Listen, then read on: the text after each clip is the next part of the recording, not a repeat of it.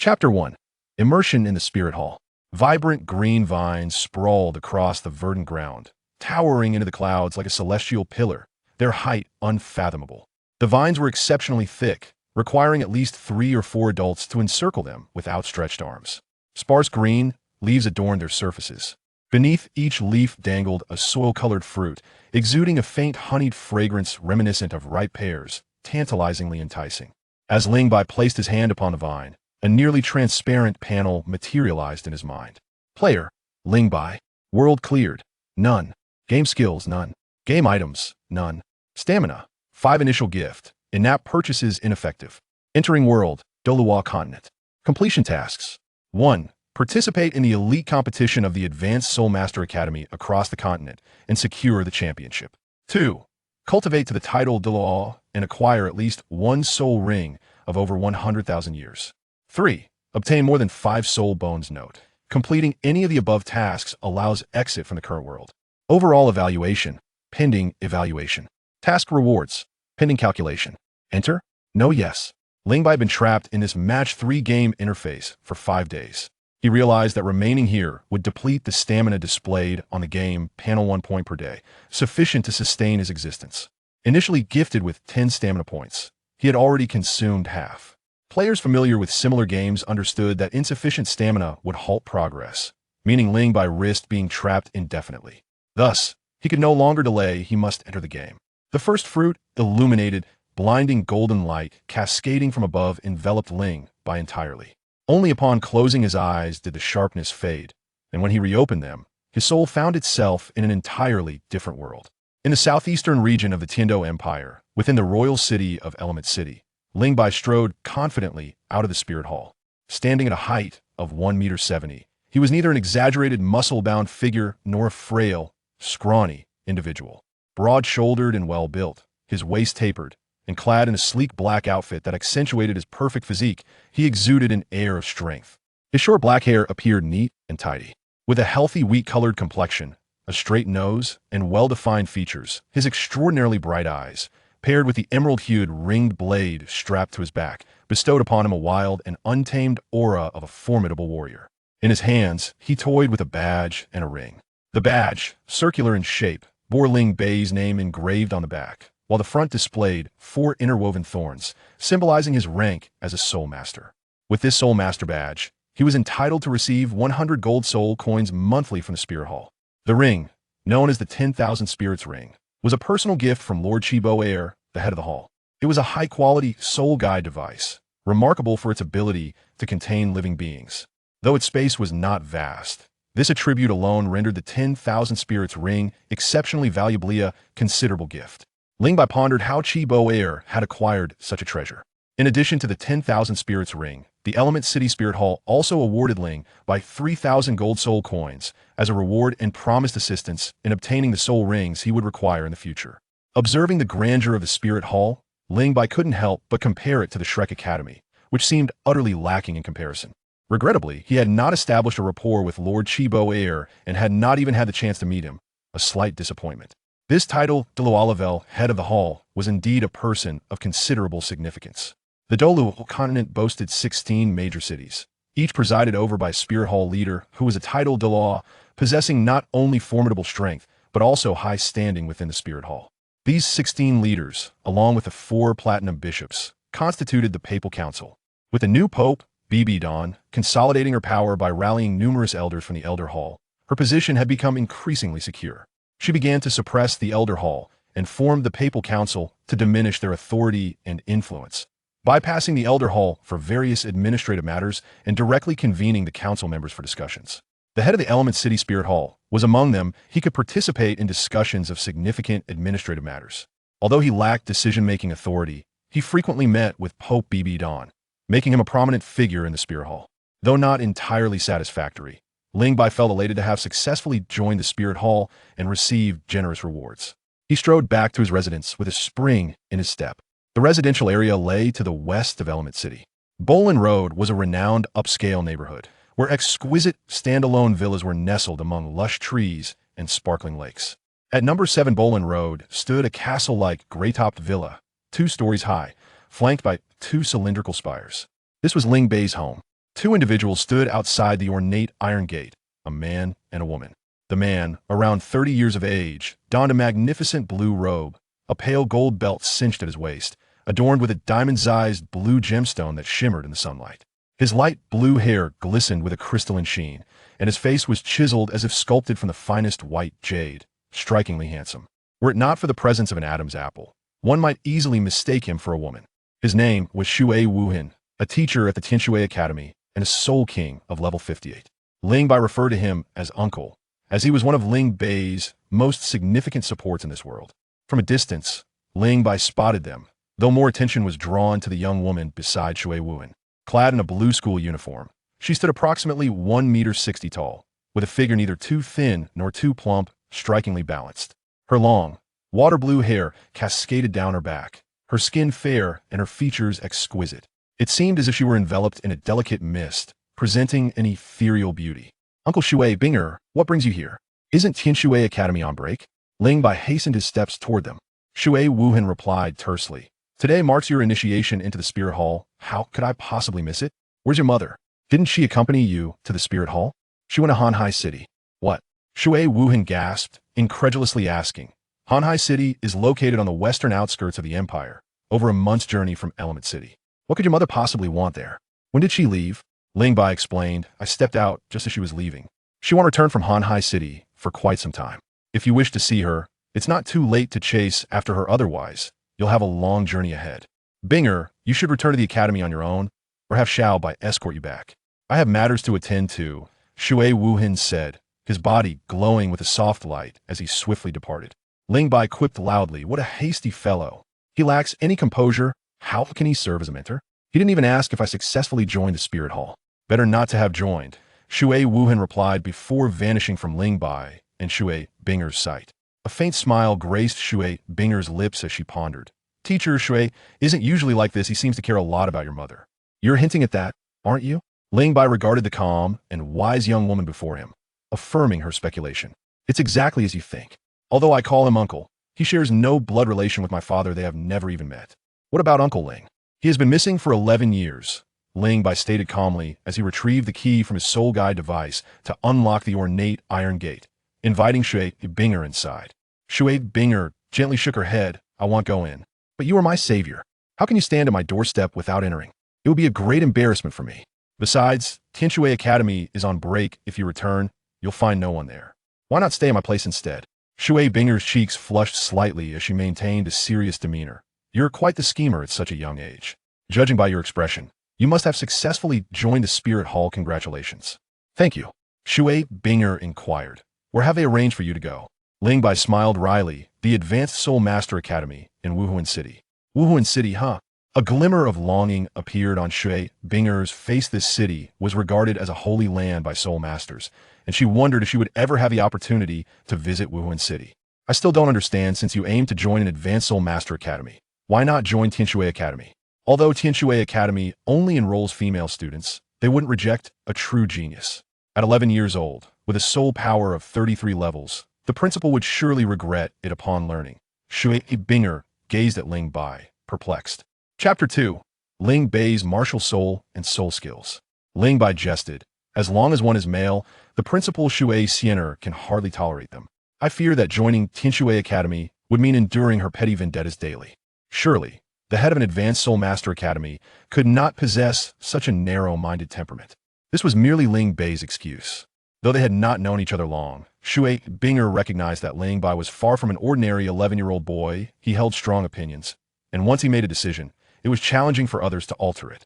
Thus, she refrained from further persuasion, only sighing regretfully, I have a premonition that not keeping you will be Xie Academy's greatest loss. Ling Bai chuckled softly. You overestimate my importance.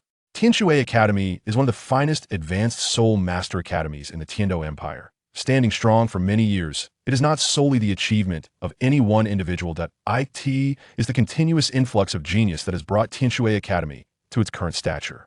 Ling Bai, you are the most remarkable talent I have ever encountered. With your presence, Xie Academy will undoubtedly flourish even further, Shui Binger remarked. Ling Bai jested. Binger, you should take the helm as the president of Xie Academy. You care about the institution more than my unreliable uncle ever could. You merely mean to suggest that I meddle too much. Shui Binger shot him a glance. All right, let's not dwell on that. I need to head home shortly. I may not be able to see you off. Wishing you a safe journey. That's all right. I'm leaving now. Binger, is there something else? In a frozen forest, what method did you employ to save me? 2 months prior, Ling Bai had returned from the Stardow Forest, accompanying the teachers and students of Xie Yue Academy to the northern frozen forest to acquire his third spirit ring. It was during that time that he met Shui Binger. While absorbing the spirit ring, he had misjudged his own limits, and the immense energy contained within the ring nearly overwhelmed his body. At a critical moment, Shui Binger intervened to rescue him. No one knew how she accomplished it in an instant. All of Ling Bai's injuries were healed. Meanwhile, the energy from the spirit ring had begun to wane, and his martial spirit exhibited some peculiar changes, allowing Ling Bai to absorb it successfully. Not only did he obtain a third spirit ring of 8,000 years, but he also acquired an exceedingly rare head spirit bone. Aside from Ling Bai himself, no one was aware of his possession of the spirit bone. Afterward, he refrained from informing his savior, Shui Binger, as well as Shui Wuhan and his mother, Bai Ling. It was not due to a lack of trust, but rather because the spirit bone was too precious. Even a whisper of its existence could incite envy. Given Ling Bai's current strength, he could not hope to safeguard it. Shui Binger, bearing Ling Bai on her back, gazed at him with a complex expression and softly said, "The Thunder Tiger attacked me first. Had it not been for you, I might have already perished. That's different. You saved me, and I saved you. You owe me nothing. Please, do not inquire further." Ling Bai fixated on her ethereal silhouette, persistently asking, "In such a situation, no one could have saved me. How did you manage it? Does it truly matter? My life is insignificant. Your sacrifice is unimportant. The more you hesitate to speak, the more I wish to know. Perhaps you have not even realized it yourself, but since that day, your gaze toward me has been peculiar. Binger, I hope you'll reveal the truth to me." Shui Binger trembled slightly, her lips parting. "Farewell." Ling Bai sighed, "Allow me to see you off." "There's no need." Shui Binger gently shook her head, her figure receding into the distance. "I apologize. Were it not for the fact that the elite tournament of advanced soul masters across the continent consists of 3 qualifying tasks, I would certainly join Xie Academy. There are only 2 champion teams. One is the Spear Hall team, and the other is Shrek Academy. To claim a championship, one must join one of those teams. I do not possess a title de law for a father, nor a title de law as a lifelong friend, nor companions hailing from imperial royalty or the 7 major sections. Should I appear to be a threat, I fear I may not even reach Spirit City."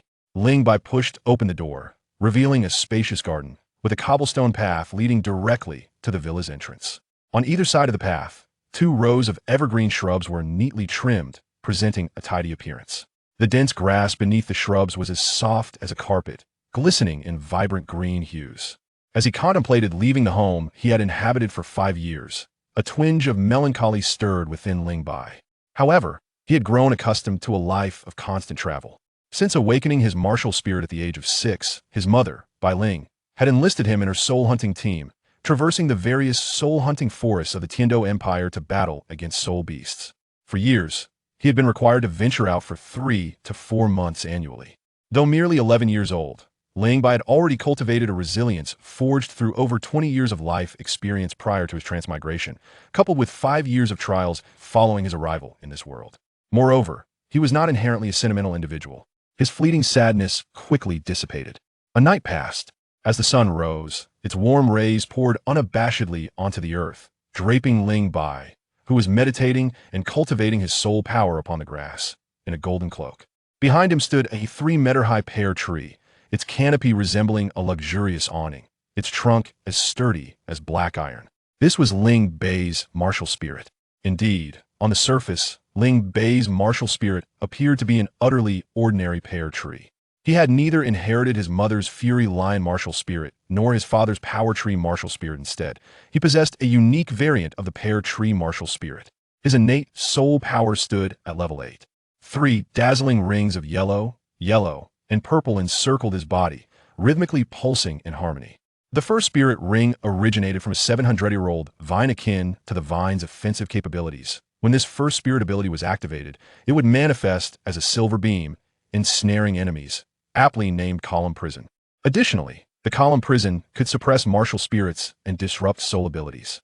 The second spirit ring was derived from a 990-year-old lightning rabbit, and its soul ability was the exceedingly rare blink. However, it had distance limitations, allowing for a maximum teleportation of 5 meters at a time, and required a cooldown period. The third soul skill, bestowed by an 8,000-year-old Thunder Tiger, is a formidable single-target attack known as the Shattering Thunder Spear. At this moment, an exceptionally opulent carriage came to a halt at the entrance. Ling Bai slowly opened his eyes, and with it, his martial spirit and soul rings vanished. For knights clad in resplendent silver armor flanked the carriage, their noble steeds adorned in matching armor, exuding an imposing majesty. A familiar visage appeared at the carriage windows, prompting Ling Bai to hastily rise and open the door, exclaiming in astonishment, "Lord Hu Liena, what brings you here in person?" Hu Liena is one of the 6 chief bishops of the Elemental City's Martial Spirit Hall. The soul masters within the hall are generally classified into 2 categories: clerical staff and warriors. The clerical hierarchy ranges from low-ranking stewards to high-ranking stewards, bishops, red archbishops, platinum bishops, the pope, and elders of the title Doluar rank. To qualify as a bishop, one must possess a soul power of at least 61, a level capable of contending with a 1,000-strong army. Should they receive a title from the empire, they may ascend to the rank of a significant noble. Lord Hu Liena was attired in the standard garb of a martial spirit hall steward, a white uniform complemented by a black cloak. With a striking emblem of 7 crossed longswords on his left chest, his martial spirit was a fire monkey, and his appearance mirrored that of the creature, dark, thin, and slightly shorter than Ling Bai, with pointed ears and a comical, exaggerated mouth, presenting an amusing sight. Unlike the domineering soul masters depicted in the original narrative, this Lord Hu Liena possessed a gentle demeanor. He spoke with a calm tone, saying, at 11 years of age, possessing soul power at the 33rd level. Such a prodigy must not falter. The hall master is concerned for your safety and has entrusted me with the task of escorting you to the martial spirit city. Have all matters been settled? Ling Bai was deeply moved, truly feeling a sense of importance, and that matters had been handled appropriately. We boarded the vehicle, and off we went to Spirit City. The Spirit Hall boasts only one esteemed Soul Master Academy, located in Spirit City. It enrolls young Soul Masters aged 10 to 25 who possess a soul power exceeding 25 levels. Similar to the 2 great empires, the Spirit Hall Soul Master schools are also categorized into 3 tiers: primary, intermediate, and advanced. However, unlike the rigid educational system, the Spirit Hall Soul Master schools do not adhere strictly to it. During their tenure at the primary Soul Master Academy, those who surpass 15 levels of soul power automatically advance to the Intermediate Academy, and those exceeding 25 levels ascend to the Advanced Academy. Ling Bai possessed a soul power of 33 levels. Due to his tender age, he joined the Spirit Hall, with his soul cultivation temporarily redirected to an Advanced Soul Master Academy. Only upon graduation would he be formally assigned a position. The carriage was exceptionally spacious and lavishly adorned, seemingly employing rudimentary soul guiding technology, providing excellent shock absorption. Even as 4 robust horses galloped, there was not a hint of jostling. As they passed by the Tianxue Academy, Ling Bai wished to bid farewell to Shui Wuhan and Shui Binger, but the gatekeeper informed him that both were absent from the academy. Thus, he reluctantly settled into the carriage and departed from Element City. Element City lay approximately 20 days' journey from Spirit City. Exiting the royal circle encompassing Element City and heading south into the Manihil Kingdom, continuing further south would usher them into the realm of the Spirit Hall's influence. A party of 7, including the coachman, who was also a soul master, found communication relatively effortless. When boredom struck, they simply delved into meditation and cultivation. Unbeknownst to them, the long journey gradually approached its conclusion. They had arrived at Spirit City. The city's walls were peculiarly designed, deviating from the conventional quadrilateral shape typical of most cities, instead adopting a hexagonal form. It boasted 6 walls, each adorned with a grand relief that mirrored the emblem on the Spirit Hall's token, symbolizing 6 formidable souls. The walls were patrolled by soul masters clad in Spirit Hall uniforms. Although this area was entirely under the jurisdiction of the Spirit Hall, neither of the 2 great empires held authority here, and the surrounding kingdoms and duchies were discreetly controlled by the Spirit Hall. Nevertheless, the guards within the city remained exceptionally vigilant. As the carriage entered Spirit City, Ling Bai leaned against the window, curiously observing everything within. After a few glances, he felt rather disenchanted. From his modern perspective, Spirit City's scale was hardly comparable to that of a county-level city, resembling a ghost town, too vast and desolate. The streets were sparsely populated, and shops were few and far between, primarily offering wares necessary for soul masters. After traversing a stretch, the carriage suddenly came to a halt. Hearing the resonant clang of armor as the four knights dismounted, Ling Bai observed the solemn expression of Hu Liena as he stepped down from the carriage, sensing an ineffable premonition in following suit. Before them loomed a mountain, known as the Pope, around which the entire Spirit Master city was constructed. Upon the mountain stood two remarkably prominent edifices. One, perched halfway up the slope, featured a columned dome adorned with golden paint that shimmered brilliantly under the sun's rays, exuding an air of grandeur.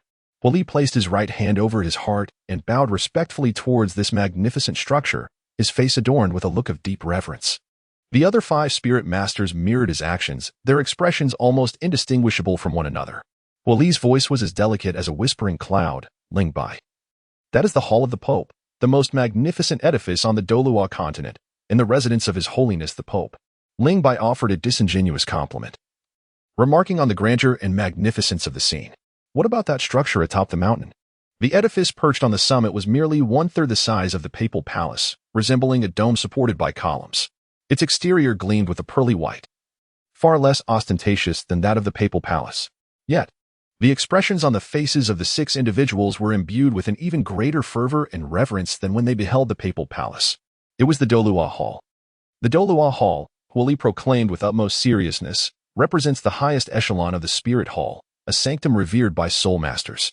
It is a place reserved solely for the deceased titled Dolua.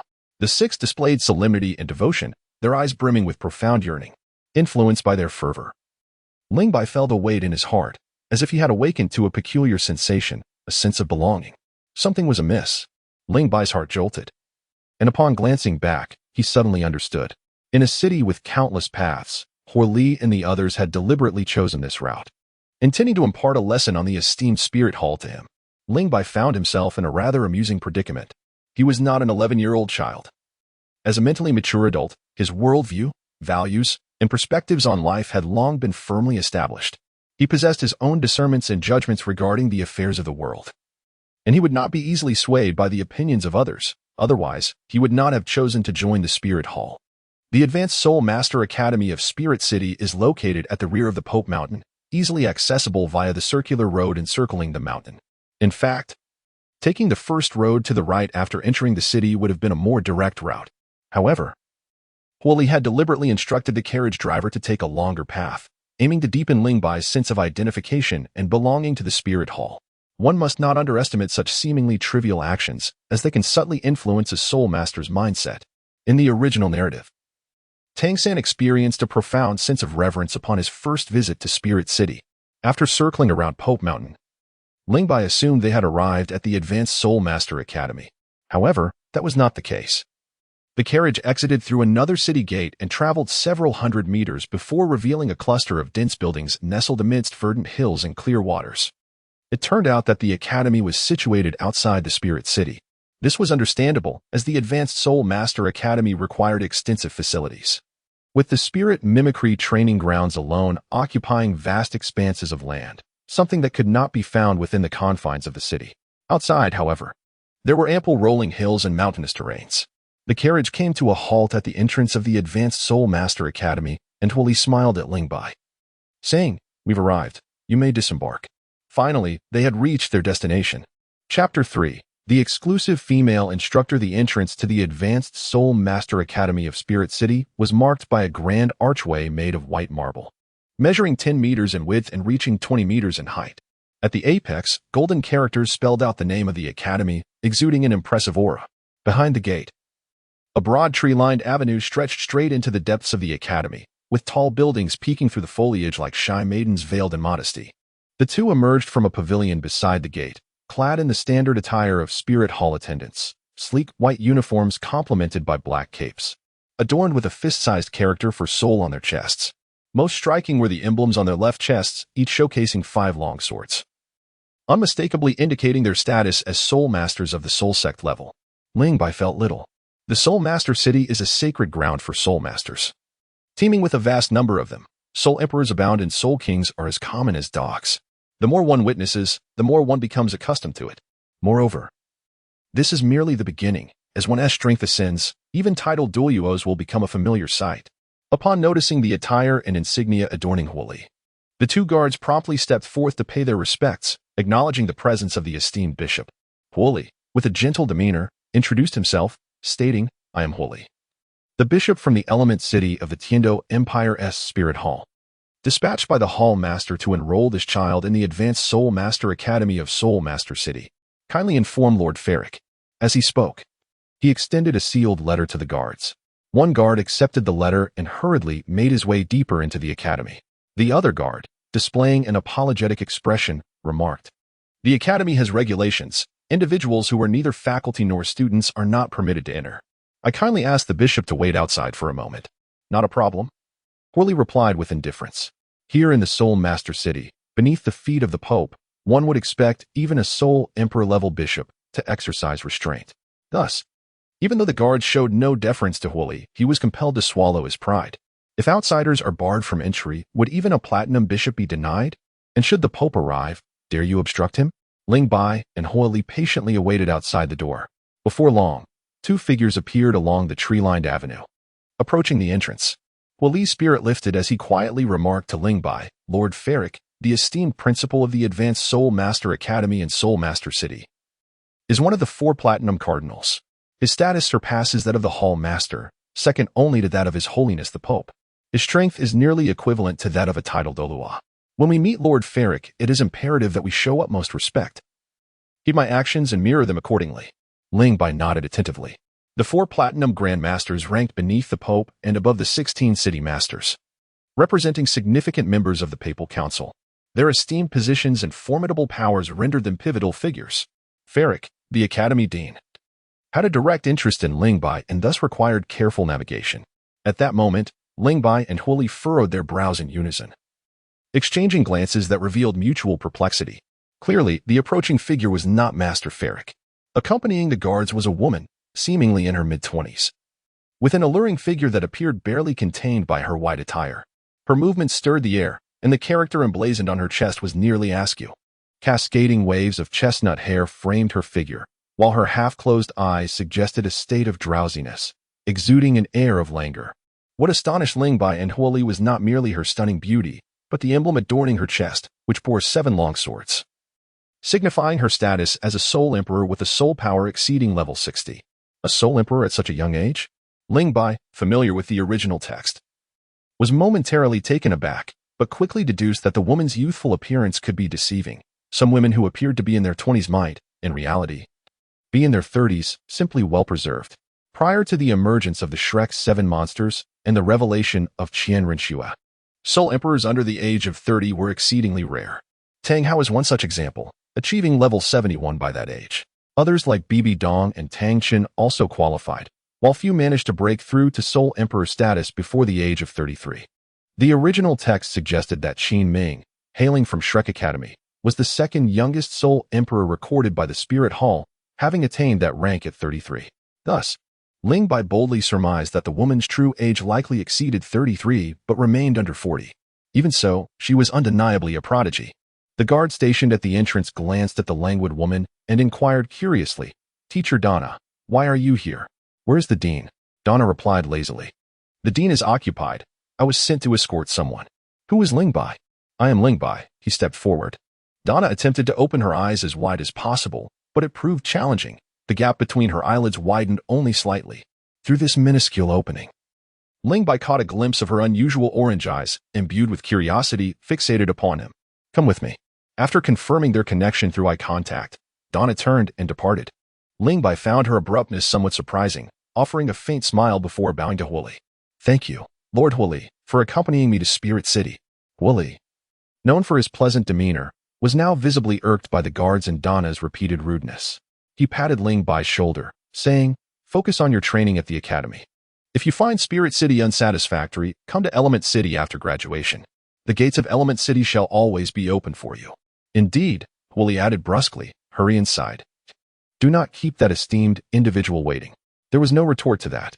Ling Bai saluted the carriage driver and 4 warriors of the main city before turning to enter the academy gates, hastily catching up with Donna. As he watched Ling Bai depart, Hu Liena remarked, "Let us return to Element City. The bishop will walk slowly. Perhaps he will come again." "Come again? That will never happen." Walking along the tree-lined avenue, Ling Bai discreetly observed the woman beside him. Suddenly, Donna widened her eyes and, with a smile that was both playful and teasing, inquired, Do you find me attractive? Indeed, he replied. What do you find attractive? Everything about you, he answered. Is there nothing particularly striking? As she spoke, Donna straightened her posture.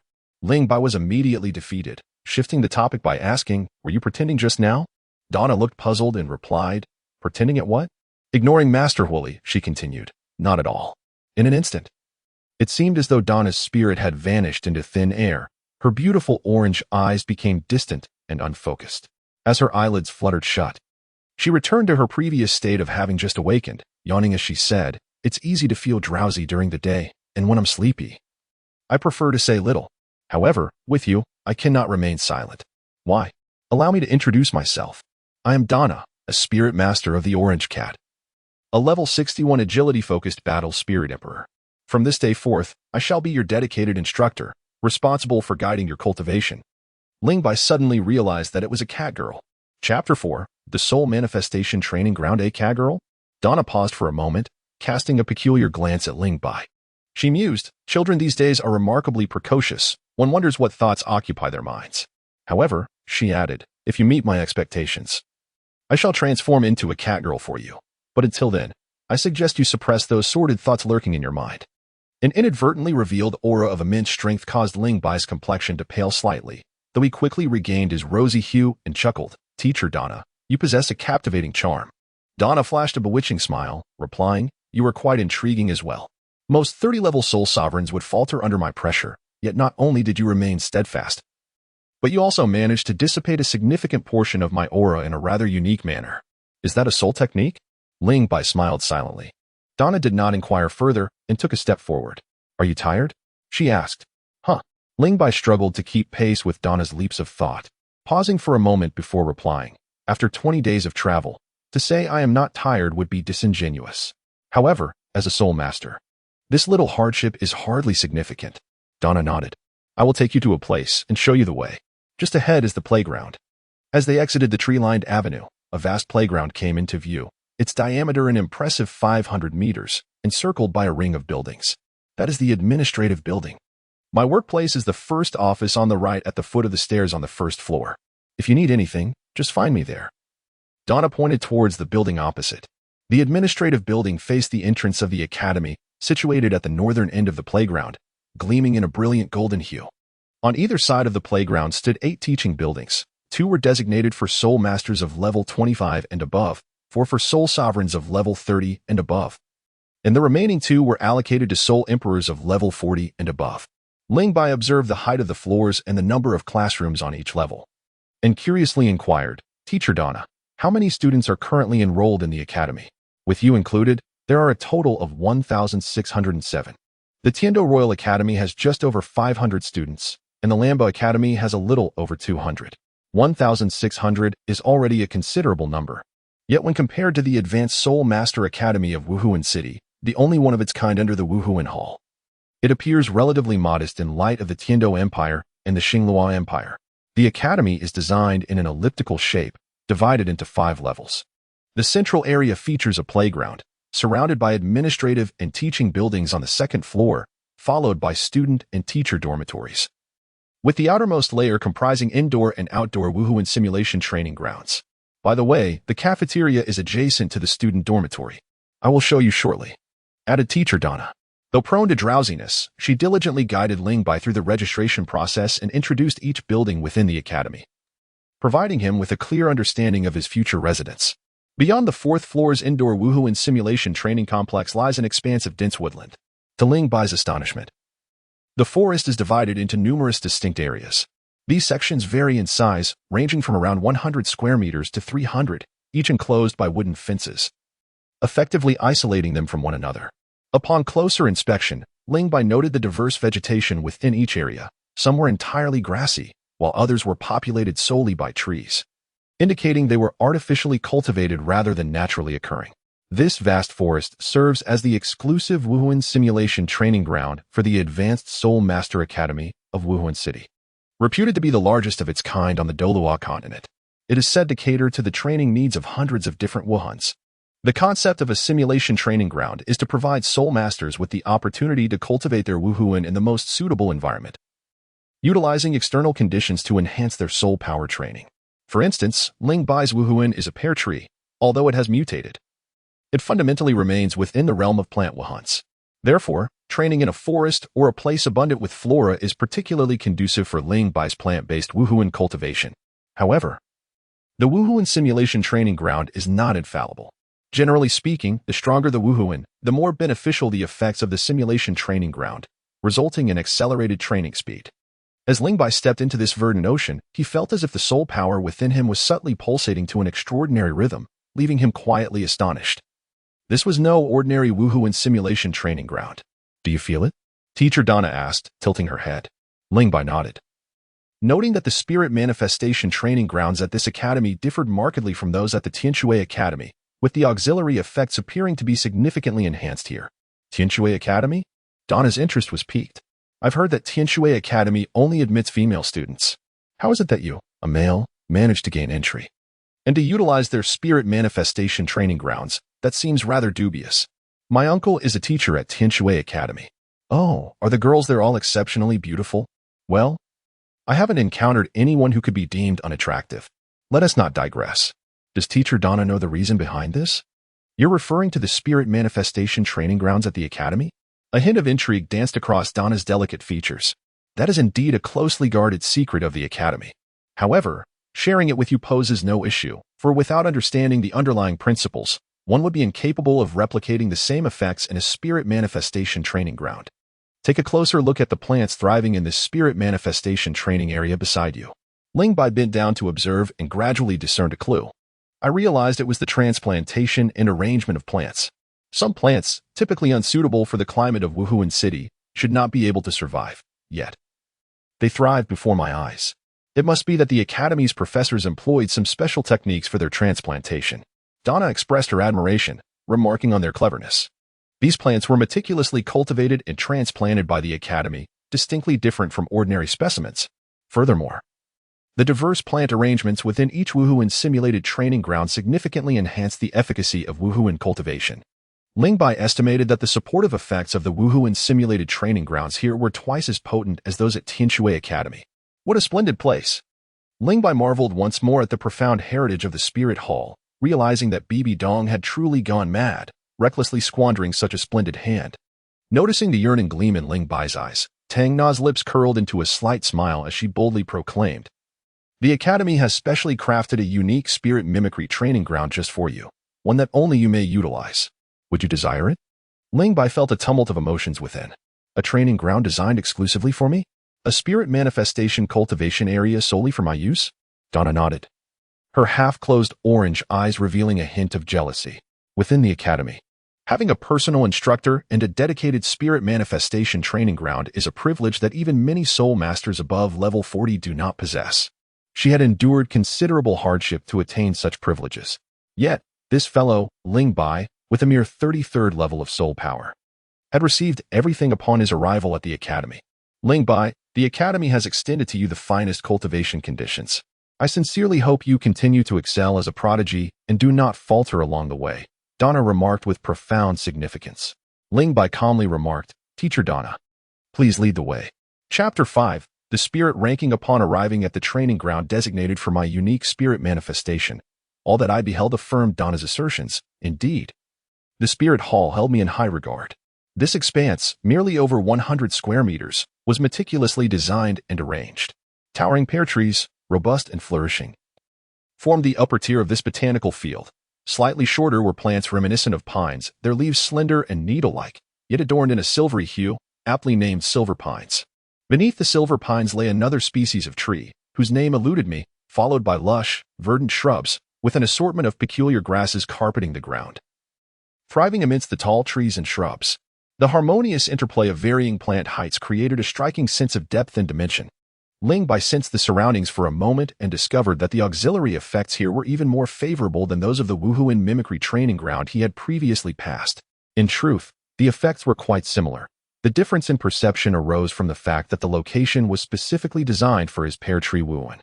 Upon returning to the student dormitory from the Wuhuan mimicry training ground, it seemed that the brief journey had drained all of Teacher Donna's energy. Her eyelids grew heavier, and she appeared on the verge of slumber as she walked, which amused Ling Bai greatly. Cats are notoriously sleepy, often requiring over 10 hours of rest each day.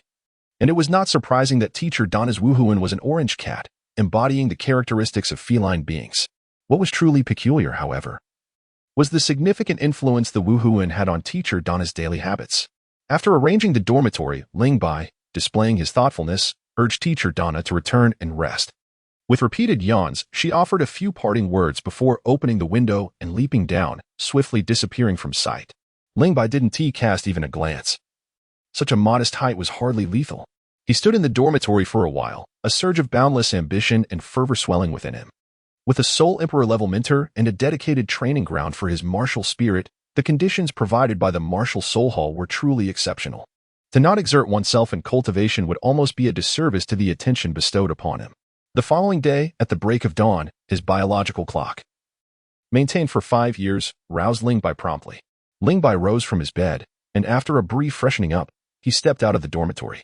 Though the hour was still early, shadows flitted through the corridor, indicating that he was not the only one striving for excellence. The art of body forging was conceived by an ancestor of the Ling family, known as Ling Yufeng. This illustrious forebear was the sole descendant within the lineage to possess an innate soul power of 0.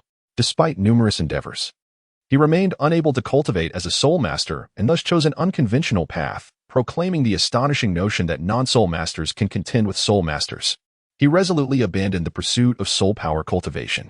Through unwavering determination and various methods, he honed his physical form, enhancing both its strength and resilience, ultimately establishing the body forging technique and thunderous energy, which laid the foundation for the Ling family's unparalleled skill, the Wind Thunder Blade, particularly its aspect of the Thunder Blade. The practice of the Ling family's body forging technique is divided into 3 distinct stages. The initial stage, known as nurturing life, emphasizes the importance of a regular and wholesome diet, adequate sleep, and the use of medicinal baths to invigorate the body. Commencing from the tender age of 6, one must engage in these medicinal baths for a continuous span of 3 years without interruption. While undertaking the first stage, one may simultaneously begin the training of the second stage, albeit with caution. The second stage primarily focuses on enhancing physical strength through activities such as running, jumping, weightlifting, and deep squats. However, excessive exertion can lead to severe bodily harm and hinder the cultivation of spiritual energy. The third stage is dedicated to mastering the 7 layers of body forging postures. This technique comprises 7 layers, each containing 9 movements. By harmonizing breathing techniques, blood circulation methods, and spiritual energy nourishment practices, one must seamlessly complete the 9 movements of each layer to progress to the next. Each layer offers a potential doubling of strength and corporeal resilience. It is through the Ling family's body forging technique that Ling Bai dares to absorb spirit rings beyond his level. Having awakened his martial soul at 6 and accumulating spirit rings until the age of 8, he successfully acquired his first spirit ring, followed by the second at 9. However, he encountered an unexpected setback with his third spirit ring. His initial plan was to hunt a spirit beast nearly 10,000 years old.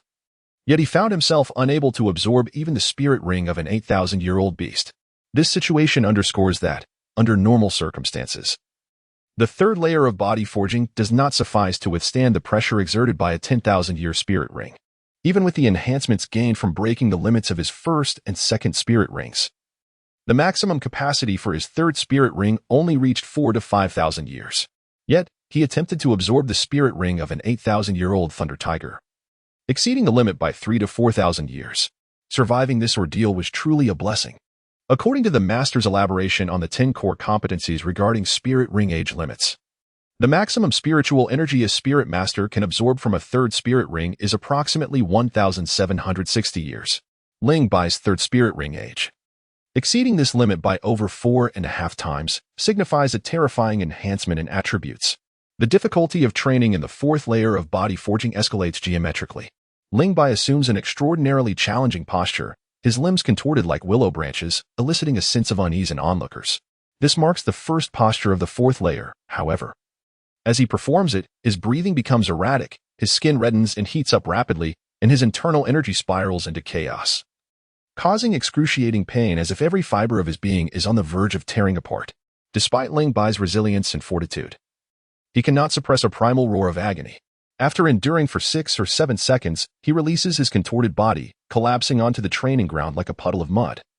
Gasping for breath, his black training suit, drenched in sweat, resembles someone who has just emerged from water. It takes a considerable time for him to recover.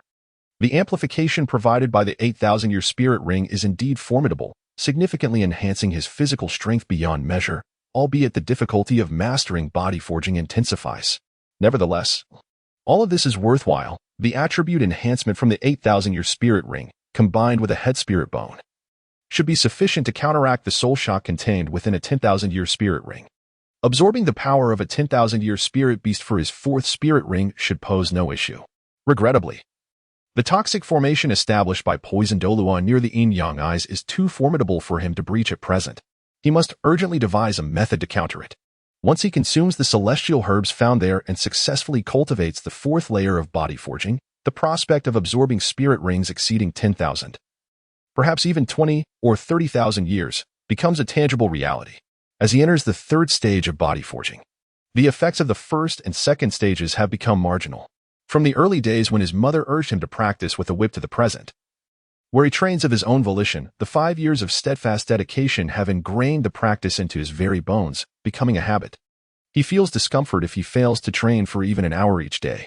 After a brief respite, he checks his wristbands, belt, and ankle bands, ensuring everything is secure before jogging around the perimeter of the training ground. As he runs, he gradually increases his speed, unbounded by distance, continuing until he has run for half an hour. As dawn breaks, the once sleepy academy begins to awaken, with students and teachers passing by the training ground.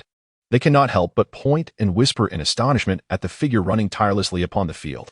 Ling Bai faintly heard some disdainful remarks but paid them no mind. Engrossed in his own regimen of kicking, squatting, and doing push-ups to build strength. After completing these exercises, he was drenched in sweat, his black training attire clinging to his skin, accentuating his well-defined yet not overly exaggerated muscular physique. Is this really of any use? A crisp voice interrupted. Ling Bai turned his gaze in the direction of the sound and beheld a girl of about 13 or 14 perched on the railing at the edge of the playground, her delicate white legs swinging gracefully in the air. She sported an unusual mane of fluffy pink hair, styled in 2 playful ponytails on either side. Her large, expressive eyes sparkled with clarity, complemented by a delicate nose and rosy lips, giving her an exquisitely charming appearance. This girl had been there for half an hour. Observing him as he practiced his physical training, Ling Bai, puzzled, inquired, "Aren't you going to train?" Her voice carried a hint of irritation and authority, as if she were vexed by his seemingly irrelevant response. Ling Bai regarded her with a fleeting glance and remarked calmly, "Exceptional physical fitness is the foundation of a soul master's cultivation. Everything I just did was aimed at establishing this foundation." The girl blinked her large eyes and suddenly leaped down from the railing, slowly approaching Ling Bai. She was somewhat petite, standing around 1.50 meters, and had to tilt her head slightly to see Ling Bai's face. "What is your name?" she inquired. "Ling Bai," he replied. "Oh," the girl pondered for a moment, then pulled a piece of white candy from her pocket. "You answered one of my questions, so I shall treat you to some candy, and we will be even." "I do not fancy sweets," Ling Bai said, sidestepping the girl as he made his way toward the cafeteria. The cafeteria opened daily at dawn, granting the students an hour to enjoy breakfast. Should they miss it, they would have to endure hunger. If you don't want it, then fine. I wasn't planning to share with you anyway," came the angry shout from behind. Unfazed, Ling Bai continued on his path, traversing the walkway between the teaching buildings and entering the cafeteria. The cafeteria of the Advanced Soul Master Academy in Soul Master City was quite expansive, comprising 5 floors. The first, second, and third floors served as public dining areas, accommodating 2,000 individuals simultaneously. The fourth floor was designated for faculty dining, while the fifth floor was exclusively for affluent students and teachers, featuring private booths and a menu of expensive dishes that the average person could scarcely afford. Ling Bai could certainly afford it, yet he deemed it unnecessary. The cultivation of the body refinement technique is exceedingly costly. The 3,000 gold soul coins provided by the Elemental City's Martial Soul Hall would only sustain him for a year at best. With no significant source of income within the academy and his mother, Bai Ling, recently departed for Hanhai City, it was unlikely she could provide him with a substantial amount of gold soul coins in the near future. Consequently, Ling Bai had to manage his finances judiciously, being frugal with his expenditures. With this in mind, he continued his actions without hesitation, accumulating 10 eggs, a large bowl of lean meat porridge sufficient for 5 people, steamed buns, and dumplings until his tray was overflowing, reluctantly departing only when it could hold no more, leaving the chefs in astonishment. The body refinement technique demands a substantial expenditure of soul power and vitality. While soul power can be restored with relative ease, vitality is not so easily replenished. To address this, the ancestors of the Ling family devised methods of dietary and medicinal supplementation. By combining both approaches, they could restore any lost vitality within a mere 3 days, which is why members of the Ling family, regardless of gender, possess hearty appetites. Ling Bai sought out an unoccupied table to settle down. Just as he took a bite of a steamed bun, a figure hurriedly dashed into the cafeteria, exclaiming loudly, "It has changed. The rankings of the Soul Master list have shifted. Everyone, hurry and take a look." So soon? There were still several hours before sunset. Why could someone not contain their excitement? The dusk was supposed to be the time of fiercest competition. Who is challenging whom? Hu Liena challenges Xie Yue. Hu Liena? Upon hearing this name, Ling Bai's eating momentarily faltered, and he murmured with curiosity, "What is the Soul Master list? It seems Ms. Tana did not mention it to me yesterday." Uninformed and unaware, he was oblivious even to the existence of the Soul Master list. Chapter 6. The Terrifying Number of Soul Sects. Ling Bai did not need to look to know who was speaking.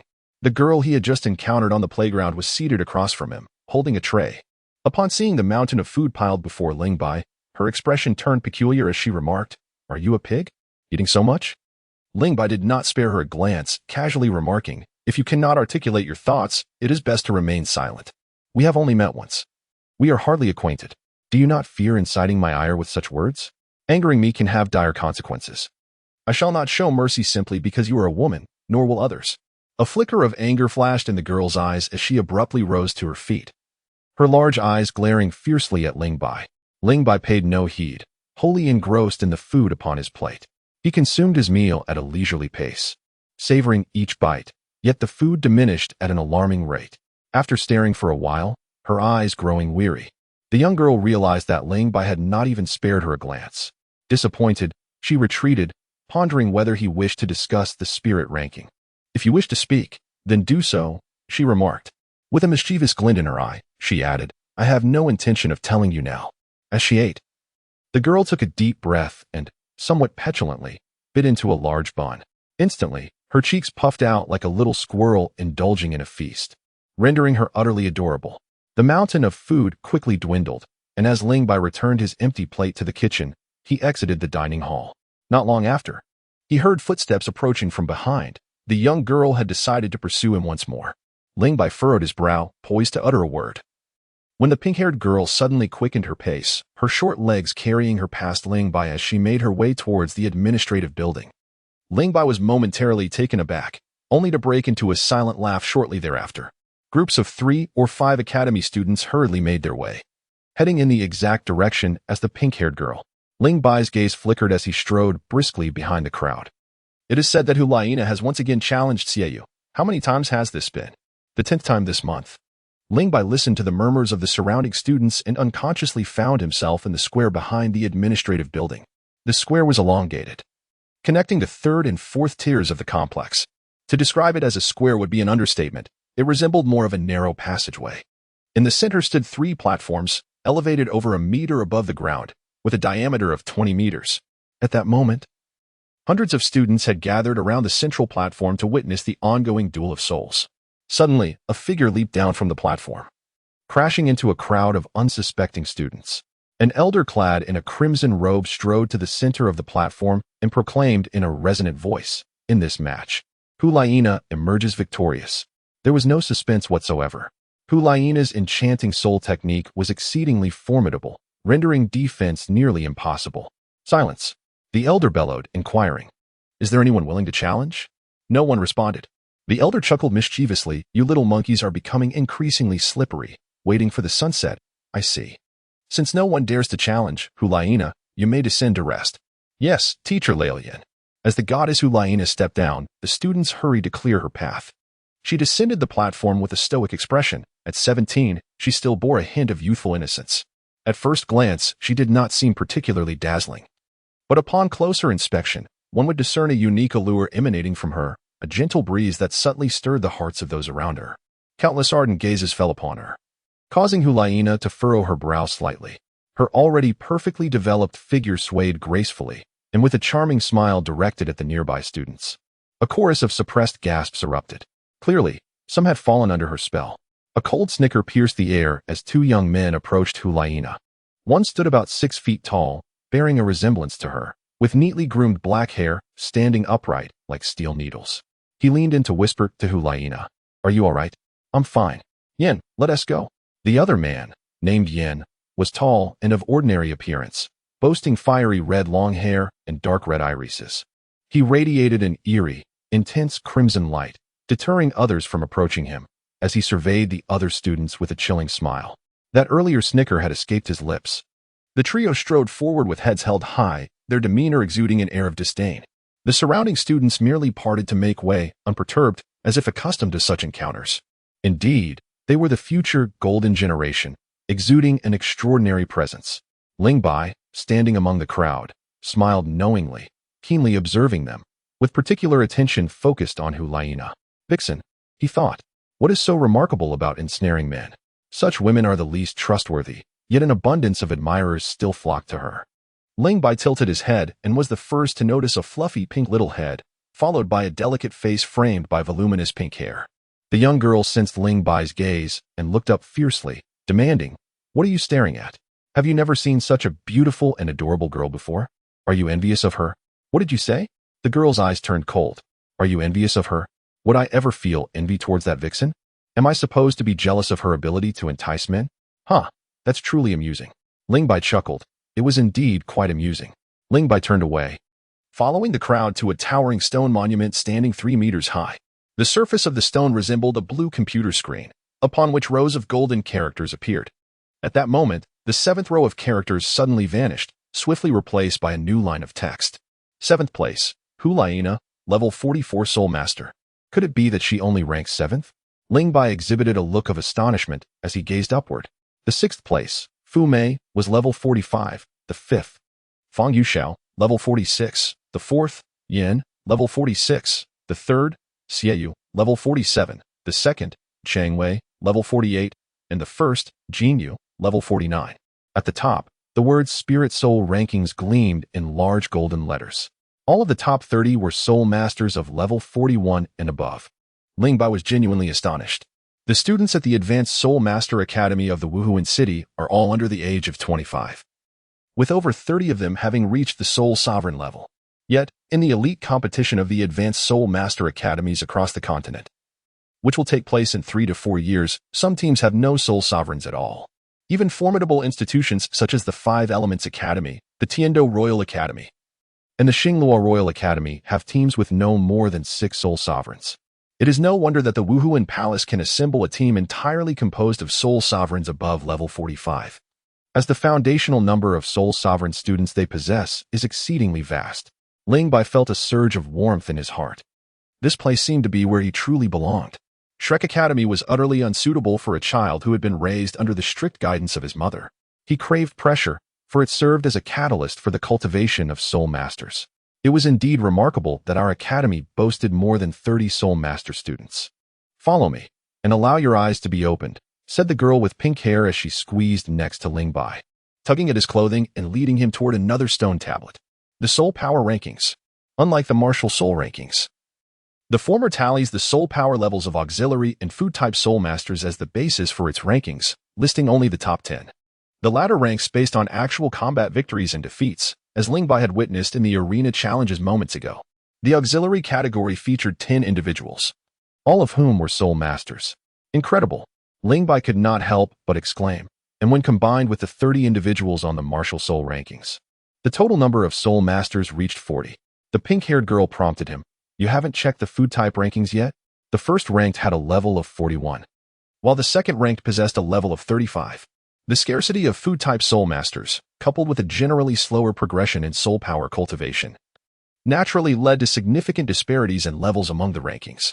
Noticing that Ling Bai had only glanced at the first and second ranks without further inspection, the pink-haired girl grew anxious and urged, "Quickly, look at the 10th place." Ling Bai cast a fleeting glance at her, a subtle stir within his heart, his gaze settling upon the 10th position of the food system's soul power rankings. Chapter 7. The Martial Spirit Rankings, the Path to Wealth Rankings. 10th place, Easy. A level 26 Great Soul Master. Though her soul power was not particularly high, one could only wonder about the age of this Yizhi. The pink-haired girl remarked. She is 14 years old. Ling Bai exclaimed, a food system soul master, just 14 years old and already at level 26. What a genius. Upon hearing this, the pink-haired girl proudly lifted her head, her enchanting large eyes squinting into crescent shapes as she indulged in her own delight. Ling Bai discerned that this was a remarkably simple and innocent girl named Yizhi. Immersed in the bliss of others' praise, the young girl casually responded, only to realize her words after they left her lips.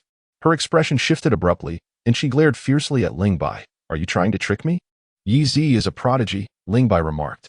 Yizhi turned her head defiantly and retorted, don't think that just because you say something nice, I will grant you a favorable expression. Humph, not a chance.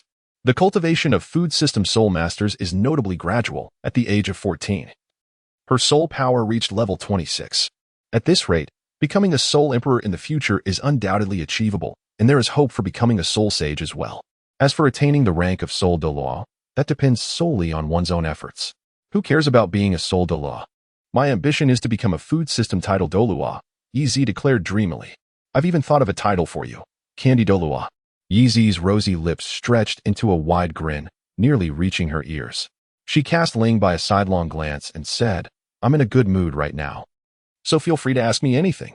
Ling Bai smiled and said, let us discuss the Soul Master rankings, for I find them quite intriguing. Yizhi responded. Within the esteemed Soul Master Academy of Soul City, 3 rankings are particularly renowned, the Soul ranking, the Spirit Power ranking, and the Team Battle ranking. The Soul ranking is determined by the outcomes of arena challenge matches and is updated in real time. For instance, in the recent challenge, Hu Liena, ranked 8th, faced off against Cade Luo, who was ranked 7th. Upon Hu Liena's victory, her position would supplant Cade Luo's, elevating her to 7th place, while Cade Luo would plummet to the very bottom of the rankings. Conversely, should Hu Liena have lost, neither of their standings would change. There exists another scenario wherein a higher-ranked student challenges a lower-ranked counterpart. If the higher-ranked individual triumphs, their ranking remains unchanged, while the lower-ranked student would descend to the last position. However, should the lower-ranked student emerge victorious, they would usurp the ranking of the higher-ranked individual, who would then find themselves at the bottom. Naturally, students of exceptional strength can swiftly reclaim their former standings. Ling Bai, lost in thought, remarked, this ranking must entail more than mere placement. There are likely additional rewards, am I correct? Indeed, there are benefits, otherwise. Why would so many students pay attention to the Spirit Soul rankings? Replied Yizhi, a hint of envy gracing her features. Being a battle soul master is truly advantageous. As long as one secures a position within the top 50 by sunset on the penultimate day of the month, a reward of golden soul coins is guaranteed. How substantial are these rewards? She inquired. The rewards are contingent upon the rank of the soul master. For instance, if the 51st position is held by a soul sovereign, the reward amounts to 100 golden soul coins. If a soul sect occupies that rank, the reward escalates to 1,000 golden soul coins. Furthermore, for each rank ascended beyond the 50th position, an additional 10 or 100 golden soul coins are granted. The calculations are conducted monthly, starting from level 30.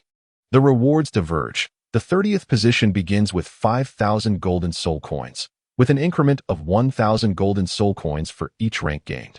Beyond the 30th to the 11th position, there are supplementary benefits, including the assignment of a dedicated instructor possessing a soul power of at least level 51 for each individual. These additional benefits commence in the following month, and if the rankings fluctuate, the supplementary rewards will be revoked, with a minimum validity of 1 month. From the 10th position onward, the initial reward is a staggering 50,000 golden soul coins, with an increase of 10,000 golden soul coins for each rank achieved. The additional benefits include the assignment of a personal instructor with soul power exceeding level 65, as well as access to a dedicated training ground for the cultivation of one's martial spirit. Ling Bai's eyes sparkled with excitement. This was not merely the soul master ranking, but rather a veritable fortune ranking. Achieving a position on this list promised boundless opportunities. Securing a spot within the top 10 would yield a reward of 50,000 gold soul coins for the 10th place and 60,000 for the 9th, and so forth. He also came to a profound understanding of Donna's words, realizing that many soul sect level students were unable to enjoy such benefits, while he, a 33rd level soul master, was privy to them. He, too, was filled with envy. However, as a food type soul master, her situation was different. Though the academy made accommodations for her by establishing a soul power ranking, she found herself in 10th place among food-type practitioners, earning a meager reward of merely 10 gold soul coins as a great master, coupled with the Empire's subsidy of 10 gold soul coins. Her monthly income amounted to 20 gold soul coins, which was commendable but still paled in comparison to the rewards of the 50th place on the Soul Master ranking. The benefits for the first place were the most substantial, yet they required a series of consecutive first-place achievements. Maintaining the top rank for 6 consecutive months would grant additional gold soul coins and the assignment of an exclusive teacher at the Soul Saint level. If one maintained the first position for 9 months, further gold soul coins would be awarded, along with the assignment of a teacher at the Soul duel level. Finally, achieving the first rank for 12 consecutive months would render gold soul coins trivial, as the coveted goal would be to secure a teacher of the title duel level. A teacher of the title duel level? That was indeed a grand ambition. Ling Bai marveled quietly, wondering if the academy currently had a student who had maintained the top position for 12 consecutive months. Yizhi shook her head, explaining that the rewards were exceedingly generous, prompting fierce competition. Accumulating such a record was no simple feat. Even Xie Yue, the sister ranked first on the Soul Master leaderboard, had only achieved 5 accumulations thus far, and was on the verge of reaching 6 next month. Unfortunately, she was rumored to be turning 25 soon, and the academy mandated graduation upon reaching that age. I've heard a piece of news, Yizhi said mysteriously. What news? Why should I tell you? Yizhi, a prodigy, smirked slightly and whispered. It is said that if someone manages to hold the top rank for 15 consecutive months, the Pope will accept them as a personal disciple and grant them a soul bone. The current Pope has no heir, if you catch my drift. Regarding this rumor, Ling Bai held a non-committal stance. The Pope's choice of disciples was not solely dependent on the accumulation of consecutive top rankings on the Soul Master leaderboard, but rather on one's innate talent, character, and potential. If one caught the Pope's eye, even a lesser accumulation could suffice for acceptance. It appeared that the personnel for the Spirit Hall battle team had yet to be finalized. To secure a place, I must demonstrate sufficient potential and strength. After 5 years of arduous training, it is time to evaluate the results. With so many prodigies around, there are 41 students at the Soul Sect level. Without striving for recognition, how can one hope to gain resources? However, competition must be approached with caution, as some trump cards should not be recklessly revealed. For instance, a soul bone, if exposed without a formidable backing, could become a fatal liability. Ling Bai currently possesses a soul power of 33 levels. In the realm of the Soul Master rankings, not a single student within the top 50 boasts a soul power lower than 35 levels. Even among those of the same 41-level soul sect, the disparity in rankings can be quite pronounced, reflecting the essence of true combat prowess. What would be the impact of a 33-level soul master entering this arena? The higher the rank, the more sensational the effect. The gap between levels 30 and 40 is defined by a single soul ring, leading to a significant difference in strength. To achieve the best results, one must carefully select their opponents. As for the pressure that accompanies fame, is Ling Bai the kind of person who cowers in the face of adversity? If he feared pressure, he would not have come to the Spirit Hall. He would have chosen to attend Shrek Academy instead. Having lived an extra life, one cannot continue to languish in mediocrity. Yezi, please elaborate on the circumstances of the students on the Soul Master rankings. Yezi's mind whirled rapidly. You wish to challenge the Soul rankings? Today marks the penultimate day of the month. There are rewards for making the list before sunset. And missing the opportunity means waiting another month. With a disdainful curl of her lip, she continued, Do you think I cannot see through you? You are new here. If you were a seasoned student, I wouldn't even bother with you. Those fellows are far too proud. Challenging the soul rankings? Dream on. That is a game for established students. Focus on your training instead. Ling Bai nonchalantly replied, It's merely for some amusement. It doesn't have any significant impact. Just share with me what you know. I am unsure of what to eat for lunch. Let's head to the 5th floor. I shall treat you, I said. Chapter 8. My challenge at the exclusive martial soul mimetic training ground. Ling Bai sat cross-legged amidst the thicket, his eyes closed in deep meditation, cultivating his soul power. Behind him stood a 3-meter-tall pear tree, resembling a vigilant guardian, its 3 slender, short grayish-white roots anchored in the void, gently undulating as if drawing nourishment from an unseen source. The pear tree thrived magnificently, its canopy resembling an expansive umbrella, its trunk as sturdy as iron, emanating a brilliant halo that rendered it extraordinarily ethereal. Yet, the tree's size belied the frailty of its roots. The slender, short grayish-white tendrils seemed utterly incapable of absorbing sufficient nutrients or anchoring itself firmly. This stark contrast between the lush, robust tree and its feeble roots evoked a sense of contradiction, discomfort, and weakness. As Ling Bai delved deeper into the cultivation of his martial soul, he increasingly felt that his martial soul possessed an inherent flaw, lacking perfection. The environment conducive to the mimicry of the pear tree's martial soul was particularly suited for its growth, with the expansive canopy swaying gently. Immersed in the comforts of nature, bestowing some benefits upon Ling Bai seated beneath it, his mind became serene, devoid of distractions. As the soul power within him surged along the meditative pathways with remarkable speed, enhancing his cultivation rate beyond the ordinary. At that moment, a melodious chime resonated throughout the academy. Ling Bai opened his eyes, retracted his martial soul with thought, stretched languidly in place, and then rose to head towards the dining hall. The chime had signaled the students to partake in their evening meal, with specific tones designated for the commencement and conclusion of classes. Each chime conveyed a distinct meaning, produced by a device known as the sound emitter, which utilized the technology of soul guides. As the term implies, soul guides are instruments powered by soul energy. Most soul guides serve merely auxiliary functions and lack substantial offensive capabilities. The art of crafting soul guides has long been lost, rendering each surviving piece an antique or relic.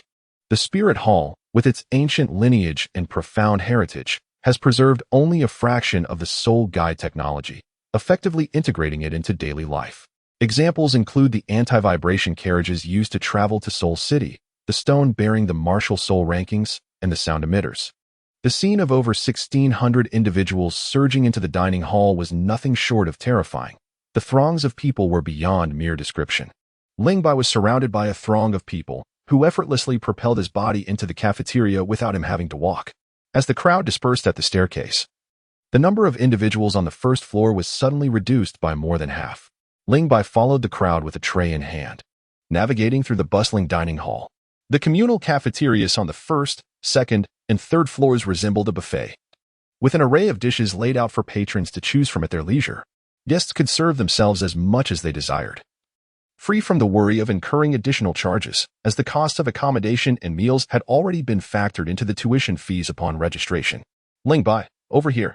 A petite girl in the crowd waved her hand energetically. Her diminutive stature made it impossible for Ling Bai to see her face. All he could discern was her strikingly voluminous pink hair. After inviting her to a lavish lunch on the 5th floor, Yi became considerably more affable towards Ling Bai, even reserving seats for him in advance. As Ling Bai took a seat, Yi could not help but inquire, "Where have you been? Why have you arrived only now?" "Practicing," came the response. "From now on, please be mindful of the time and arrive earlier. Do not come just as the bell tolls. The crowd is overwhelming then. Moreover, avoid arriving too late, for what remains are the dishes that others find unpalatable or simply unappetizing." Ling Bai suggested, "Why don't you assist me in serving the dishes?" Yi chuckled, "What a delightful thought. I am not your servant. Today, I reserve the seat for you solely out of gratitude for your treat at lunch. Now, we are even." Yi is a genius, yet genius cannot be consumed as sustenance. Ling Bai proposed a new arrangement. He would treat her to dinner 3 times a month. Yi, biting her chopsticks, felt a flicker of excitement. Usually extravagant with her spending, she barely utilized the 20 gold soul coins by the month's end, and she had never dared to order from the 5th floor. The dishes there, though pricey, were undeniably exquisite. "That's not enough. You gobble up so much food that I have to make several trips just to fetch it all," she remarked. "Let's make it 5 times a month." "No, 6. Agreed." Yi paused, a pang of regret washing over her. She had not anticipated his swift acceptance and thought she should have asked for 10 times. "Yi, make a note. There are certain dishes I refuse to eat, and others that are mandatory." Upon hearing this, Yi exclaimed, "How troublesome. I'm not doing it anymore. Find someone else." "Oh." But the 5th floor she shot Ling by a resentful glare, yet ultimately succumbed to the allure of the delicious food, reluctantly agreeing. After a moment of sulking, she curiously inquired, "Ling Bai, who are you challenging today?" "You will know when the time comes." "Humph, if you want to say, then I'm not interested either." Despite her words, Yi felt a twinge of sympathy for her long-term meal ticket, worried he might suffer a humiliating defeat. She set down her chopsticks and discreetly slipped him a few pieces of white milk candy, reminding him to eat them when his soul power was running low. Yi's martial soul was milk candy, granting her a single soul skill, soul power recovery. Her first soul skill, Big bubblegum, melted in the mouth, restoring 10% of her soul power. If chewed and swallowed, it instantly revived 10%. Her second skill, silver toffee, could restore 20% of soul power. But the recovery effect diminished by 1% for each level the consumer exceeded Yeezy's. Thus, if a soul master of level 27 consumed her big bubblegum, only 9% of their soul power would be restored. Her martial soul's attributes were rather singular, yet its recovery effects were commendable. Most importantly, the milk candy she produced had an exceptionally long shelf life. Big bubblegum retained its potency for 48 hours, while silver toffee lasted 12. The 5 pieces she handed to Ling Bai were crafted using her second soul skill, slightly smaller than big bubblegum, but several times thicker, enveloped in a delicate silver sheen, emanating a tantalizing milky aroma. Ling Bai accepted the silver toffee without hesitation, and Yeezy's south eyes crinkled into crescent shapes with delight. After dinner, over 1,000 students flocked to the narrow square behind the administration building. This day of the month was the most vibrant in the academy. As the sun set, the atmosphere became even more intense. Xie Yue, Yin, and Hu Liena are here, someone shouted. As individuals ranked among the top 10, their presence was commanding, instantly capturing everyone's attention. The trio strolled to a corner, engaged in casual conversation, their small circle feeling detached from the other students. Vixen, Yeezy scoffed as another student arrived. Lucina is here. Lucina, level 34, ranked 9th. Fu Mei has come too. Fu Mei, level 45, ranked 6th. Chong Wei is here as well. As each talented student arrived, the atmosphere in the square tightened. 3 Soul Saint-level cardinals slowly ascended the platform, serving as judges for the challenge and ensuring the safety of the participants. As the sun dipped below the horizon, Ling Bai was surprised that no one had stepped onto the platform. Upon inquiring with Yeezy, he learned that although today was the most competitive for the martial soul rankings, most positions were already secured, and without absolute confidence, few would dare to compete. A loss meant forfeiting rewards, and those who did step forward would fight with all their might, making it a fierce contest. A bunch of cowards, came a derisive laugh, parting the crowd as a girl in a white uniform strode confidently forward. She stood approximately 1.70 meters tall, with a statuesque yet curvaceous figure, sporting a short, boyish haircut that exuded an air of vitality. Who is she? Ling Bai whispered to Yeezy. With admiration in her eyes, Yeezy replied, Senior Xie Yue. Xie Yue. Ranked 1st, level 49, a master of battle souls. Maintaining her top position for 5 consecutive months before even turning 25 was indeed a mark of genius. Xie Yue acknowledged the 3 Soul Saint cardinals with a nod, then turned to face the students below. From Ling Bai's low vantage point, her long legs appeared exceptionally elongated. Xie Yue, stop pretending to be dead and come fight me. Xie Yue called out, her gaze piercing. Xie Yue, caught off guard, merely smiled without responding. Xie Yue's martial soul was a top-tier beast martial soul with formidable attack power, and she possessed 2 levels of soul power above him. He had faced her before and had never triumphed. Moreover, Xie Yue would turn 25 next month and must leave the academy. Fueling a fire of frustration within her, anyone who stepped up now would surely be unfortunate. Yin, if you're a man, come up. Yin feigned ignorance. Hu Liena. Hu Liena gazed dreamily at the beautiful sunset, captivated by its splendor. Xie Yue's gaze swept the crowd, landing on a sturdy young man who instinctively shrank back, attempting to blend into the throng. Chong Wei, you're a Xuanwu turtle soul master, not an actual turtle. Why are you hiding? I'm leaving soon. And you're nearing your time as well. If not now, when will you fight? Get up here. With a resigned expression, Chang Wei climbed onto the platform. Addressing Xie Yue, Sister Xie Yue, I'll play with you today, but please go easy on me. Enough chatter, Xie Yue replied impatiently, already activating her martial soul as she charged forward. A dazzling layer of golden scale shimmered on her flawless skin, her eyes turning cold and deep. Sharp claws extending from her fingertips. Behind her trailed a massive, spiked tail covered in scales. The golden crocodile king martial soul, a top-tier beast martial soul. Feeling the surge of soul power as the 2 major soul sects clashed, Ling Bai's expression grew serious, yet he had no time to witness this extraordinary battle. He suddenly stepped forward, heading towards another platform. Although most students were focused on the fierce duel between Xie Yue and Chong Wei, Ling Bai's ascent still drew their attention. The Soul Saint cardinals on the platform scrutinized Ling Bai, finding him unfamiliar.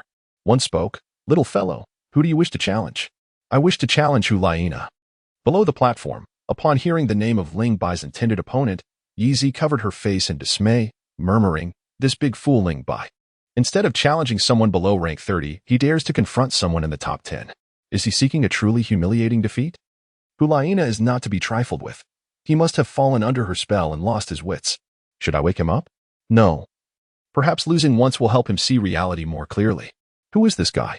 I've never seen him before. Doesn't he seem to be from the martial soul rankings? Definitely not. Those faces are too familiar. Just another fool looking for trouble. The wager has begun. Betting on how long it will take for him to fall from the arena. In the blink of an eye, immediately, the voices of speculation drifted into his ears. Ling Bai's expression remained unchanged as his gaze traversed the crowd to rest upon Hu Liena. The referee standing on the stage also turned to Hu Liena, inquiring, Hu Liena, do you accept his challenge? According to the challenge rules of the Soul Master rankings, each participant must engage in at least 10 arena challenges within a month, counting both initiated and received challenges, excluding the ranking day. This regulation is instituted to deter individuals from maliciously dominating the rankings to avoid combat. An additional protective rule states that if a participant has already competed in one arena challenge within a day, they may refuse any further challenges on that same day, with the ranking day being an exception. If the number of challenges participated in prior to the ranking day is fewer than 10, one must accept challenges until they reach the requisite 10. Earlier in the morning, Hu Liena had proactively challenged Xie Yue, followed by another challenge to duel, having already fought 2 matches, with her participation this month exceeding 10. Thus, she could easily disregard Ling Bai's challenge. Yin cast a glance at Ling Bai on the stage and remarked nonchalantly, just a minor character, Nana, refuse him. Hu Liena shook her head slightly, having just declined senior sister Xie Yue, wishing not to be her outlet for frustration. This, however, was a genuine challenge. I have never feared challenges, nor will I refuse them. It will be over swiftly. Xie Yue and Yin exchanged smiles, both appearing relaxed. Hu Liena stepped forward onto the stage, bowing to the referee. Lord Rielian, I accept the challenge. Rielian nodded and addressed Ling Bai. Hand me your student card. The student card serves as proof of identity issued by the Advanced Soul Master Academy of Wuhuan City, utilizing Soul Guide technology. It contains details such as the student's appearance, name, enrollment date, soul power level, and type of martial soul. Upon receiving Ling Bai's student card, Rielian's brow furrowed, and he questioned solemnly, Ling Bai, are you certain you wish to challenge Hu Liena? Although puzzled by Rielian's seemingly unnecessary caution, Ling Bai affirmed, absolutely. Very well, let us begin. No harm to life is permitted, Rielian stated, shaking his head as he stepped aside, relinquishing control of the arena to Hu Liena and Ling Bai. The arena challenges at the Advanced Soul Master Academy of Wuhuan City are far from gentle or courteous. No sooner had Rielian departed than Hu Liena unleashed her martial soul. As her soul manifested, a furry foxtail sprouted from her back, enhancing her beauty and amplifying her unique allure, compelling observers to gaze at her irresistibly. A soft crimson glow emanated from her, and with a flicker of her eyes, the oncoming Ling Bai found himself frozen in place, as if ensnared by a spell. A chorus of sighs erupted, signaling Ling Bai's impending doom. Fool, Yin remarked, arms crossed. Nana's charm works through visual and auditory stimuli. This fool approached without preparation, truly underestimating her. Xie Yue commented, he must be a new student. Season 1s wouldn't act so foolishly. But wait, Nana, be cautious. Meanwhile, on another platform, the battle between Xie Yue and Chang Wei had concluded, with Chang Wei lying on the stage, gasping and appearing utterly defeated. Interesting, Xie Yue panted, her chest rising and falling dramatically, yet her gaze fixated on the adjacent arena. Having noticed what Xie Yue had observed, Hu Liena was likely in trouble. With graceful steps, Hu Liena moved closer to Ling Bai, her 4 soul rings flashing rhythmically. The 4th soul ring shone first, followed by the 3rd, 2nd, and 1st. Then cycling back in reverse order, the crimson glow around her intensifying. Hu Liena sensed a tedium in the encounter. The person before her was akin to a fish on a chopping block, devoid of any resistance. Such overwhelming power rendered her disinterested. She merely wished for a swift conclusion.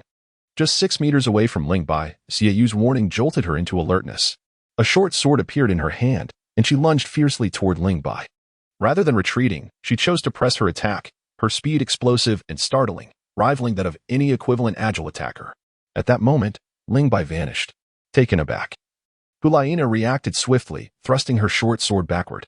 A semi-transparent silver pillar of light silently arose from the ground, and Hu Liena felt a tightening sensation envelop her, trapping her within its confines. This was Ling Bai's first soul technique, pillar prison. The space within the light pillar was exceedingly constricted, with walls pressing against her, rendering her powerless. Most astonishingly, the light pillar exerted pressure upon her martial soul, obstructing her soul techniques. Her charm abilities were rendered unusable. With a resounding crash, the light pillar abruptly shattered, leaving Hu Liena in a state of bewilderment. How had it broken before she even struck? Before she could comprehend, she felt a force strike her back, akin to a heavy hammer. Despite her soul power's protection, she coughed blood, her delicate form staggering forward. Xie Yue called out urgently, "Nana, concede." Ling Bai remained oblivious, raising his fist once more to strike. Suddenly, a furry fox tail lashed out. Ling Bai's greatest trepidation was her tail. Uncertain if it belonged to the true form of a fox or was merely an external soul bone, the second soul ring upon her body shimmered, and her figure mysteriously vanished, only to reappear before Hu Liena. With a swift twist of her body, her waist propelled her right arm, delivering a punch to Hu Liena's abdomen that sent her crashing off the stage. This blow, however, was delivered with restraint. "Nana!" Xie Yue and Yin rushed to Hu Liena's side, witnessing her spit out another mouthful of blood, their anger igniting.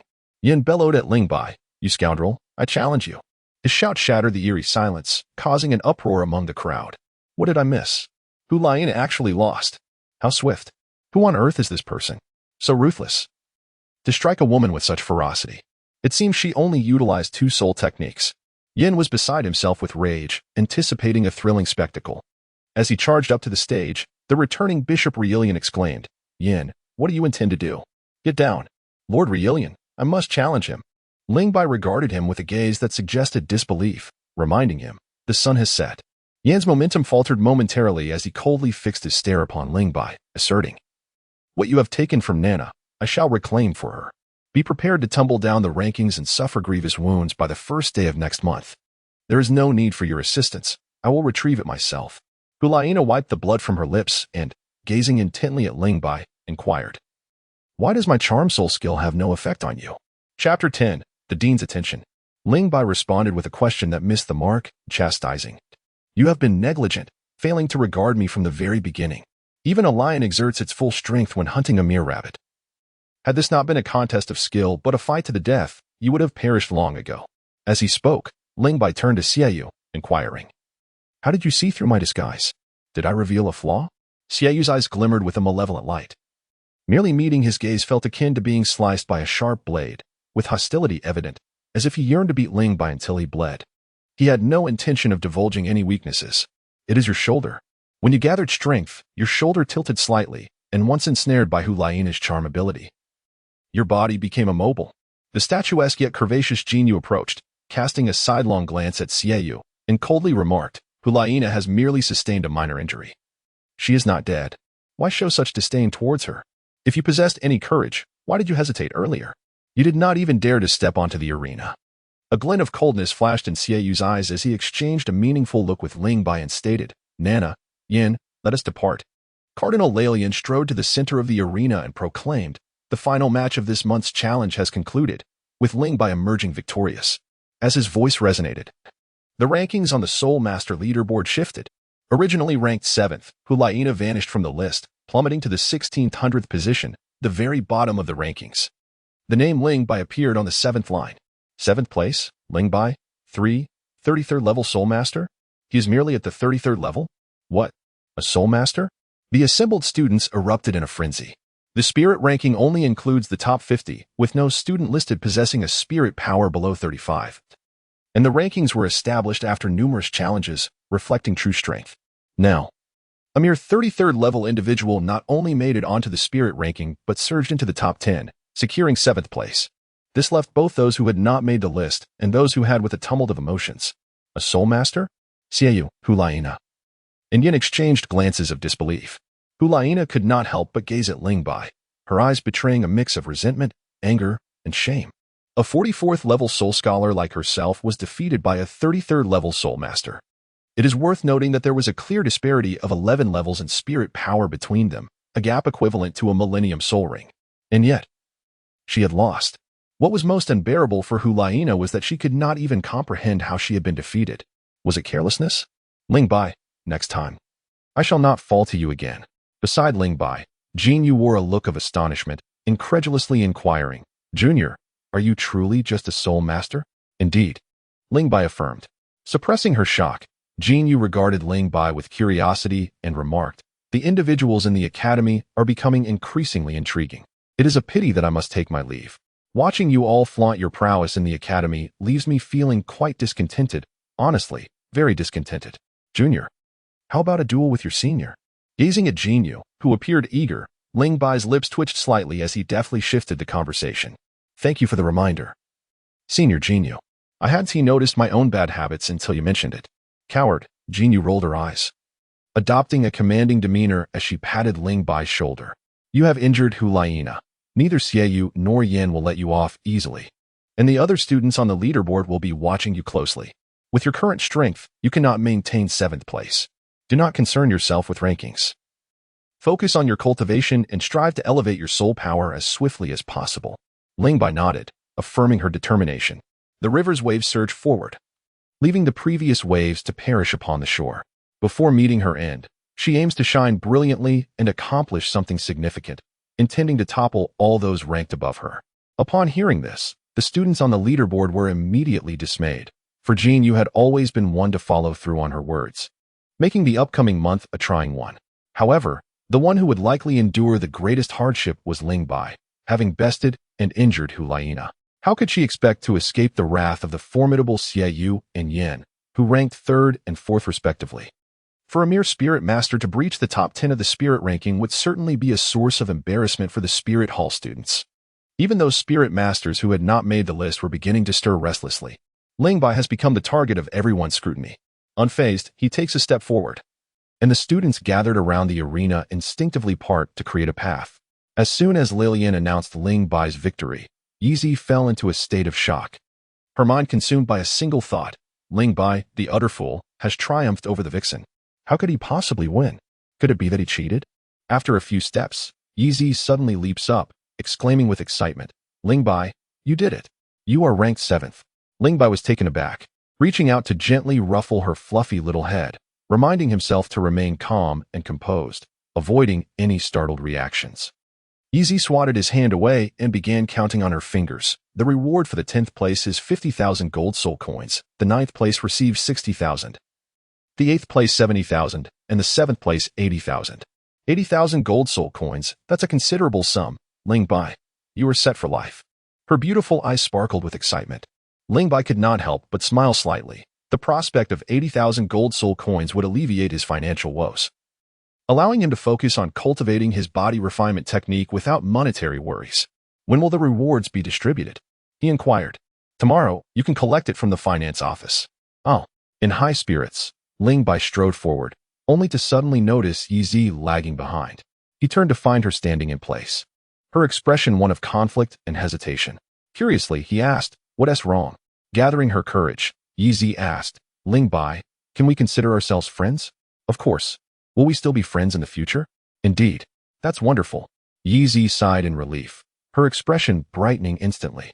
She hopped over to Ling Bai's side, her large eyes narrowing into crescent shapes. "Ling Bai, I knew I had not misjudged you. You are different from those established students on the leaderboard. Those individuals look down upon us, dismissing us due to our lower soul power." Ling Bai jested, "You are quite the same. Your first impression was rather domineering." Yizhi's cheeks flushed with embarrassment as she retorted, "I'm not that kind of person at all. Back in the Junior Soul Master Academy and the Intermediate Soul Master Academy, I was regarded as a prodigy and many vied for my friendship. However, upon arriving here, I found that everyone surpasses me in strength, and I long to befriend them, yet each one seems to disdain me. Observing that those who are assertive tend to have many friends, I adopted a more assertive demeanor. Those who exhibit fierceness are seldom bullied, and I wish to avoid being oppressed. Hence I have learned to be a bit fiercer myself." Ling Bai remarked, "You now have friends. Just be yourself from now on and refrain from adopting those bothersome habits. Where is your dormitory? I shall escort you back." "Over there," she replied. "Ling Bai, will you share any of the 80,000 gold soul coins you receive tomorrow? Being friends, discussing money can harm our relationship. Conversing about friendship can jeopardize finances. I too have made contributions. Had I not informed you about those matters, would you have chosen Hu Liena as your opponent? Could you possibly defeat her? Furthermore, my silver candy has aided in restoring your soul power, and I have not consumed a single piece. The administrative building, in Teacher Donna's office. As the sun descended, enveloping the campus in twilight, the illumination from the soul-guided devices brightened the surroundings. Teacher Donna, napping at her desk, awakened with a stretch, a wave of satisfaction washing over her. Ah, where are the other teachers? She wondered aloud. Just then, colleagues entered the office, cheerfully exclaiming, "Congratulations, Teacher Donna." "Congratulations for what?" Donna questioned, puzzled. "Is Ling Bai your student?" "Indeed," she confirmed. "He challenged that foolish Hu Liena, and he's supposed to rest for 3 days? He is only causing me trouble." Her expression shifted dramatically as an orange glow emanated from her, creating a series of illusions that vanished within the office. The teachers exchanged glances. Had they truly won, yet still scolded? Had she lost her senses? The dean's favoritism was evident, assigning such a prodigy to Donna, who had only recently ascended to sole emperor. Would she be able to guide him properly? "I recall you opposed the dean's decision to grant Ling Bai special treatment," one teacher noted. "You are mistaken about that," Donna replied, hastily making her way to the top floor of the administrative building. There, only the dean's office awaited her. "Dean, it was my oversight. I neglected to inform Ling Bai about the protection period. Please do not strip him of his benefits, and if there is a punishment, let it fall upon me." As she entered, she spoke without hesitation. The dean's office was vast, filled with towering bookshelves brimming with documents. Behind a large desk sat an elderly gentleman, his gray beard and unremarkable appearance giving the impression of an ordinary kind-hearted elder. However, to think so would be a grave error. Clad in a crimson robe and adorned with an exquisite 5-pointed platinum crown, he bore the distinction of being one of the 4 platinum bishops of the Spirit Hall, as only they were permitted to wear such regalia. This meant that the elderly figure before Donna was indeed a highly esteemed soul de law, a significant member of the Papal Council, wielding a status that surpassed even the Spirit Hall's master in Element City. Flipping through the documents in hand, Ferric replied without looking up, "He won. That fool, despite being advised to rest for 3 days, chose to act smart. Now look where that has led him. I shall have him relocated from his single dormitory and reclaim his exclusive soul manifestation training space." Raising his gaze, a hint of exasperation crossed his features. "Little orange cat, have you been sleeping too soundly?" Ling Bai has triumphed. Donna's eyes widened. "Dean, you cannot be serious. Ling Bai challenged Hu Liena and emerged victorious?" Although unexpected, the truth stood firm. How could that be? Hu Liena possesses soul power at level 44, while Ling Bai is only at 33. In terms of both soul and mental power, he is vastly outmatched and would hardly withstand Hu Liena's alluring soul skill. Her charm has been meticulously honed by the Academy's instructors. Level does not dictate everything. A genius may perform actions beyond the comprehension of the ordinary, Ferric stated, sliding a document toward Donna. "Here is Ling Bai's profile. Examine it closely and share your insights." Chapter 11. 80,000 gold soul coins. The Spirit Hall in Spirit City maintains a unique line of communication with the various cities. From the moment Ling Bai joined the Spirit Hall, information regarding him was transmitted through this special channel to Spirit City, arriving on the desks of both the Pope and Dean Ferric within a single day.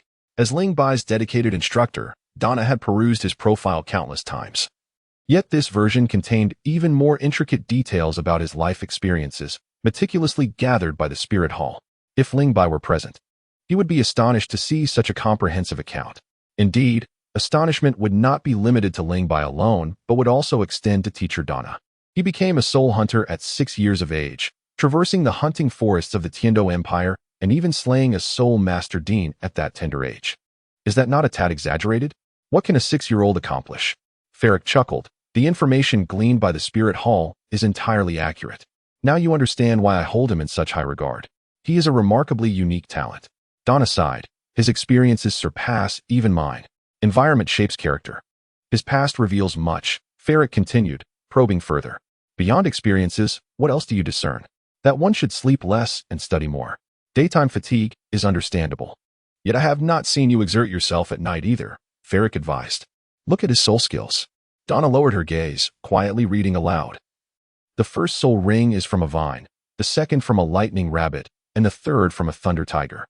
Can plant-type soul weapons absorb soul rings from animal-type soul beasts?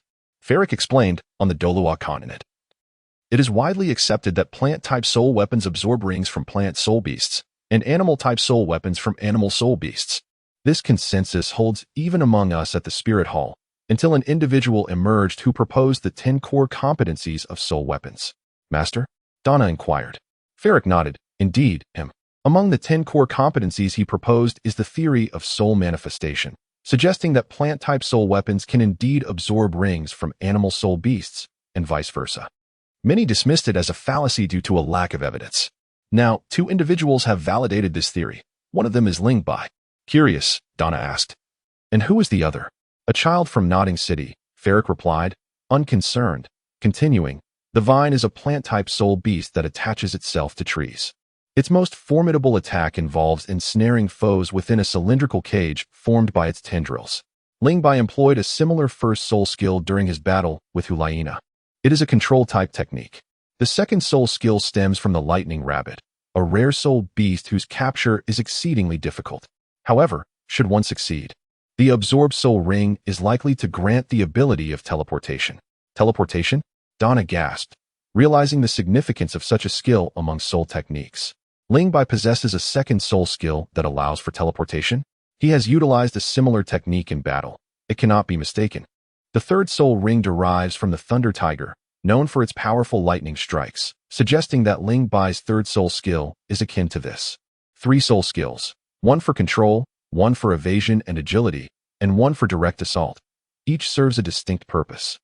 This young lad is pursuing a balanced approach, very intriguing indeed. Ferric, aware of Donna's capabilities, continued without waiting for her response. Ling Bai's father is named Ling Tian. 11 years ago, he was recorded as the youngest soul emperor within the Spirit Hall, renowned in the soul master community as the king of strength, possessing formidable power. As the heir of the Ling family, Ling Bai has undoubtedly mastered the wind and thunderblade. This is a martial art that possesses remarkable growth potential, rivaling even soul skills. In terms of the number of soul skills, Ling Bai is not inferior to those of rank 41 or above. The disparity in soul power can be somewhat compensated by his formidable strength. Thus, I believe his true capabilities should not be weaker than those of a soul master. Upon hearing this, Donna gazed at the director with admiration, exclaiming, "You are truly remarkable." The director responded, "It is not my prowess. Each generation of the Spirit Hall is graced with a cohort of elite soul masters, owing to the specific training methods employed there. As the director, it is essential to learn to observe and analyze the characteristics of students. This has been the case for every director." At this point, Ferric felt he had spoken enough. Issuing a dismissal, "You will continue to be his exclusive teacher, providing the necessary conditions as stipulated, without excessive leniency. Other matters need not concern you. His training methods differ from yours. You may go now." Donna retorted, "Isn't that akin to being a nanny? I am his teacher and should guide him in his training." Ferric lowered his gaze to the documents. "Are you not aware of the reasons behind your appointment as his exclusive teacher?" Feeling a bit guilty, Donna resolved to spend time later studying how to teach this disciple. Ferric shared a similar sentiment, planning to observe for a while longer to discover the most suitable training approach for Ling Bai. There are no more than 10 students in the academy worthy of such dedication, and Hu Liena is one among them. Whether Ling Bai continues to receive his attention will depend on his subsequent efforts. The following day, after completing his morning exercises and breakfast, Ling Bai, accompanied by Yi, went to the administrative building's finance department to collect their rewards. Yi was ecstatic, exclaiming, 80,000 gold soul coins. I've never seen so much money in my life. As they approached the administrative building, they spotted Hu Liena standing alongside a voluptuous woman. Hu Liena noticed Ling Bai and Yi too, and whispered to the woman beside her, "Teacher, that is Ling Bai." The woman replied, "I am aware. No, do not dwell on this defeat. Learn from it and gather experience. With your talent and strength, regaining a position in the top 10 of the soul ranking will be effortless." Hu Liena responded nonchalantly, though a hint of sorrow lingered within her. Having lost both parents at a young age, she and her brother Xie Yue were raised by the Spirit Hall, which granted them everything they possess today. Since Hu Liena ascended to the top 10 of the soul ranking, the Academy assigned this woman as her exclusive teacher, resulting in a deep bond between them over time. With her defeat against Ling Bai, not only did she lose her reward, but she also forfeited her exclusive teacher and the specialized training ground for her martial soul, akin to losing family, even though it had only been a month. Her resentment towards Ling Bai was profound. As they crossed paths, Ling Bai contemplated greeting her, but when he met Hu Liena's icy, resentful gaze, he promptly dismissed the idea. He secretly wished for Hu Liena to reclaim her position at the top of the soul ranking soon, so he could defeat her and take the #1 spot himself. This seemed to be the simplest path to glory. With the 80,000 gold soul coins in hand, Ling Bai treated his little companion Yi Zi to a sumptuous meal, then took her for a stroll in the Soul City, buying her some snacks. The Soul City, governed by strict regulations, only permitted students to go out once a month, specifically on the last day. Coincidentally, this day followed the conclusion of the Soul Ranking Challenge, allowing rewarded students to indulge in some leisure. Upon returning from the Soul City, Ling Bai immersed himself in training once more. The old month passed, and a new month began, leading to a reshuffling of the Soul Ranking. Countless individuals coveted his 7th place among Soul Masters, particularly Yin and Xie Yue. The constant pressure of their presence compelled Ling Bai to remain vigilant, which he welcomed. On the first day of the new month, it seemed everyone rose early. Before the crack of dawn, a massive crowd had gathered around the expansive training ground, eagerly awaiting something or someone. When they failed to spot the anticipated figure, disappointment washed over them, and their attention shifted to the 3 individuals standing on the training ground. Xie Yue scanned the crowd and frowned. These folks are quite well informed to have arrived so early. Yin grinned. I intentionally leaked this information. I want everyone to know that only I can dethrone Ling Bai. Yin, I will reclaim what I have lost on my own. I do not require your assistance. Hu Liena said, somewhat irritated. Having grown up together, Yin understood Hu Liena's prideful nature well. Despite her extraordinary talent and rapid advancement in soul power, she would not allow Yin to fight Ling Bai on her behalf. She intended to confront Ling Bai herself to restore her honor and reclaim what she had lost. Yin gazed gently at the captivating beauty beside him, softly explaining, Nah. Now that Ling Bai has entered the soul ranking, anyone can challenge him. Xie Yue added. Nah. Your soul skill primarily revolves around charm, yet Ling Bai seems to possess a means to counteract your charming abilities. Our knowledge of him is insufficient. Your swift defeat last time was largely due to this lack of understanding. I consulted our teacher, but they were vague, possibly knowing no more than we do. Or perhaps they chose to withhold information intentionally. Given these circumstances, it is prudent for Yin to probe Ling Bai's abilities. Only through understanding both his strengths and weaknesses can you devise a strategy to overcome him. Hu Liena nodded slowly, dropping the matter, and turned to Yin. Though Ling Bai's soul power is only at level 30, his strength is truly formidable. I do not believe he is significantly weaker than you. Yan's eyes narrowed. He did not doubt Hu Liena's honesty.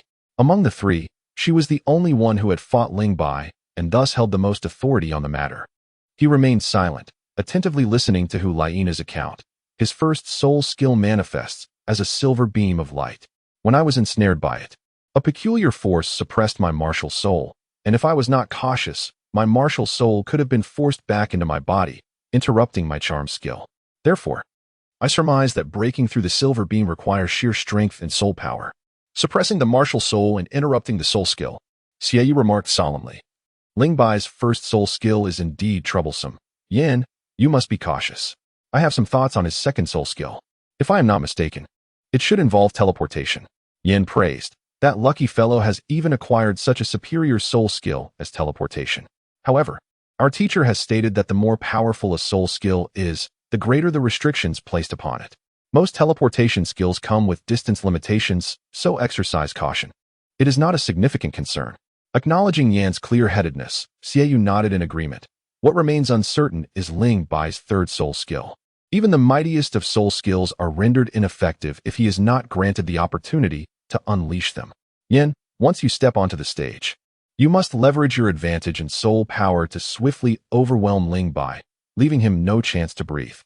He has a saying that rings true. Even a lion uses its full strength when hunting a rabbit. Yin smirked coldly. Rest assured. Hu Liena interjected. He is approaching. Countless eyes turned towards the dormitory building. Ling Bai, clad in a white school uniform and carrying a dark green ringed blade, strode confidently toward them. His steps were steady and powerful, his expression calm and composed, as he ignored the surrounding crowd and made his way directly onto the training ground. A tall figure obstructed his path. Ling Bai looked at Yin, feigning ignorance, and asked, "Is there something you need?" Yin replied, "Those on the soul ranking must participate in at least 10 arena challenge matches each month, and today marks the first day. You cannot refuse my challenge." "I understand. Is there anything else? Have you accepted? Did you not already state that I cannot refuse?" Ling Bai cast a peculiar glance at him and remarked with a smile, The timing of my acceptance of your challenge is solely at my discretion. Step aside. I prefer not to be disturbed during my cultivation. Yin let out a cold laugh, his towering figure imposing as he leaned closer, murmuring, delaying is futile. Today, you must vacate your position on the Soul Master rankings. Moreover, find a competent healing Soul Master to prevent any fatal mishap should you fall from the stage. He continued, you are fond of Hu Liena. Does she share your affections? Yan's expression darkened immediately, his crimson eyes seeming to blaze with an inner fire as he fixated intently on Ling Bai's retreating figure. Under the gaze of numerous onlookers, Ling Bai immersed himself in his physical training, running for half an hour and then engaging in strength exercises for another half hour. As time passed, the scrutiny of some individuals towards him shifted notably. Not every 33rd level Soul Master can maintain composure when confronted by hundreds of spectators and the immense pressure from a 46th level Soul Master. For a full hour, he remained utterly focused, diligently employing various methods to enhance his physique without displaying even a hint of impatience. This dedication and resilience garnered the admiration of many. Is this even worthwhile? Yin scoffed. Hu Liena remained silent, merely observing the perspiring figure, lost in her thoughts. As the training concluded, the cafeteria door swung open just in time, and Ling Bai, accompanied by a throng of peers, made his way towards it. Exuding an air of authority reminiscent of a gang leader, Yizhi had already prepared breakfast for him and secured a seat. Without hesitation, Ling Bai settled down and eagerly confronted the mountain of food before him. Perhaps sensing a subtle pressure, his appetite was splendid today, prompting him to grab a few more buns, which left the other students in awe. Why aren't you eating? Yizhi rolled her eyes, discreetly prodding Ling Bai's knee under the table. Understanding her cue, he stored the silver nougats handed to him into his universal ring. Is this much really necessary? Yizhi replied bashfully, I can only produce 5 silver nougats a day. I hardly slept last night and worked diligently to restore my soul power. Yet I only managed to make 4. 9 is already quite a lot. Ling Bai observed her delicate face, now pale as a sheet. Her bright eyes dimmed and spirit waning, and he said with concern, have some breakfast and then return to rest. Yizhi shook her head vigorously. I'm not tired. Ling Bai, though the arena challenge prohibits killing, strikes are indiscriminate. Concede immediately if you cannot hold your ground. Every Soul Master on the rankings surpasses you in power. Losing is nothing to be ashamed of. I certainly do not wish to lose you as a long-term meal ticket. Ling Bai gently patted the fluffy little head of Yizhi, rising to leave the cafeteria amidst her disgruntled murmurs. As he passed by Yin, he turned his head and said, aren't we going to fight? Come on then. Chapter 13. The dual extremes of Soul Master realm. The vicinity of the arena was teeming with people, with numerous students hurrying over upon hearing the news. It had been quite some time since the Advanced Soul Master Academy in Soul City had witnessed such a lively atmosphere. In addition to the students, many teachers clad in the attire of the Spirit Hall's deacons and bishops were also present at the periphery, eagerly anticipating the outcome of this match. Marked by a significant disparity in strength, Ling Bai was immensely pleased with the sensational impact he had orchestrated, believing it would surely capture the attention of influential figures. Moving forward, he aimed to continually demonstrate his potential and worth, striving for greater resources to ensure a rapid progression in his soul power cultivation. While the selection process for the Spirit Hall's combat team remained unclear, he was confident that if either his strength or soul power matched or surpassed that of the Golden Generation, his inclusion in the Spirit Hall would be assured. This ambition served a dual purpose. It not only propelled him towards his primary goal of joining the Spirit Hall, but also imposed a necessary pressure upon himself. Unlike machines, which operate flawlessly and tirelessly, humans are inherently prone to inertia, often seeking opportunities for idleness. At 11 years old, he had attained the rank of a 33rd level Soul Master, a prodigy among prodigies. Yet, only Ling Bai understood that this title of genius was forged through the rigorous discipline of his mother, Bai Ling, who sought to instill in him a relentless drive. Thus, he never considered himself a true genius, feeling unworthy of the label. A temporary lead does not guarantee perpetual dominance. The Golden Generation exemplifies this truth. Upon their debut, each of the 3 boasted a soul power greater than that of the Shrek 7.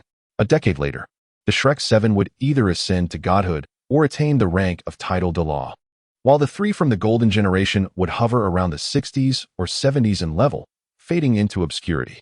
Ling Bai's martial soul appears to possess an inherent flaw. Its quality inferior to the utmost elite martial souls, and his cultivation speed is not particularly swift. After 5 years of diligent practice, he has reached the 33rd level. driven solely by one catalyst, pressure. The pressure bestowed by his mother, the myriad soul beasts within the soul-hunting forest, and the life and death stakes presented by soul masters. All of these forces compel him to advance. Pressure serves as the catalyst for a soul master's cultivation, challenging the martial soul rankings. The higher one ascends, the more adversaries lurk with watchful eyes, creating a perpetual pressure that spurs Ling Bai to cultivate and progress. Does Yan experience pressure as well? Ling Bai glanced at Yan, sensing a rapid surge of warmth in his blood, an intense battle spirit gradually igniting within his gaze. During his time as a soul hunter, Ling Bai had indeed vanquished soul sects, yet that was only possible with the assistance of his mother, Bai Ling, Uncle Tao, and Uncle Long Yi, employing some less than honorable tactics. In truth, he had never faced a soul sect alone. Now, having acquired his third soul ring and experienced a significant boost in power, it is indeed time to assess his true combat capabilities. Yan, at level 46, is a prodigy nurtured by the martial soul palace. A far cry from those soul hunters who operate independently, a worthy opponent against whom to fight with full vigor. Yan sensed Ling Bai's gaze and turned to meet it. Their eyes clashed in the air, akin to two invisible currents colliding with fervor. The battle had commenced. An indescribable conviction and aura surged from Yan. A psychological advantage forged through countless victories and the defeat of numerous foes. Alas, he had encountered Ling Bai, and his momentum crumbled before him. The eyes opposite him did not reveal confidence, but rather a fiery battle intent intertwined with an icy, bone-chilling murderous aura. A sudden chill coursed through Yan, instilling an unwelcome sense of dread within him. This infuriated him. He steadied his mind and glared fiercely at Ling Bai, only to find that Ling Bai had already averted his gaze. Yan, what's wrong? Hu Liena whispered. Yan took a deep breath. It's nothing. Xie Yue, I am stepping onto the arena. Be careful. Hu Liena noticed a subtle shift in Yan's demeanor, as if he bore an added weight. Even in the face of the top-ranked Xie Yue, he had never exhibited such a presence. Ling Bai, a 33rd level soul master. Is he truly that formidable? Indeed, it is truly remarkable. Standing amidst the crowd, Dean Follick's eyes sparkled with intrigue as he murmured softly. Both Ling Bai and Yan have cultivated their own distinct auras. Yet Ling Bai's is notably more pronounced. He has taken lives, witnessed bloodshed, and exudes a palpable aura of killing intent, which is exceedingly oppressive. However, such attributes alone may not suffice to triumph over Yan. The disparity in their soul power, a difference of 13 levels and a millennium's worth of soul techniques, piques my curiosity as to how you intend to bridge this gap. Yan ascended the arena and bowed respectfully to the referee, Lian, stating, Lord Lian, I challenge Ling Bai. Ranked 7th on the Spirit Master leaderboard. Lian, accustomed to such inquiries, asked, Ling Bai, do you accept Yan's challenge? I accept, Ling Bai replied, also stepping onto the stage. The challenge rules explicitly prohibited murder. Aware of the tension between the two and the anticipation surrounding the match, Lian merely uttered a brief remark before retreating to the edge of the arena. Spirit possession. Fiery crimson flames erupted suddenly from Yan's form. In an instant, he had completed his spirit possession. His spirit, the Flame Lord, is a remarkably powerful ancient beast spirit. In addition to its fire attributes, it possesses earth attributes, exuding extreme heat, formidable offense, and robust defense.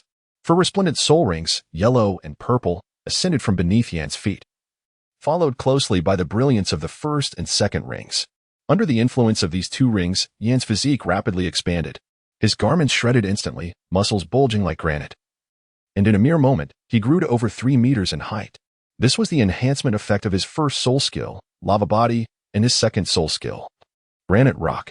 Granite Rock. Yan bellowed, and his already robust right arm swelled further, the muscles bulging dramatically like small mountains. In a flash, he lunged forward, delivering a powerful punch towards Ling Bai. Utilizing the advice from Xie Yue to unleash his full strength in an attempt to overwhelm Ling Bai instantly with his soul power advantage. The strength of this punch, augmented by the effects of the first and second soul skills, was terrifyingly formidable, forcing even Xie Yue, the possessor of a top-tier beast spirit with soul power at level 49, to evade its might. Yet, Yan's advance abruptly halted as a seemingly insignificant fist intercepted his attack. With a dull thud, Yan's 3-meter-tall form was forced back 3 steps, while Ling Bai remained steadfast, not retreating an inch. His body swayed gracefully, akin to water weeds, deftly dissipating the force of Yan's assault. How was this possible? Yan's face reflected sheer astonishment. How could it not be possible? Your opponent is none other than the heir of the Ling family, a force of nature within the realm of spirit masters. When it comes to strength, the Ling family fears no one. In the realm of spirit masters, the two pillars of strength are the Ling family and the Haoyan sect. The Haoyan sect is renowned for its dominance, ferocity, and explosive might, whereas the Ling family emphasizes meticulous control over strength. The Thunderblade technique epitomizes this mastery. In the hands of an ordinary person, a single strike might encompass all their strength. The Thunderblade, however, emphasizes the conservation and continuation of power.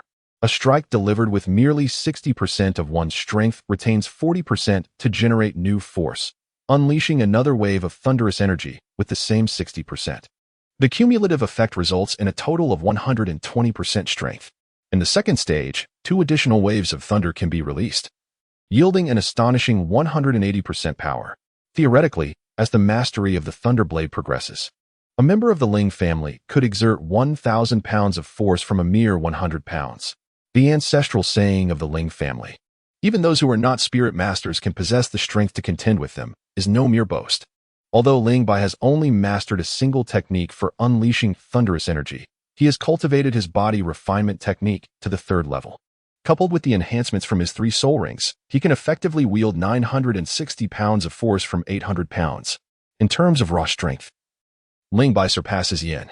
This was enough to withstand Yan's 1st and 2nd soul skills. Ling Bai is a strength-type spirit master?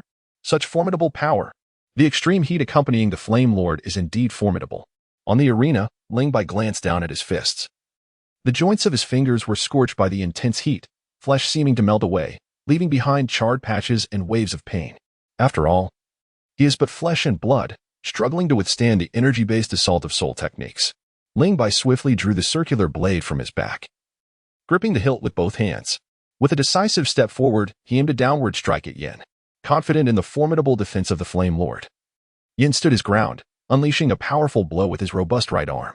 A sharp crack echoed through the air, accompanied by a shower of sparks, as Ling Bai was unexpectedly propelled backward by 3 or 4 meters. Yan contemplated this peculiarity. The force of that strike seemed only half as potent as his previous punch. Yet, the pain was undeniable. The Thunderblade, inherently a technique employing the might of thunder, possessed a lethal sharpness and resilience that surpassed that of a mere fist. The knife in Ling Bai's hand is the lighter of the 2 ancestral blades of the Ling family, weighing a mere 200 pounds. However, wielding this heavy blade to execute the Thunderblade technique proves to be an arduous task, one that Ling Bai has yet to master. Consequently, the strike he delivered just now utilized only 60% of his strength. His intention was clear. He aimed to use Yin as a sharpening stone to refine his skills in the 1st level of the Thunderblade. Even so, the combination of 60% of his strength, along with the knife's weight and sharpness, resulted in a formidable force that still failed to breach Yan's defenses, leaving only a faint white mark on his granite-like skin. It is worth noting that this blade is forged from the rare cold hard iron essence, deep sea silver, and several other precious metals. Cold hard iron essence is the hardest metal on the Dolua continent, priced at 10 times that of dark iron, and is one of the 3 core materials used by Tang San to craft the top-tier hidden weapon, the Buddha's Fury Tang Lotus, in the original story. Deep-sea silver is regarded as the most resilient metal, with the refined deep-sea silver mother being the primary material for creating the rainstorm pear blossom needles. The Ling family's ancestors somehow acquired several hundred pounds of these 2 supreme metals, combining them with others to forge 2 blades, one weighing 200 pounds and the other 500 pounds. The heavier blade was taken away by Ling Bai's father, Ling Tian. Additionally, they utilized the remaining metallic materials to fashion 5 sets of training equipment of varying weights, including the wristbands, belt, and anklets worn by Ling Bai. Should Tang San learn of the Ling family's possession of such abundant coal-hard iron essence and deep-sea silver, he would likely be consumed by envy. The ring blades crafted from these 2 divine metals may not rival true artifacts, yet they are undeniably among the most exceptional weapons on the Dolua continent. And even they could not pierce Yan's skin. While strength is undoubtedly a significant factor, it also serves to illustrate the formidable nature of Yan's defenses. Ling Bai wielded the cold silver blade, his movements as agile as a monkey, rising like the wind and descending like an arrow. He circled around Yan, delivering relentless slashes without yielding an inch. In stark contrast, Yan roared in frustration, astonished by Ling Bai's astonishing combat prowess.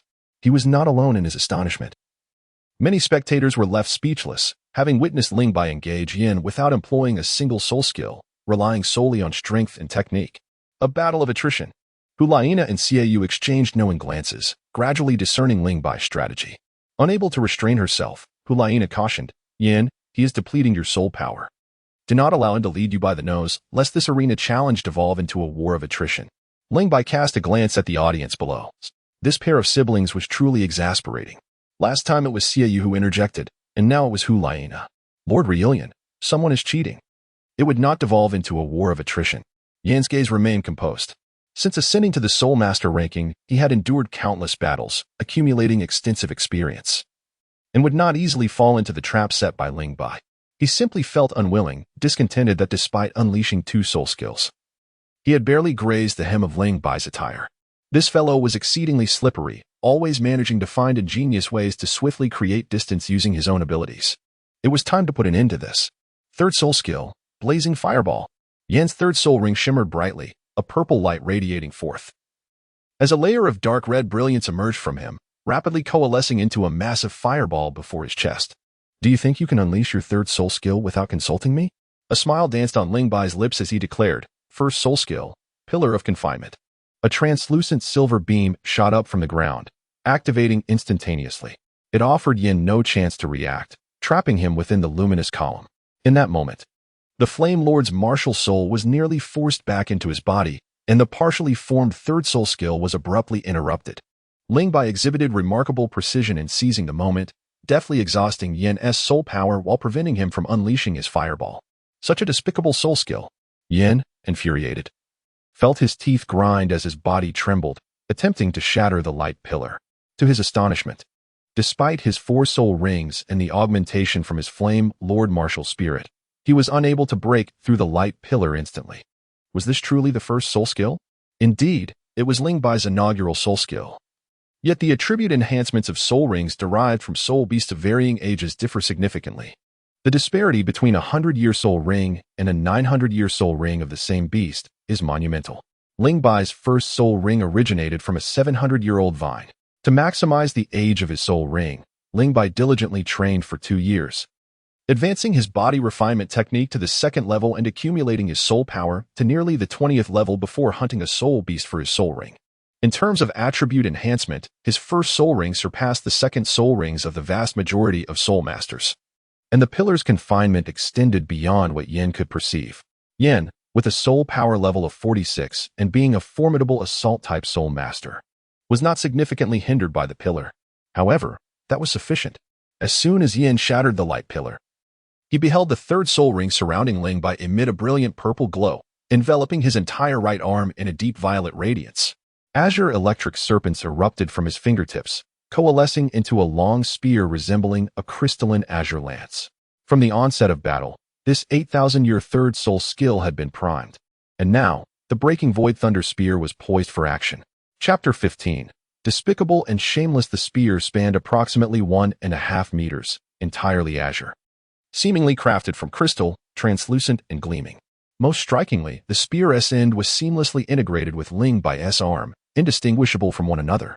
Terrifying and violent energy surged forth, with azure electric serpents coiling around the spear's surface, producing a cacophony of crackling sounds. The spear tip was sharp and glinted with a silvery sheen, while the space ahead appeared unable to withstand its brilliance, giving rise to a distorted point. At first glance, it seemed as though the spear tip had pierced through the very fabric of space. The name Breaking Void derived from this very phenomenon. Yin, confronting Ling Bai's 3rd soul skill, felt the intensity acutely. As the spear pointed at him, a wave of goosebumps surged over his skin, a warning igniting in his heart. A thought emerged: this soul skill could harm me. The 1st, 2nd, and 3rd soul rings shimmered simultaneously, and under their influence, Yan's body expanded beyond 3 meters. A searing dark red light rapidly coalescing into a fireball at his chest. This was his 3rd soul skill, the Blazing Fireball. Although his reaction was swift, the Breaking Void Thunder Spear was swifter still. The spear detached from Ling Bai's body, piercing through time and space, trailing a twisted light pattern as it shot towards Yin. With a sound akin to a soft thud, the Breaking Void Thunder Spear penetrated the Blazing Fireball, the intense heat contained within failing to melt it. The spear merely acquired a layer of dark red hue. Yin suddenly felt as if pricked by a needle. and the sensation swiftly escalated into an unbearable pain as something forcibly invaded his flesh, eliciting a pained groan from him. Moments later, the agony subsided.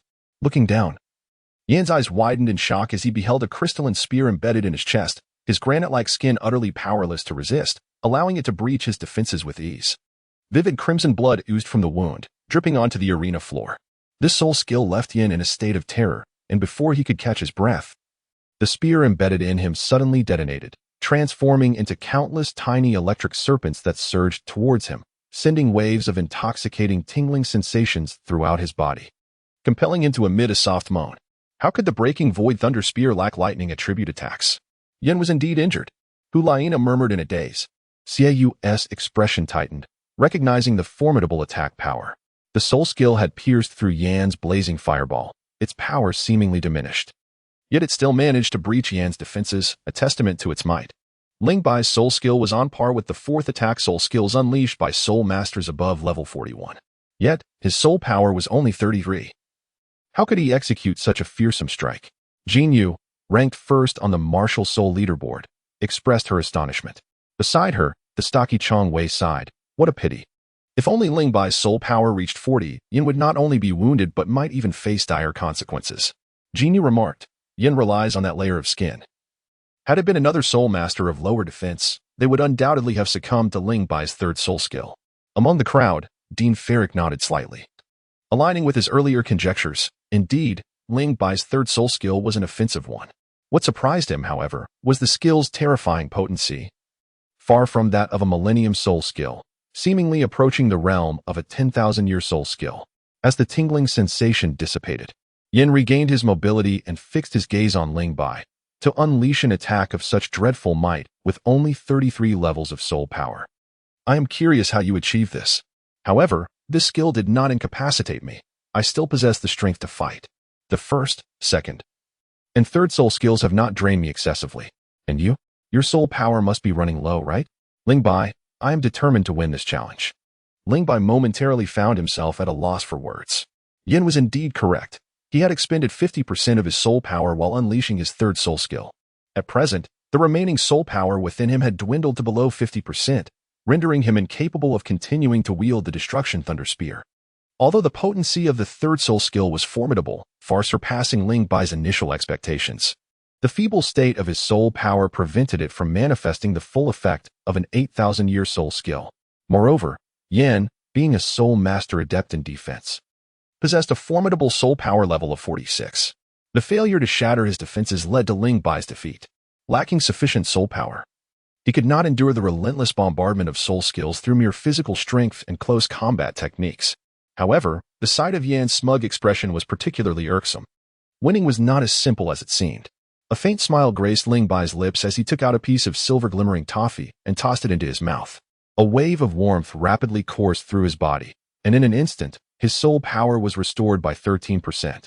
Simultaneously, the third soul ring on his body gleamed, signifying the accumulation of power for his third soul skill. Yin paused for a moment and addressed the referee, Master Lian, saying, Master Lian, Ling Bai has violated the rules. Lian cast a peculiar glance at Ling Bai and replied nonchalantly. Bringing items onto the stage before the match and utilizing them during the competition does not constitute a violation of the rules. Yin retorted angrily, Ling Bai, have you no shame?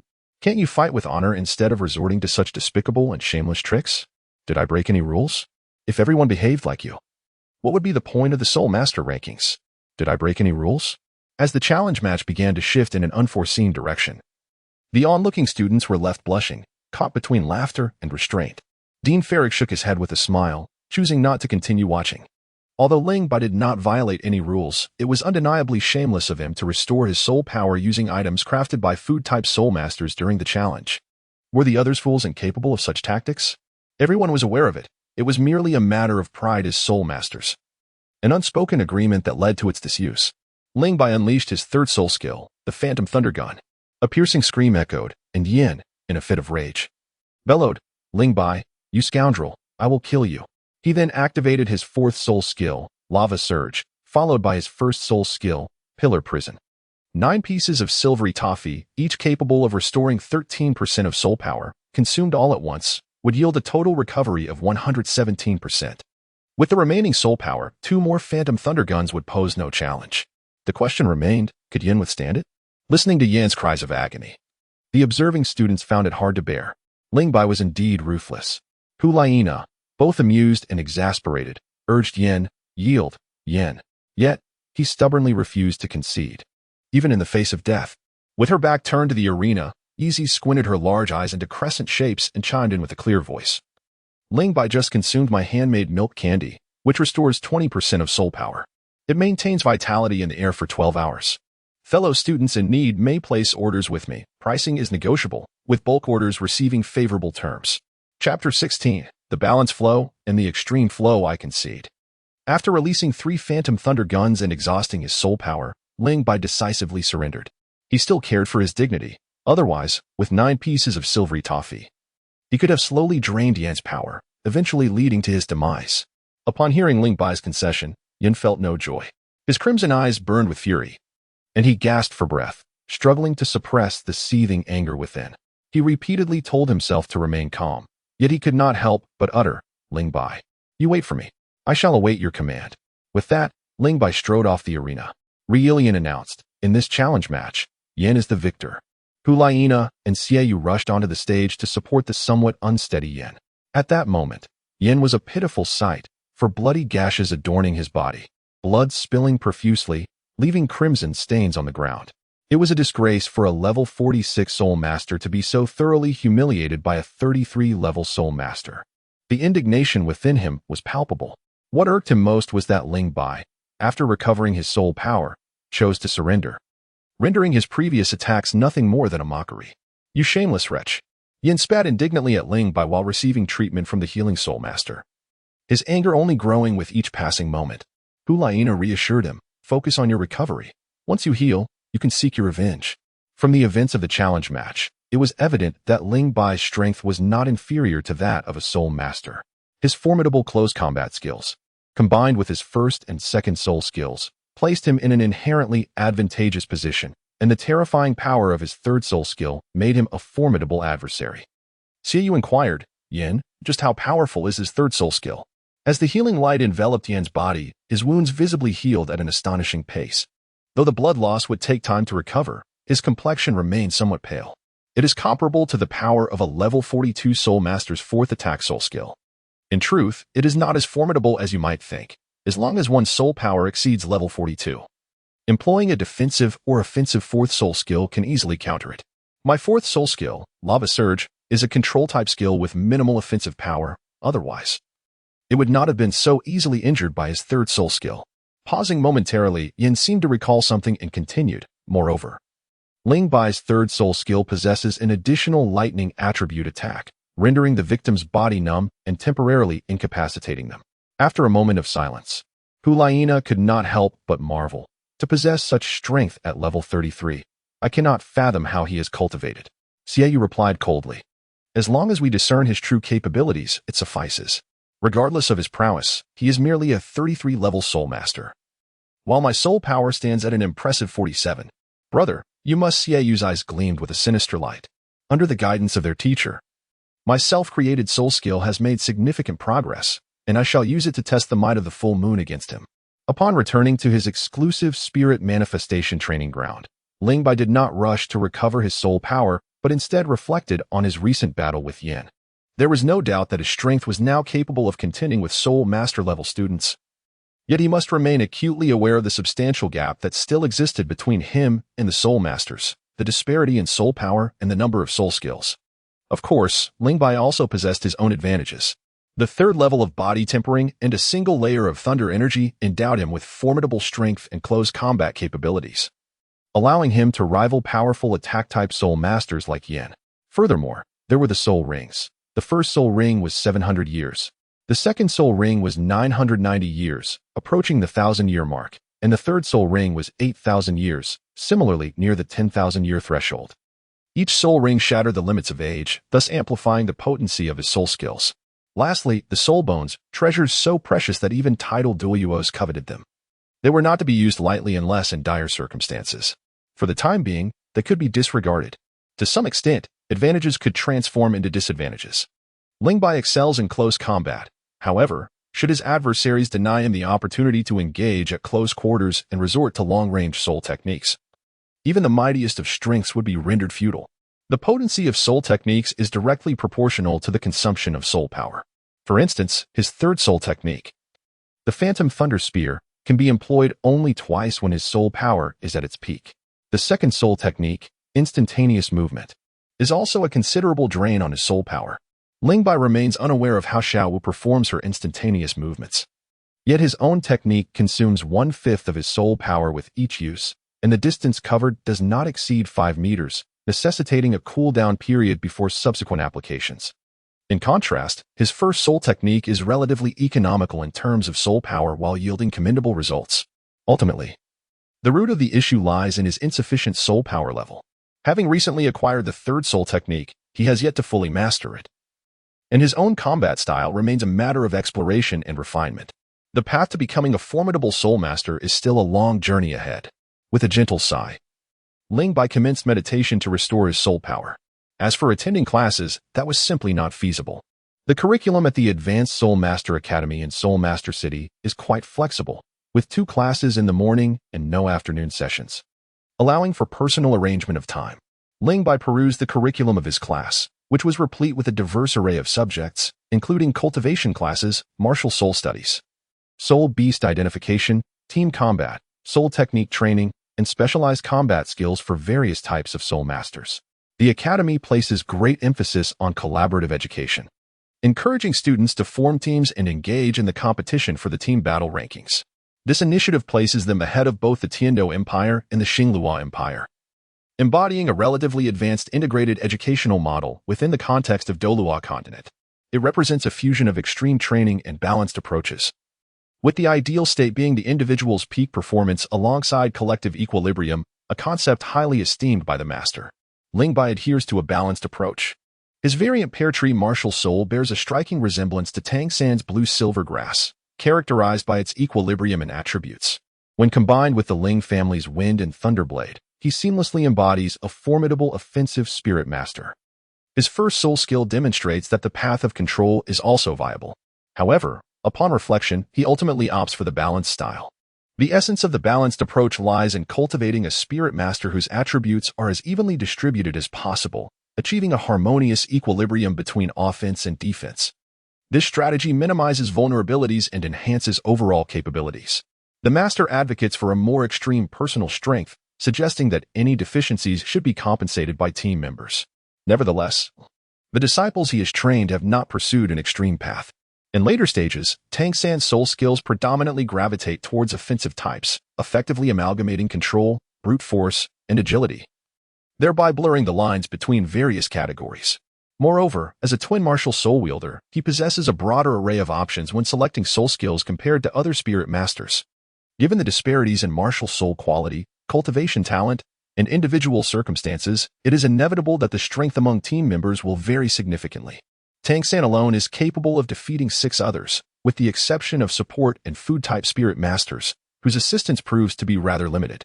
Despite this, assembling a team remains imperative, especially under the uncertainty of the selection criteria for the Martial Soul Hall's team members, necessitating thorough preparation. Additionally, it fosters the development of connections, as relationships among team members are typically quite close-knit. Nonetheless, the selection of teammates warrants careful consideration. At that moment, while Ling Bai was sequestered in the Martial Soul Simulation Training Ground to restore his soul power, the Martial Soul rankings underwent a significant transformation. Chapter 17, Teacher Donna's Special Training. Exclusive Simulation Training Ground. Ling Bai gazed at Yezi in astonishment. Has Xie Yue claimed the leaderboard?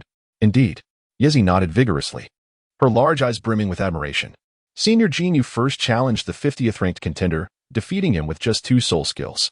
She then consecutively challenged the 49th, 48th, and 47th ranks, emerging victorious in all 3 encounters.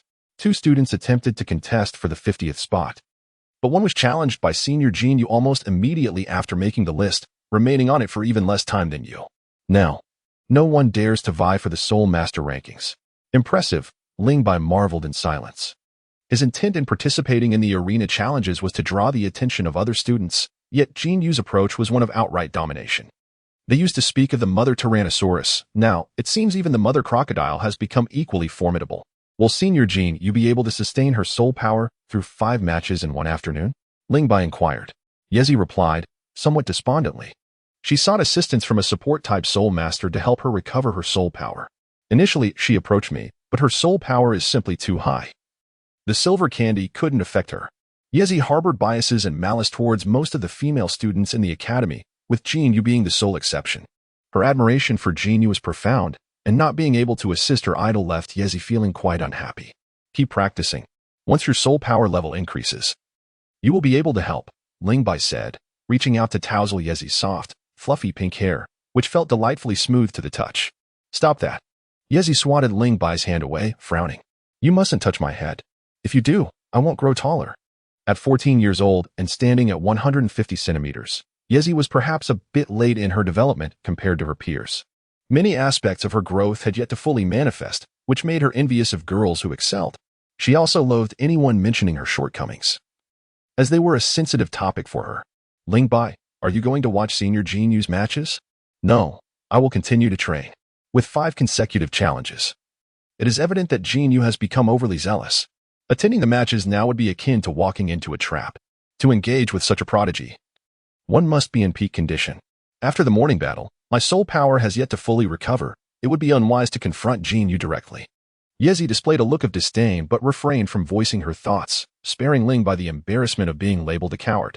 With her hands clasped behind her back, she strolled around the specially designed soul mimicry training area, remarking enviously, this is a training ground specifically designed for soul mimicry. You ranking soul masters certainly have it better. Ling Bai pouted, speaking as if the academy had wronged her. To my knowledge, every student within the academy can discover and utilize a training ground tailored to their unique martial soul. It is quite different. Your training grounds are custom designed by the academy specifically for your martial souls. We, on the other hand, utilize the most ordinary training ground, a kitchen shared by several food-type soul masters, lacking any exclusive advantages. At that moment, a languid voice interjected, suggesting that diligent practice would yield results. The two turned to see an extraordinarily alluring woman sauntering into the grove, her cascading chestnut waves flowing down her back. Her peculiar orange eyes were half open, her demeanor replete with yawns, appearing utterly fatigued and listless. Are you not concerned about developing a hunchback as you grow? Yezi's small face instantly fell, her expression brimming with malice as she admonished. Who are you? How dare you intrude upon someone else's exclusive martial soul training ground without a modicum of courtesy? Who else could it be but Ling Bai's exclusive instructor, Teacher Donna? She struggled to open her eyes, casting a glance at Yezi before addressing Ling Bai. Where did this little one come from? Little one? Yezi's voluminous pink hair fluffed even more, her delicate face flushed crimson as her small fists clenched in defiance. Leaning forward in a notably aggressive stance, Teacher Donna, clad in a fitted white attire that seemed more tailored than her usual Spirit Hall uniform, exuded an increasingly commanding presence, amplifying the tension in the air. Teacher Donna, what brings you here? Teacher? Yezi's previously amassed confidence dissipated in an instant at Ling Bai's utterance of Teacher Donna. She swiftly concealed her hands behind her back, straightening her petite frame, her large eyes squinting into crescent shapes as she obediently greeted, Hello, teacher. My name is Yezi. The most ordinary kind of leaf. Teacher Donna replied, How dare you intrude upon someone else's exclusive martial soul training ground? Leave at once. I'll leave right away. Yezi exclaimed, sprinting off in haste. Ling Bai remained silent and said, Teacher Donna, she is just a child. There is no need to bully her like this, right? With a smile at the corner of her mouth, Donna replied, This little one is quite amusing. Where did you find her? Have you changed your taste from catgirls? Ling Bai's expression darkened, and with irritation, he remarked, Teacher Donna, if you are feeling weary, you ought to return and rest. I am about to commence my training. Do you think I relish being here, burdened with such a troublesome student? Truly, I have encountered a streak of misfortune. Donna, dissatisfied, muttered under her breath. And with a wave of her hand, a multitude of packages accumulated on the ground, forming a small mountain. Here are the medicinal materials you requested. I have procured them for you. According to the dosage you specified, this should suffice for an entire year. The total expenditure amounts to 5,000 gold soul coins, which the Academy has graciously advanced. Please take the time to reimburse the finance office when convenient. Ling Bai smiled with gratitude and said, Thank you, Teacher Donna. Donna's yawns became more frequent as she remarked, I heard you had a scuffle with Yin in the morning, employing rather shameless tactics, yet still ended up defeated. How embarrassing. If you were already shameless, why not be even more so and simply throw Yin off the stage to seize his position? Donna lamented with a tone of disappointment. Ling Bai, why are you silent? Have nothing to say? Humph, I have little to say to you as well. You constantly stir up trouble for me. Do you know how tired I am during the day? Suddenly feeling a bit disheartened, Donna turned and walked away. Wait for me in the small grove over there after dark. I shall grant you 3 days of rest, yet you persist in your incessant antics, leaving me no peace. As your dedicated instructor, I can only keep a close watch on you and provide guidance for your cultivation. Ling Bai was momentarily taken aback, only to reveal an expression of keen interest. Regardless of Donna's unreliability, she was a formidable Soul Emperor-level expert, and her guidance should prove invaluable. Sensing that Donna was about to exit the Soul Manifestation training ground, Ling Bai called out with concern, Teacher Donna, please do not be late. You wretched boy. How dare you lecture me? Donna retorted. It is I who should be saying that to you. No tardiness allowed. Cats despise lateness. Yet, Donna was indeed late, perhaps having overslept. Under the shroud of night, the forest was enveloped in tranquility, as Ling Bai sat cross-legged, meditating and cultivating his soul power, patiently awaiting Donna's arrival. Suddenly, an unusual sensation surged within him, as if a pair of eyes were scrutinizing him from the shadows. Teacher Donna, impressive, you noticed me so swiftly. Donna emerged from behind a towering tree. As night fell, the cat girl exuded an invigorated spirit, her orange eyes large and luminous, sparkling with an otherworldly radiance. The special training begins now. Chapter 18. Night Terror Director Ferric possessed a keen ability to discern character. Upon reviewing Ling Bai's profile, he realized that Ling Bai's training approach diverged from that of his peers. His thoughts were lucid, and his path was distinctly outlined, showcasing a remarkable degree of autonomy. Thus, he appointed Donna to be his exclusive instructor. Donna had never previously taught at the Advanced Soul Master Academy of Soul City. After graduating from the academy, she joined the academy's guard, tasked with night patrols. Being a teacher was akin to a maiden stepping into a bridal palanquin, an entirely novel experience for her. Devoid of any prior knowledge, dedicated and possessing a solid foundation, teacher Donna aspired to become an exceptional instructor, nurturing countless talented students without leading them astray. How could she willingly submit to the director's command, merely serving as Ling Bai's tool? She aimed to be a teacher, to cultivate an outstanding pupil, and to maintain her status as his exclusive mentor. Fortunately, she retained enough self-awareness not to resort to desperate measures. After 3 days of careful contemplation, she resolved to impart her own expertise. My mentor once told me that practical experience is the finest teacher. You have been at the academy for nearly 3 days now, and I trust you have noticed that the academy places great emphasis on the practical combat abilities and teamwork of its students. The soul ranking and team battle rankings were established for this very purpose, to encourage combat and emphasize collaboration, Donna declared gravely, her hands clasped behind her back. Ling Bai watched her performance with great interest. As the saying goes, those who are earnest are the most captivating. The serious demeanor of teacher Donna diminished some of her languid charm, adding a touch of astuteness and competence. However, the flickering glances and the prolonged contemplation that followed her statement undermined the shrewd image she endeavored to project. Feeling somewhat unsettled under Ling Bai's gaze, Donna feigned calmness and asserted, in essence, what we will be undertaking tonight is practical training. Ling Bai inquired, what does specialized training entail? Is it merely about fighting? What more is there to it? Tang Na regarded Ling Bai with a look of incredulity, as if he were a simpleton. Such a straightforward approach. Ling Bai, with a wry smile, reminded her, there are time limitations, power restrictions, and other constraints. Surely you cannot expect me, a 33rd level soul master, to endure an entire night battling against you, a 61st level soul emperor. Who could withstand such an ordeal? Oh, Tang Na said, as she produced an incense stick from seemingly nowhere, smiling as she added, as long as we remain within this forest, you must survive under my assault for the duration of a single incense stick's burning. Ling Bai's pupils constricted. Survival? Donna's smile vanished in an instant, and her rare orange eyes gleamed with a fierce light. I forgot to mention that I have obtained the Dean's consent. During your specialized training, I am permitted to injure or even kill you. If you do not wish to become a cripple or a corpse, you must give it your all. Furthermore, I will only employ the first 4 soul skills, maintaining my soul power at a level of 61. This difficulty is rather daunting. Do not underestimate the fact that Donna will only utilize her initial 4 soul skills under the activation of her formidable 61 soul power. Even her first soul skill becomes exceedingly terrifying. Moreover, with the enhancement of her 6 soul rings, while her strength may not be overwhelming, her speed has undoubtedly reached a truly terrifying level. Ling Bai took a deep breath, feeling the blood within him begin to simmer. His skin suddenly ablaze as if a fire raged within. Teacher Donna, may I utilize means beyond soul skills? Indeed, she replied. Shall we engage in direct combat? Donna stated. I shall appear in any corner of this forest. Have some dignity. As a soul master, he was not adept at head-on confrontations, excelling instead in stealth, assassination, ambush, and intelligence gathering. Particularly in a forest, an environment conducive to their combat style, they could often unleash their capabilities to the fullest, or even exceed them by twofold. It was rather absurd that a dignified soul emperor would find himself at an advantage over a mere 33rd level soul master. Ling Bai furrowed his brow and said, Teacher Donna, I don't believe I have wronged you in any way, so why do you wish to end my life? Donna replied with an impassive expression. This is Spirit Soul City. The only path laid before you is one of acceptance. If I survive, will there be a reward? Ling Bai inquired. Donna smiled alluringly. I shall transform into a cat girl for your delight. Ling Bai shook his head, indicating it was insufficient. Donna's expression shifted, and with irritation, she retorted, Ling Bai, do not overstep your bounds. Do not misunderstand. While I understand you may harbor thoughts of devotion, my circumstances do not permit it. At 11 years old, it is simply too young and detrimental to one's health.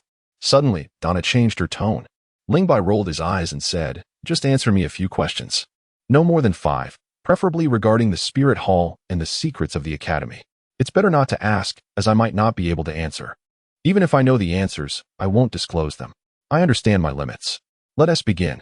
Donna delicately pinched the incense with 2 fingers, and in a swift motion, it was embedded in the trunk of a nearby tree. She seamlessly melded into the night, vanishing from Ling Bai's sight. Such remarkable speed. It was so swift that Ling Bai's mind could not even lock onto her. For the first time, he couldn't release his first spirit skill in time before losing sight of his target. Cats possess exceptional night vision, and standing still would render him an easy target. The forest favored agile attack-type spirit masters, which also worked to Ling Bai's advantage. As a soul hunter, he had extensive experience living in the soul-hunting forest. Aiming his direction, he exerted force in his legs, just as he was about to dart into a thicket when his expression abruptly changed. The moonlight filtering through the leaves seemed to be devoured by some terrifying creature, plunging the surroundings into utter darkness, devoid of any light. Even the faintest silhouettes of trees vanished. A pair of peculiar orange eyes gleamed in the darkness. It was Donna's eyes. The moment this thought crossed Ling Bai's mind, he hurriedly averted his gaze. To his astonishment, his body trembled uncontrollably, as if paralyzed. Fear engulfed him like a rising tide, incessantly eroding his willpower and robbing him of control over his body. Donna activated her 4th spirit skill, Night Terror. It invoked the latent fears hidden deep within the human heart. The weaker one's mental fortitude and will, the stronger the effect. A faint, almost imperceptible fragrance wafted into his nostrils, accompanied by an exquisite softness that enveloped him from behind. Like a phantom, Donna stealthily approached Ling Bai, one arm encircling his neck, her claw-like fingers grazing his skin with an icy sensation. You have lost, she whispered triumphantly in his ear. Is that so? A flash of ominous lightning flickered in Ling Bai's eyes, and in an instant, his fear dissipated. A translucent silver pillar of light rose from the ground. His first spirit skill, Pillar Prison, was activated. This pillar prison was unlike any he had conjured previously. His pillar prison had a narrow confinement closely adhering to his opponent's body. However, the one trapping both him and Donna was remarkably spacious, with a diameter of 2 meters. Yet, its effect remained unchanged. The darkness receded, and the shadows of the trees and the moonlight reappeared before Ling Bai's eyes. His spirit was suppressed without warning, and Donna's expression shifted accordingly, her smug smile freezing on her beautiful visage. Chapter 19. Breaking through under pressure almost instinctively, Ling Bai elbowed Donna in the chest. Only after striking did he realize his mistake, but it was too late. Donna let out a muffled grunt as her alluring form slammed heavily against the luminous wall of the pillar prison. With a swift swipe of her claws, the prison shattered instantly. As she broke free, she vanished from Ling Bai's sight once more. Ling Bai was taken aback. What astonishing speed! No, it was an exceedingly rare stealth soul skill. Soul skills come in myriad forms, each with its own extraordinary effects. Among them, stealth soul skills are particularly uncommon. The original text made no mention of such a skill, nor did it introduce any soul master possessing a similar ability. In their brief encounter, Donna had already utilized 2 soul skills, her 4th soul skill, Night Terror, and her 1st soul skill, Stealth. Although neither of these skills was offensive in nature, their effects were bizarre and difficult to counter. Take, for instance, her 4th soul skill, had it not been for Ling Bai's martial spirit, which possessed a significant restraining effect against charm and illusion-type soul skills, coupled with the mental amplification from his head soul bone. He would have been subdued by Donna in that instant, and the battle would have ended.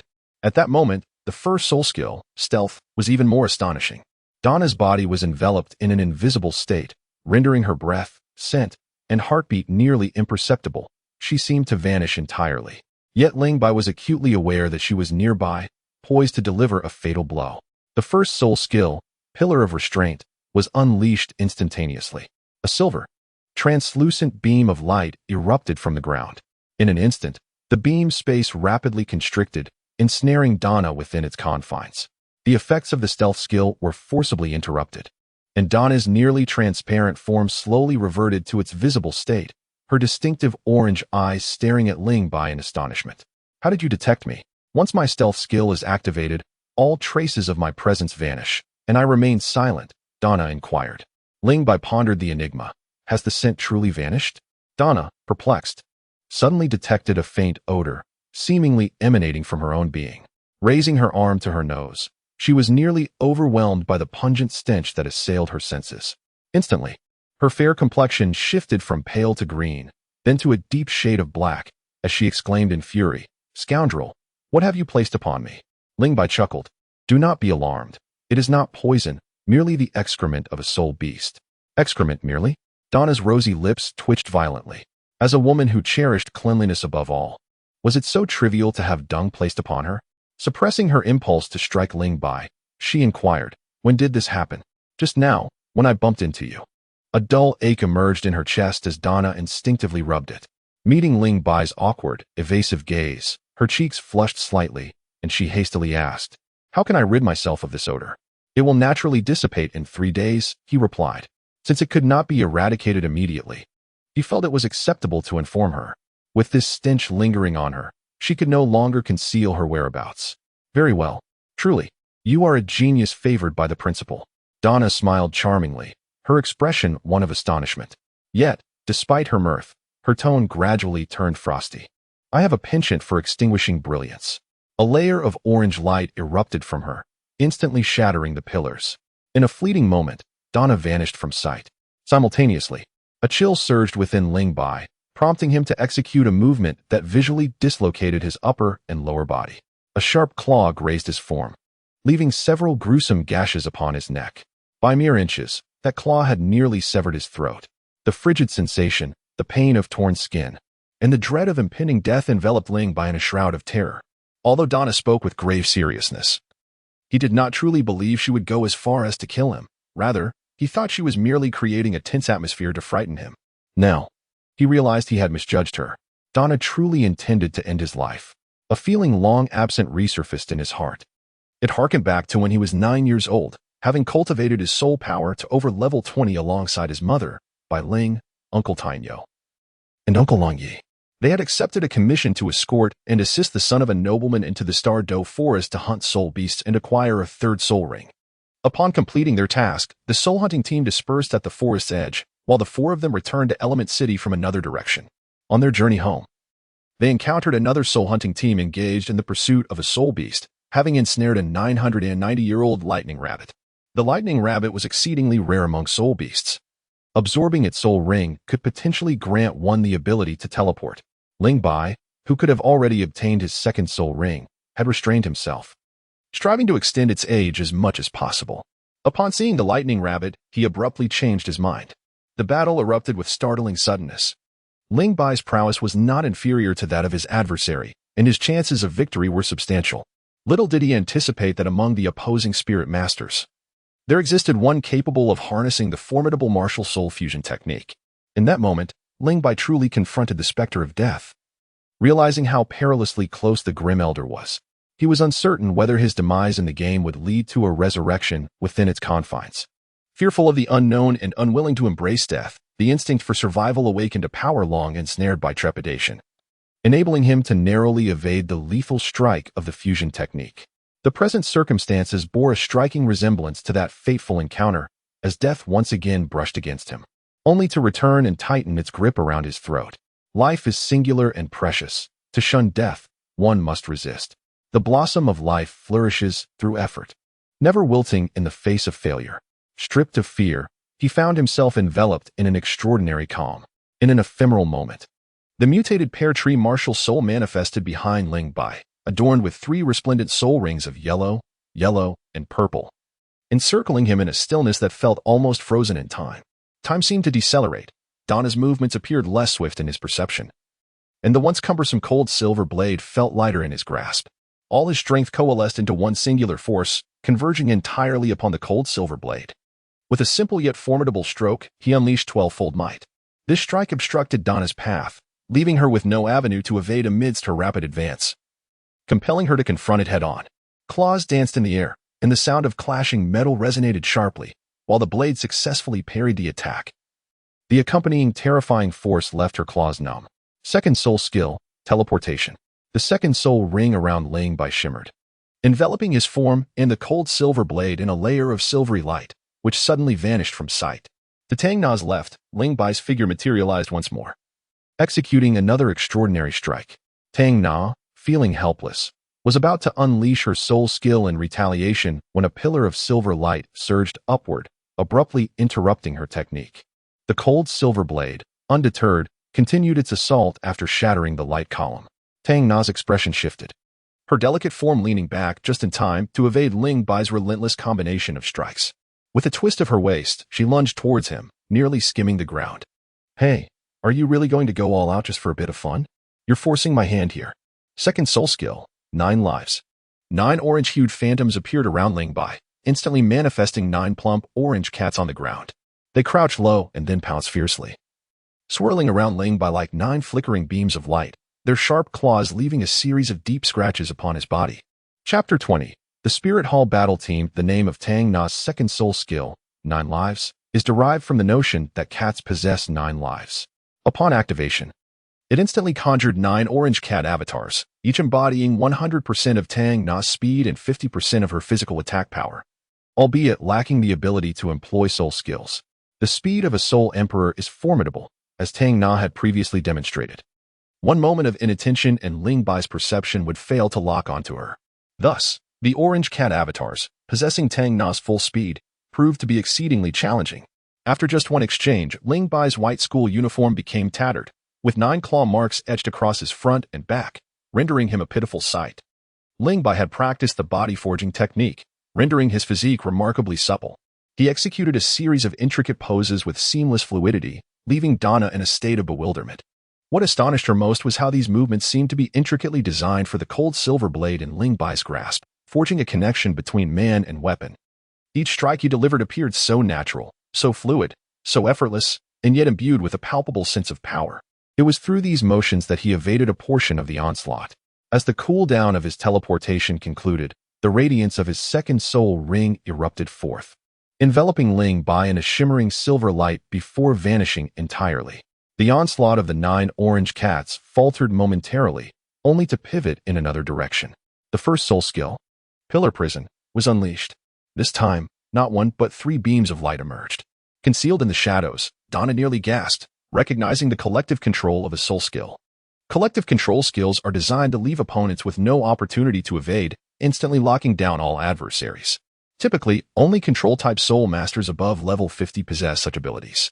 While Pillar Prison does have collective control properties, it pales in comparison to Tang San's 4th soul skill, Blue Silver Cage, particularly in terms of the number of targets it can ensnare. It could be said that labeling it as a collective control skill was somewhat of a stretch. However, Pillar Prison boasts its own advantages. Firstly, it manipulates spatial dimensions. At the moment of release, Ling Bai can adjust the beams' eyes, flexibly controlling the space they occupy. Secondly, it exerts pressure on martial souls, effectively obstructing the use of soul skills. This is the most formidable aspect of Pillar Prison, as it can affect soul masters of any level. With this skill at his disposal, Ling Bai could curtail his opponent's freedom to utilize soul techniques at any given moment. Disregarding the fourth soul skill, Night Terror, and the peculiar swordplay, along with his formidable close combat prowess and combat awareness, Donna found herself unexpectedly impressed by Ling Bai's myriad of surprises during this brief encounter. In a moment of clarity, she began to understand why he dared to challenge the martial soul rankings, employing all his tactics. Even a typical soul master would find it difficult to withstand such an onslaught. Enough for today, Donna murmured, sensing that Ling Bai harbored even more hidden abilities. Stepping out from the shadows, she waved her delicate hand, causing the remaining 6 orange cats to vanish in an instant. Ling Bai, gripping the cold silver blade, was drenched in sweat, the heat radiating from his body. His eyes, sharp and icy, were fixed intently on Donna, filled with intention and a menacing aura. Noticing this, Donna's expression shifted to one of exasperation. "I am your teacher, not your enemy. Please refrain from looking at me with such intensity. It's rather unsettling. Relax, relax. The practical training is over." Ling Bai furrowed his brow and said, "Did you just attempt to take my life? Had I wished to end yours, you would have perished long ago." Donna retorted with irritation, "Is it not reasonable to teach you a lesson for smearing me with such repulsive beast excrement?" Ling Bai gazed at her for a moment before sheathing the cold silver dagger and retrieving a small porcelain vial from the Wanling ring, tossing it towards her. Donna inquired, "What is it?" "An antidote." "An antidote?"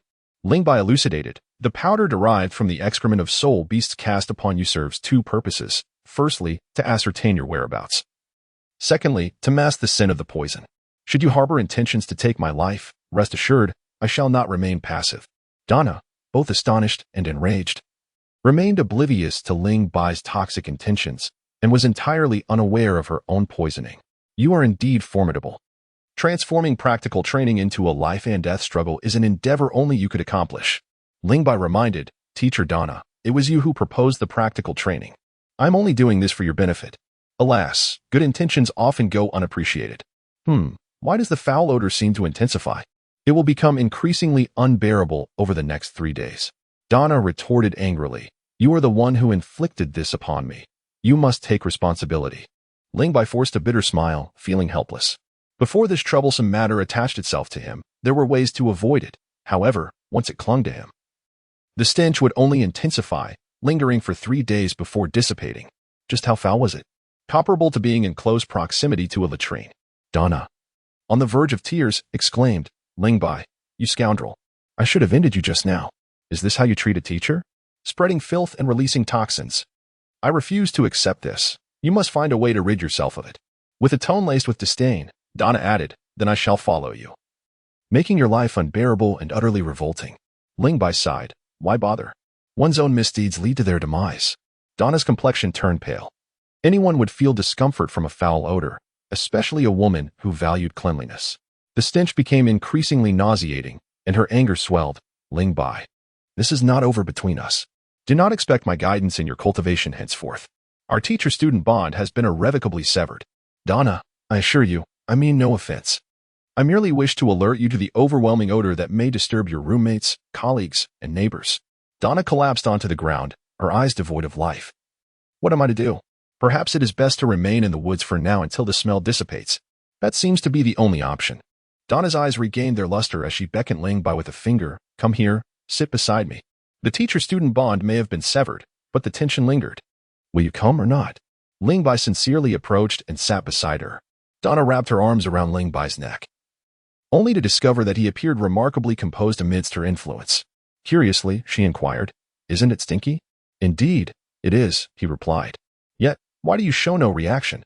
"In my past as a soul hunter, to evade the relentless pursuit of soul beasts, I frequently doused myself with this substance. In the grand scheme of life, what is a foul odor?" After a brief pause, Ling Bai earnestly continued, "Teacher Donna has devoted immense effort in guiding my cultivation. How could such a trivial stench drive a wedge between us?" Upon hearing this, Donna was touched and released her hold on Ling Bai's neck. Feeling a bit shy, she said, "I may have taught you incorrectly. I'm uncertain of its efficacy. The impact is significant. I struggled for a long time with the Thunderblade technique, but under your guidance, I finally made my breakthrough today." Intrigued, Donna asked, "Is that the sword technique you just employed?" "Yes.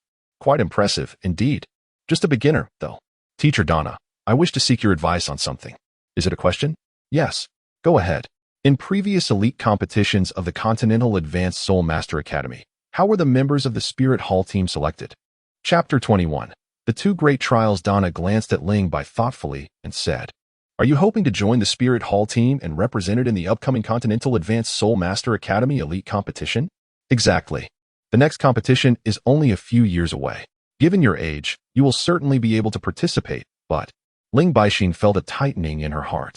She had joined the Spirit Hall precisely to become a member of its battle team and seize the championship of the prestigious elite competition among Soul Master Academies across the continent. If this path were to close off, it would spell trouble. To betray the Spirit Hall would be akin to courting death. However, what? Do you know the criteria for selecting members for the Spirit Hall battle team? Ling Bai shook his head, and Donna, not wishing to keep them in suspense, directly stated, The selection criteria for the Spirit Hall battle team consists of two primary standards, the foremost being the level of soul power and the second being teamwork. Ling Bai, filled with confusion, queried, Shouldn't strength be the primary criterion? You will understand once I finish, came the reply. The Spirit Hall battle team embodies the dignity of the Spirit Hall. They dispatch only the most formidable students to each competition. Consider this, which would evoke a more profound awe, a team comprised entirely of soul masters above level 40, or one composed solely of those exceeding level 45. It goes without saying, the latter holds greater impact. In that instant, Ling Bai comprehended that the Spirit Hall, as the most powerful force of soul masters on the Dolua continent, participated in the elite competition among advanced soul master academies to showcase their martial prowess and to solidify and expand their standing and influence, particularly among the younger generation of soul masters. Thus, their presence must be nothing short of breathtaking. Moreover, soul power levels significantly reflect one's strength. If Ling Bai recalled correctly, for this year's elite competition, the Spirit Hall had dispatched a luxurious battle team comprised entirely of students whose soul power exceeded level 45. This implied that for Ling Bai to join the Spirit Hall team, his soul power must reach at least level 45. Currently, he was only at level 33. Advancing 12 levels in 3 years would be quite challenging. However, should he obtain the celestial herbs flourishing near the ice and fire yin-yang eye, it would pose no issue. Following tradition, a year prior to the competition, the Academy would form a team based on the top-ranked squad in group battles. If the soul power levels of the students in that team met the required standards, no adjustments would be made, and all would participate, with 3 others selected as reserve members. Should any student's soul power fall too low, they would be replaced by those with higher levels. Subsequently, adjustments would be made in terms of roles such as offense, control, agility, support, and sustenance. At this point, Donna turned to Ling Bai and inquired, 3 individuals are almost certain to be selected. Do you know who they are? Xie Yue, Yan, and Hu Liena, he replied. How did you know? Donna exclaimed in astonishment. Ling Bai remarked, It's merely a guess. Donna, unabashed in her admiration, responded, Your intuition is remarkably astute. Xie Yue, Yan, and Hu Liena are undoubtedly the most exceptional students in the history of our academy. Some instructors have even dubbed them the golden generation of the Spirit Hall, the youngest among them. Hu Liena is merely 17 years old yet possesses a soul power level of 44. The principal has expressed that she is poised to surpass 50 before the age of 20, potentially becoming the youngest soul king in the academy's annals. Both Xie Yue and Yin are around 20 years old, and by the onset of the competition, they will surely have attained the rank of soul king. Among the trio, Hu Liena specializes in control-type soul techniques, while Xie Yue and Yin are formidable assault-type soul masters. With a team of 7, including 3 reserve members, 3 spots have already been filled. The presence of support-type soul masters is indispensable. Thus, other students aspiring to join the battle team must vie for the remaining positions among agility-type, control-type, and assault-type candidates. Donna sighed, acknowledging the extraordinary talent of Hu Liena and her companions. If their soul power levels set the standard, the expectations for the other students would indeed be exceedingly high. Ling Bai, your chances of participating in this competition appear exceedingly slim. Ling Bai remained silent. Noticing his reticence, Donna offered words of comfort. You are still young, and your cultivation talent is not inferior to that of Hu Liena and the others. Participating in the next elite competition of the continent's advanced soul master academies should pose no problem. Out of the 3 tasks, competing and winning the championship is undoubtedly the easiest. Only by completing one task can one escape the game world. thus ensuring one's life. Moreover, if the storyline remains unchanged and the spirit hall is destroyed, there will be no subsequent competitions. Until the time comes, who can predict the outcome? Ling Bai responded calmly. You're just reluctant to accept it. Donna hesitated before continuing. Ling Bai. To elevate your soul power by more than 10 levels within 3 years through regular cultivation is quite a challenge. Unless what? Ling Bai interjected eagerly. Donna was torn, unsure whether to divulge her thoughts. It's nothing, I misspoke. Don't take it to heart. Her attempt to conceal the truth was evident, even to a fool. Ling Bai, with a serious demeanor, stated, Teacher Donna, you promised to answer 5 of my questions. You have already addressed one. This is the second. Donna's expression fluctuated, and after a moment, she replied, Ling Bai, just listen and don't overthink it. All right. The Spirit Hall controls 2 particularly extraordinary locations, referred to within the Academy as the 2 Great Trials. One is the Death Canyon, and the other is the Mysterious Maze Canyon. Upon hearing these names, Ling Bai's eyes flickered. It seemed that the original story had mentioned Hu Liena being cast into the Death Canyon for training before entering the City of Slaughter, and that the Titan Dolua had used the Mysterious Maze Canyon to compel Hu Liena and her companions to secure the championship. Although not described in detail, it was evident from the fragments of information that these were 2 perilous and unpredictable locales. Did the Death Canyon and Mysterious Maze Canyon accelerate soul power cultivation? Ling Bai queried. Donna shook her head. I'm not entirely sure. In my cohort, 10 seniors ventured into the Death Canyon, and after 6 months, only 1 emerged alive, having raised his soul power by 3 levels. Keep in mind, these individuals were among the top 10 on the spirit ranking, each boasting soul power no less than level 43. After reaching level 30 without external assistance, it typically takes at least 6 months to increase 1 level of soul power through normal cultivation. Beyond level 40, the time required for each increment multiplies significantly. For that senior to have advanced 3 levels in merely 6 months is an astonishingly rapid pace. Yet, the mortality rate is alarmingly high. From 10 individuals, only 1 survived. Donna continued, the Mysterious Maze Canyon is even more terrifying. I've heard that even soul masters at the Soul King level face near certain death upon entry. Thus, within the Academy, these 2 trial grounds are also known as the Life and Death Trial Grounds. The Life and Death Trial Grounds sound intriguing, Ling Bai remarked, a faint, enigmatic smile gracing his lips as he posed a question that would surely provoke Donna's sensitivities. How does one gain entry to these places? Chapter 22. First encounter with the Dean. Donna, filled with trepidation, cautioned, Ling Bai, these locations are exceedingly dangerous. Do not act recklessly. If anything were to happen to you, I would be unable to explain it to the Academy or to your parents. I'm merely inquiring out of curiosity. Really? Absolutely true, Donna responded, her expression filled with skepticism. I do not know. Ling Bai assured, I was merely inquiring casually. I truly do not know. Ling Bai meticulously observed her expression and surmised that Donna was indeed truthful. She genuinely did not know how to access the Death Valley and the Mysterious Valley. Thus, he rephrased his inquiry. Who might know then? Perhaps the Dean. He surely possesses the knowledge. As she spoke, Donna expressed her concern, saying, Ling Bai, you are already quite the genius. There is no need to take such risks. He reassured her, I am aware of my own capabilities. By extracting the selection criteria for the Spirit Hall team members from Donna, Ling Bai had acquired a more definitive short-term objective. The Death Valley and Mysterious Valley were unexpected delights, should he fail to discover a means to counter the poisonous formations of the Poison Dolua. These 2 locations could serve as trial grounds to enhance his soul power. Regardless, his participation in the upcoming Continental Advanced Soul Master Academy Elite competition was assured. He was determined to secure the championship. Subsequently, Ling Bai engaged her in discussions regarding poison, a topic in which Donna was entirely uninformed, rendering her disinterested. As night deepened, Ling Bai left her with a blanket and a soft quilt before returning to the dormitory to rest. Donna, reeking of an unbearable stench and unable to return home, was compelled to remain temporarily in the forest. Safety was not a concern, as the Academy's security patrols ensured that not even a fly could intrude. Being a Soul Emperor, Donna was quite formidable. Unless confronted by a Soul Sage or higher, it was uncertain who would prevail. Before dawn, Ling Bai rose punctually to wash and prepare himself, then proceeded to the training ground to exercise. As per his routine, he began with a half hour of unrestricted weight-bearing long-distance running, followed by 30 minutes of strength training. He exercised for precisely 1 hour every day, come rain or shine.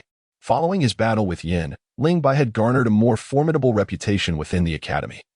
His peers acknowledged him as possessing the strength to rival soul sect students, thus qualifying him for the spirit ranking.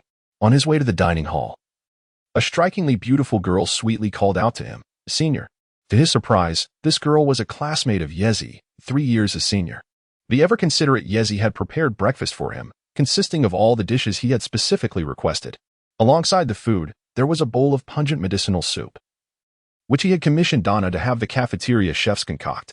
Having consumed it for 5 years, Ling Bai was quite familiar with its essence. After sniffing the aroma and conducting a few discreet tests to confirm its safety, he drank it down eagerly. Yezi, noticing the scratch marks on Ling Bai's neck, inquired with curiosity, "Ling Bai, you have an injury on your neck. How did that happen?" "I was scratched by a wildcat," he replied. Yezi's eyes sparkled mischievously as she stifled a laugh. Ling Bai, perplexed, asked, "What are you laughing at?" "It must be that you misbehaved and were reprimanded by the teacher. Come with me to see Teacher Donna later," she teased. Yezi's face fell, and she abruptly stood, scratching her head as she said, I have class now. A student who skips class is not a good student. You enjoy your meal." As Ling Bai watched her hurried departure, he couldn't help but chuckle. It was amusing that Yezi was afraid of the teacher.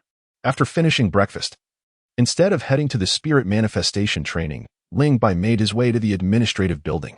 He intended to request a leave of absence for Donna. Of course, the request was merely a pretext. Donna had not asked for his assistance in this matter. It was entirely his initiative, aimed at making an impression on the dean. The dean's office was situated on the top floor, and there was only one office there, making it easy to find. Ling Bai stood at the door, took a deep breath, and gently knocked, announcing, "Dean, I am Ling Bai, here to request a leave of absence for Teacher Donna." Dean Ferrick was seated behind a grand desk, adorned in a crimson robe and wearing a 5-pointed platinum crown. Upon hearing Ling Bai's voice, he leaned back in his chair, revealing a somewhat aged but ordinary visage. With a gray-white beard and a kind demeanor, he inquired softly, Ling Bai, has something happened to Teacher Donna?" Ling Bai awkwardly remarked, "Last night, Teacher Donna put me through practical training. In my quest for victory, I resorted to using poison against her. She has already taken the antidote, but it will require 3 to 4 days of rest for her to fully recuperate." Donna Ferrick's lips twitched slightly, revealing an expression of helplessness. "You should allow her to rest properly. There is no need for her to rush back to work." "Thank you, Dean. I appreciate your concern, but I must take my leave now." "Wait," Ferrick called out, her voice laced with genuine care. "Ling Bai, you have been at the academy for several days now. Are you managing well in your daily life?" Ling Bai was somewhat taken aback, not expecting Ferrick to inquire about such trivial matters. As a soul master, changing one's surroundings did not warrant any particular habits or customs. Everything was quite satisfactory. His classmates were warm and welcoming, and Teacher Donna was diligent and responsible. Indeed, the meals in the cafeteria were delightful. Ferrick could not help but chuckle. Having closely observed Ling Bai, who was renowned for his prodigious appetite within the academy, the cafeteria staff had approached him on several occasions, remarking that if something was delicious, he should indulge freely, reassuring him that he need not worry about depleting the academy's resources. Ling Bai smiled and nodded, feeling the easygoing nature of Ferrick dissolve the tension and wariness within him, allowing him to relax. "Ling Bai, I have already been informed by Teacher Donna regarding your participation in the arena challenge. The responsibility lies with her. New students are afforded a 6-month protection period upon enrollment, during which the various benefits provided by the academy cannot be revoked by anyone. However, your decision to compete for the soul ranking signifies a voluntary relinquishment of this protection period. If you fail to secure a position within the top 10 of the soul ranking this month, the exclusive soul mimicry training ground, personal instructor, and single dormitory will all be rescinded by the academy. This is the rule, and I hope you can comprehend it. The academy will provide some compensation for Teacher Donna's oversight." Ling Bai hurriedly spoke, "Dean, there is no need for compensation, nor should there be any punishment for Teacher Donna.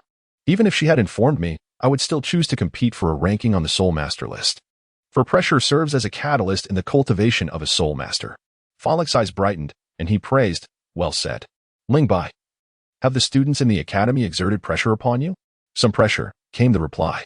"Just some?" Fallick gazed deeply at Ling Bai, chuckling. "Come find me when you can no longer feel any pressure within the academy. Now, return to your classes. Goodbye, Dean." As Ling Bai stepped out of the dean's office, he pondered the meaning behind the dean's final words. The notion of seeking him out when he felt no pressure implied that he might assist in placing him in a more demanding environment. Chapter 23. The inescapable calamity sunlight poured into the forest, and the dust in the air seemed to be cloaked in a golden veil, floating like golden powder among the trees. The forest was bright yet hazy. A stunningly beautiful woman lay asleep on the grass. Her cascading chestnut waves of hair obscured half of her exquisite visage.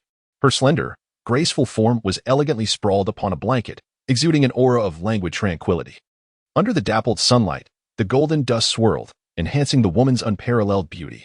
This should have been a picturesque scene. However, it was marred by an overpowering stench. Most distressingly, the foul odor emanated from the slumbering woman herself. Ling Bai approached Donna, holding the breakfast he had brought from the cafeteria, and softly called out, "Teacher Donna, I've brought you some breakfast. Eat it before you sleep." With great effort, Donna managed to open her eyes a sliver and glanced at Ling Bai.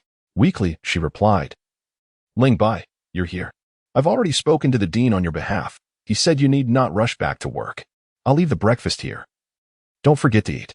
After a few admonishments, regardless of whether Donna absorbed them, Ling Bai departed to his designated soul manifestation training ground. Plans often change faster than anticipated. His earlier participation in the soul ranking competition aimed to leverage the pressure exerted by his peers to elevate his soul power level, which had yielded commendable results. He had summoned Yin on the first day of the month. However, he had not foreseen Xie Yue's sudden frenzy that led to a complete dominance of the rankings. Just moments ago, Ling Bai had checked the soul rankings, and within a single day, the positions from 50th to 40th had become vacant. Each challenger had been vanquished, leaving no one willing to ascend the ranks. Currently, those on the board were preoccupied with their own predicaments, engulfed in despair, leaving them no leisure to challenge Ling Bai. Thus, he resolved to immerse himself in solitary cultivation for the time being. As the saying goes, what is a blessing may not be a curse. Yet what is a curse cannot be evaded. Ling Bai was once again targeted by Xie Yue. She personally arrived at the exclusive spirit manifestation training ground to confront her.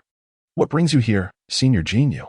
Upon hearing Xie Yue's voice, Ling Bai concluded her training and emerged from the woods. Xie Yue sported a tomboyish bob of jet black hair, her skin porcelain-like, and her features exquisitely refined. The fitted white school uniform clung to her delicate figure, and her long, straight legs would compel any man to steal a glance. She wasted no time and stated directly, "Ling Bai, let us engage in a duel." Ling Bai, with a sense of helplessness, remarked, "Senior sister, I have been defeated by Yin and have fallen from the rankings. You have once graced the list. This is the Advanced Soul Master Academy of Soul Master City. Once one ascends the soul ranking, one must confront the challenges posed by over 1,600 individuals within the academy." In the original narrative, when the Golden Generation made their entrance, it was noted that the confidence and aura emanating from them were unparalleled in the experience of Tangxing. Such formidable presence and conviction stem from countless battles on the arena, numerous victories, and the trials faced in perilous situations. Ling Bai is unafraid of challenges. Rather, it is the absence of them that instills fear. "Sister Xie Yue, I accept your challenge." Xie Yue immediately broke into a smile, patting Ling Bai's shoulder. "I did not misjudge you. You are far superior to those who concede without even fighting. In no more than 5 days, once I have defeated all those on the ranking list, I shall seek you out. I shall await your arrival with bated breath." As Xie Yue departed, Ling Bai turned and entered the soul spirit training ground, continuing his meditation to cultivate his soul energy. His days were meticulously arranged, body conditioning in the morning, soul energy training in the afternoon, and practical combat training with teacher Donna in the evening. Days slipped by, and in the blink of an eye, 5 days had passed. Xie Yue's campaign to dethrone the contenders lasted 7 days. Whether they surrendered without a fight or were vanquished by her, she accomplished her goal. The soul spirit ranking was now desolate, with only a solitary name lingering, Xie Yue. The clamor did not subside, as the arena battles between Ling Bai and Xie Yue stirred excitement once more. This was Xie Yue's final arena match before graduation, carrying profound significance. Ling Bai was perplexed as to why Xie Yue had chosen to stage this challenge at the end. Standing upon the arena, he surveyed the crowd, recognizing many familiar faces. The students who once ranked among the top 10 were present. Hu Liena, Xie Yue, and Yin formed a small circle, maintaining a subtle distance from others. Yin had fully healed from his injuries, his gaze towards Ling Bai as icy as steel. Had it not been for Xie Yue's campaign, he would have challenged Ling Bai again long ago. "This is a match devoid of suspense," he remarked. Xie Yue dismissed him, stating, "Sometimes the journey is more intriguing than the outcome." At that moment, a path opened through the throng surrounding the arena, and the striking figure of Xie Yue strode confidently onto the stage. She glanced at Ling Bai and inquired, "Ling Bai, You haven't brought any soul energy recovery candies made from leaves, have you? Ling Bai cast a glance at a particularly conspicuous pink head amidst the crowd, offering a bittersweet smile. I had intended to bring her along, but she has already sold out all her milk candies for the next fortnight. Tomorrow, she shall depart. Today marks my final arena contest. Ling Bai, give it your all. Unleash your full potential. You must exert every effort. Ling Bai's expression turned grave. Fully aware that this was a contest devoid of suspense, Xie Yue's soul power soared to a formidable 49, outstripping Yin by 3 levels. In her martial soul was the elite Golden Crocodile King, boasting terrifying offensive capabilities. In contrast, Ling Bai's soul power stood at a mere 33. Defeating her would require the use of soul bones, which could not be employed lightly. Given that this battle was not a life-or-death struggle, certain less honorable tactics were off-limits. Relying solely on 33 levels of soul power and 3 soul skills, the wind and thunder blade techniques, victory seemed elusive. The referee, Cardinal Alien, routinely proclaimed, "No harm to life is permitted," before retreating to the edge of the arena to observe. With the manifestation of her martial soul, a layer of golden scales enveloped Xie Yue's skin, her short hair transforming into a radiant gold. Most striking were her eyes. Emerald green with a black vertical line coursing through the pupils, resembling a gateway to an infinite abyss, deep and terrifying. Golden claws, akin to short daggers, extended from her fingers, each measuring 3 inches in length and glinting with a chilling metallic sheen. Behind her trailed a massive tail adorned with golden scales and spikes. Her dazzling rings, yellow, purple, rose rhythmically from beneath her feet. As her martial soul manifested, her physique appeared to enhance, exuding an overwhelming aura characteristic of a top-tier beast martial soul. Under the influence of this formidable presence, Ling Bai summoned his own martial soul. This marked the first occasion since entering the Advanced Soul Master Academy in Spirit City that he revealed his martial soul in front of others. In the previous 2 arena contests, only his soul rings had been visible, with his martial soul remaining concealed. A pear tree? Ling Bai's martial soul was astonishingly a pear tree, traditionally regarded as a worthless martial soul. Surely, it must be an anomalous variant. How could a plant martial soul possess such formidable offensive prowess? A brief uproar rippled through the audience, as Ling Bai's pear tree martial soul added a splash of vibrancy to this otherwise predictable arena challenge. Ling Bai discerned that Xie Yue's expression remained unchanged, her gaze flickering slightly, hinting at an underlying suspicion. It appeared that her challenge was not merely a spontaneous whim.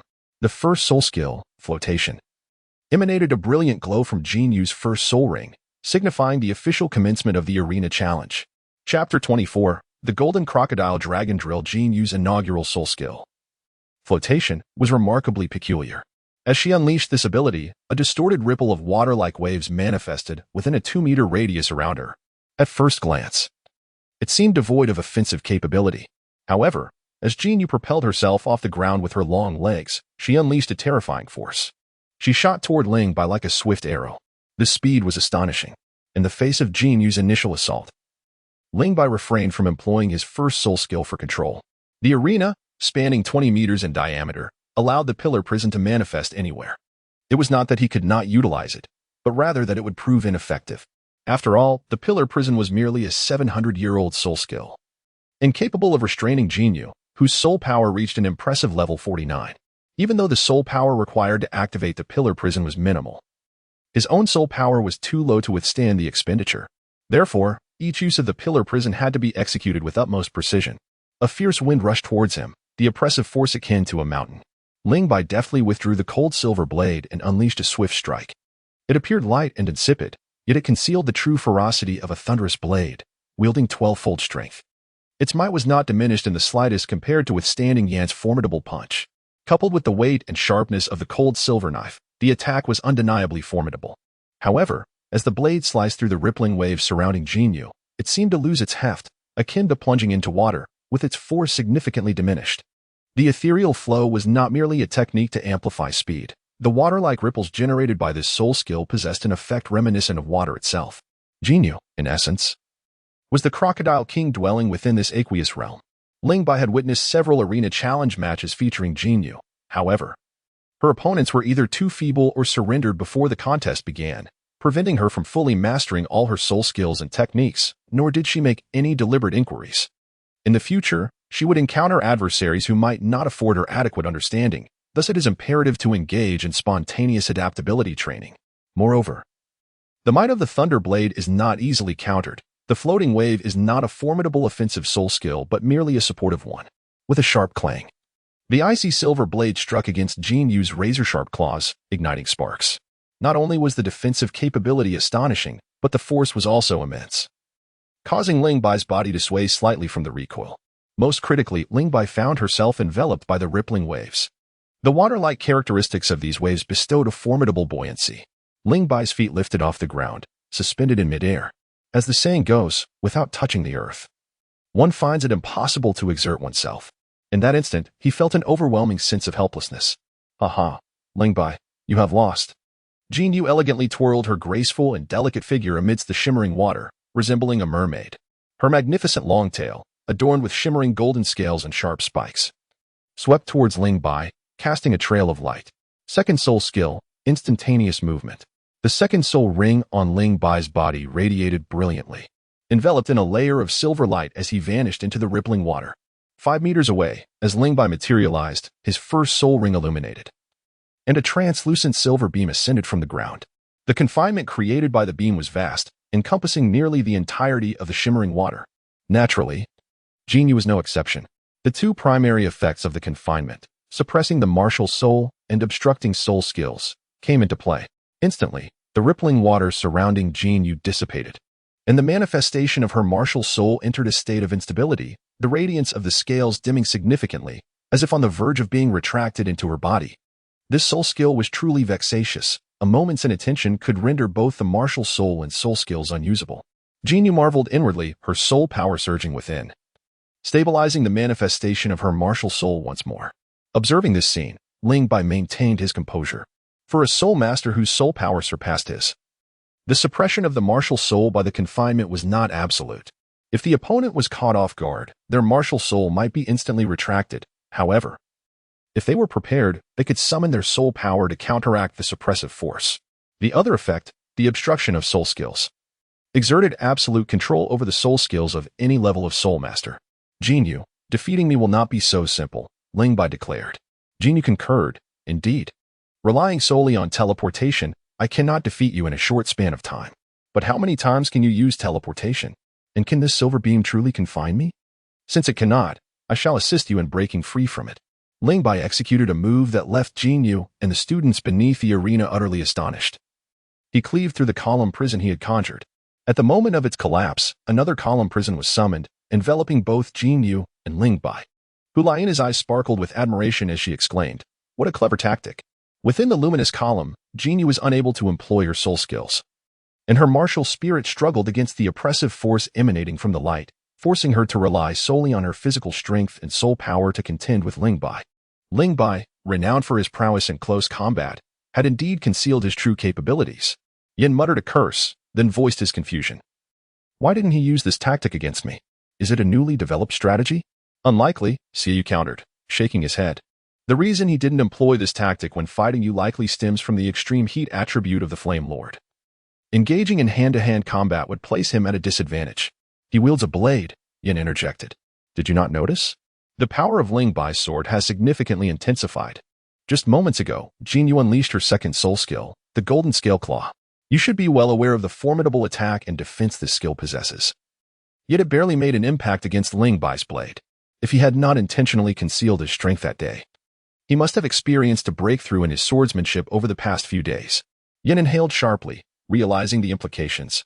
"His sword is extraordinarily sharp. With merely 50% of his strength, he could inflict pain upon me." Now, unleashing his full might, Xie Yue, unable to utilize her soul skills, stands no chance of resisting. Hu Liena's sighed, "Alas, the silver light column is merely Ling Bai's first soul skill. Should it be a millennium soul skill? It would be quite a challenge for Xie Yue to break through." Xie Yue and Yin nodded in silent agreement. Despite the surprises and unexpected developments, the outcome seemed rather inevitable. In the midst of her confinement within the column prison, Xie Yue exhibited not a trace of panic.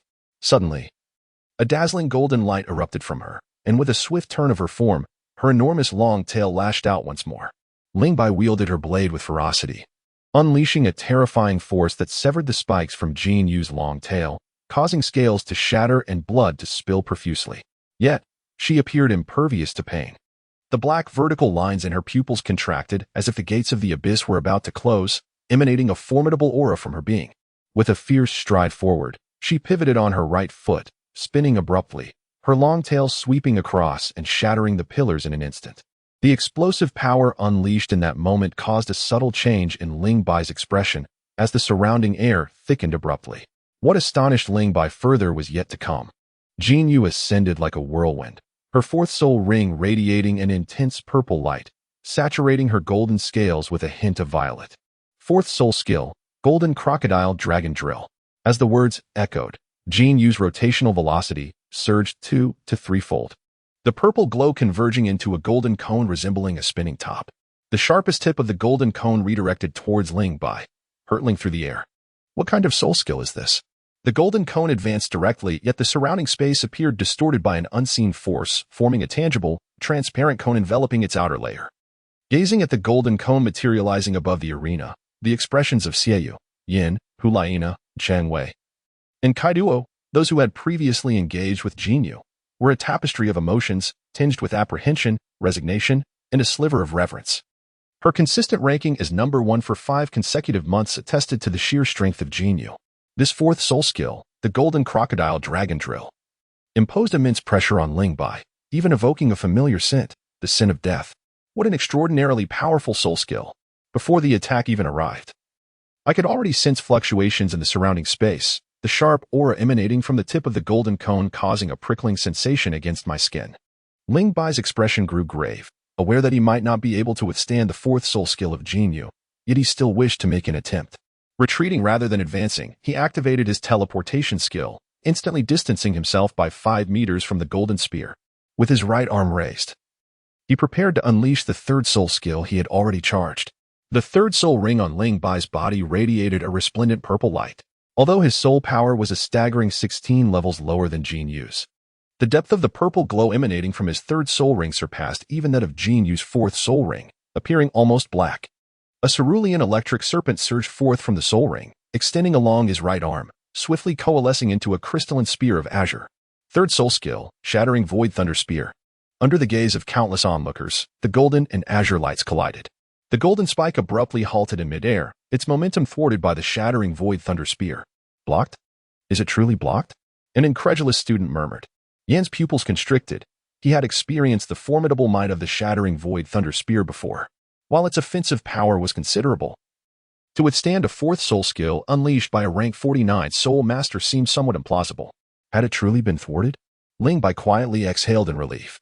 Just then, a faint sound pierced the air, and Ling Bai's expression shifted dramatically. A fissure suddenly appeared on the Shattering Void Thunder Spear, unleashed by the 8,000-year soul skill. The crack rapidly spread, and with another soft sound, it shattered completely, akin to a dazzling fireworks display, the electric energy spiraling outward.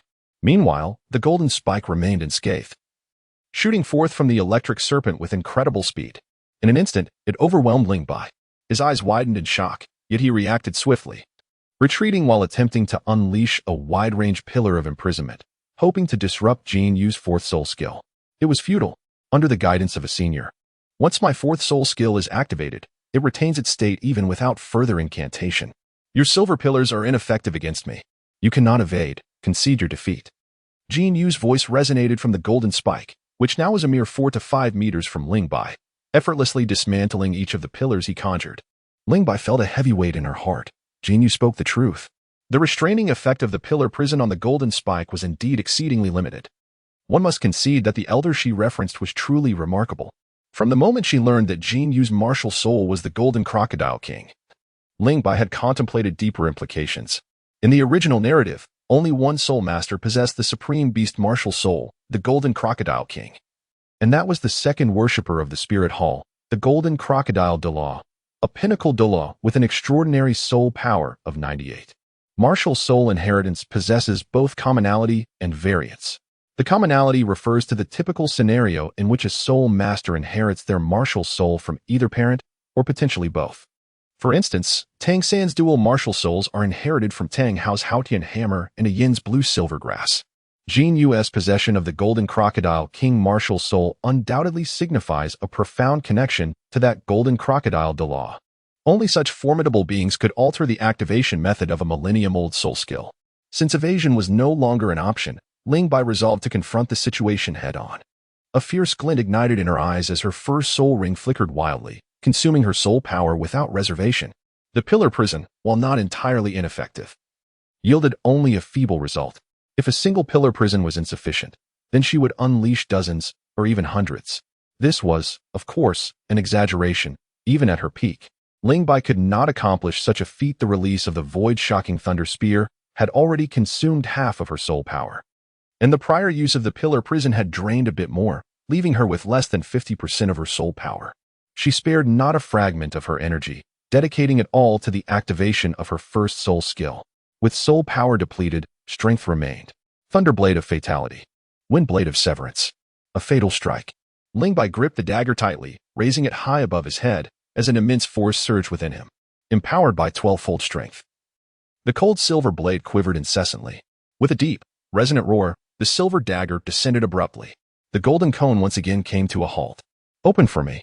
Ling Bai's eyes widened in intensity as the fabric of his sleeves burst apart, revealing his bulging muscles and engorged veins. A cascade of sparks erupted as the cold silver blade grazed the surface of the golden cone. To the onlookers, it seemed as though Ling Bai had effortlessly cleaved the golden cone from its place. Yet, Xie Yue's perception was far more acute. The force behind Ling Bai's strike was formidable, yet it was not potent enough to shatter the golden crocodile dragon's drill. What truly made an impact was the sudden emergence of a gentle energy upon the blade. This soft power redirected the trajectory of the golden spear. If the strength of the Ling family were merely characterized by brute force, then the Haoyan sect alone would suffice. They would possess no right to be ranked among the extremes of power. The body refinement technique serves not only to temper the physique, enhance physical capabilities, and augment strength, but also to masterfully control one's power. When called upon, the entirety of one's strength is at the ready, firm when necessary and yielding when required, achieving a harmonious balance of hardness and softness. The recent strike was a quintessential example of this principle. Although the gentle energy altered the attack's direction, it was, after all, the fourth soul technique unleashed by a level 49 soul master. And the accompanying twisting force struck him with such intensity that it felt as if his internal organs were being violently grasped. A spurt of blood escaped his lips. And only then did Ling Bai feel a modicum of relief. Amidst the crowd, the petite figure of Yi pushed through, eager to ascend the arena. Only to be halted by a classmate. He had not yet conceded defeat. The silhouette of Xie Yue materialized on the opposite side of the stage, prompting a chorus of gasps from the onlookers. A long, deep gash appeared on Xie Yue's back, blood gushing forth and swiftly staining her white school uniform. As she instinctively wiped away some of the crimson stains, the damp sensation rendered her momentarily dazed. How long had it been since she had experienced injury? The answer eluded her. A faint smile graced her spirited countenance, rendering her even more enchanting. She turned to Ling Bai and inquired, "Ling Bai, shall we continue?" Ling Bai wiped the blood from the corner of his mouth and shook his head, conceding, "I yield." In a life-and-death struggle, he would undoubtedly exert every ounce of his strength to vanquish his opponent. However, this was merely a tournament challenge, and such desperation was unwarranted. Having sustained injuries, it was imperative to recuperate. Otherwise, lingering ailments could jeopardize his future cultivation of soul power. Upon hearing Ling Bai's concession, a healing soul master rushed onto the stage, unleashing a radiant light to mend the wounds of both combatants. Yi hurried to Ling Bai's side, her expression filled with concern. Ling Bai gently ruffled her hair, offering her a reassuring glance. The healing light proved remarkably effective. The wounds on Xie Yue's back had already healed. Before departing, she turned to Ling Bai and said, "I'll be leaving tomorrow. I'm planning to gather a few friends on the 5th floor tonight, and I expect you to join us. No excuses, make sure to come as soon as the dinner bell rings." Ling Bai smiled wryly. "All right, I shall arrive on time." Xie Yue replied with satisfaction. "Now that sounds more like it. Let us depart." Chapter 26. Downing this cup of wine on the way back from the arena to the soul manifestation training grounds. You stealthily slipped something into Ling Bai's hands. Ling Bai glanced and was taken aback to discover a piece of silver glimmering toffee. "Didn't you claim that all the milk candies would be sold out for the next half-month?" Yi chuckled mischievously. "I was just teasing you. I deliberately saved some soul energy to craft milk candies for you whenever you desire. Isn't that generous?" "Quite generous indeed." Ling Bai playfully tousled her fluffy pink hair and placed the silver glimmering toffee into her small hand. Yi immediately became anxious. Hurry and eat it. Why are you giving it to me? Ling Bai chuckled, saying, in a secure environment, it is most advisable to rely on meditation to restore soul energy once it is depleted, rather than resorting to external aids. Why is this so? Because the soul energy cultivated through meditation is the most refined and manageable, facilitating a smoother progression in subsequent training. Yi, with a newfound understanding, nodded and refrained from mentioning the silver caramel again. Instead, she gazed at Ling Bai with admiration and remarked, Ling Bai, you are truly remarkable. Even Senior Xie Yue has invited you to a gathering on the 5th floor. Ling Bai, dismissively, remarked, it's merely a meal. What's the big deal? If you wish to join, come along with me for dinner. Yi indeed harbored a desire to go. Yet she possessed the self-awareness to recognize that as a mere 26th rank soul master, she lacked the qualifications to attend the graduation banquet of the Xie Yue organization. Moreover, she was not particularly acquainted with the others.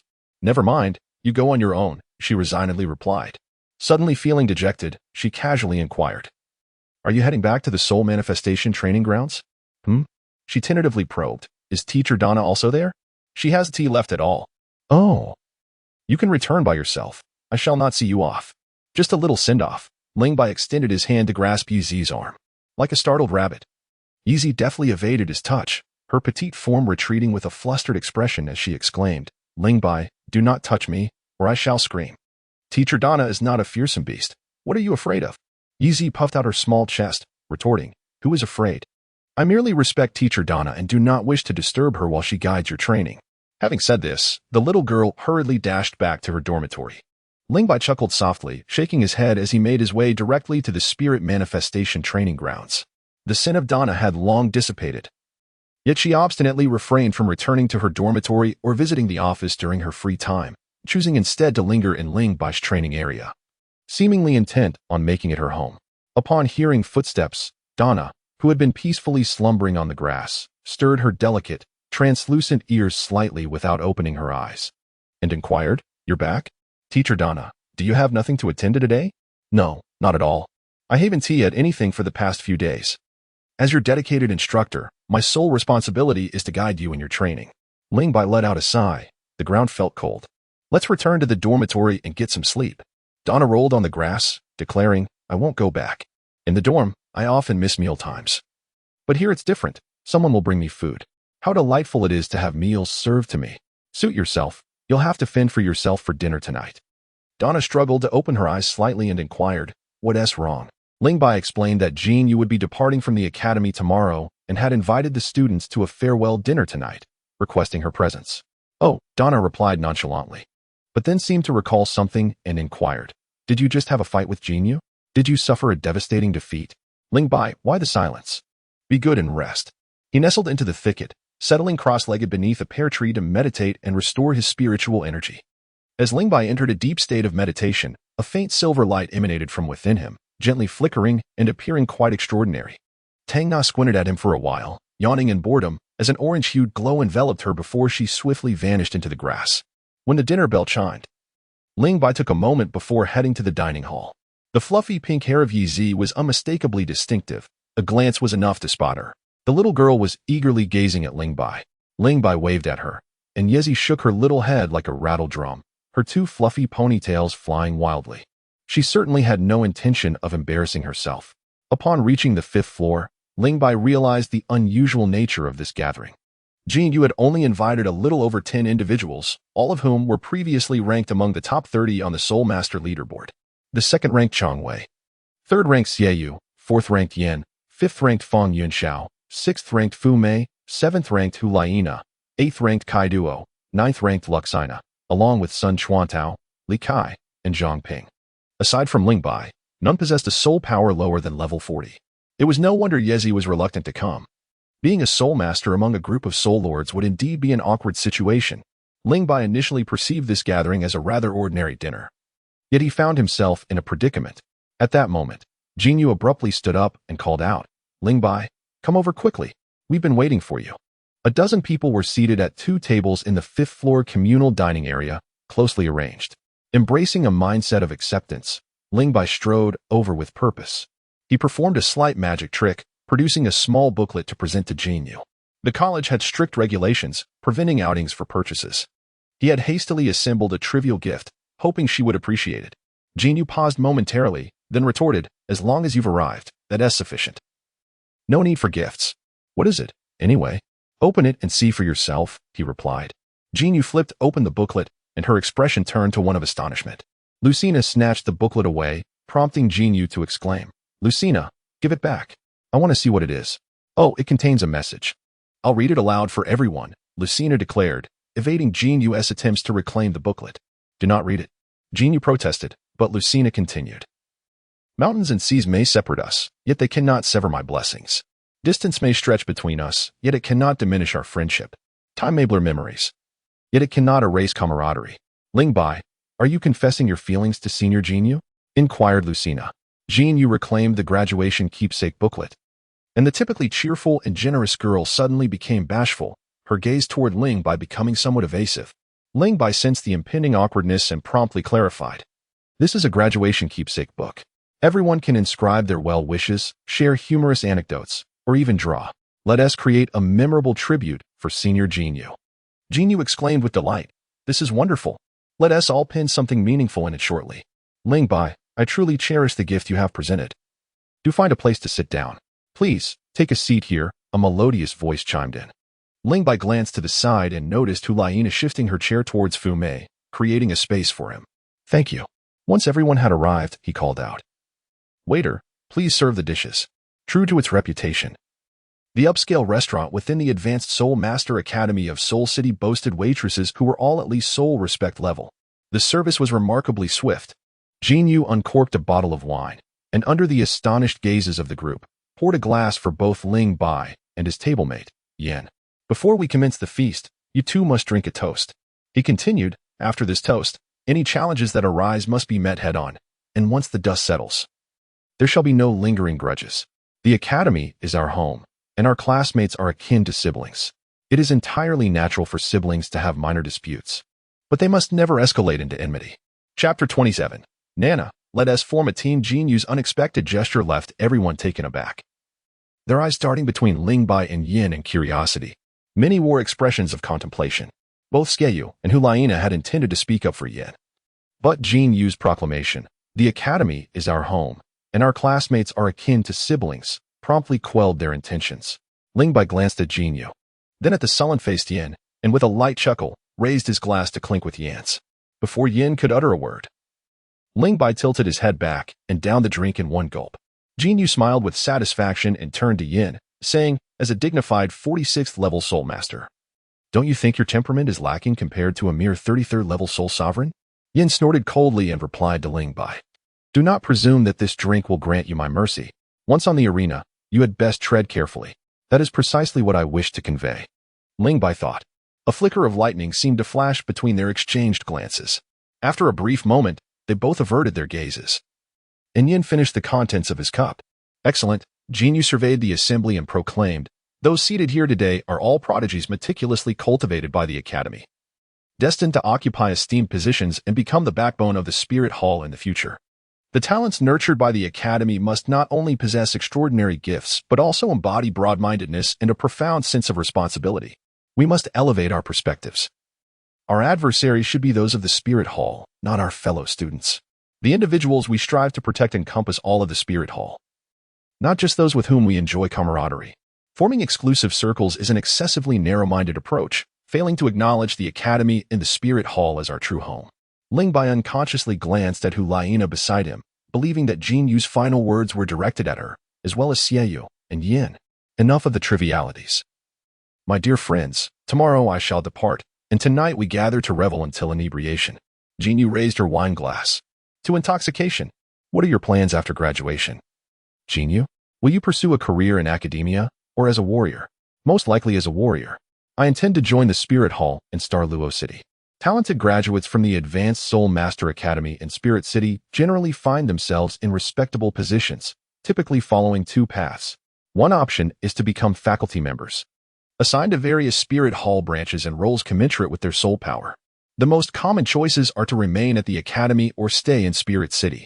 The alternative is to join a warrior group. Spirit Hall boasts 3 renowned warrior groups: the Sacred Emperor Warrior Group, the Doluo Warrior Group, and the Temple Warrior Group. Among these, the Temple Warrior Group has the lowest entry requirements. One can apply for membership with a soul power of 51 or above.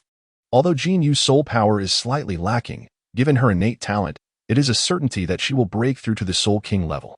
Furthermore, her unique relationship with the second priest of the Spirit Hall ensures that, with a bit of flexibility, she could be granted a provisional warrior status, later confirming her position once her soul power meets the requisite standards. As the drinks flowed and the dishes were savored, Xie Yue and the others became increasingly inebriated, abandoning conversations about life and aspirations in favor of spirited revelry. Spotting Xie Yue approaching with a bottle in hand, Ling Bai quickly made his escape. His aversion to alcohol was not merely a consequence of his current embodiment, but a long-standing preference even before his arrival in this realm. During company gatherings, where drinking was customary, he had always sought to evade such situations. Now, having traversed into the world of Doluo, he still found no refuge. Since he had no desire to partake, he saw no reason to disrupt the merriment of others. On the 5th floor, he discovered a balcony and stealthily stepped outside, resting against the railing to admire the scenery. Having been at the academy for several days, he had yet to behold the campus from a lofty vantage point. Xie Yue. There is something hidden here. Suddenly, a burst of laughter startled Ling Bai, prompting him to turn. He beheld Hu Liena entering with a playful smile. The effects of alcohol had imparted a charming flush to her fair complexion, her eyes gleaming with a captivating allure, her unique charisma intensifying with each passing moment. Among the female soul masters present, she may not have possessed the most striking figure or the most exquisite beauty, yet she radiated an undeniable femininity. At 17, she was on the cusp of maturity, her youthful innocence mingling with an emerging sensuality. Each smile and expression she wore was imbued with an enchanting magnetism, not solely derived from her soul skills, but inherent to her very being. Noticing Ling Bai's averted gaze, Hu Liena's lips curled into a smirk. This fellow was not as wooden as he seemed. Mimicking his earlier pose, she leaned against the railing, gazing into the distance, and remarked, "You truly have a knack for finding the perfect spot." Ling Bai cast a perplexed glance at her, somewhat taken aback by her initiative to engage in conversation. Hu Liena slightly tilted her head, her enchanting and hazy eyes fixed upon Ling Bai, and asked, "Do you truly perceive me as someone devoid of any ambition or vision?" Ling Bai's gaze flickered as he forced a wry smile, and said, "Put away your enchanting abilities and speak plainly. Do my charms hold any value for you? The allure of soul techniques is futile. It is the genuine charm of a woman that proves effective." Hu Liena's eyes sparkled with curiosity as she regarded Ling Bai and inquired, "What inspired you to gift Senior Xie Yue a commemorative album upon her graduation?" Ling Bai reminisced, "Perhaps I have encountered a similar scene in a dream. The graduation memento is not a precious gift. On my way to the cafeteria, I was concerned that Senior Xie Yue might find the gift too ordinary." Hu Liena disagreed with his perspective, asserting that the value of a gift lies not in its material worth but in the sentiment behind it. If it is given by someone dear, even a mere leaf surpasses the most treasured possessions of the world. It was evident that Senior Xie Yue held a great appreciation for him. "If you had been a bit more proactive just now, who knows?" "Don't say such things," Ling Bai interrupted. "The admiration from Senior Xie Yue stems from my capabilities. I presented her with a gift because she invited me to the gathering. It would be remiss of me to arrive empty-handed. That is all there is to it, nothing more." Hu Liena, with a knowing smile, inquired, "Is that truly the case?" "Of course. If you wish, I shall gift you a book when you graduate." Hu Liena paused momentarily, then nodded with a smile. "I shall remember that. A gift to me would be even better than the one for Senior Xie Yue. Moreover, you must not write the same words. That is simple. I shall compose countless phrases for you, ensuring each one is unique."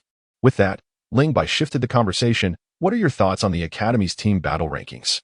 Transitioning from the subject of graduation mementos to the team battle rankings was quite a leap.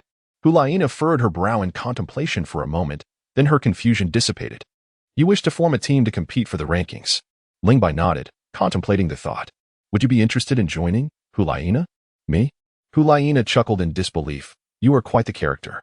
You knocked me off the Spirit Master rankings, causing me to lose my exclusive cultivation site, my dedicated instructor, and my private dormitory. And now you invite me to join the team you are assembling?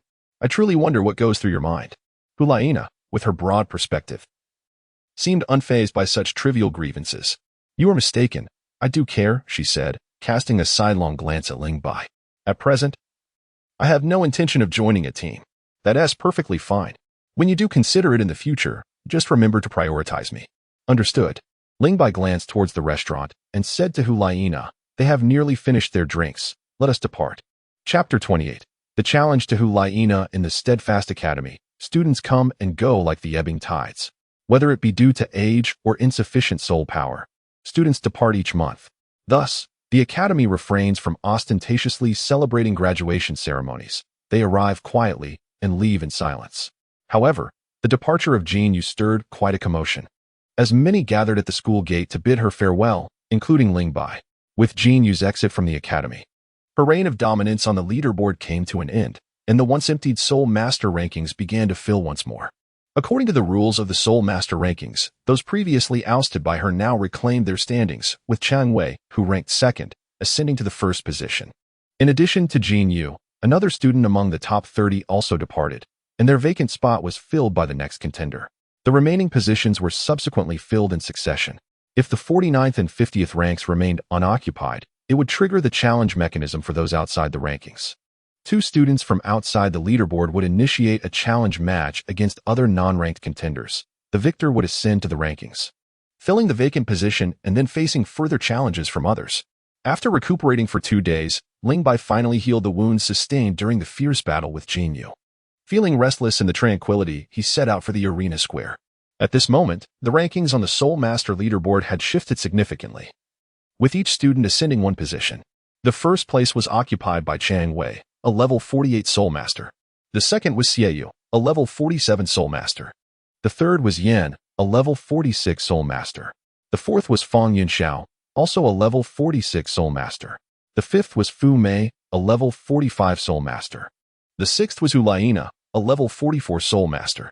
Chang Wei and Fu Mei would be departing from the academy next month, and at that time, the first and second rankings would belong to Xie Yue and Yin, with Hu Liena firmly within the top 5. The era of the golden generation was on the brink of emergence, and this time, it would not consist of merely 3 individuals, for another would surely join their ranks. Ling Bai. He traversed the crowd and ascended the central arena, bowing to the referee, Rielian, as he proclaimed, Master Rielian, I wish to challenge Hu Liena. The revelation caught Hu Liena off guard. She had not anticipated that Ling Bai would dare to challenge her once more, believing she posed no threat to him. The last time their paths crossed in competition, Hu Liena lost her exclusive spirit soul training grounds, her dedicated mentor, and her solitary dormitory. This defeat had lingered in her mind, fueling an unwavering desire to vanquish Ling Bai and restore her honor. However, after witnessing the fierce contest between Ling Bai and Yan, her conviction in overcoming him began to waver. Her prior loss to Ling Bai was not merely due to carelessness. Rather, it was the complete counteraction of her charming soul technique by Ling Bai that had led to her downfall. Hu Liena belonged to the elite class of soul masters, with all her techniques centered around allure. Though her speed was comparable to that of her peers in the agility-focused category, and her close combat skills were formidable, the ineffectiveness of her soul techniques rendered her vulnerable against other soul masters. Moreover, Ling Bai was no ordinary opponent. He excelled in melee combat and, propelled by his lightning energy, matched her speed closely. It was evident to Hu Liena that she stood little chance against Ling Bai. Acknowledging this truth, she chose to temporarily relinquish her ambition to defeat him until she acquired her 5th soul ring. The day they conversed on the balcony of the 5th floor dining hall, her decision to engage Ling Bai stemmed not only from her recognition of his strength and the influence of Xie Yue's words, but also from a desire to mend their relationship. She recalled their pleasant exchange, during which he had invited her to join the team he was assembling. How had their rapport soured so swiftly? Was it because she declined his invitation that he sought to challenge her? This man was truly petty. Hu Liena was not the only one harboring resentment. Both Xie Yue and Yin shared her discontent. Yin furrowed his brow and declared, Ling Bai, Liena's alluring soul technique is completely countered by you. What skill is there in bullying her? I shall fight you. Ling Bai remarked, should one merely stand idle and await death when one's soul skill is countered? Such behavior is unbecoming of you, Hu Liena. Upon ascending the Soul Master rankings, one must be prepared for challenges from others, as you once taught me. If Hu Liena possesses a high rank, yet is easily dealt with, who else shall we challenge? After one match, we may even have the opportunity for a second. Ling Bai Yin, cease your words, Hu Liena interjected, gracefully stepping forward, not allowing Lei Lian the chance to inquire further before ascending the arena. No harm to life is permitted. Lei Lian retreated to the edge of the platform. Despite the ineffectiveness of her alluring soul skills and the lack of any chance of victory, Hu Liena promptly summoned her martial spirit. A fluffy, large tail materialized behind her. Simultaneously, two short swords appeared in her hands. With her lithe form leaning forward, she sprang forth like a fox. The blades glimmered with a chilling light, one sword attacking from above and the other from below. Each aimed directly at vital points, striking with unrelenting ferocity. Ling Bai's eyes brightened. Hu Liena's assault was exceedingly fierce, and he dared not show any negligence. 3 soul rings rose from beneath his feet, gracefully swirling around his body. He swiftly drew the cold silver blade, striking it against her short sword. The sheer force of 12-fold was terrifying, and Hu Liena, not predominantly a power-based soul master, felt her hands go numb from the impact, almost losing her grip on the twin swords. Such overwhelming strength. Hu Liena silently gasped, her agile form twisting lightly as her fluffy tail lashed fiercely towards Ling Bai's chest. During their first arena challenge, she had sensed Ling Bai's evident wariness towards her foxtail. Now, with her hands incapacitated, her intention was to repel him with her tail first. She had calculated her moves perfectly. Yet she remained unaware that Ling Bai's concern lay not with the tail but with the external soul bone. After that arena challenge, Ling Bai was completely certain she had not yet acquired the external soul bone, leaving him with no reservations. He blocked with his sword and seized the foxtail with his left hand. Instantly, Hu Liena's body stiffened, her delicate face flushed crimson, her eyes revealing a blend of shock, embarrassment, and anger. A flash of red light enveloped her, causing her foxtail to shrink in an instant, slipping from Ling Bai's grasp. Meanwhile, Ling Bai experienced a different sensation.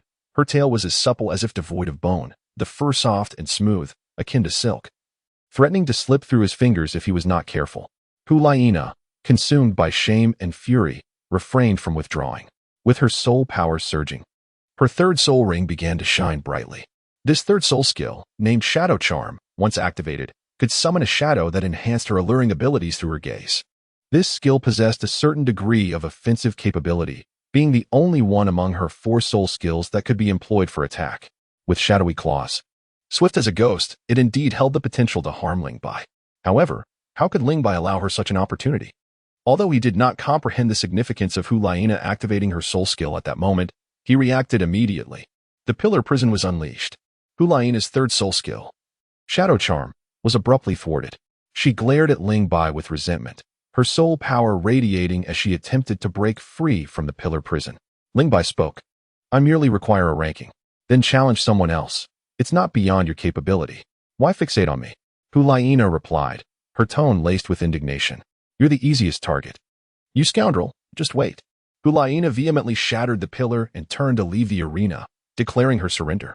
Almost simultaneously with the last echoes of her voice, Yan's towering figure appeared on the stage, addressing Lian. Lord Lian, I challenge Ling Bai. Ling Bai, do you accept this challenge? Having just defeated Hu Liena with minimal soul power expenditure, Ling Bai glanced at Yin and nodded. I accept the challenge. No lethal harm, please. Ling Bai, considering your previous display of reason, I shall afford you a dignified means of surrender. Step down. Yin declared with pride. Your only merit is your incessant prattle. Chapter 29. Yan's progress. Yin vowed never to engage in futile conversation with Ling Bai again. A swift strike to send him down would suffice. Martial soul manifestation. With a low roar, dark crimson flames erupted from Yan's form, causing his body to expand dramatically. Brilliant rings of yellow and purple encircled him, swirling in an ethereal dance. Almost instantaneously, the first and second soul rings glimmered in unison.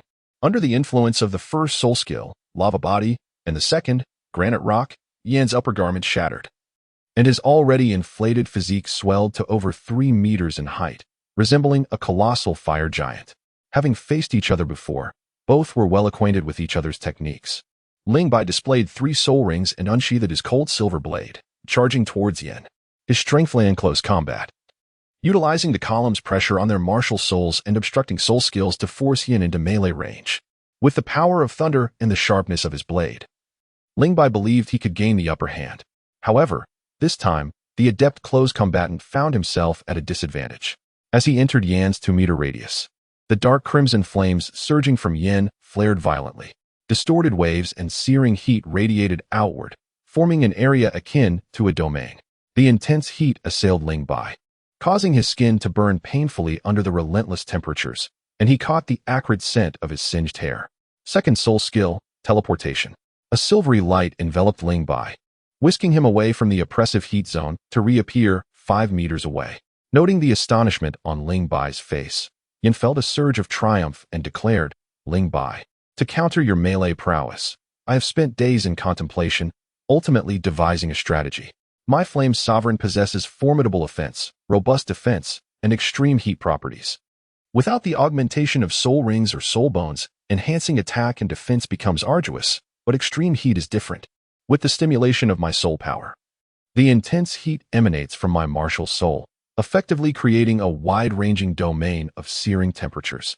Within this domain, the heat is so intense that even metal can be rendered molten in mere moments, and flesh and blood cannot endure it. The spectators below the arena erupted in lively discussion, some offering praise, others inspired.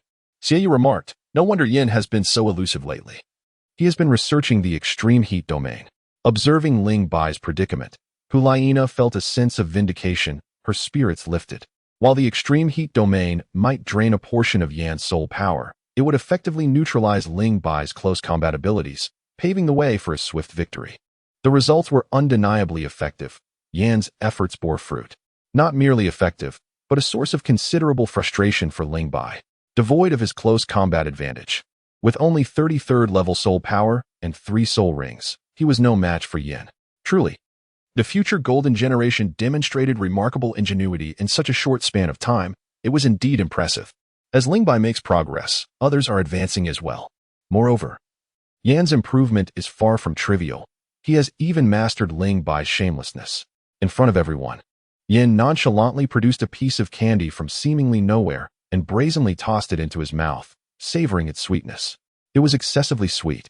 Ling Bai wore a black expression, saying, Yin, have some self-respect. Yin laughed and replied, I learned it from you. Hu Liena and Xie Yue could hardly contain their amusement, secretly relishing the moment, thinking, you've been so arrogant. Now you've woven your own web. Ling Bai was truly infuriated, not by Sheng Yin, but rather by the sheer ineffectiveness of the milk candy, which he consumed solely to disgust himself. What truly vexed Ling Bai was the creator of the milk candy. How could such individuals be allowed to sell their wares? On the second floor of an academic building, Yi was haggling with a male classmate. 2 silver soul coins for a piece of silver toffee? That is exorbitant. Lower the price. Yi exclaimed. Is this truly expensive? It is already quite reasonable, she retorted. Let me do the math for you. If you participate in the upcoming arena challenge at the end of the month and secure even the 50th place, you will earn a reward of 100 gold soul coins. If you spend 1 gold soul coin to buy 5 pieces of silver toffee, you can instantly restore 55% of your soul power in the arena. With a little cleverness, you can undoubtedly last until the end. 1 gold soul coin for 100 gold soul coins. What a bargain. The male classmate inquired, do you guarantee a win? Are you certain that you can win for just 2 silver soul coins? Yi looked at him as if he were foolish. Are you out of your mind? Who would dare to guarantee a victory? If you falter in the arena, will you blame me? Those ranked below 30 on the soul ranking are all soul masters, and your soul power is not vastly different from theirs. Choose your opponent wisely, keep 5 pieces of milk candy on hand, and consume them when your soul power runs low. The odds of victory are substantial. Have you witnessed the arena challenge between Ling Bai and Yin? Indeed, I have. Ling Bai was on the verge of defeat when he consumed the milk candy I crafted, which instantaneously restored his soul power, allowing him to unleash his 3rd soul skill 3 times in rapid succession, leaving Yin in a pitiful state. Both being soul masters, your soul power surpasses his. Surely you can manage what he did? Alas, I find myself unable. However, the male student has become somewhat intrigued. He refrains from challenging those ranked in the top 30 soul sections. According to Yi, the odds of triumphing against a soul master are quite favorable. Will you be able to achieve this on the day of the ranking? The male student inquired. Yi confidently patted her unremarkable chest, assuring, I will certainly make it happen. Do you wish to proceed? If so, a half deposit is required. If you hesitate, it will be gone. My milk candy is in high demand, and the stock for the next 10 days has already been purchased. Very well, I shall procure 5 pieces for the ranking day. Rest assured, I will handle it. After collecting the silver soul coins and bidding farewell to the male student, Yi was still basking in her joy when an angry roar pierced the air. Huh, it seems someone is calling my name. Yi, how much do you sell your milk candy for? Yeezy squinted her large eyes into crescent shapes and replied with her sweet voice, "It's quite inexpensive. One piece of silver toffee costs merely 2 silver soul coins." Due to the presence of an extremely hot domain, Ling Bai could not leverage his close combat advantages, causing the arena challenge to devolve into a battle of attrition. When his soul power dwindled to 50%, Ling Bai unleashed a piercing blow known as the Breaking Void Thunder Gun, eliciting anguish cries from Yin as blood flowed profusely. Even when his soul power was fully exhausted, Ling Bai did not concede immediately. He engaged Yin for a considerable time before ultimately leaping off the stage, unable to withstand any longer. Although Yin emerged victorious, it was not an easy win, as a bloody hole in his chest caused him to grimace in pain. Upon returning from the arena, Ling Bai, exuding an aura of fury, sought out Yeezy, using both hands to tousle her fluffy pink hair into a disheveled mess and confiscating a portion of her ill-gotten gains, before contentedly returning to his soul martial arts training ground. In the ensuing 10 days, Ling Bai entered a frenzy, continuously challenging soul masters ranked from 50th to 30th on the soul rankings. Despite encountering various difficulties, he ultimately navigated through with minimal peril, sweeping through the soul master ranks with nearly a flawless record. Yin too became somewhat deranged. Whenever Ling Bai ascended the rankings, he would challenge him. With their constant confrontations in the arena, Xie Yue wished to challenge Ling Bai but found it difficult to compete with Yin. On the third to last day of the month, the day prior to the ranking announcement, Ling Bai encountered a formidable opponent, Tuoba Chi, ranked 29th on the soul rankings. A level 39 powerful attack-type soul master. His martial soul was the white armored earth dragon. Indeed, he was a descendant of the titled Doloa holy dragon Tuoba Chi, who was famously defeated in a single strike by Tang San in the original narrative. Chapter 3, Soul Power Level 34. The Holy Dragon Sect is a soul master faction affiliated with the Spirit Hall, led by an esteemed soul Doloa of level 89, possessing considerable influence within the Spirit Hall. The Academy boasts 5 or 6 disciples from the Holy Dragon Sect, the most distinguished being Tuoba, a level 42 battle soul master ranked 16th on the soul rankings. Next is Ling Bai's opponent today, Tuoba Chi. Tuoba Chi possesses an ordinary appearance, a stocky build, and walks with a steady, heavy gait with every step he takes. The dust particles beneath him seem to bounce. He slowly ascends the arena and addresses Ling Bai. "Your luck is rather unfortunate. My soul power has just reached level 40. Ling Bai dismissed the notion lightly, stating that standing on the arena made little difference whether one was a soul master or a soul lord. The battle would ensue regardless. This sentiment resonated with Tuoba Chi, who grinned and acknowledged Ling Bai's victories over numerous esteemed soul masters, including Yin, Jinyu, and Hu Liena, showcasing his formidable prowess. However, he asserted that his white armored earth dragon martial spirit was not inferior to theirs, being a top-tier dragon-like beast martial spirit, renowned alongside the blue lightning tyrant dragon. Winning against him would not be an effortless endeavor. To claim equivalence with the blue lightning tyrant dragon is rather presumptuous. The latter is a true dragon, while the white armored earth dragon merely belongs to a closely related lineage, thus presenting a significant disparity. This distinction is evident even in the manifestation of their martial spirits.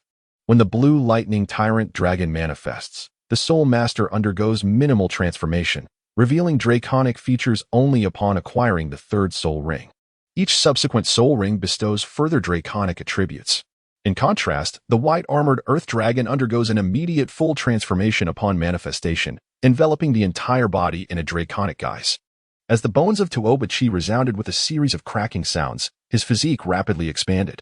His garments burst apart, and a layer of white scales enveloped his skin, even adorning his face. His hair transformed into a lustrous silver hue. Most strikingly, his hands morphed into claws, with razor-sharp talons extending from his fingers, each measuring a foot in length and radiating a dazzling silver light. A colossal tail, covered in white scales, trailed behind him. Although lacking the spikes of the golden crocodile king's tail, it appeared far more robust and exuded a sense of immense strength. The moment the 3 optimal soul rings of yellow, and purple manifested, Tuoba Chi commenced the release of his soul skill. The brilliance of his first soul ring emanated, creating swirling distortions around his formidable claws. He then executed a powerful motion, transitioning from an upright stance to the ground as a quadrupedal white armored earth dragon.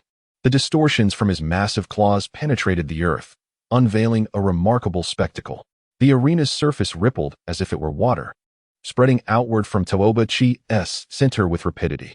This was his first soul skill, Earth Dragon's Reversal, which unleashed seismic waves capable of plunging affected soul masters into a state of dizziness, forcibly incapacitating them for 3 seconds. With Tuoba Chi's 40th level soul power, should Ling Bai succumb to this dizziness for 3 seconds, he would likely find himself airborne off the arena upon regaining consciousness. Regrettably, such a scenario did not unfold. Ling Bai's first soul skill, Pillar Prison, possesses the extraordinary ability to exert absolute control over his opponent's soul techniques. In other words, without his consent, Tuoba Chi is rendered incapable of utilizing his own abilities. With a soft thud, the seismic wave collided with the 3-meter-wide Pillar Prison, dissipating into nothingness.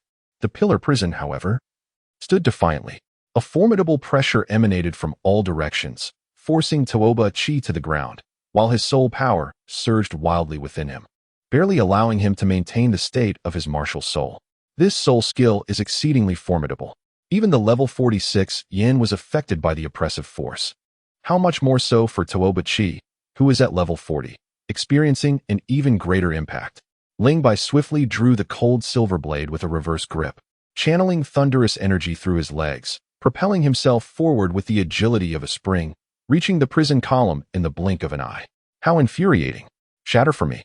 The colossal dragon tail struck fiercely against the prison column, resulting in a resounding crash as it shattered into fragments. Tuoba Chi's face illuminated with joy. Just as he was about to unleash his soul technique, a fleeting shadow caught his peripheral vision. Ling Bai, when did he arrive? This is troubling. Those familiar with Ling Bai's combat style are well aware of the implications of being engaged in close quarters with him. Unless one possesses restraining abilities akin to Yan's, one can only brace for impact. The crux of the matter is that Tuoba Chi cannot endure such blows either. With 12-fold strength, even Yin at level 46 can withstand the second soul skill, imbued upon a divine weapon, rendering its assault dreadfully formidable.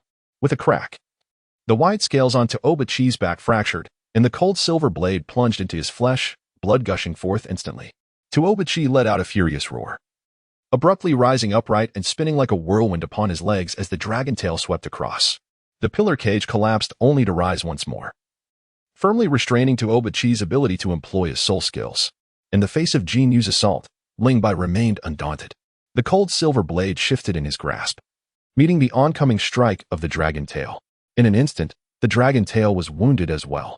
Tuoba Chi, in a state of panic, dared not continue attacking Ling Bai and instead concentrated his strength to shatter the pillar cage. Only by escaping the confines of the cage could he unleash his soul skills. Though dismantling the pillar cage proved arduous for him, Ling Bai effortlessly summoned it anew. The chase ensued. Not only was Tuoba Chi sustaining injuries, but he found himself with no avenue of retreat. He was cornered at the edge of the arena, mere steps away from plummeting down. With a frustrated expression, Tuoba Chi lamented, "You said it would be challenging to defeat me, yet with but a single soul skill, you render me utterly defenseless. Where's the justice in this? I concede." Reluctantly, he added, "Ling Bai, once I acquire my 4th soul ring, I shall return to challenge you." "Always at your service," came the reply. Following the referee's declaration of Ling Bai as the victor, Yan's towering figure emerged upon the arena, his head held high as he proclaimed, from 6th to 29th place. "Ling Bai, your cultivation seems to be regressing." Ling Bai retorted with irritation, "Isn't it all because of your madness?"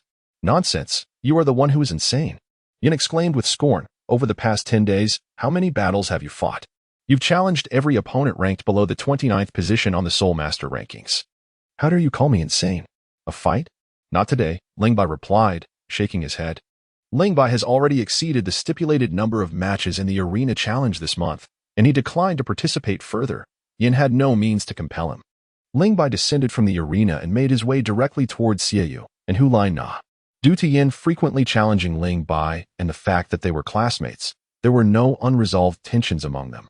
Thus, Xie Yue and Hu Liena had become quite familiar with Ling Bai. Upon seeing him approach, Xie Yue remarked with exasperation, "Are you going to challenge Nana again?" "Ling Bai, have some dignity." Ling Bai smiled and said to Hu Liena, "Classmate Hu Liena, I challenge you." "Nana, let us not stoop to his level," Hu Liena retorted, biting her red lip defiantly. "I accept the challenge." The battle concluded swiftly, with Hu Liena suffering defeat and immediately turning to challenge Kaiduo. Kaiduo felt an overwhelming sense of frustration. It was always the same. Whenever she lost and felt downcast, she would come to trouble him.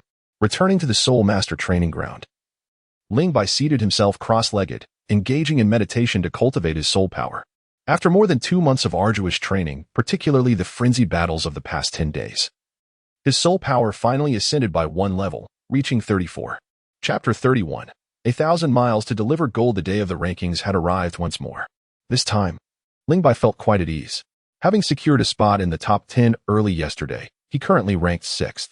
With his participation in over 10 competitions this month, he could comfortably await the rewards in the finance office the following morning, observing the competition from a distance. After concluding his body-strengthening exercises, Ling Bai proceeded to the dining hall for breakfast, where an array of options awaited him. He could choose whatever he fancied. Ling Bai instructed Yi to prepare breakfast according to his tastes and nutritional needs. Yi had also discerned Ling Bai's daily routine, so by the time he arrived, breakfast was already laid out on the table. Yi appeared somewhat distracted, one hand tapping the bowl with chopsticks while the other supported her delicate, porcelain-like chin. Her enchanting, large eyes were fixed intently on Ling Bai. "Why are you looking at me?" "Just eat," Ling Bai remarked. Suddenly, Yi inquired, "Ling Bai, if I were your sister, would you give me money, lots and lots of money?" Ling Bai inquired with curiosity. "Why ask this?" Yi, displaying impatience, retorted, "Just answer the question. Spare me the nonsense." Suddenly, Yi's eyes sparkled with excitement. "Ling Bai, let us pledge brotherhood." "What?" Ling Bai was taken aback. "You have participated in numerous arena challenge matches this month, securing a solid 6th place. Tomorrow, you will receive 90,000 gold soul coins, which is an increase of 10,000 compared to last month." "Goodness, 90,000. Such a vast fortune," Yi exclaimed, only to deflate moments later, lamenting, "Alas, it has nothing to do with me." Ling Bai fell silent. "You've profited quite a bit from selling milk candies, haven't you? Just from yen alone, you've made a considerable sum. Are you still short on funds?" Upon mentioning this, Yi became incensed and retorted indignantly, "How can you say that? Do you have any idea how hard I've worked? I toil tirelessly to make these milk candies, and yet you take half of my earnings. You earn so much and don't even share a little with me." "Humph. Yen is our adversary. Selling milk candies to him is tantamount to aiding the enemy, a betrayal of our friendship. It's fortunate that I didn't confiscate all your ill-gotten gains," she continued, twisting her small head defiantly. "Besides, you can't even defeat him. Furthermore, my milk candies are of no use to him. It's disgusting. You were the one who took the lead in consuming them." Ling Bai choked slightly and replied with irritation, "Next month, I shall treat you to a grand feast. Tomorrow, on our day off, I will take you into the city to buy clothes. Did you not mention that the dresses in that particular store are exquisite?" Upon hearing this, Yi's face instantly brightened with joy, and she earnestly inquired, "Ling Bai, have you had enough to eat? If not, I can fetch you more." Offering kindness without cause often harbors ulterior motives. "Speak plainly. What is your condition?" Yi shook her head, declaring there were no conditions. "It is merely an expression of gratitude." "Yes, gratitude," she affirmed. "Very well, if that is the case," Ling Bai said, lowering his gaze to his meal. Clearing her throat, Yi hesitated and added, "Actually, it is not much of a condition. It is simply a small favor I would like to ask." "What favor?" "Would you lend me 1,000 gold soul coins?" Ling Bai raised his head to look at her, his brows furrowing involuntarily. "Yi, why do you need so much money?" Yi averted her gaze from Ling Bai's eyes, stammering, For my family. I will pay you back." "Is 1,000 enough?" "Yes, that's sufficient. I will give it to you shortly." "Ling Bai, you are so kind." Yi's large eyes squinted into crescent shapes, radiating immense joy.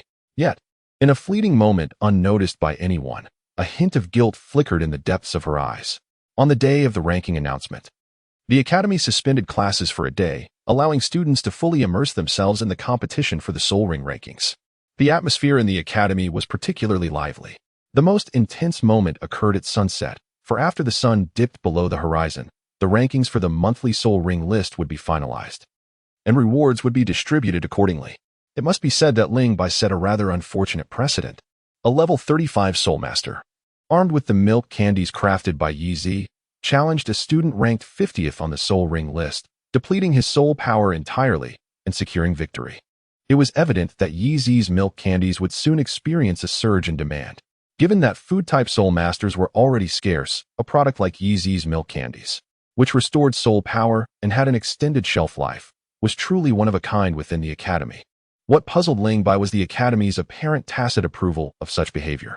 Their silence suggested acceptance, potentially leading to a deterioration of ethics. In reality, Ling Bai was overthinking.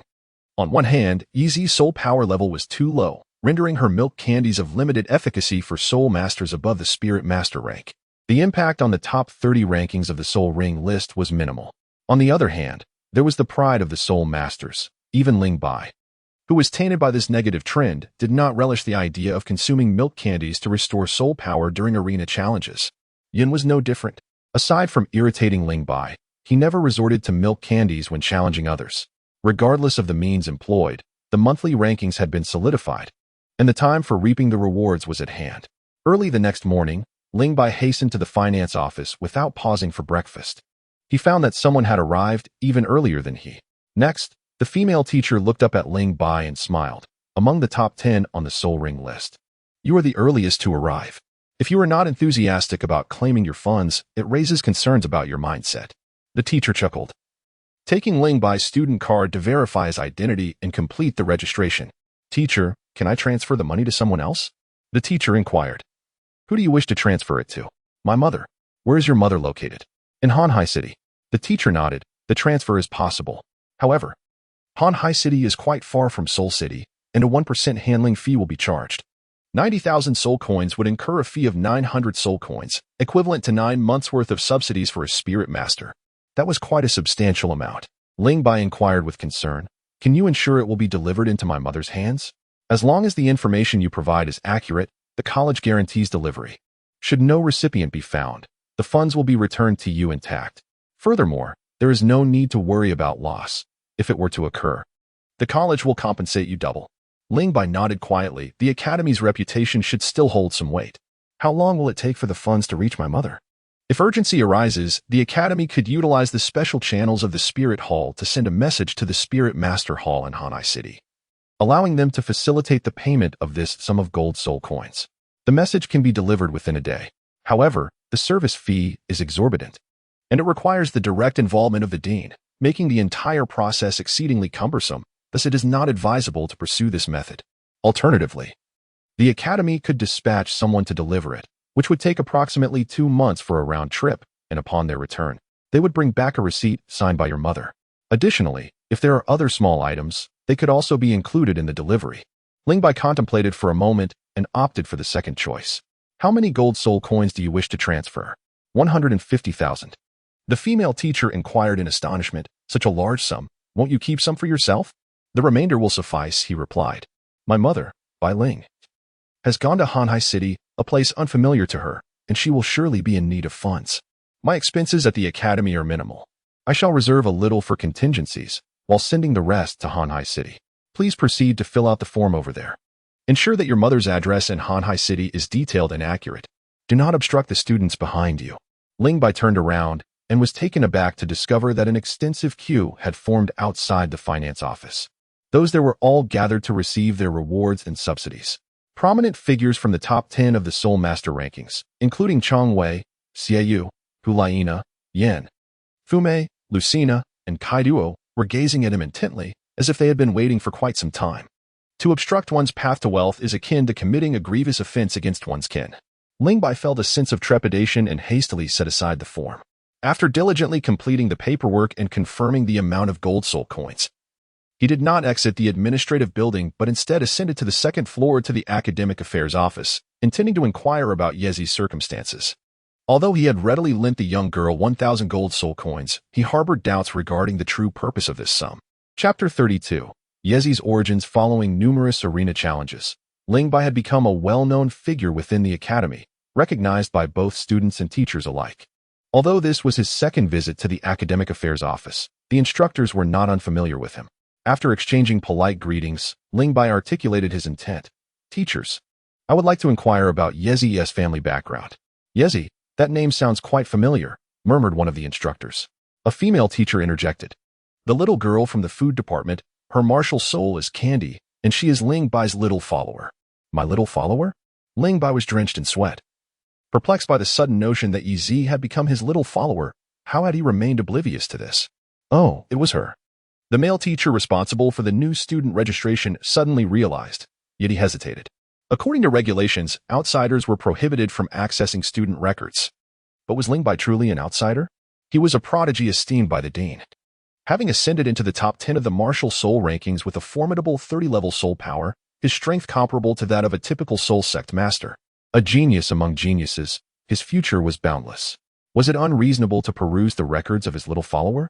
Not in the slightest. Rules are established by humans. Thus some individuals possess the privilege to alter them at will. Ling Bai has begun to acquire a modicum of privilege within the academy. The male instructor, after a brief moment of hesitation, consented to assist in locating Yezi's student file. The Advanced Soul Master Academy of Wuhuan City boasts over 1,000 students, with new enrollments occurring nearly every month and graduates departing, resulting in a significant turnover. Thus, it is impractical for instructors to retain detailed knowledge of every student. At last, the male instructor handed Yezi's file to Ling Bai. The information contained within was rather scant, comprised of only a few lines. Upon a cursory glance, Ling Bai's expression darkened. Yezi is an orphan. She has borrowed money for her family. What family? Instructor, he inquired. The records indicate that Yezi is an orphan. Yet there is no account of her life prior to this status. The male instructor leaned in for a closer look, chuckling. Such circumstances are quite common, suggesting she entered the orphanage at a very young age, raised by the orphanage established by the Wuhuan Hall. Does the Wuhuan Hall operate orphanages? Ling Bai asked. It has always done so. In the past, there were few orphanages, primarily accepting the offspring of soul masters who perished in service to the Wuhuan Hall. In the youth of the current pope, it was suggested to the former pope to expand the orphanages, allowing many impoverished children who lost their parents to find refuge there. The male instructor remarked with admiration, this decision by the pope was profoundly astute. The orphanages have nurtured numerous talented soul masters. Individuals like Xie Yue, Hu Liena, and Yin are all orphans, raised by the Wuhuan Hall. Did Bibi Dong expand the orphanages? Ling Bai was filled with astonishment, suddenly realizing how little he understood about the Spirit Hall. The Spirit Hall was not entirely malevolent. Of course, it was not wholly virtuous either. In this world, there are always places where sunlight fails to reach, and in those shadows, darkness tends to thrive. Yet, light can emerge in the most unexpected corners. Alas, the male teacher sighed. Ling Bai gathered his thoughts and inquired, what is it that you lament? 2 years prior, His Holiness the Pope had curtailed funding for orphanages, resulting in the closure of many institutions across various cities. Those that remained operational faced dire circumstances, often having their funds intercepted by the local Spirit Hall. Teacher Wang called out a male instructor. Realizing he had misspoken, Teacher Wang offered an awkward smile and refrained from further discussion about the orphanages. He then asked Ling Bai, do you wish to review the materials of other students? No, thank you, teacher, she replied. Not at all, he responded politely. Upon exiting the academic office, Ling Bai pondered the matter concerning Yi Zi, finding it increasingly peculiar. Yi Zi, a 26th level soul master, received a monthly stipend of 10 gold soul coins, ranked 10th in the food system soul power list, and earned an additional 10 gold soul coins as a reward, typically residing within the academy. Her accommodation and meals incurred no expense, and with only 1 day of rest each month, how could she possibly expend 20 gold soul coins? She often claimed to be extravagant, purchasing various items. Take her dresses, for instance. According to her, her wardrobe should be overflowing. Yet Ling Bai had only witnessed her donning 2 outfits, a purple dress and a white uniform. Reflecting on Teacher Wang's earlier comments, Ling Bai surmised that Yi Zi might have been saving her funds for the orphanage. It was likely that any borrowed money was also intended for that purpose. For her, the orphanage was akin to home, was it not? Ling Bai contemplated for a moment and then made his way directly to the dean's office on the 5th floor. Just as he was about to knock on the door, he noticed Xie Yue and Hu Liena were also present within the office. Before Dean Ferrick's expansive desk, a mountain of golden soul coins gleamed dazzlingly, capturing one's gaze. As a Soul de Lua, Ferrick, along with Hu Liena and the others from the Soul sect, would undoubtedly be aware of anyone lingering outside. Just as Ling Bai considered retreating, Ferrick called out to him, come in. Dean, I can return later, Ling Bai replied. Ferrick chuckled. The matters concerning the 3 of them will not be resolved in a short while. Ling Bai, do you have something to discuss with me? Yen, Hu Liena, and Xie Yue remained silent, their faces reflecting an expression of reverence in the presence of the dean.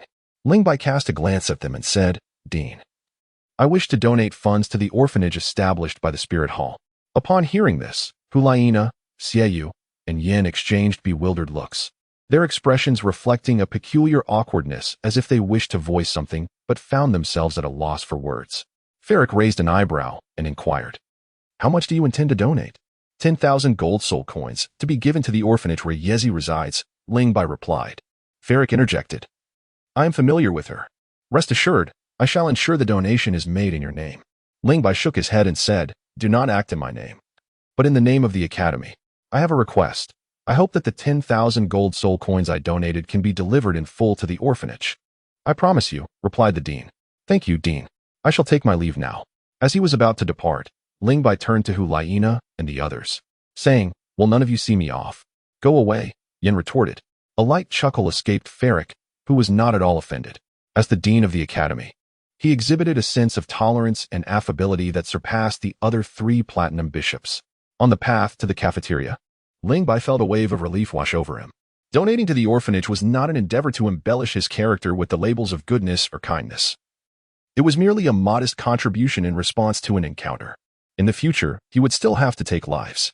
Yezi, I am but a mere soul respect. I cannot change the world or aid every orphanage. This is all I can do. Upon reaching the cafeteria, another girl, a classmate of Yezi, was preparing breakfast for Ling Bai. Where's Yezi? Yezi took leave to return home. She asked me to prepare food for you. Senior? A voice, laced with a hint of peculiarity, drifted in as Hu Liena's curvaceous figure slowly came into Ling Bai's view. She regarded him with a knowing smile. Ling Bai observed her expression, and the first thought that crossed his mind was that his age had been revealed. However, upon reflection, he deemed it inconsequential. If it was exposed, so be it. Many within the academy were already aware, and the news had likely spread.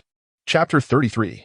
Neighbor Hu Liena had long dominated the top 10 positions on the Spirit Master rankings, her reputation formidable.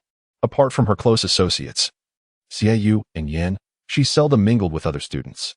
Despite her irresistible charm, she invariably exuded an air of inaccessibility. This sentiment was particularly palpable among Yezi's classmates, who felt profoundly uncomfortable under the gaze of Hu Liena's enchanting eyes, rendering them restless and uneasy. Senior, please take your time eating. I shall take my leave now. Thank you for preparing breakfast for me, but I will handle it myself from now on. The female student attempted to articulate her thoughts. Yet Hu Liena had already glided over, taking a seat on the chair she had just vacated. Realizing this, the female student dared not linger and hurriedly departed. Hu Liena feigned ignorance as she inquired, Am I arriving at an inconvenient time? Your arrival is indeed the most fortuitous, came the reply. You possess quite the eloquence, she remarked, her smile radiant. The unique allure she radiated intensified with the brightness of her countenance, causing Ling Bai's heart to race and compelling him to avert his gaze. Truly, she was a captivating enchantress. Ling Bai, while enjoying his breakfast, inquired, Are you speaking to me voluntarily now, no longer angry? Hu Liena retorted with indignation, Knowing that I would be upset, you still chose to challenge me?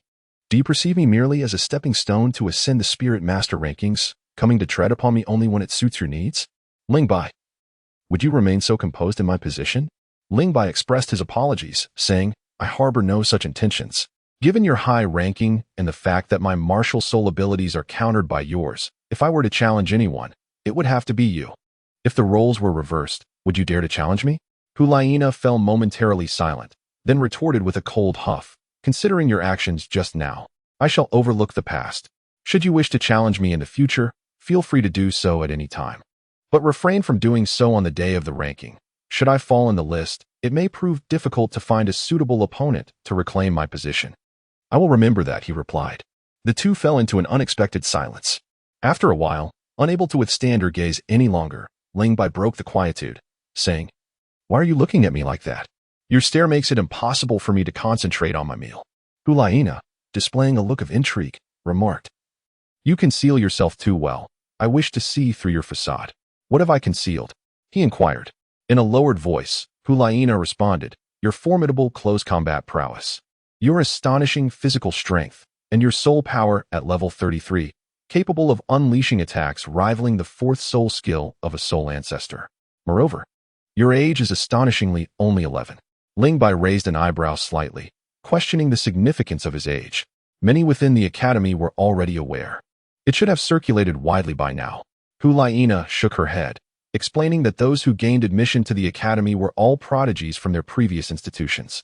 When surrounded by so many talented individuals, the focus tends to shift towards who excels the most, rendering age a trivial concern. The academy's instructors maintain confidentiality, making it difficult for others to discern such details unless divulged. As another prodigy, Hu Liena understood that age does not define one's worth, although I currently surpass my peers. It does not guarantee perpetual superiority. Hu Liena nodded in agreement, acknowledging that at 11 years old, she had not reached her level of soul power. Yet, she did not perceive herself as inferior. What truly astonished her was his prowess, a rank of 33rd level soul master capable of contending with those above the 40th level. How many could achieve such a feat? Contemplating his age only heightened her astonishment. I am deeply curious about how you managed this. By exchanging my life for it. Ling Bai replied nonchalantly. Hu Liena regarded him, noting the perpetual veil of mystery that enveloped him. Each layer she uncovered revealed yet another, making it impossible to perceive the true nature of Ling Bai. Was what he currently exhibited his genuine strength? Ling Bai evokes a complex array of emotions in Hu Liena. This individual is rather detestable. Not only does he use her as a stepping stone to ascend the spirit ranking, but he also shamelessly resorts to consuming candy in the arena to restore his soul power, brazenly provoking his opponents. While he may initially seem loathsome, deeper interactions reveal a more favorable side to his character. Yin engages in daily sparring with him, leaving one to ponder whether their bond has deepened or if other factors are at play, creating a uniquely special relationship between them. It appears that Xie Yue's impression of him has also undergone a transformation. As for myself, I believe my interest in Ling Bai began to blossom on the day of the gathering. Ling Bai's gift of a graduation keepsake album to Xie Yue evoked a sense of novelty within her. Later, upon witnessing Ling Bai sneak away to the balcony to avoid alcohol, she couldn't help but chuckle softly. He was rather endearing. However, this fondness was short-lived, as Ling Bai soon shattered it with his reckless behavior. Did this scoundrel think of himself as some sort of soft persimmon, to be squeezed at will? Did he truly believe that the fox had no temper? Hu Liena, proud and resolute, understood her inevitable defeat, yet she willingly accepted Ling Bai's challenges each time. Determined to prove that she was not a mere stepping stone for anyone, she silently vowed to vanquish Ling Bai to alleviate her frustrations. However, the events of this morning acted like a pin piercing a balloon, causing the resentment and anger that had been building within her to dissipate significantly. He had transferred 150,000 gold soul coins to his mother, leaving only 20,000 for himself. So, was he challenging himself for the sake of earning a living? Moreover, he donated 10,000 gold soul coins to an orphanage, not in his name, but under the Academy's banner. Regardless of whether his intentions were genuine or feigned, he had acted as an orphan. Hu Liena was acutely aware of how many children could be saved with 10,000 gold soul coins. Ling Bai's actions instantly endeared him to her, as well as to Xie Yue and Yan. She found herself at a loss for reasons to remain angry. Coincidentally, the director revealed some information about Ling Bai, and when the three learned that he was only 11 years old, Hu Liena distinctly remembered the astonishment etched on her brothers' and Yan's faces. She knew her own expression mirrored theirs. "I'm full. I'll take my leave," Ling Bai's voice interrupted Hu Liena's thoughts. She stood up and said, "Let us go together." The two walked side by side out of the dining hall. Ling Bai was pleasantly surprised that she did not leave midway but followed him to the outdoor spirit manifestation training ground. They paused beside the training area enclosed by a wooden fence, and Hu Liena smiled at Ling Bai, saying, "This is my exclusive spirit manifestation training ground. Would you like to take a look?" Ling Bai suddenly realized that Hu Liena ranked 7th on the Soul Master rankings this month. According to the rewards system of the Soul Master rankings, she is entitled to a dedicated training ground for her soul manifestation. Her soul is that of a fox demon, making the outdoor forest particularly conducive to her soul cultivation. Ling Bai was captivated by the exclusive spirit manifestation training ground of Hu Liena and followed her inside. Upon merely observing the expanse, the distinction between a biological and an adopted connection became evident. Her spirit manifestation training ground was remarkably vast, featuring a central mound towering several meters high, meticulously adorned with various flora and trees. The interior of the mound was hollowed out into a cavern, boasting 3 exits leading to the outside world. One exit opened to a forest, another to a prairie, and the last to a desert.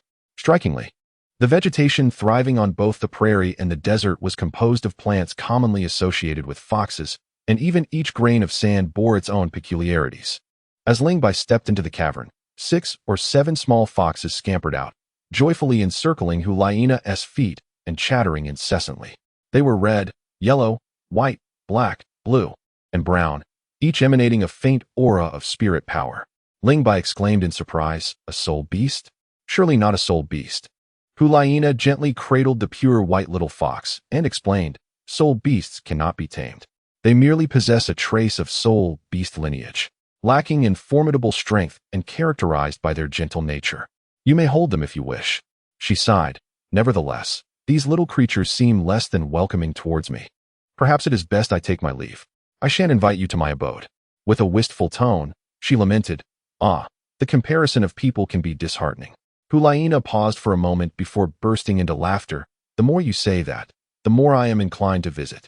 My martial soul's mimicry cultivation is quite satisfactory, though Yan's is even more remarkable. Fear not, I can withstand it. With a playful note, she added, A volcano, I bid you farewell. Ling Bai departed without any hesitation. Having come to understand that Hu Liena's invitation was not merely a formality, but rather an exhibition of her superiority. Upon reaching his soul spirit manifestation training ground, Ling Bai realized that he and Hu Liena were neighbors, with her opulent garden adjacent to his modest farmhouse. A small white fox darted from the woods, gazing at Ling Bai through the fence. Ling Bai chuckled and inquired, Little one, are you here to visit?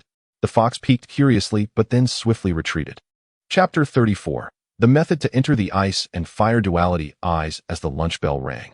Ling Bai concluded his soul spirit training and was about to rise when he noticed a small white fox squeezing through the gap in the fence. Halting 5 meters away from Ling Bai, the little creature paused and looked back. Following its gaze, Ling Bai saw Hu Liena standing across from him, gesturing for a meal. Ling Bai smiled gently, nodding her head as she plucked a delicate flower and placed it on the ground, addressing the little white fox. Take this to your master. The little white fox tilted its head, gazing at Ling Bai for a moment. Then, with an air of intelligence, picked up the flower and scampered to its master's feet. Upon seeing the flower clutched in its mouth, Hu Liena's lips curled into a faint smile. Delighted in her heart, she chided, Aren't you a bit bored? Ling Bai was utterly bewildered. What? Flowers? Were they merely picked on a whim? There is a distinct lack of sincerity. Ling Bai smiled and said, Next time, I will surely express my sincerity. I wonder if flowers can be cultivated in the spirit manifestation training ground. What do you intend to do? Plant a cat's tail flower and present you with a blossom each day. Ling Bai. Hu Liena feigned a strike, prompting Ling Bai to hastily evade. I was merely jesting. If it were permissible, I would wish to cultivate a few rose bushes, offering you a flower daily. Would that suffice as sincerity? Hu Liena's fair visage flushed momentarily, as Ling Bai's words bore a hint of intimacy, as if they were quite familiar with each other. Yet, an inexplicable sense of anticipation stirred within her. Our spirit manifestation training ground has been meticulously designed by the Academy, and every blade of grass therein possesses an extraordinary origin. Thus, it is likely that the cultivation of other plants is prohibited. I shall inquire with the instructors shortly. It is a day of respite. Do you not wish to peruse the spirit city? Exploring alone is rather dull. What of you? Do you intend to go? I have no desire to. I prefer to practice within the Academy. What of those little ones? Will you not take them along? I shall return with sustenance to feed them. On this day of leisure, many students ventured to the spirit city, leaving the dining hall less crowded than usual. With Yi absent and Xie Yue and Yin yet to arrive, Ling Bai found himself at the same table as Hu Liena. Her consumption was modest, starkly contrasting with the mountainous heap of food on Ling Bai's plate. Yet her eating posture was graceful. Even the manner in which she held her chopsticks exuded a unique charm. After lunch, Hu Liena returned to the spirit manifestation training ground, while Ling Bai made his way to the library located on the 4th floor of the administrative building. Yi had informed him that the library opened only once a month, which coincidentally was today. It typically remained closed. The Academy's library had been transformed from a spacious office, filled with 2 to 3 dozen 5-tiered bookshelves brimming with volumes. Each shelf adorned with labels indicating the categories of books for the convenience of the students. In Ling Bai's mind, the library was a sanctum of knowledge, a place where many students would be engrossed in their studies. However, upon entering, he discovered it was utterly deserted. No, there was one occupant, the esteemed Director Ferric. Clad in a flowing crimson robe and adorned with a 5-pointed platinum crown, sat at a secluded table engrossed in a substantial tome. The corner was dimly lit, and Ferric seemed to blend seamlessly with his surroundings, his breathing and heartbeat nearly imperceptible, rendering him almost invisible to the naked eye. Sensing the presence of another in the library, Ferric lifted his gaze. Ling Bai remained silent, merely bowing gracefully before quietly approaching the nearby bookshelf. Ferric was momentarily taken aback. The Academy's library did not impose a prohibition against loud conversations, and speaking was hardly a transgression. Ling Bai's cautious demeanor, as if fearful of producing even the slightest sound, struck Ferric as rather amusing. It was evident that this was a child who held knowledge in high regard and exhibited both refinement and politeness. Consequently, his perception of Ling Bai deepened considerably. Had Ling Bai been privy to Ferric's thoughts, he might have found it both amusing and perplexing. After all, was it not customary to maintain silence within a library? Memories of being scrutinized by countless pairs of eyes for merely whispering flooded back to him, making him wish to vanish into the cracks of the floor. Since that time, upon entering the library, Ling Bai had refrained from uttering a single word, slipping in and out with the utmost discretion, leaving no trace of noise behind. After searching through 6 or 7 shelves without locating the book he sought, he was about to move to the next when he heard Ferric's gentle voice. Ling Bai, I organized all the books here. Feel free to ask me if you're looking for something. After a brief pause, Ferric added with a smile, it's perfectly fine to speak. After all, it is just the two of us. Director, I am searching for books related to toxins, plant martial spirits, and plant soul beasts. Ferric pondered for a moment before moving towards the inner shelves. He retrieved a book from one shelf and another from a different one, quickly gathering all the books Ling Bai required. Here they are. Thank you, Director. Take your time to read. If you need any other books, feel free to ask. I will assist you in finding them. All right. Ling Bai, clutching a book, found a table to sit at and began to peruse the volume detailing the soul beast of Flora. One cannot help but admire the profound depth of the martial soul hall, as the text chronicles countless varieties of plant-based soul beasts. To Ling Bai's delight, he stumbled upon a celestial herb known as the extraordinary heavenly chrysanthemum, which thrives near the eye of ice and fire. The illustrations accompanying the text were remarkably detailed. In addition to the extraordinary heavenly chrysanthemum, there were also the fragrant enchantress and the heartbroken red. Tang San had presumed that he was the sole individual on Dolua continent familiar with these celestial herbs, a notion that was rather presumptuous. For even the chrysanthemum Dolua possessed a wealth of knowledge on the subject. This particular plant exhibits effects akin to those of the fragrant enchantress. Consuming its petals renders one immune to myriad toxins. It is the flower of life. Regrettably, the book lacked any information regarding the habitat of the flower of life. It does not require documentation, Ferric suddenly interjected. Ling Bai looked up to find Ferric, who had seated himself across from her at some unknown point in time, and inquired with a hint of perplexity, Dean, why is it unnecessary to document it? Many are aware of where to locate it. Ling Bai's face brightened with excitement as he inquired, where? The Death Valley, came the reply. To think it was the Death Valley. Donna had mentioned that the Death Valley and the Maze Canyon were the two primary trial grounds controlled by the Spirit Hall, both fraught with peril. Among her cohort, only one of the top 10 ranked seniors had emerged alive after entering the Death Valley for 6 months. Noticing the unusual expression on Ling Bai's face, Ferric remarked, though many are aware that the flower of life grows within the Death Valley, only one person has ever obtained it in the course of centuries. The accounts of the flower of life are derived from this individual's testimony. There are numerous legends surrounding the flower of life. Some claim it has the power to resurrect the dead, yet no one has been able to substantiate such claims. Ling Bai, do you seek the flower of life? Ling Bai felt a shiver run down his spine.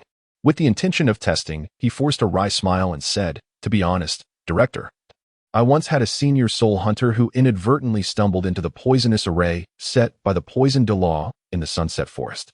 He was afflicted with a deadly toxin. Although he fortuitously consumed a rare flower that preserved his life, the venom remains within him, and I fear his days are numbered. Chapter 35, as sealed as a tomb.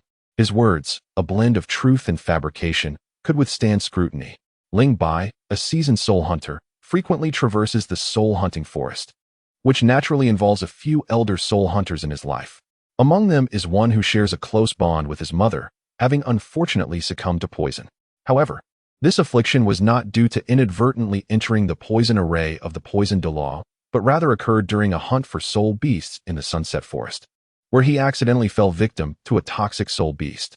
Miraculously, he survived, yet he continues to endure the torment of the venom. This tale is rooted in reality. Unperturbed by the suspicions of Ferric, before all hope is extinguished regarding the eye of ice and fire, Ling Bai is reluctant to divulge this secret to anyone. He seeks absolute dominion over the celestial herbs. Informing the spirit hall may result in him gaining nothing at all. As for the poison array of the poison Doloa, Ferric shook his head, sympathy etched on his face. The poison Doloa, Dugubo, is renowned for his mastery of poison, a testament to his unparalleled expertise in this domain. It is unlikely that one could find many on the Dolua continent who could rival him. His venom is a source of trepidation even for tidal Dolua-level powerhouses. Your elder's survival after being poisoned by him is indeed a stroke of fortune. Ling Bai, undeterred, implored, Dean, you are well-versed and knowledgeable, surely. There must be some other method to counteract the poison? I beseech you to enlighten me. The realm of toxins is vast and unpredictable, and the poisons devised by the master of poisons are particularly formidable. I lack the expertise in this domain. My intentions far exceed my capabilities, Phallic lamented. Phallic found himself at an impasse. While the spirit hall undoubtedly possessed solutions, Ling Bai, at present, lacked the standing to access its resources.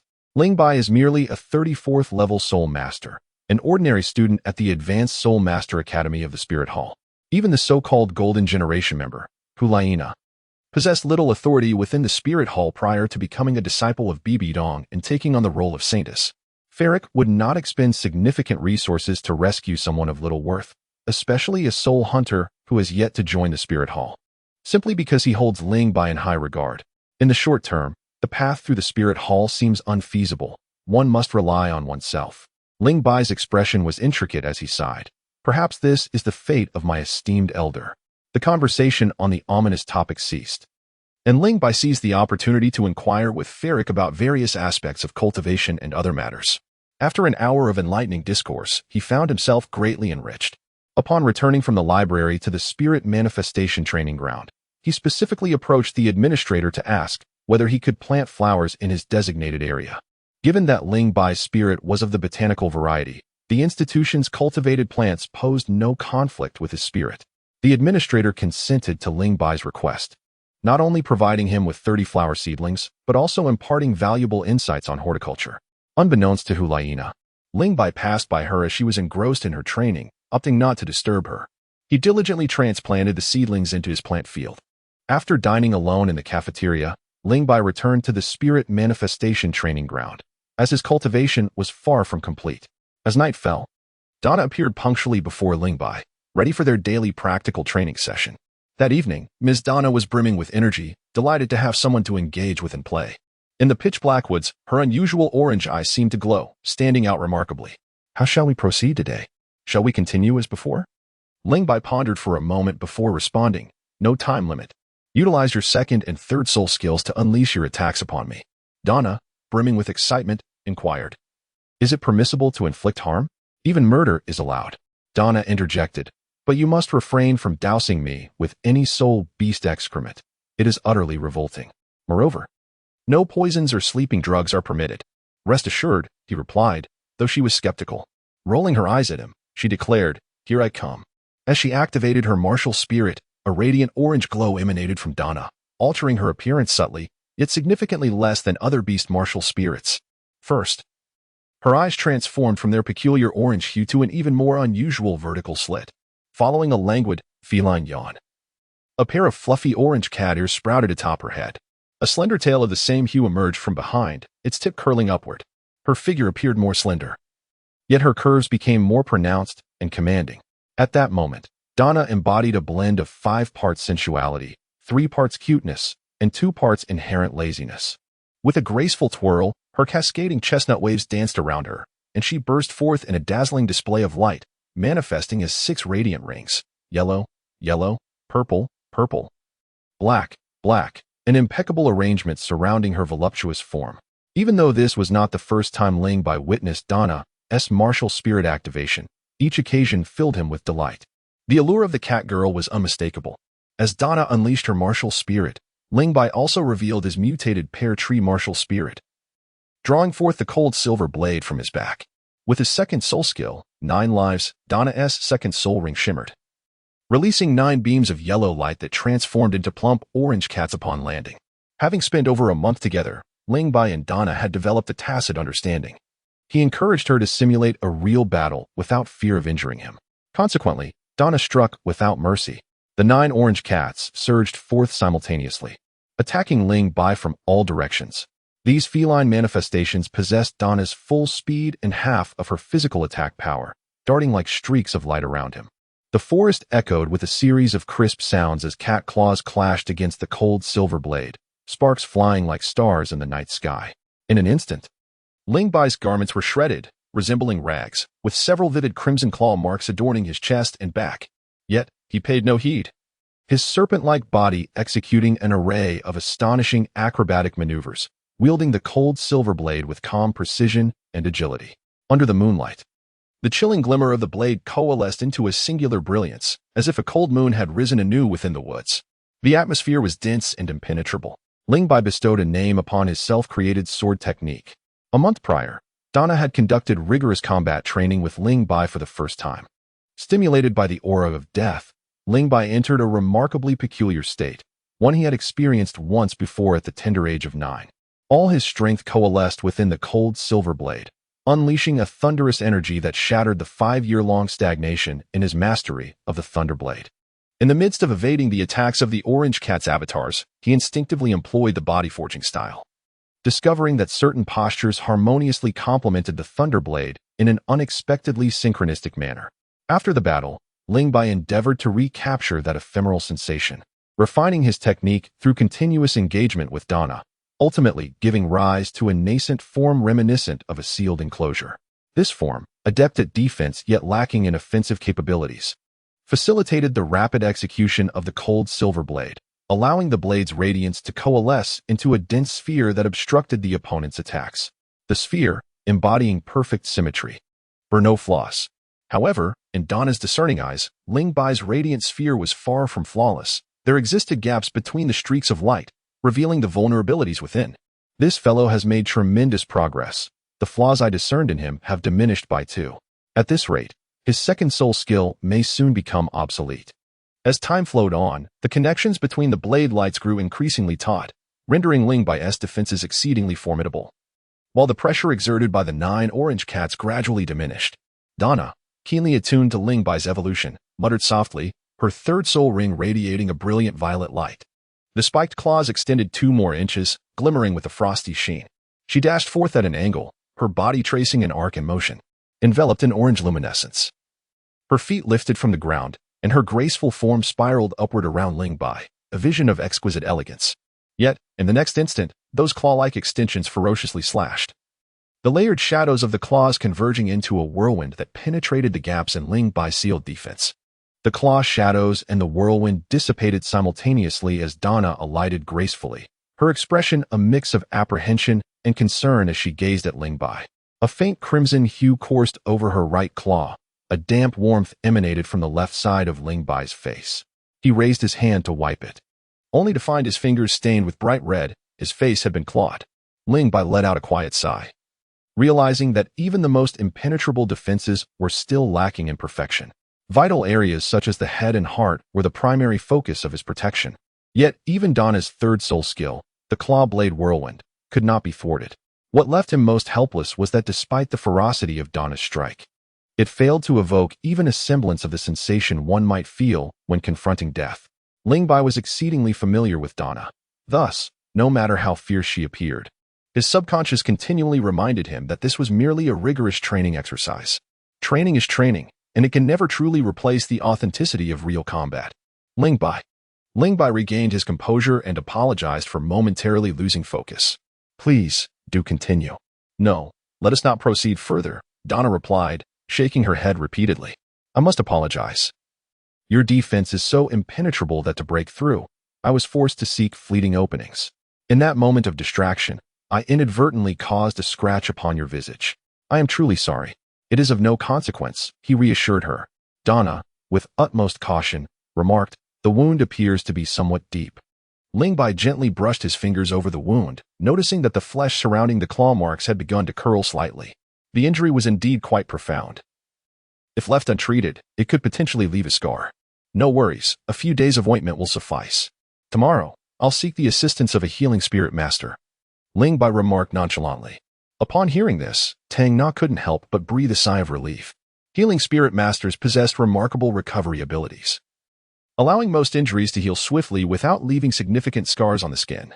However, wounds inflicted with soul power or soul techniques tended to heal more slowly, possibly leaving indelible marks. While this was acceptable on the body, a facial scar could lead to disfigurement, a consequence that would surely weigh heavily on Tang Na's conscience. This fellow was becoming increasingly difficult to manage. She would need to exercise more caution in the future. With a sigh, Tang Na felt a mix of joy and exasperation.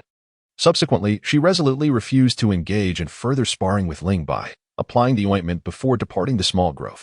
Having reached the third level of his body tempering technique, Ling Bai possessed extraordinarily robust physical capabilities with a recovery speed that could only be described as formidable. After just one night, the wound on his face showed signs of healing, possibly negating the need for a healing spirit master altogether. "What happened to your face?" Hu Liena inquired as they crossed paths during breakfast, noticing the long gash.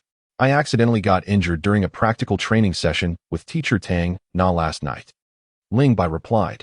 Hu Liena, seated across from him, studied him intently before teasing, at 11 years old and already a 33rd level soul master.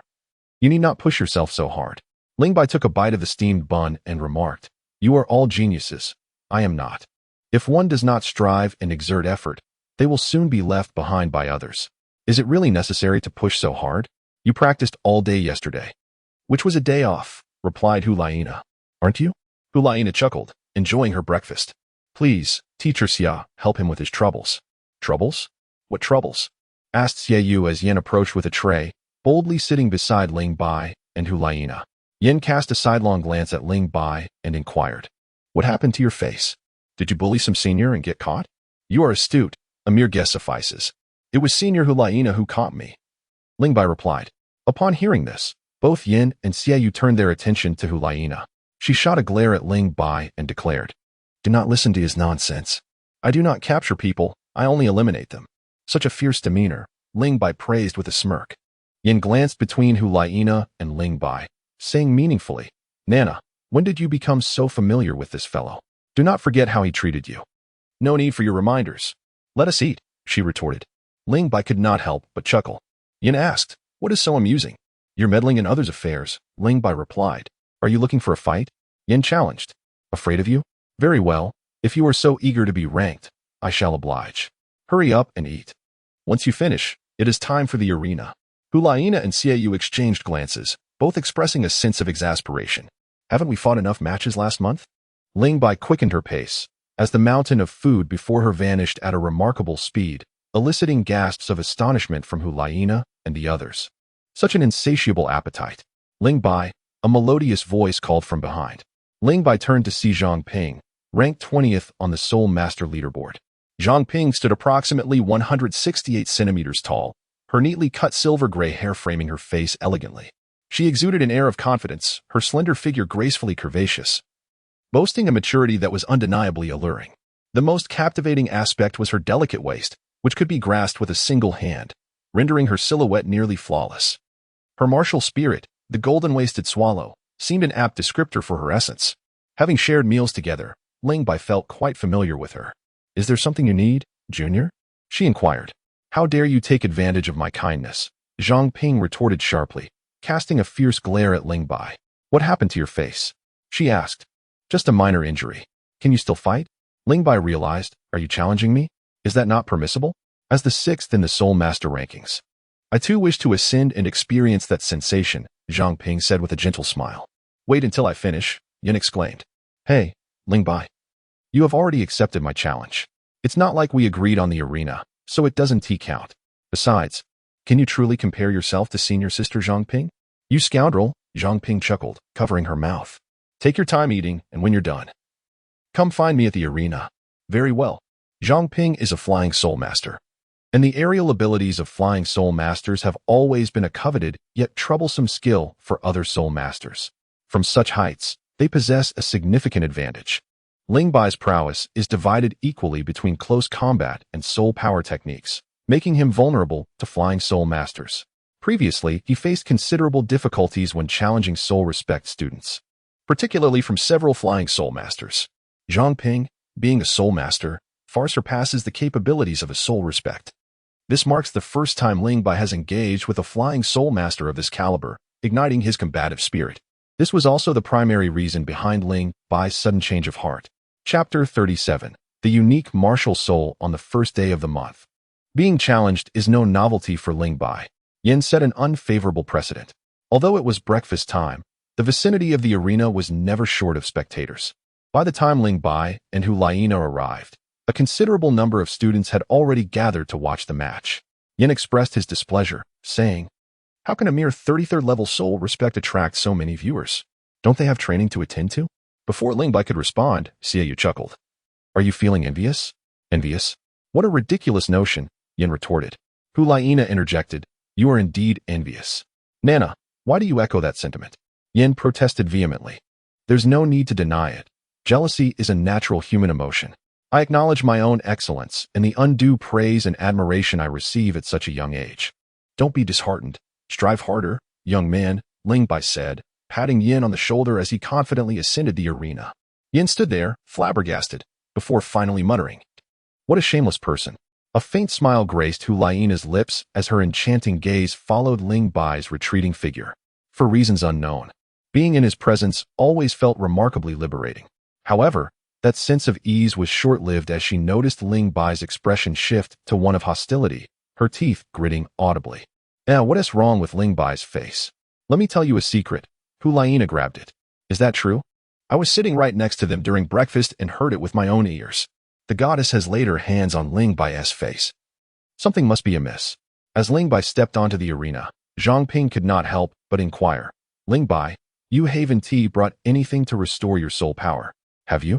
"Why does everyone inquire about this, Ling Bai? Is he truly the despicable, shameless individual they claim?" "Senior sister, I am a genuine soul master." Zhang Ping rolled her eyes, dismissing the notion. "Spare me, you have a history. I warn you. Should you dare to employ the same tactics against me that you used on Yen, senior sister will not forgive you. Yi Zi is on leave. It is impossible to bring her along." "That is a relief." Zhang Ping sighed and respectfully addressed the tardy Rielian. "Lord Rielian, I wish to challenge Ling Bai." Rielian shot a glare at Ling Bai, exclaiming, "You again, little rascal. Why do you always schedule your challenge matches during breakfast time?" Ling Bai, feeling helpless, responded, "Lord Lielian, you must inquire with Yin and Senior Zhang Ping about that." "Humph. Next time, could you please wait a little longer?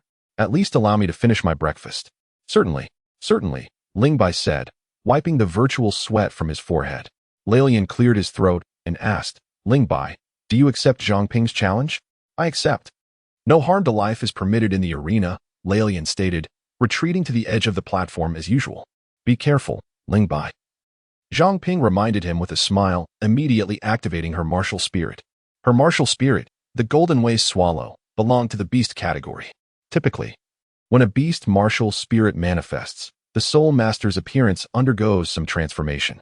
However, Zhang Ping exhibited no such change. With a gentle wave of her jade-like hands, she summoned a glimmer of golden light at her fingertips. The golden light detached from her fingers, swirling gracefully like a ribbon. The dazzling golden brilliance suddenly descended, enveloping Zhang Ping's mature form entirely. As the golden light abruptly vanished, it was replaced by a stunning golden swallow. Its feathers shimmered as if forged from gold, chirping playfully as it perched upon Zhang Ping's outstretched index finger. With the emergence of her martial spirit, a faint golden glow emanated from Zhang Ping's being, her aura transforming into one of purity and nobility, resembling a goddess stepping forth from the realms of myth and legend. Ling Bai expressed his astonishment, for it was his first encounter with a beast martial spirit that was not possessed by a soul master. However, despite his surprise, the speed at which he unleashed his martial spirit was nothing short of remarkable. The towering 3-meter-high mutated pear tree martial spirit loomed behind him, its 3 soul rings, yellow, and purple, suspended motionlessly around his form. The moment the soul rings emerged, the first soul skill, Pillar Prison, activated.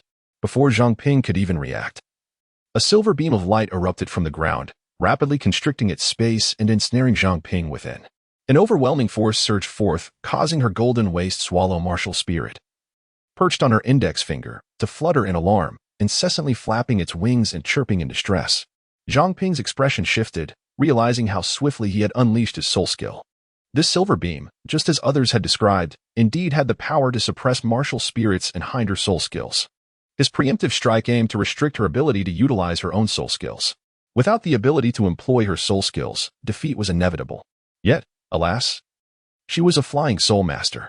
A radiant smile graced Zhang Ping's face as she softly declared, "Martial spirit possession." The golden waist swallow transformed into a streak of golden light, piercing into her being. A miraculous scene unfolded as Zhang Ping bathed in the golden radiance. Her silver-gray bob transformed into shimmering gold, and she appeared to gain height, becoming even more statuesque. Her already delicate waist became even slimmer, eliciting envy from numerous onlookers, including Hu Liena, who couldn't help but steal glances. "Ling Bai, your senior awaits you in the skies," Zhang Ping chuckled lightly, then soared into the air amidst Ling Bai's bewildered expression. Bursting forth from the 5-meter-high beam, her first soul ring glimmered, and in an instant, a pair of radiant golden wings unfurled from her back. A second martial spirit possession? Ling Bai stared in disbelief. The primary flaw of the pillar prison was not its firmness, but rather its lack of ceiling. With open ends at both the top and bottom, it could be breached by a soul master capable of burrowing underground, a fact Ling Bai could accept. Yet, how had Zhang Ping managed to leap 5 meters high within such a confined space without wings or the use of her soul skills? Yin remarked with a hint of schadenfreude. Ling Bai is in trouble. When facing a flying soul master without long-range control or attacking soul skills, one becomes nothing more than a target, subjected to relentless assault with little chance of retaliation. Xie Yue nodded in agreement, recognizing that Ling Bai's greatest strength lay in close combat, and Zhang Ping was precisely his counter. The only potential threat to Zhang Ping was his third soul skill. Unfortunately, his soul power was too low to utilize it more than once. If he failed to severely injure Zhang Ping, he would be the one to face defeat. Hu Liena remained silent, observing Ling Bai intently. "Ling Bai, do you wish to concede?" Zhang Ping inquired. Ling Bai was momentarily taken aback, a smile escaping his lips. Did Senior think victory was already assured without much effort on her part? "If that were the case, I shall demonstrate my prowess to you." With a swift motion, he activated his second soul skill, Feathered Death. Zhang Ping's second soul ring erupted in a blinding golden light, within which floated hundreds of golden feathers.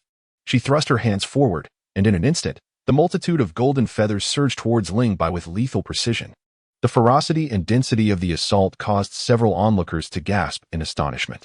The area engulfed by the golden feathers was vast, and their speed was remarkable.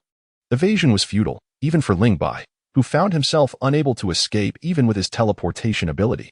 What frustrated him further was that Zhang Ping's second soul ring began to shimmer again, clearly indicating her intent to bombard him relentlessly, treating him as a target. Truly ruthless. My defense, akin to a sealed fortress, is precisely designed to counter such concentrated attacks. To triumph over me, you shall find it no simple task. As the barrage continued, the piercing golden feathers, akin to a torrential downpour, were met by a shadowy blade that deftly intercepted them. The blade formed a seamless sphere, exhibiting exceptional defensive capabilities. Many were left in a state of awe. Xie Yue turned to Yin and inquired, "When you battled Ling Bai, did he employ this technique?" "No." Yin replied with unwavering certainty, "He has never used it. I am intimately familiar with his 3 soul skills. This cannot be a soul skill." The realization dawned upon Hu Liena, and she exchanged a knowing glance with Xie Yue, exclaiming in unison, "A self-created soul skill." This individual Yin's gaze remained fixed on Ling Bai in the arena, a tempest of emotion swirling within him. After so many battles last month, had he not yet unveiled Ling Bai's full potential? He had not even deigned to employ his full strength against me. "Ling Bai, you are quite audacious. Without striving and exerting oneself, one will soon be left behind by others." The words Ling Bai once spoke ignited a sense of urgency within Hu Liena. At 11 years of age, possessing a soul power of 33, he was indeed a prodigy, yet she herself was a genius and felt no dismay. However, the fact that a 33 soul power could unleash an offensive force comparable to a soul master's 4th soul skill, coupled with formidable close combat abilities, made her astonished. But it did not end there. Now, a self-created soul skill had emerged. Observing the proficiency with which he executed this skill, it was apparent that he had mastered it long ago. "Ling Bai." Hu Liena softly whispered his name, her hands quietly clenching into fists. "I shall never allow myself to be left behind by you." He managed to block it. Without employing any soul skill, he thwarted my first soul skill. Zhang Ping's eyes widened in disbelief, her expression one of shock. "Remarkable, truly remarkable. No wonder Senior Jin Yu holds him in such high regard." Zhang Ping inhaled deeply as her 4th soul ring shimmered to life, her golden wings radiating with dazzling brilliance under the overwhelming soul power of a soul master. Though they were acquaintances, standing upon the arena demanded a resolution of victory or defeat. Ling Bai despised losing, and Zhang Ping felt the same. With her second soul skill failing to penetrate Ling Bai's defenses, she decisively altered her strategy. Willing to expend a significant amount of soul power to unleash her fourth soul skill, intending to overwhelm Ling Bai with her soul power advantage in an instant. Fourth soul skill, dual-winged golden slash. Under the watchful gaze of countless spectators, Zhang Ping's resplendent wings converged before her chest. In a flash, an explosion of brilliant golden light erupted as her wings fused into a singularity, coalescing into a colossal 5-meter-long golden blade, poised to cleave down towards Ling Bai. Ling Bai is destined to lose. This thought simultaneously surfaces in the minds of all present. Zhang Ping, undoubtedly a formidable presence ranked among the top 20 on the Soul Master leaderboard, possesses abundant combat experience and acts with decisive precision. Her timing is impeccable. As she channels her fourth soul skill, Ling Bai is still engaged in fending off Xie Yue's relentless assaults. The moment she unleashes her dual-wing metallic slash is precisely when Xie Yue vanishes and Ling Bai, having exhausted his previous strength, finds himself bereft of new vigor. It seems there is no avenue for evasion, no possibility of escape. In truth, Ling Bai harbors no desire to evade. He shifts the cold silver blade to his left hand and thrusts his right fist towards the golden blade. Is he mad to pit his flesh and blood against the fourth soul skill of a soul sect? Does he care so little for his own hands? A gasp erupts from the audience below, Hu Liena's body tensing, her eyes filled with concern. Standing at the edge of the arena, Lilian wears a grave expression. The aura of a soul sage poised yet restrained, ready to intervene and counter Zhang Ping's fourth soul skill at any moment. At this juncture, Lilian emits a soft exclamation, a hint of a smile gracing his features, as the formidable aura he had released dissipates in an instant. How could Ling Bai possibly disregard his own hands? What was unleashed was a fist, yet it met with a spear forged from azure crystal. Indeed, it was his third soul skill, the piercing thunder spear. This ancient skill, spanning 8 millennia, demands an immense reservoir of soul power, necessitating a significant accumulation period prior to its release. The previous display, which appeared as a sealed technique, relied solely on his physical flexibility and lightning energy. Without tapping into his soul power, which was reserved for the preparation of his third soul skill. Among the 3 soul skills, only the third posed a genuine threat to Zhang Ping. In the past, Ling Bai would have been incapable of manifesting the piercing thunder spear within such a brief interval. However, after enduring numerous challenges in the arena, his proficiency with the third soul skill had ascended to new heights, substantially reducing the preparation time. The spear, measuring an impressive 1.5 meters, was seamlessly integrated with his arm, crackling with electricity, its tip unparalleled in sharpness, managing to pierce a breach in the golden blade. The collision of these 2 formidable soul skills did not produce a cataclysmic roar nor a dazzling spectacle. Both the spear and the golden blade dissipated simultaneously. Zhang Ping soared high, denying Ling Bai any opportunity to control her, and from her elevated position, she regarded him with admiration, exclaiming, "Ling Bai, your third soul skill is remarkably sharp. Its attack power rivals that of my fourth soul skill." Ling Bai slightly tilted his head and said, "Senior, could you fly a little lower? Speaking to you like this strains my neck. Admitting defeat would alleviate the pain." She replied, "It is still too early to concede," he countered. Zhang Ping's expression relaxed. Ling Bai's spirit power was far too low. Having barely enough for 2 uses of his third spirit skill, he had initially released a pillar prison, but soon found his spirit power depleted. Without his third spirit skill, Ling Bai posed little threat. It was evident that she had meticulously studied him before this challenge.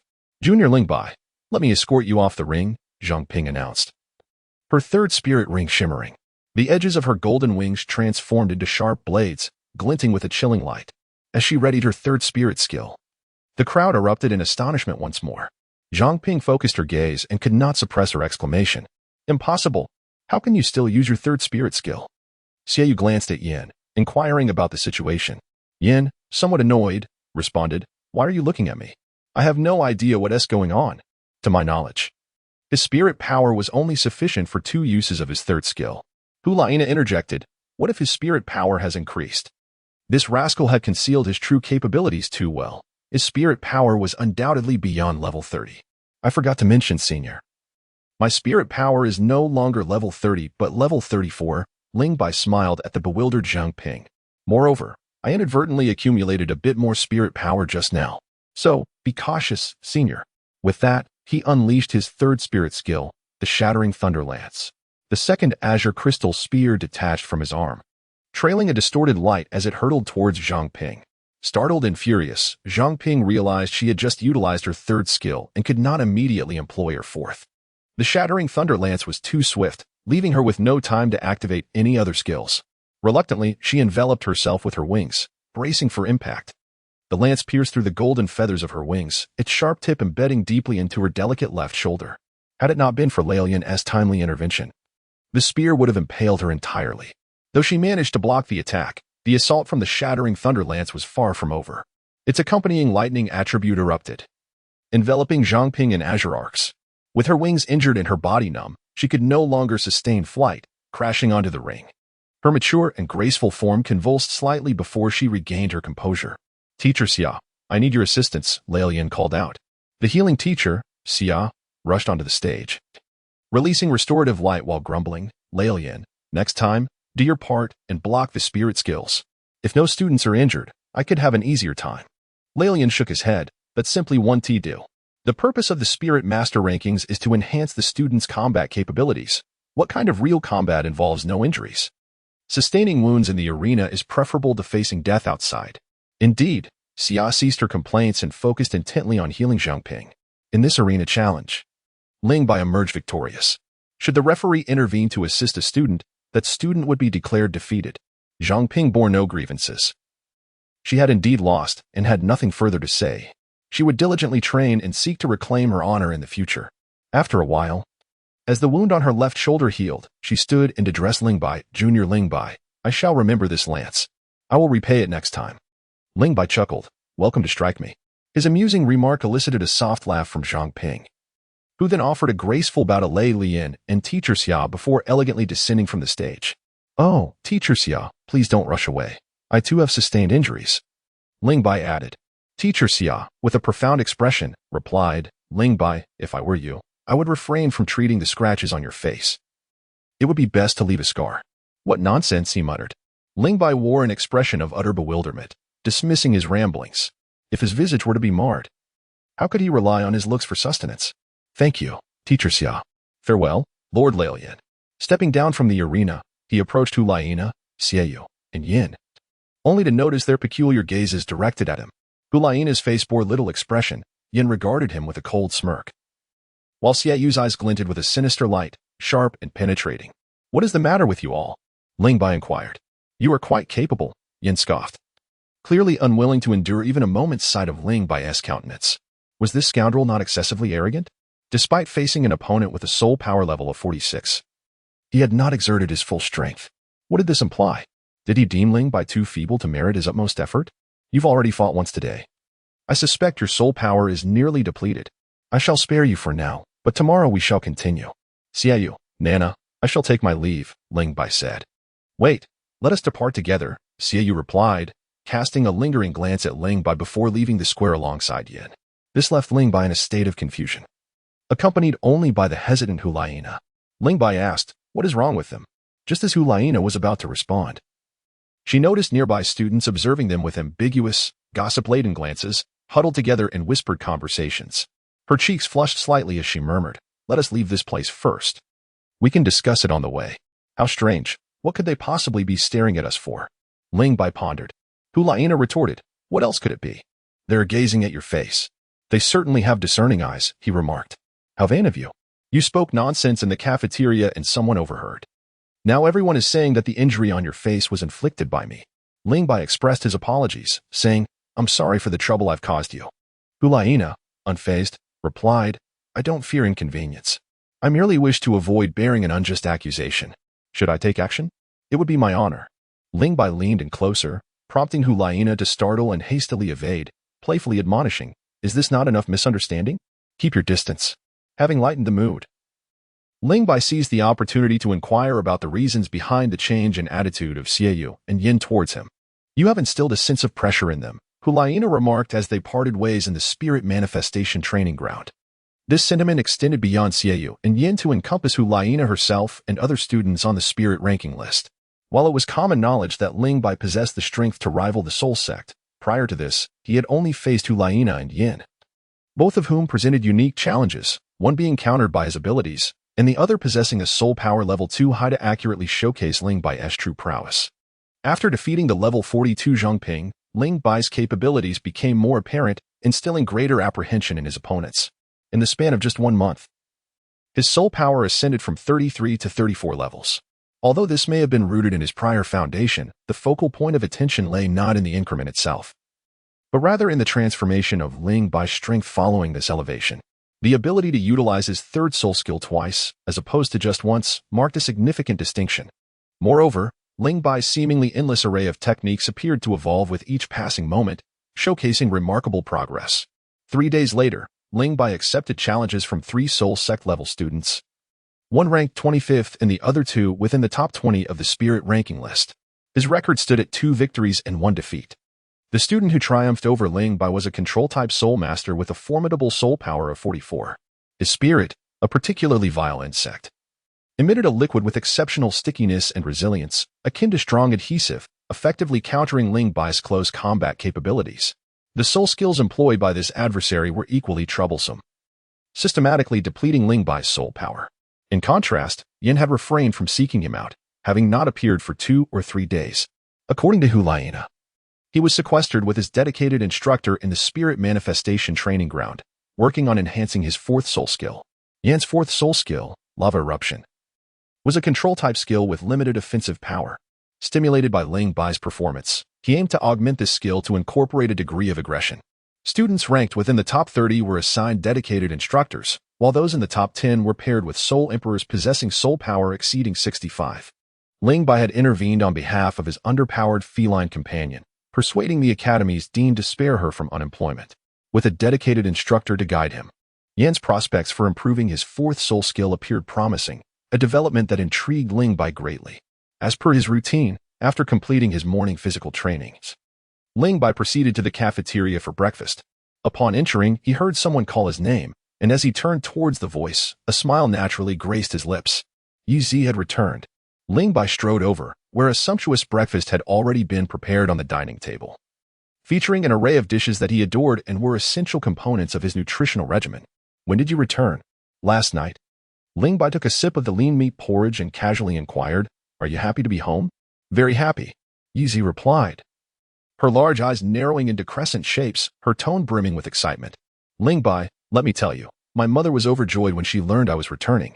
She prepared an abundance of delicious dishes for me. The food she makes is absolutely delectable, just as delightful as the meals from the 5th floor. She even helped me braid my hair. Although my father is not a soul master, he possesses extensive knowledge about them. He dotes on me and tells me stories every evening.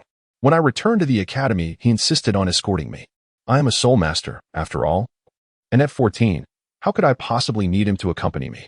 The little girl chattered on, sharing numerous trivial details about her daily life, elaborating with great fervor, as if she feared Ling Bai might doubt her sincerity. Ling Bai listened quietly, displaying not a hint of impatience. Yu Zi was an orphan, having entered the orphanage established by the spirit hall at a tender age, raised by them to the point where she no longer remembered what her parents looked like. The depiction of her father and mother now was merely a figment of her imagination. She would rather fabricate the existence of non-existent parents to deceive Ling Bai than reveal the truth. Why would Ling Bai feel the need to unmask her, thereby tearing apart her last semblance of dignity? Once her little mouth fell silent, Ling Bai inquired, "Is your uncle in good health?"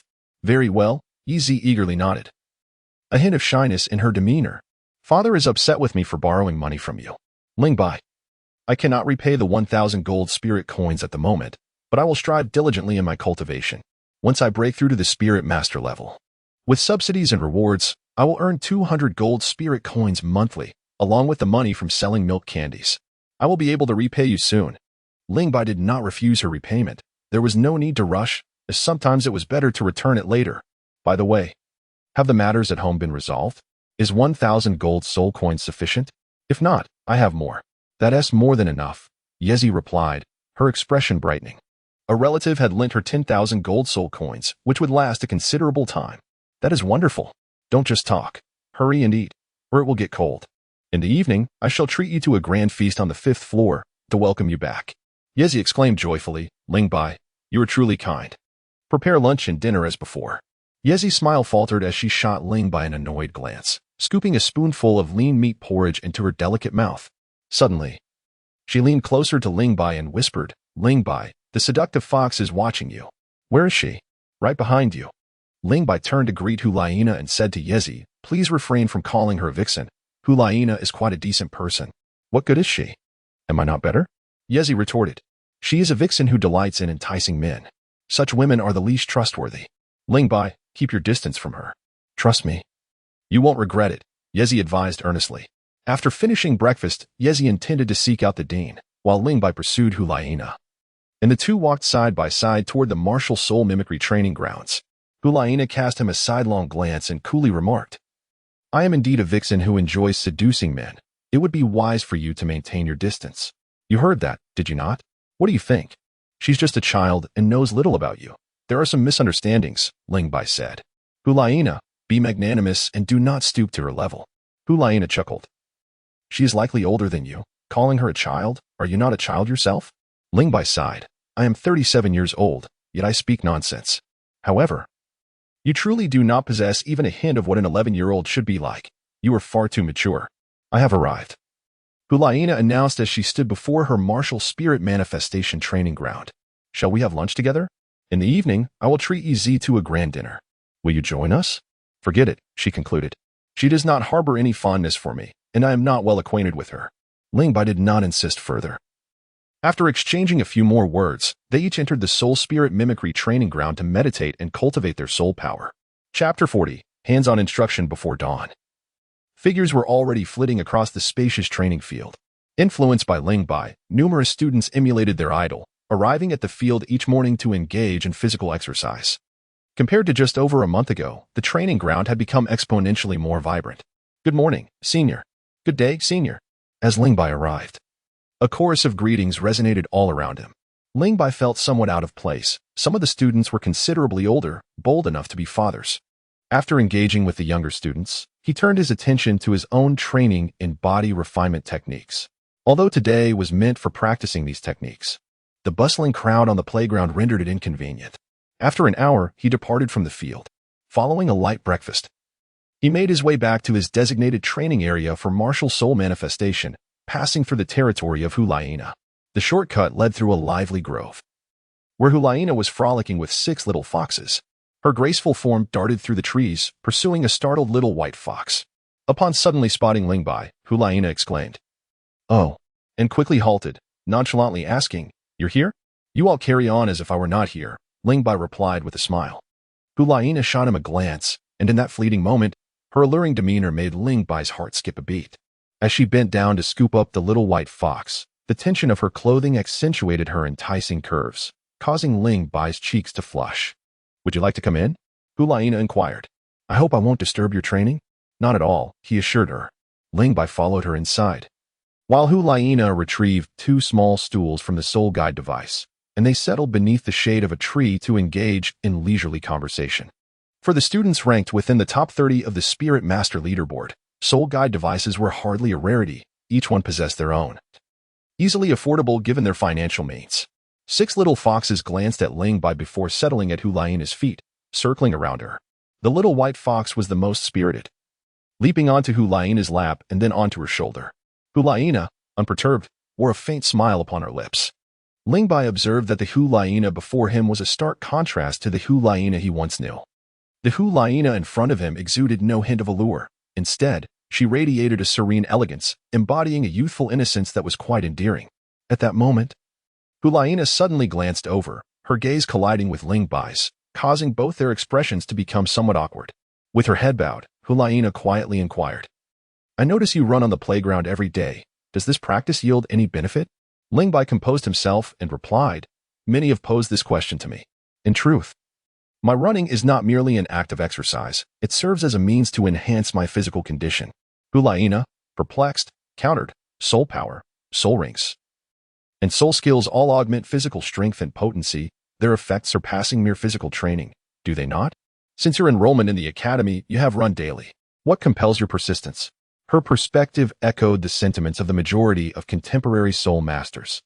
Even the so-called theoretically invincible master began to value the enhancement of students' physical attributes only after Tang San absorbed soul rings of a higher caliber.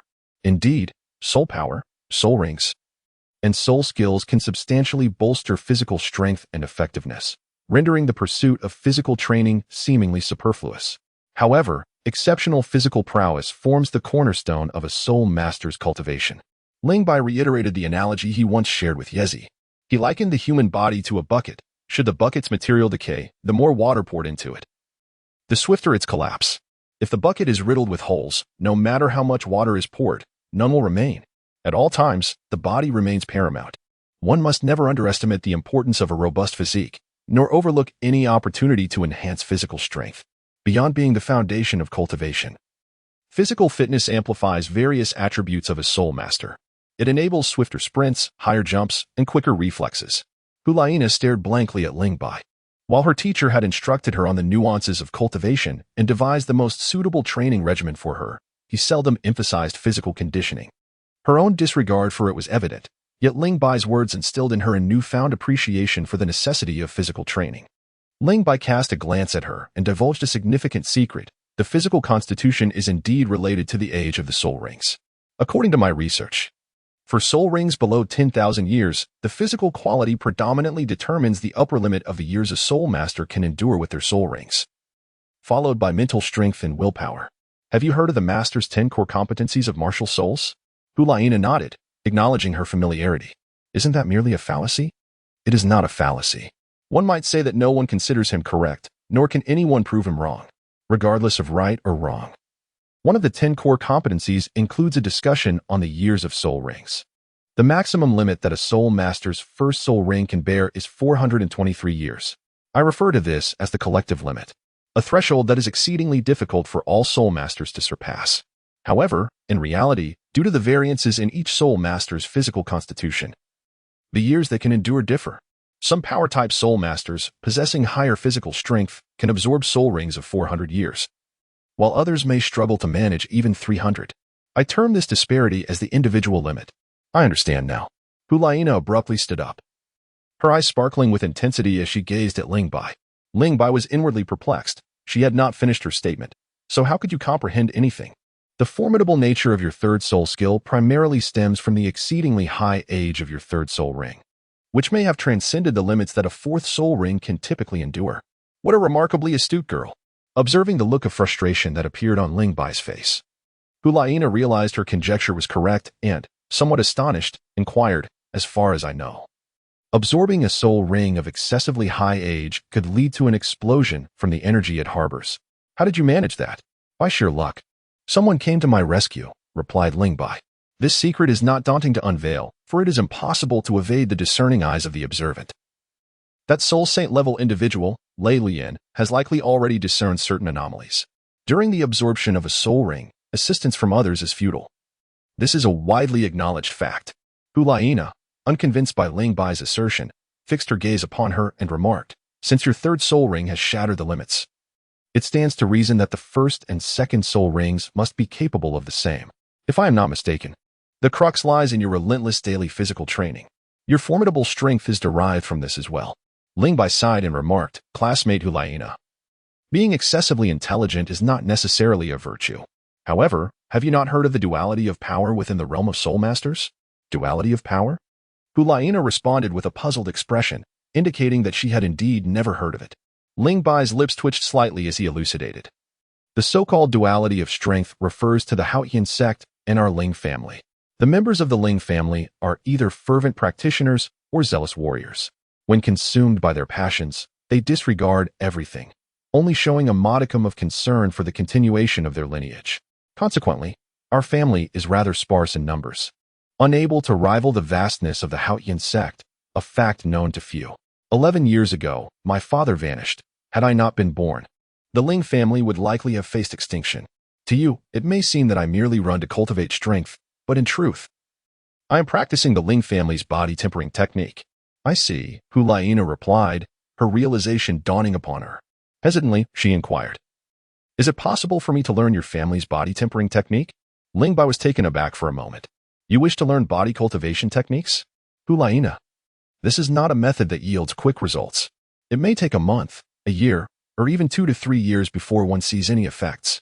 Moreover, it requires years of unwavering dedication, far more arduous than the cultivation of soul power. Hu Liena's gaze was resolute. I fear not the hardships. It is futile to merely speak. Teach me.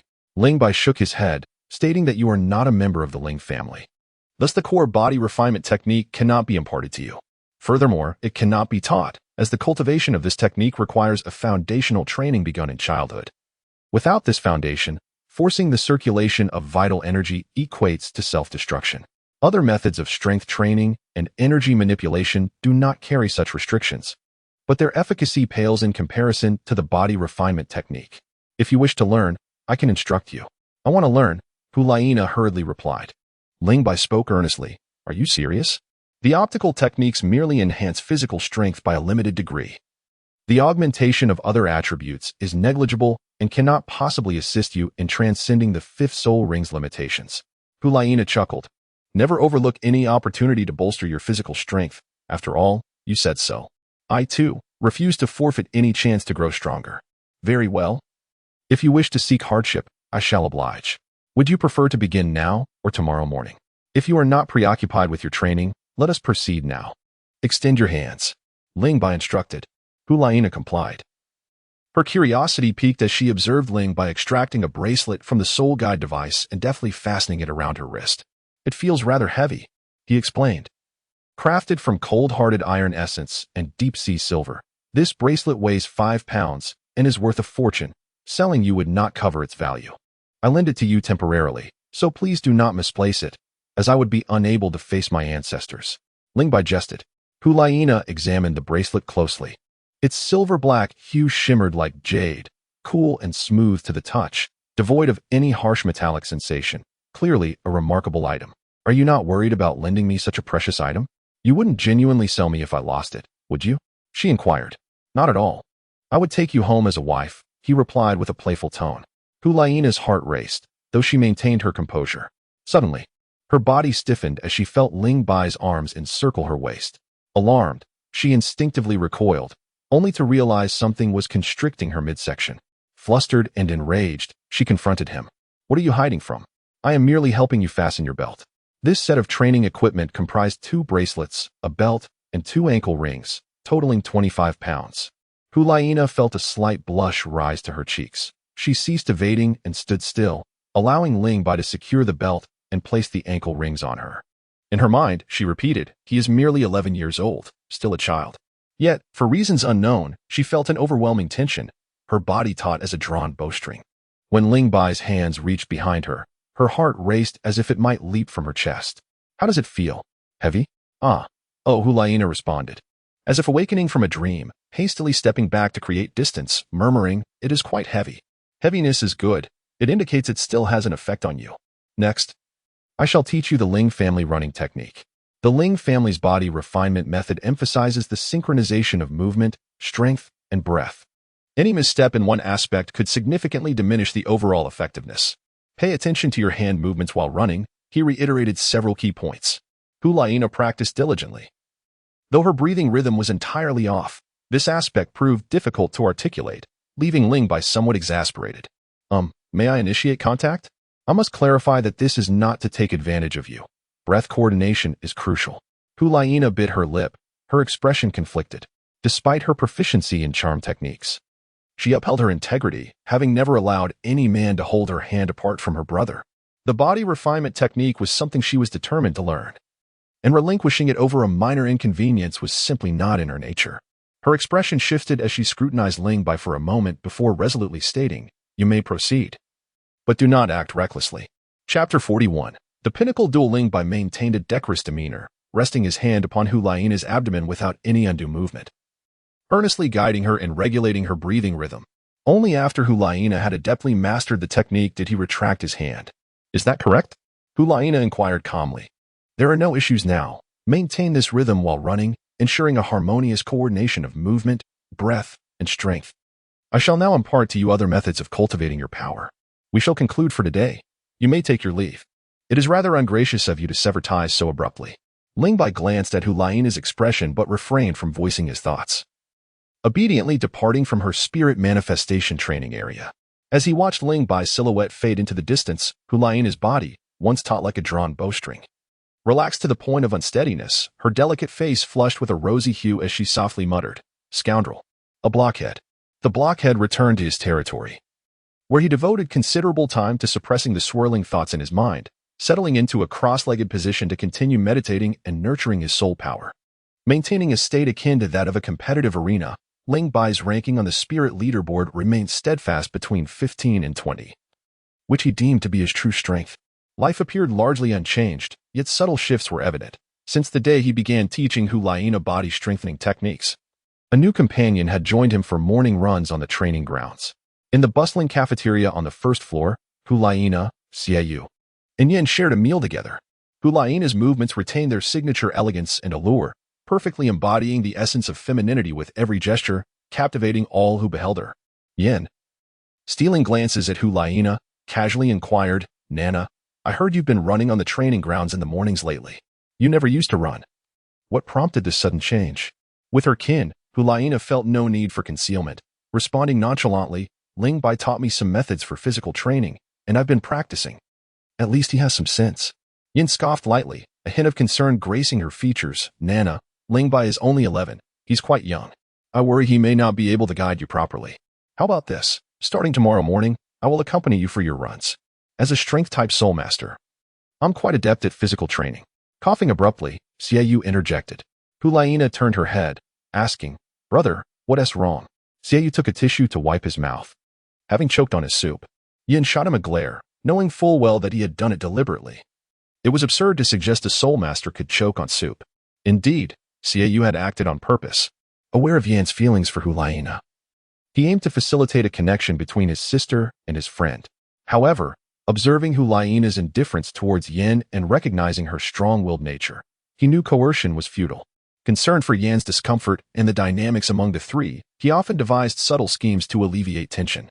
In recent days, Hu Liena had grown closer to Ling Bai, causing Yin to feel a sense of urgency. Her tone turned sour whenever Ling Bai was mentioned, alternating between speaking ill of him and throwing subtle jabs.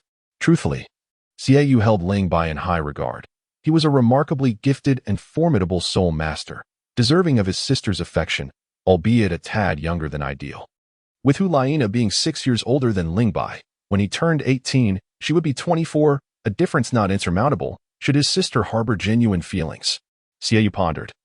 Should he support or oppose this budding relationship?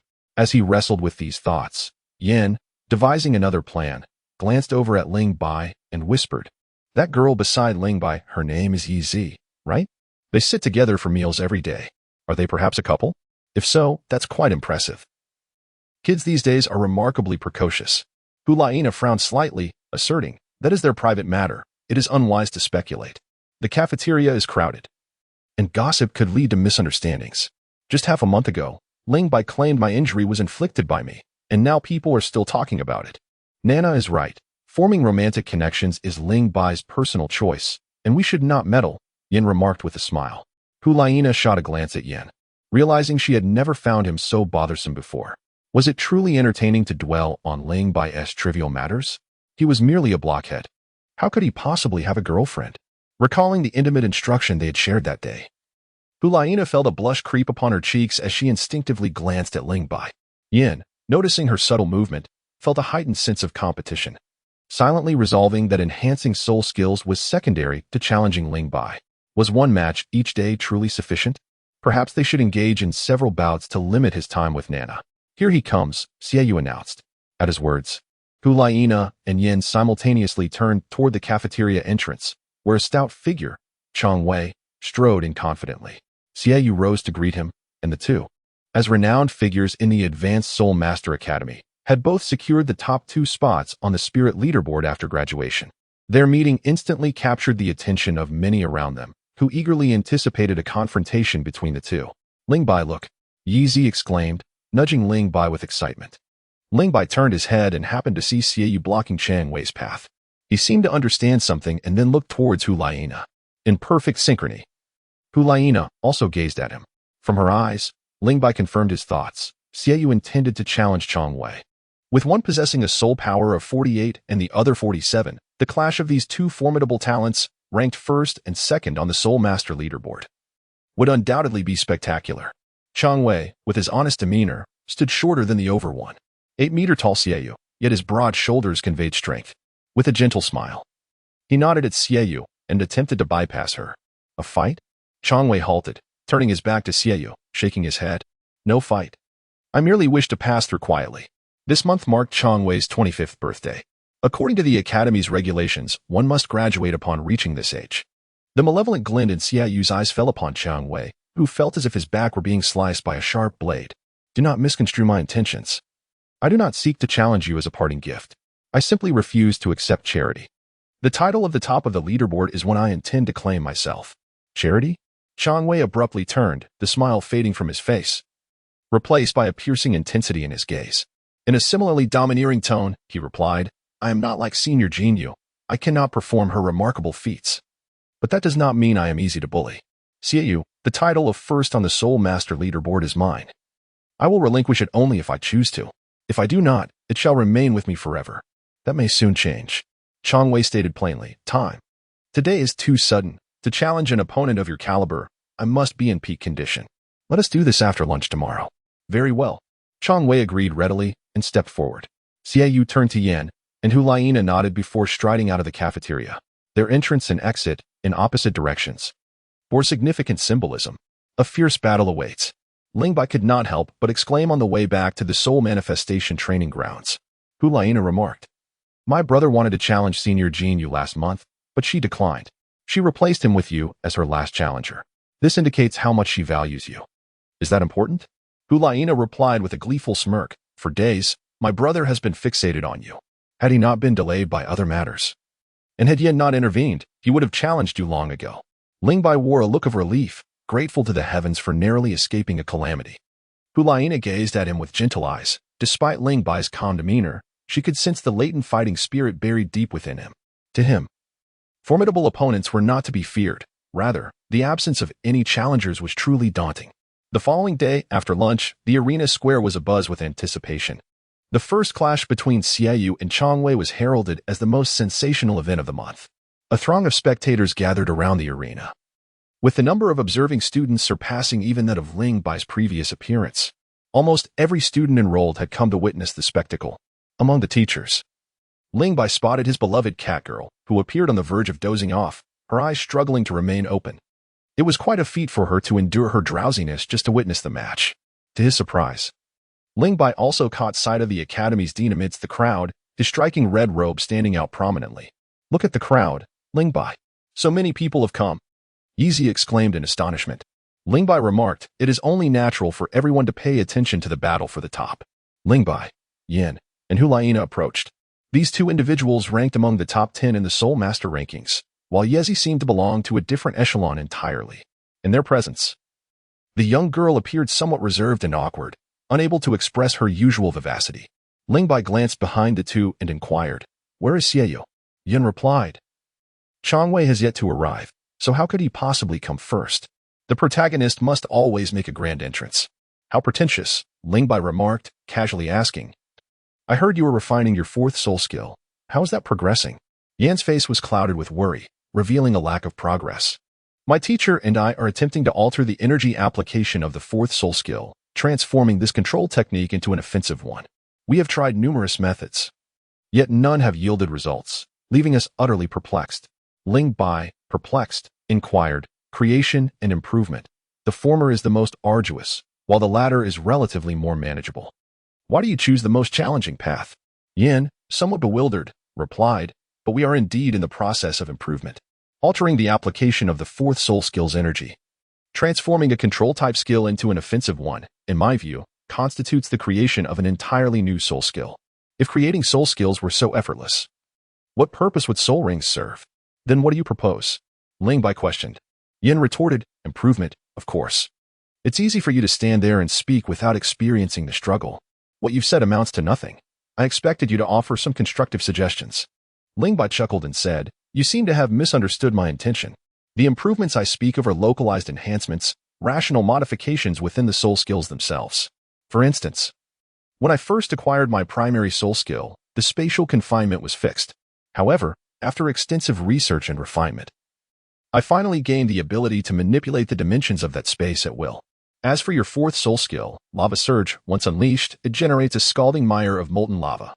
The magma, searing and intense, possesses formidable destructive and offensive capabilities. You might consider harnessing the lava to serve your purpose. Alternatively, you could intensify the heat, creating an attack skill akin to an extreme heat domain. Wouldn't that make things considerably easier? Yan's eyes sparkled with excitement, and the more he pondered, the more feasible it seemed. He slapped Ling Bai's shoulder enthusiastically and exclaimed, "Ling Bai, if this works, I shall treat you to a month of lavish feasts." The fifth floor? Absolutely. Ling Bai inquired, "May I bring Yezi along?"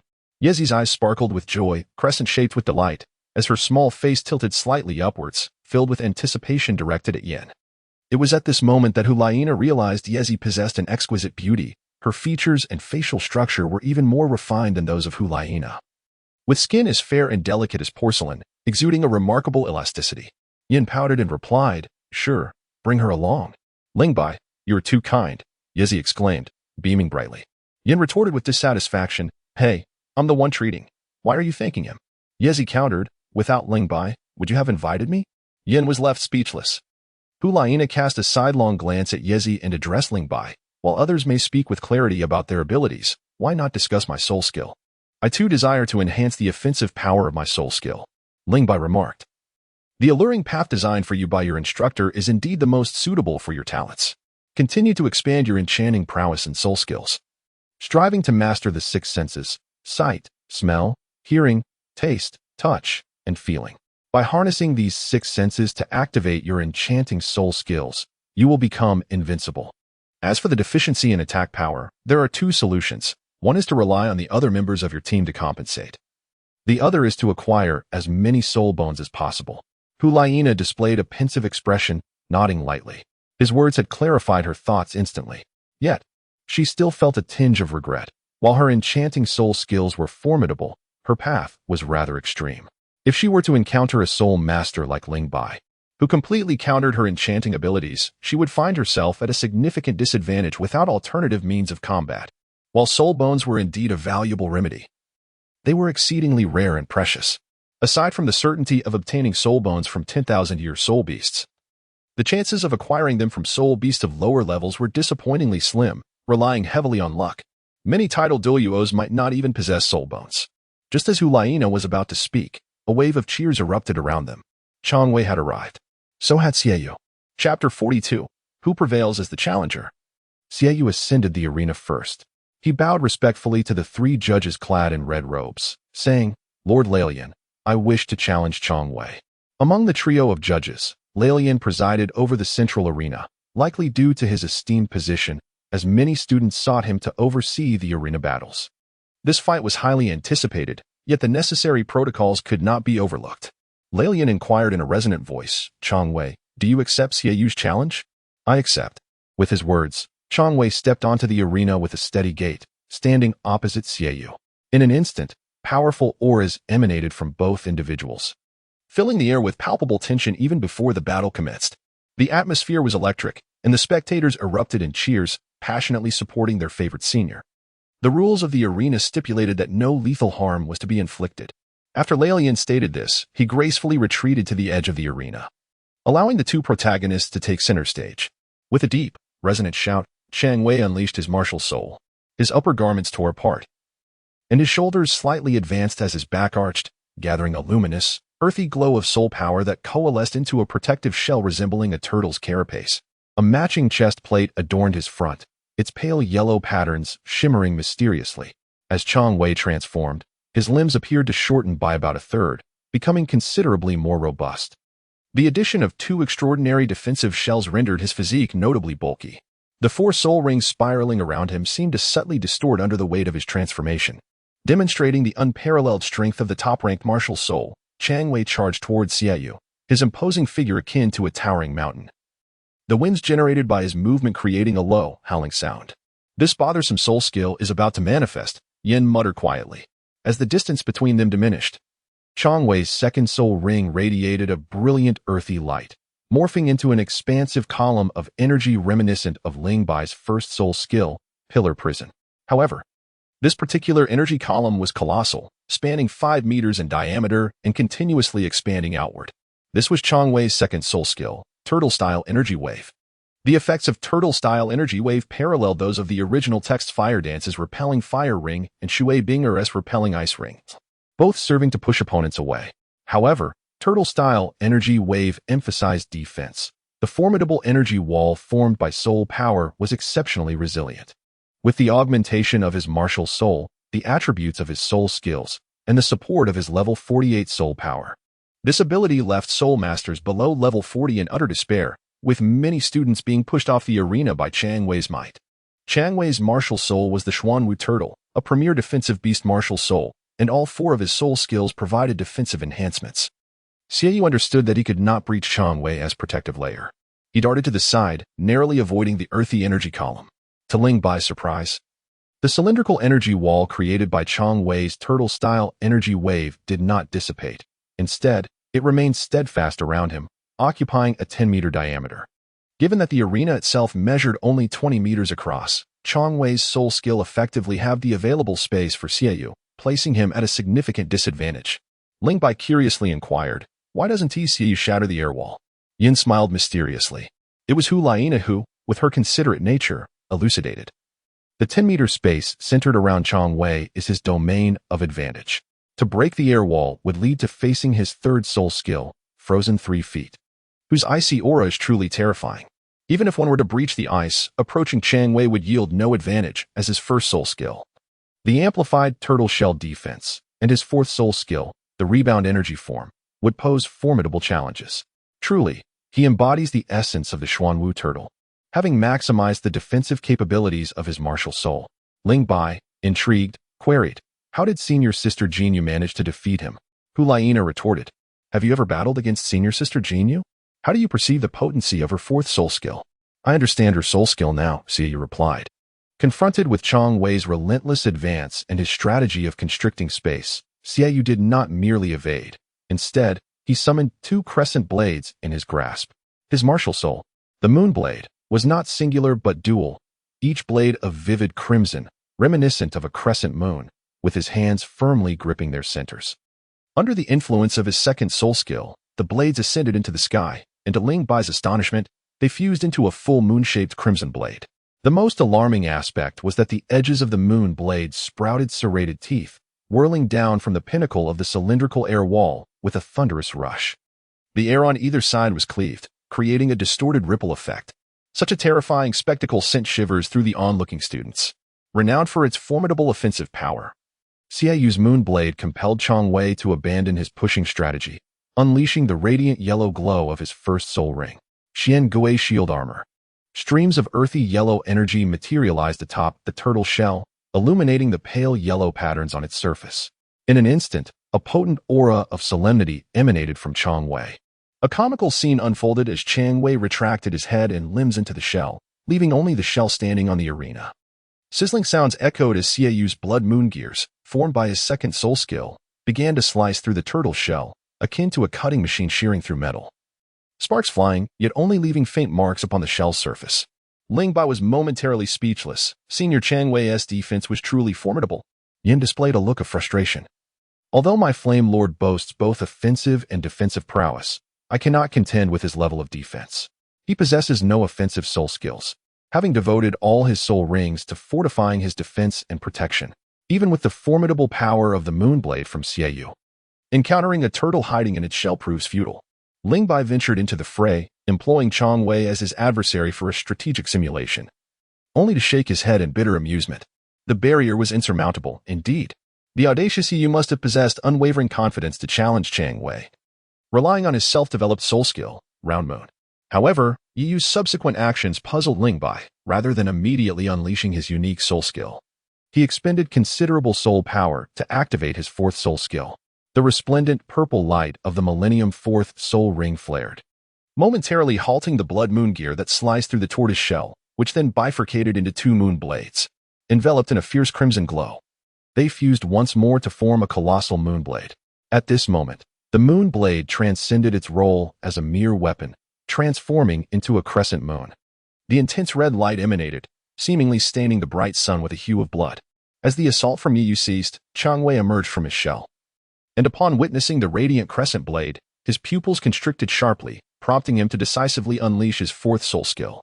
The simultaneous activation of their fourth soul skills electrified the onlookers, signaling the impending clash for supremacy. Chapter 43, Self-Created Soul Skill, Round Moon. Fourth soul skill, Crescent Stab.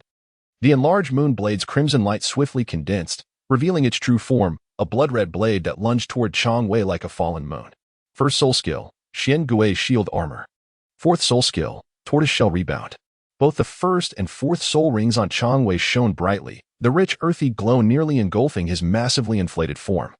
As a colossal tortoise shell materialized above his head, it appeared as though the shell had detached from his body, yet it remained firmly in place. This was the energy rebound form of the soul skill, a manifestation of the fourth soul skill. Yi Yu's fourth soul skill encompassed not only physical attacks, but also energy-based assaults, boasting terrifying power. As gasps echoed among the spectators, the rebound tortoise shell trembled violently. Its hardened exterior akin to paper, pierced effortlessly by the moon blade and subsequently driving deep into Chang Wei's actual tortoise shell. Such formidable power! Ling Bai felt his breath hitch. He beheld the spectacle. The Xian Gui shield armor, impervious to the second soul skill, was now penetrated by the sharp tip of the crescent moon. Chang Wei's eye twitched violently, betraying his agony. With a low, guttural roar, a radiant burst of earthy light erupted from him, a halo of the same hue igniting as the second soul ring flared. With a clang, the enormous moon blade lodged in Chang Wei's back was forcefully dislodged. Yi Yu grasped the air, and the moon blade split in two, returning to its master with a breathtaking shriek. He smiled, a smile exuding a sinister charm. Those familiar with Yi Yu recognized it as the smile of victory. Chang Wei, in activating your fourth soul skill, you have forfeited your hope for triumph. To be bested by my self-created soul skill is your honor. Behold, Round Moon. Yi Yu surged forth like a whirlwind. The arena lost his form, replaced by a white disk. Round Moon. Yin exclaimed eagerly. It's here, it's here. Yi Yu's Round Moon has finally arrived. This soul skill had never before graced the eyes of their peers. Few were aware of its existence. He had been perfecting it. During Ling Bai's initial challenge against Hu Liena, witnessing his sister wounded and spitting blood ignited his fury, yet Yin had preempted him, monopolizing the fight and denying him any opportunity to retaliate. Xie Yue was a formidable opponent, perfectly suited to test the power of Round Moon. But she had declined Yi Yu's challenge. Today, amidst the battle for supremacy on the Soul Master rankings, Round Moon would undoubtedly astound the audience. As the leader of the younger generation within the Spirit Hall, who could rival Yi Yu? Self-created soul skill? Chang Wei murmured the phrase, a glint of admiration flickering in his eyes, yet his fighting spirit flared even more fiercely. I have proclaimed that the top position on the Soul Master rankings belongs to me. It will not be easily wrested from my grasp. I shall demonstrate who the true champion is. The white disc surged forth, devoid of any sound of friction or rushing wind, as if all noise had been consumed by the disc. It first collided with the air wall formed by Chang Wei's first soul skill, pausing only briefly before slicing through it effortlessly without losing momentum. Chang Wei's eyes widened in shock as he discerned the shadow of Xie Yu's fourth soul skill, Golden Crocodile Dragon Drill, within the Round Moon, exhibiting a similar unstoppable force. Third soul skill, Frozen 3 feet. A torrent of icy energy surged forth from Chang Wei, coiling around the disc like serpents. Yet, wherever the disc traversed, the icy tendrils snapped apart. Ling Bai fixated intently on the white disc in the arena, missing not a single detail, and mused to himself, the principle of the circular moon lies in its rapid rotation, which enhances the frequency of attacks.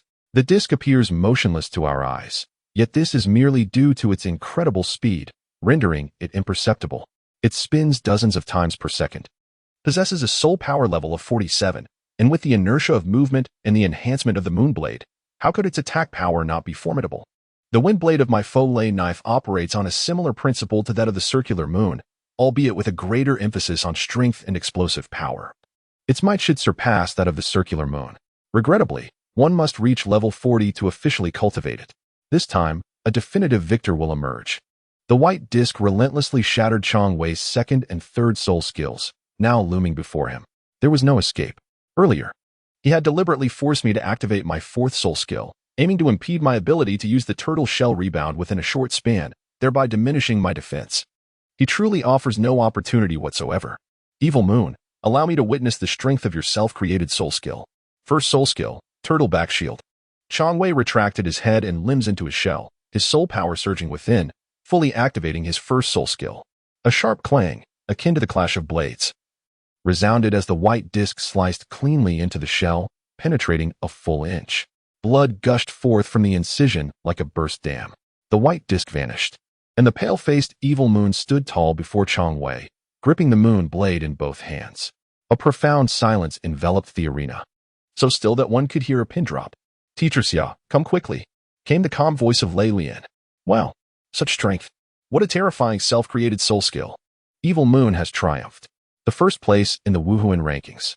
The announcement from the judge signified the conclusion of the arena challenge. The victor was determined. Evil Moon sheathed the moon blade, while Chang Wei's shell dissipated, revealing muscles as solid as granite. Most alarming was the gaping wound that traversed his chest, as if it could cleave him in two. Chang Wei cast a complex glance at Evil Moon, then broke into a hearty smile, saying, "From today onward, you are number one." Evil Moon, setting aside his arrogant demeanor, replied earnestly, "Thank you. Being first is not merely a rank or an honor. It carries a responsibility. Remember the words of senior sister Xie Yue. The academy is our home, and as an elder brother, it is my duty to care for our siblings." Among the crowd, Dean Ferrick wore a satisfied smile, murmuring, "This is what the golden generation of the Spirit Hall should embody. Their era is about to commence." As he spoke, his gaze swept over Evil Moon, then Yen, followed by Hu Liena, pausing momentarily before resting on Ling Bai. Amidst the thunderous cheers, the rankings of the Wuhuan list shifted. Chang Wei disappeared from the top spot, with Evil Moon taking his place. All the students behind him ascended one position, while the 50th place stood vacant, poised to activate the external challenge mechanism. On the journey back to the Wuhuan mimetic training ground, Ling Bai and the others reflected on the recently concluded arena match, suddenly comprehending many previously puzzling matters. Hu Liena tilted her head and inquired, "What are you pondering so deeply?" Ling Bai chuckled, contemplating the sinister moon of the full moon. "Brother, this soul skill of yours is quite remarkable, though not yet perfect." Hu Liena, feeling displeased, remarked, "I recognize your prowess. Creating soul skills is as effortless as eating or drinking for you, each one flawless. How could my brother possibly compare to a prodigy such as yourself? You misunderstand.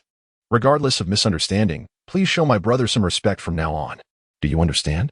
"I understand." Chapter 44. Rest day observing Ling Bai's downcast demeanor. Hu Liena's heart softened instantly. With a gentle tone, she confided, "My brother and I lost our parents at a young age and have relied on each other ever since. In my eyes, he is the greatest genius. No one is permitted to speak ill of him or tarnish his reputation." Ling Bai understood her feelings, silently nodding as he continued forward without uttering a word. "Are you angry?" "No." Ling Bai sighed, reflecting, "After watching the arena battle between Xie Yue and Chang Wei, I realized that I am still insufficiently strong, and my progress in soul power cultivation has also slowed. You have exerted considerable effort already. Reaching the soul master level requires immense time and dedication for each incremental advancement, and with gradual accumulation, a breakthrough will eventually come." "Slow? I cannot afford to be slow." Ling Bai curiously inquired, "How long did it take you to advance from soul master to soul sovereign?" Hu Liena replied nonchalantly, "I became a soul master at 12 and attained the rank of soul sovereign at 15, so it took just a little over 2 years." Ling Bai, "So? It took another 2 years to elevate from level 41 to level 44? Hu Liena replied, "I am now at level 45. Ling Bai is truly at a loss for words. If Tang San were not to rely on his rocket-like abilities, he might very well be at this level, or perhaps even slightly inferior. A genius, a true genius. Ling Bai was acutely aware that his innate talent paled in comparison to those extraordinary geniuses. His martial soul seemed to possess inherent deficiencies, and his soul power cultivation did not progress swiftly, even with Hu Liena's remarkable pace of advancement. It was unlikely he could keep up with the ongoing Continental Advanced Soul Master Academy elite competition. Why couldn't Fate bestow upon me a father of title Doloa caliber? He mused. With a powerful title Doloa to shield him, he could effortlessly expel Dugu Bo from the Eye of Ice and Fire, seizing control for himself. The thought of consuming pills, ascending rapidly, and soaring through the ranks was tantalizing. He realized he must devise alternative strategies. Otherwise, the gap would only widen. Speaking in a hushed tone, he uttered something inaudible to Hu Liena, who inquired, "What did you just say?" "What method?" "Nothing," he replied. Ling Bai was reluctant to speak, and Hu Liena did not press further. As they strolled along, she casually inquired, "Are you and Yezi together?" "Together?" Ling Bai was momentarily taken aback. "Who told you that?" "Yin," she replied. "That rascal, spreading rumors about me. Does he not realize that while it takes but a moment to spread falsehoods, it often requires great effort to dispel them?" "What else did he say?" "Just that. Untrue. Yezi and I are merely good friends. You know her situation. A rather pitiable little girl." As they entered the expansive outdoor spirit manifestation training grounds, lush trees provided ample shade, and the air was fresh, with flowers blooming vibrantly along the roadside. Previously unnoticed, Hu Liena suddenly found these blossoms to be extraordinarily beautiful. "It is not Yezi. It must be someone else then?" "Ling Bai, I am merely 11 years old." Hu Liena chuckled. "You claim to be 37. Pray tell, is there someone you hold dear?" Ling Bai pondered for a moment. Undoubtedly, there had been someone in the past. After arriving in the Dolua continent, a vague silhouette inexplicably surfaced in his mind. Alas, the age of this thunder tiger exceeded the limits of what Ling Bai could endure, and his body was on the verge of collapse. Curse be it. I should have stopped him. If anything were to befall Xiaobai, how could I explain it to Ling Ling? As Shui Wuhan wallowed in self-reproach, a figure quietly appeared beside Ling Bai, as if something cool, damp, and slippery had settled upon him. In an instant, his body, teetering on the brink of destruction, was restored to its former state. Noticing Ling Bai's prolonged silence and the complex expression on his face, a wave of inexplicable irritation surged within Hu Liena. Without calling out to Ling Bai, she strode directly into her martial soul manifestation training area. "Hey, why are you leaving so hastily?" "I have arrived," Xiaobai exclaimed, gazing at him, forbidding him from entering and disturbing her training. Ling Bai looked speechless at the little white fox lying on the grass, affectionately named Xiaobai. Time flew by, and in the blink of an eye, it had been 2 months since Ling Bai arrived at the Advanced Soul Master Academy in Soul Master City. This month, his rank on the Soul Master leaderboard had slightly improved, allowing him to ascend to the 3rd position, surpassing Hu Liena. With Changwei and Fu Mei graduating one after the other, Hu Liena's rank rose by 2 spots. After breaking through to level 45 in soul power, she would surpass Fang Yunxiao, who held a higher position on the leaderboard. The Golden Generation had, for the first time, occupied the top 3 spots on the list. However, an odd anomaly seemed to disrupt the flow. A 34th level soul respect named Xie Yue stood between Yin and Hu Liena. Whenever the Golden Generation was mentioned, Ling Bai was invariably included in the conversation. The reward of a staggering 12,000 gold soul coins made Yzi green with envy, wishing she had the strength to snatch it away. Biting her rosy lips, she watched Ling Bai with longing. Wherever he went, she followed. Only after he promised to accompany her into the city for shopping in the afternoon did she reluctantly leave him. As the lunch bell rang, Ling Bai exited his soul manifestation training ground. Passing by Hu Liena's territory, he unexpectedly spotted Yin and Hu Liena conversing by the roadside. Yin greeted him. "Ling Bai, heading for lunch?" "Indeed," Ling Bai replied, casting a curious glance at him and smiling. "What brings you here today?" Yin sneaked a glance at Hu Liena and replied, "It's a rest day, so I came to invite Donna to explore the city with me. I'm going to Soul Master City with Yzi. Would you like to join us?"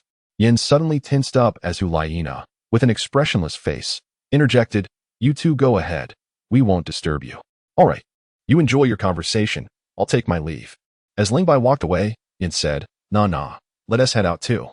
We can have lunch at a new restaurant in Soul Master City that supposedly has excellent food. You go on ahead. I prefer to stay in the academy to train." Nah, let my brother accompany you." Yin gazed deeply at her, but did not press the matter further. After having lunch together in the cafeteria, he returned directly to his soul manifestation training ground.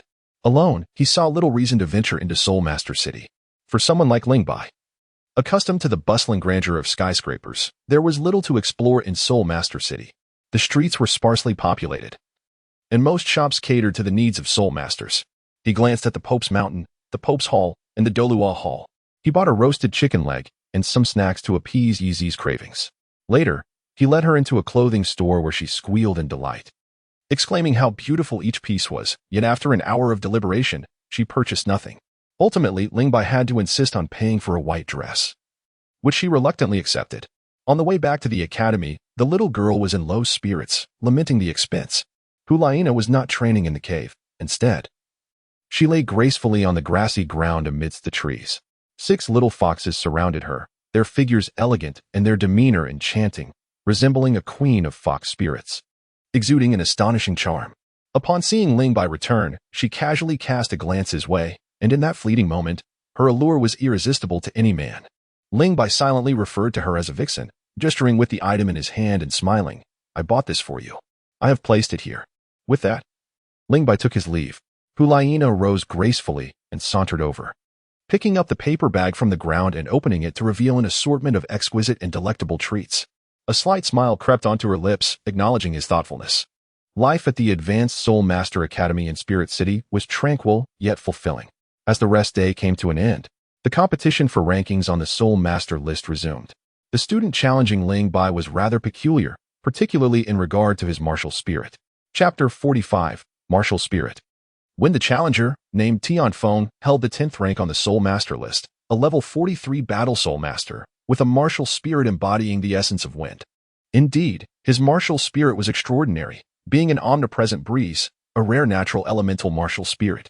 As the saying goes, good news seldom travels far, while bad news spreads like wildfire. The news of Tianfeng's challenge to Ling Bai circulated throughout the academy. During lunchtime, Xie Yue and Hu Liena approached with their trays, joining Ling Bai and Yi Zi at the same table. Hu Liena naturally took a seat beside Ling Bai. "Ling Bai, Tianfeng has challenged you?" Yin inquired eagerly. Ling Bai nodded. "He had just departed. I consented. I was aware that you would undoubtedly agree. But do you truly comprehend your adversary?" "I possess some knowledge." Xie Yue suddenly interjected. He hails from the Tianfeng sect of the Xinglua Empire. Although the Tianfeng sect is not one of the 7 major sects, its prowess is by no means inferior to that of the lower 4 sects, and it may even surpass them slightly.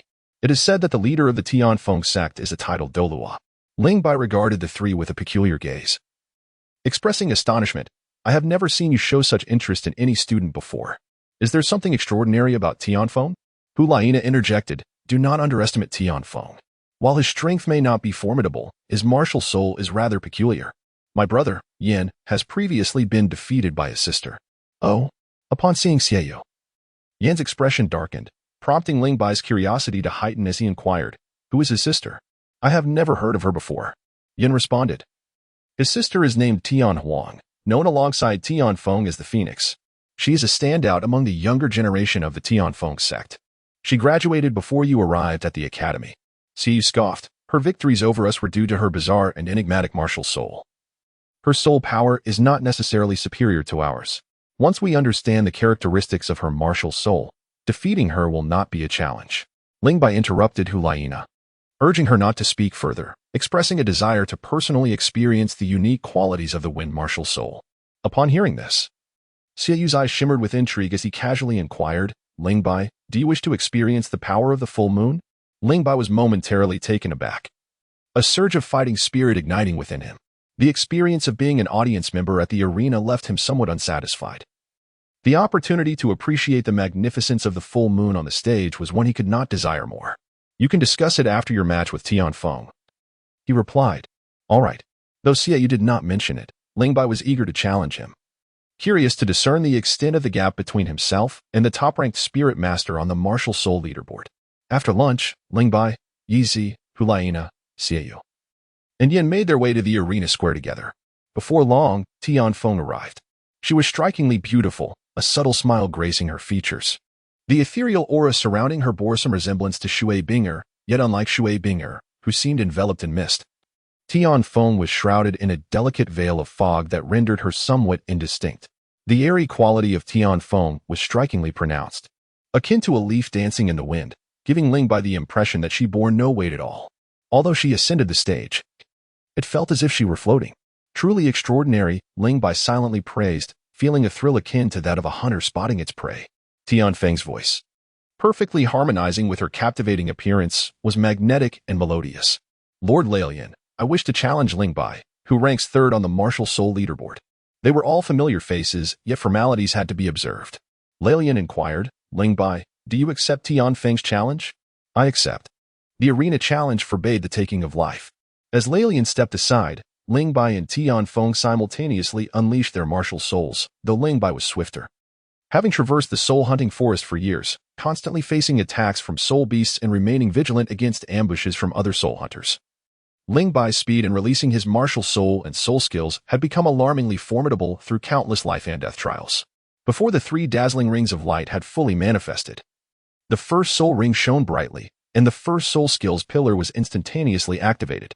A translucent silver beam ascended from the ground, encasing the astonished Tianfeng within it. Such speed!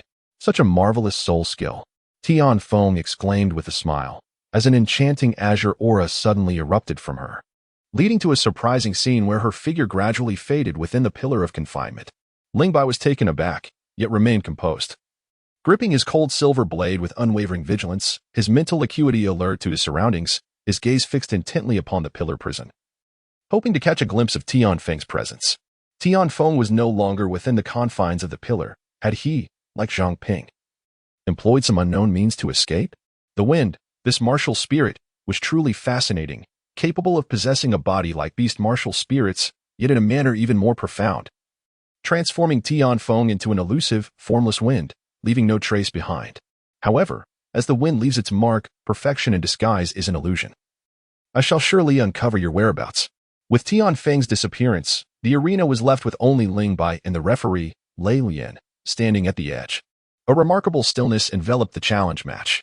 The students, having witnessed Tianfeng's unique martial spirit during the contest, displayed no signs of shock or anxiety. Rather, they eagerly anticipated how Ling Bai would counter Tianfeng's wind transformation. Yi, bewildered, inquired, "Where is Tianfeng? How can he fight if he does not appear?" The disciples of the Tianfeng sect excel in this deceptive tactic, Yin remarked disdainfully. For those encountering it for the first time, it's always a surprise. Yi asked, "Will Ling Bai lose? Both I and Xie Yue have been defeated. Do you think Ling Bai can prevail?" Yi hesitated briefly before nodding. "He can." "It's quite difficult," Xie Yue interjected. Tianfeng's ability to transform into wind is merely the beginning. The subsequent tempestuous assaults will prove lethal. Had Ling Bai heeded Nana's advice earlier and familiarized himself with Tianfeng's capabilities, perhaps victory would have been attainable. But now, he has yet to locate Tianfeng, and his chances of winning appear slim. Yin gleefully remarked, "Let him be reckless. This time, he shall falter." Ling Bai was anything but reckless, Yi argued. Aside from the encounter with that fox, Hu Liena's piercing gaze swept over, her voice icy. "Should you utter those 3 words again, I shall ensure you cannot sell a single piece of candy." Yi's pink hair bristled, her small fist clenched defiantly at her chest. Leaning forward and glaring fiercely at Hu Liena, striving to project an image of wrath, undeterred by any threat. Yet, Hu Liena's formidable aura was overwhelming. In a moment, Yi's bravado deflated. Hu Liena, is this acceptable?" "Not bad," she replied curtly. "Humph," Yi retorted, visibly displeased. Aside from her match, Ling Bai has inquired about her information. In all other encounters, he has not sought details about his opponents, claiming he wishes to train his adaptability in combat. Hu Liena softly remarked, he does not concern himself with winning or losing, but rather whether his strength has improved post-battle. Chapter 46. I have found him, Nana. "You truly understand him," Xie Yue casually remarked. Hu Liena's heart raced momentarily, glancing surreptitiously at Xie Yue's expression. He seemed to speak without intent for further inquiry, prompting her to breathe a sigh of relief. Her eyes remained firmly fixed upon the figure in the arena, revealing a complexity of emotion. Tianfeng's ability to transform into wind was indeed extraordinary, exhibiting mastery over his martial spirit at an exceptionally high level, leaving no trace to be exploited by Ling Bai. Should Tianfeng wish to engage in a war of attrition, Ling Bai would gladly oblige. What he possessed in abundance was patience. Ling Bai strolled leisurely upon the arena, exuding an air of effortless tranquility. Behind him, a towering 3-meter-high mutated pear tree spirit stood sentinel, its umbrella-like canopy gently swaying. Suddenly, a single leaf began to flutter. A smile graced the corners of Ling Bai's lips as he continued onward, unperturbed. The wind left its mark. There exists no utterly flawless disguise in this world. Perhaps the heavenly phoenix's ability to manipulate the wind could conceal its tracks before equally matched soul masters. Yet it could not evade the perceptive prowess of the pear tree martial spirit. This martial spirit is a variant, boasting an innate soul power of level 8. A commendable mutation characterized by well-balanced attributes, with an exceptional aptitude for perception. Upon unleashing his martial spirit, Ling Bai's awareness of his surroundings intensified, akin to a domain, yet distinctly not one. Having discerned the location of the heavenly phoenix, Ling Bai intended to further ascertain its precise position. Perhaps Ling Bai's ruse was executed too flawlessly, For the heavenly phoenix detected no hint of suspicion. Sensing that the moment was ripe, it decisively unleashed its soul skill. A gust of azure whirlwind abruptly manifested upon the arena, encircled by 4 optimally configured soul rings of yellow and purple hues. Soon after, the first soul ring shone brightly. Over a dozen azure wind blades coalesced and surged towards Ling Bai with alarming speed. Beneath the arena, Yin could not help but shake his head, convinced that Ling Bai was destined to lose. Once the members of the Tianfeng sect made their move, they would invariably unleash a flurry of consecutive soul skills, attacking with the ferocity of a tempest, leaving one utterly bewildered. The best opportunity to defeat the heavenly phoenix had already slipped through Ling Bai's fingers. Turning the tide seemed exceedingly difficult. Ling Bai will not succumb, Yezi remarked, somewhat anxiously. Yin scoffed, what do you know? Yezi retorted, what do you know? Enough of this bickering. Focus on the competition, Hu Liena admonished, successfully silencing both Yezi and Yin. Confronted with the first soul skill of the heavenly phoenix, Ling Bai remained composed. With a mere flick of his hand, a translucent silver pillar ascended from the ground, ensnaring the azure whirlwind within its confines. The whirlwind, the wind blades, and the pillar all vanished in unison, yet the figure of the heavenly phoenix remained conspicuously absent. This is troubling. Ling Bai's expression shifted ever so slightly as he abruptly turned to gaze upon the arena, where 4 swirling tempests materialized, each encircled by 4 resplendent soul rings. It was akin to a doppelganger soul skill. Ling Bai, once I strike, you shall have no chance, declared Tianfeng. As her words echoed, a tempestuous wind surged across the arena, with the 4 azure whirlwinds rushing forth. The force of the wind was formidable. Ling Bai immediately felt as though countless hands were pressing against him, compelling his body to move forward involuntarily. And he was on the verge of being engulfed by the whirlwind. This was an interference soul skill, lacking in sheer offensive power. Yet should one be swept into the tempest, with their head and feet inverted and no leverage to rely upon, they would be rendered powerless to resist. The first soul ring on Ling Bai's body shimmered, and a semi-transparent silver pillar ascended from the ground.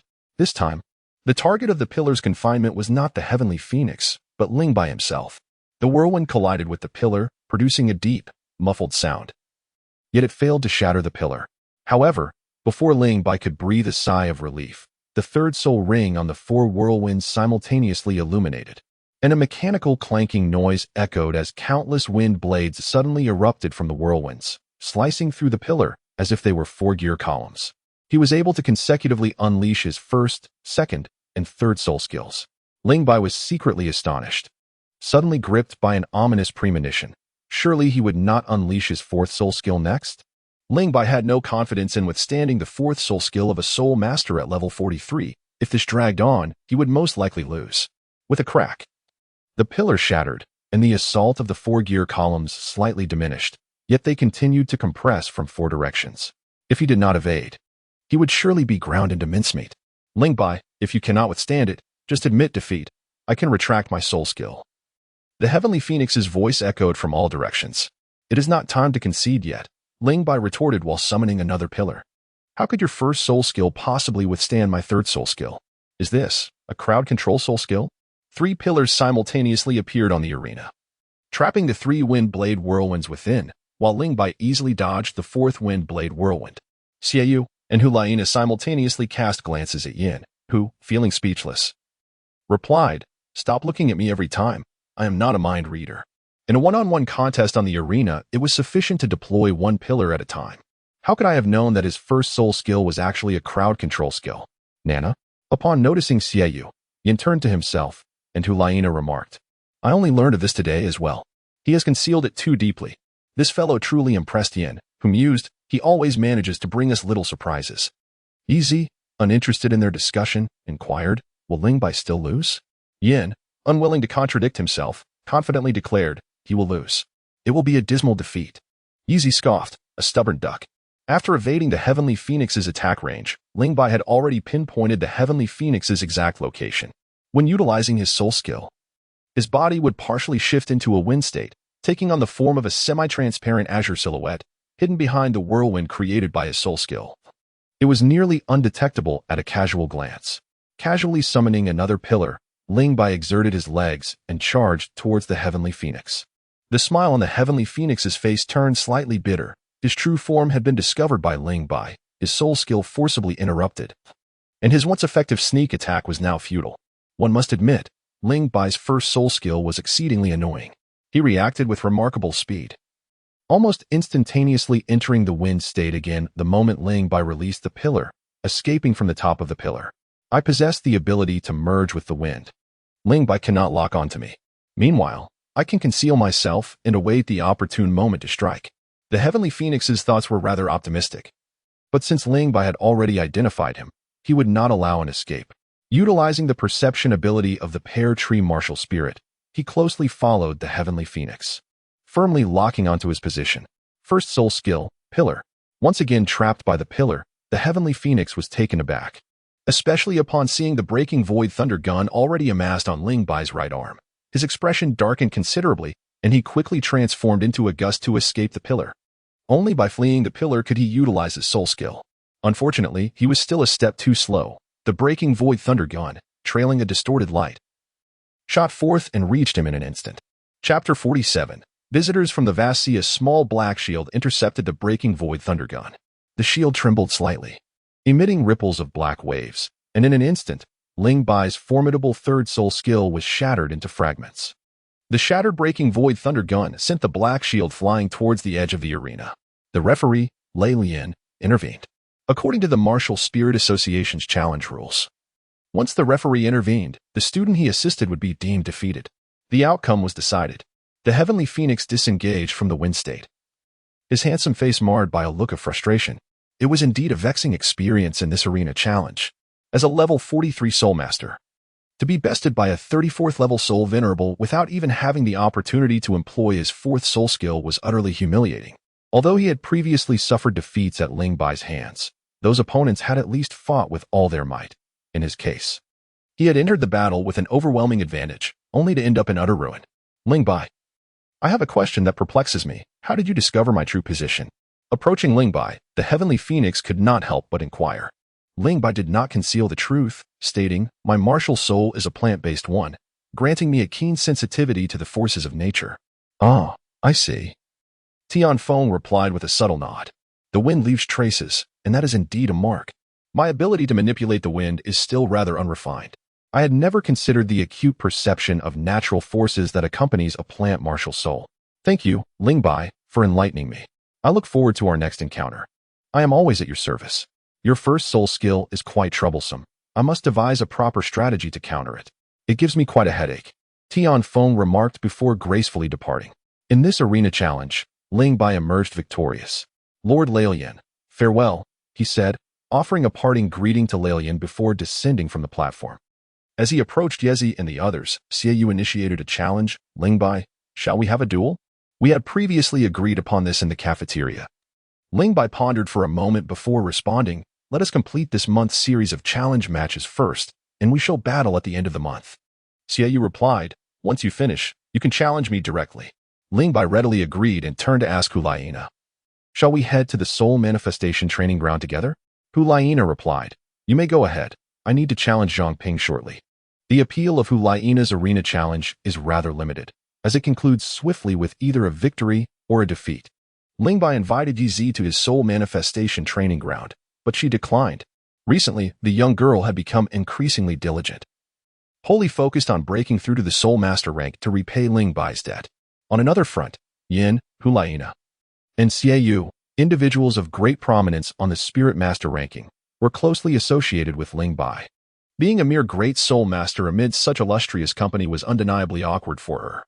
Yi was determined not to bring shame to her esteemed elder and devoted herself to her training. As half a month passed, the rose saplings transplanted to the Spirit Manifestation Training Ground had grown to 3 feet tall. According to the caretaker, they would bloom in just over a month. Ling Bai pondered quietly while watering them, wondering if he would be able to witness their blossoming. After finishing his task, he stretched his limbs and drew out the cold silver blade from his back, practicing in a state of focused isolation. At that moment, a languid feline call resonated, and an orange-hued figure flitted out from the dense thicket. In an instant, a fragrant breeze enveloped him, and the scene before him surged with vitality. "Teacher Donna?" Donna squinted her eyes into narrow slits and lethargically remarked, "Someone has come to the academy looking for you. His name is Tyne Yeo." Ling Bai's expression brightened with surprise as he eagerly inquired, "Teacher Donna, Where is Uncle Tao? Seeing Ling Bai so elated for the first time, Donna curiously replied. At the academy entrance. Is he a relative of yours? Yes, Ling Bai responded. Tao, much like Shui Wuhan, bore no blood relation to Ling Bai. He was a steadfast member of the soul hunting team formed by Ling Bai's mother, Bai Ling, and a close comrade of hers. Regardless of memories from his past life or experiences in this new world, Tao had always treated Ling Bai exceptionally well, almost as if he were a beloved nephew. In addition to Tao, there was also Uncle Lung Yi. Together, they formed a golden triangle of loyalty, having shared countless life and death experiences. Not by blood, but closer than kin. Thank you, Teacher Donna, for informing me. I shall go find Uncle Tao now. As Ling Bai hurried away from the spirit manifestation training ground, Donna called out, remember to mention my name at the school gate. If the guards try to stop you, just say I have given my consent. Return before dark. Understood. How considerate of my dear cat mother. Ling Bai was in exceptionally high spirits. As he passed by the soul manifestation training ground of Hu Liena, he playfully whistled at a small white fox named Xiao Bai, startling the creature into the safety of the woods. Standing outside the towering 20-meter-tall white marble gate was a robust young man, appearing to be in his late 20s. He stood around 9 meters tall, with neatly cropped hair, broad shoulders, and muscles that resembled the sharp contours of granite. His sun-kissed skin seemed to glisten with a sheen of oil, creating a rather peculiar sight. In the face of the gatekeeper's scrutinizing and wary gaze, the young man flashed a hearty smile, embodying the essence of an innocuous simpleton. Yet, the gatekeepers dared not lower their guard. They sensed an aura emanating from him that transcended the level of a soul master. This young man was, at the very least, a formidable soul king. Uncle Tao. A joyful exclamation broke through the air. Tao lifted his gaze, and a broad smile spread across his earnest face as he waved vigorously, Xiao Bai. Ling Bai registered at the gatekeeper's desk and strode out of the school gates with great enthusiasm. He cheerfully inquired, Uncle Tao, when did you arrive in Soul City? Tao replied, I just arrived, accompanying the teachers from your academy. When you sent such a large sum of gold soul coins to Hanhai City, it startled your mother, prompting me to come and check on you. Ling Bai surveyed his surroundings and remarked to Tao, Uncle Tao, the academy prohibits the entry of outsiders. Allow me to take you for a stroll through the spirit city, where we can find a suitable spot to converse further. Tao nodded in agreement. I shall follow your lead. The prestigious Soul Master Academy was merely a few hundred meters from the spirit city, and they reached it in no time. For Tao, a native of Doloa, the spirit city represented a sanctuary, and the Hall of Pope and the Hall of Doloa were the holiest of sanctuaries. The sights and experiences he encountered opened his eyes to a whole new world. Upon learning that the hundreds of warriors guarding the Pope's mountain were all soul emperors of level 61 or above, he was left astounded, his mouth agape. Every individual he encountered was a soul master. Tao vowed he had never before witnessed such an assembly of soul masters, such an abundance of formidable beings. In the spirit city, it was a rarity to find someone with 3 legs, while 2-legged soul masters were ubiquitous. The vibrancy of the spirit city left Tao in awe. Ling Bai had just received a reward of over 100,000 gold soul coins, his pockets swollen with wealth. Accompanied by Tao, he ventured to the finest tavern in Soul City, where the servers, all of them soul masters, attended to their needs. Once the servers left their private room, Ling Bai began to recount his experiences at the academy to Tao. Upon understanding the origins of the gold soul coins, Tao felt an immense sense of relief, his face lighting up with satisfaction as he said, Xiao Bai, you are truly a genius. Wherever you go, you shine the brightest. Uncle Tao, are you still uncertain about my genius? If it weren't for my mother forcing me to cultivate with a whip, I wouldn't be the person I am today. Tao furrowed his brow and replied, in my eyes, you are indeed a genius. A peerless talent akin to Brother Ling Tian. Those hardships and experiences, could anyone else have persevered through them? Would they have managed? Ling Bai was at a loss whether to laugh or cry. Instead of engaging in an argument, she inquired about her mother, Bai Ling, and Uncle Lung Ye's current situation. Chapter 48. Preparing for a rainy day. Both Sister Ling and Lung Ye are doing well. You need not worry about them. Just focus on your cultivation at the Advanced Soul Master Academy in Soul Master City. Ling Bai expressed his concerns with a hint of anxiety, urging Uncle Tao, please. You and Uncle Ling Ye must keep a close watch on my mother. She must not act recklessly. I have made her a promise, and I intend to uphold it. Uncle Tao reassured him, do not worry, we will keep an eye on her. However, he hesitated before adding, Xiao Bai, to be honest. Both Lung Yi and I do not support your quest to find your father. Ling Ge has been missing for 11 years, with no trace. If he were to return, he would have done so by now. Ling Bai calmly said, Uncle Tao, I comprehend your meaning. Yet my mother has awaited him for a full 11 years. If there is neither a living figure nor a corpse to be found, she will continue to wait indefinitely. She is merely 31 years old. Must the entirety of her life be squandered in this protracted anticipation? However, Ling Bai interjected, without thorough preparations. I shall not venture to that place. Tao replied solemnly, Xiao Bai, Uncle Tai believes in you. Remember, safety is paramount. Sister Ling has already lost her husband. If she were to lose her son as well, it would shatter her. Just as Tao was about to say more, a sudden knock echoed from outside the door. Upon receiving permission, several attendants of the Soul sect, bearing dishes and drinks, entered the private room. Upon seeing the wine on the table, Tao's eyes sparkled with delight, and he hastily neglected any further conversation. He uncorked a bottle and poured a glass for Ling Bai, then joyfully filled his own to the brim. Uncle Tai, you know I dislike drinking. Tao chuckled. A man who does not drink is merely wandering this world in vain. Today is a celebratory occasion. Join me in a few drinks. Come, let us toast. Ling Bai, with a sense of resignation, lifted his wine glass to clink with Tao's, taking a small sip. In contrast, Tao downed his drink in one gulp, exclaiming, This truly is the finest tavern in Wuhuan City. The flavor of the wine is exquisite. With that, he seized the bottle to refill his glass. Tao possessed an astonishing capacity for alcohol, and Ling Bai felt no concern over his inebriation, thus refraining from voicing any objections. After a few cups, Tao's spirits were elevated, and he enthusiastically recounted tales of Hanhai City. Nestled upon a coastal mountain, Hanhai City faces the sea. Each night, the waves crash against the cliffs with a thunderous roar. Ling Bai, he said, you truly ought to visit Hanhai City when you have the chance.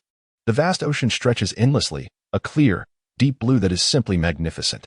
And then there are the extraordinary sea soul masters. I have encountered several. And their martial spirits are a remarkable array of oddities, some of which I had never even seen before. While I have read the original novel, it merely skims the surface, lacking the intricate and captivating details that you share.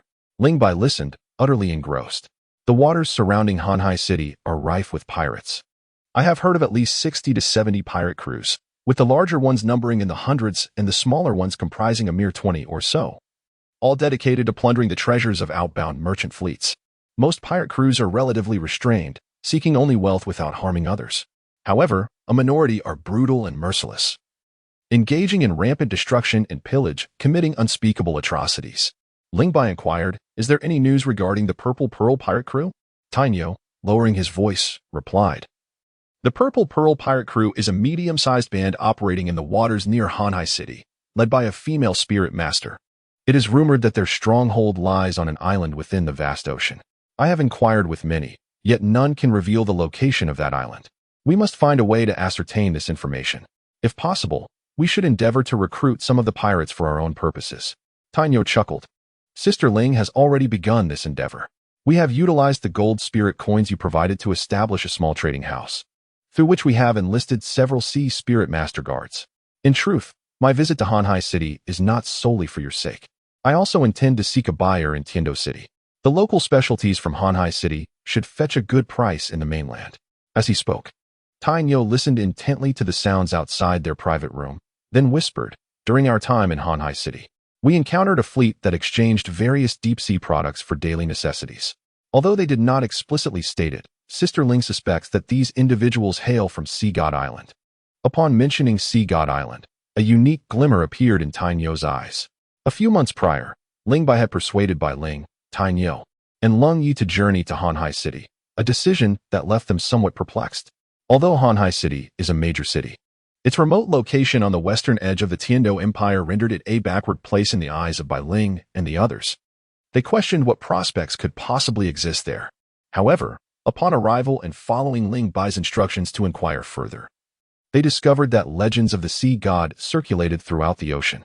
Sea God Island is said to be the dwelling place of this deity, a super spirit master of legendary status on the Dolaw continent, surpassing the title Dolaw, immortal, and an omnipotent supreme being. Ling Bai instructed them to gather information about the island of the sea god. Bai Ling, Tao, and Ling Yu seemed to comprehend Ling Bai's intentions. They resolved to establish a foothold in Hanhai City. expanding their influence while secretly investigating the whereabouts of the island of the sea god. Cultivating favorable relations with them could prove advantageous in the future. The items they brought to Hanhai City were highly sought after, making them valued customers of the trading firms, thus necessitating amicable relations. Tainyo chuckled mischievously and quietly inquired, "Little Bai, is the sea god truly real? Where there is no wind, there are no waves. Legends often find their roots in reality." Ling Bai spoke mysteriously. Tainyo, discerning the implication, raised his cup and took a hearty swig, his face flushed with excitement. "Little Bai, you need not worry about matters in Hanhai City. I, Sister Ling, and Lengi will take care of everything. Focus on your cultivation and strive to reach that legendary realm." "What is it, exactly?" Ling Bai's gaze was profound, and his thoughts suddenly soared into the distance. On the Doluo continent, there are numerous sacred sites left by deities. In addition to the sea god, the original work mentions others such as the Shura god, the Rakshasa god, the angel god, and the god of food. Ascending to divinity does not necessarily require inheriting the position of the sea god. Ling Bai arranged for his mother and the others to go to Hanhai City merely as a precautionary measure, akin to a cunning rabbit having 3 burrows. Moreover, being a soul hunter is inherently perilous. Few soul hunters reach a ripe old age. They either fall prey to soul beasts or succumb to the treachery of their fellow hunters. In truth, Ling Bai did not wish for his mother to endure excessive toil and fatigue, yet the only individuals he could rely on and trust were his mother, Bai Ling, Uncle Tainyo, and Uncle Lung Yi. After dining, Uncle Tainyo departed from Wuhuan City.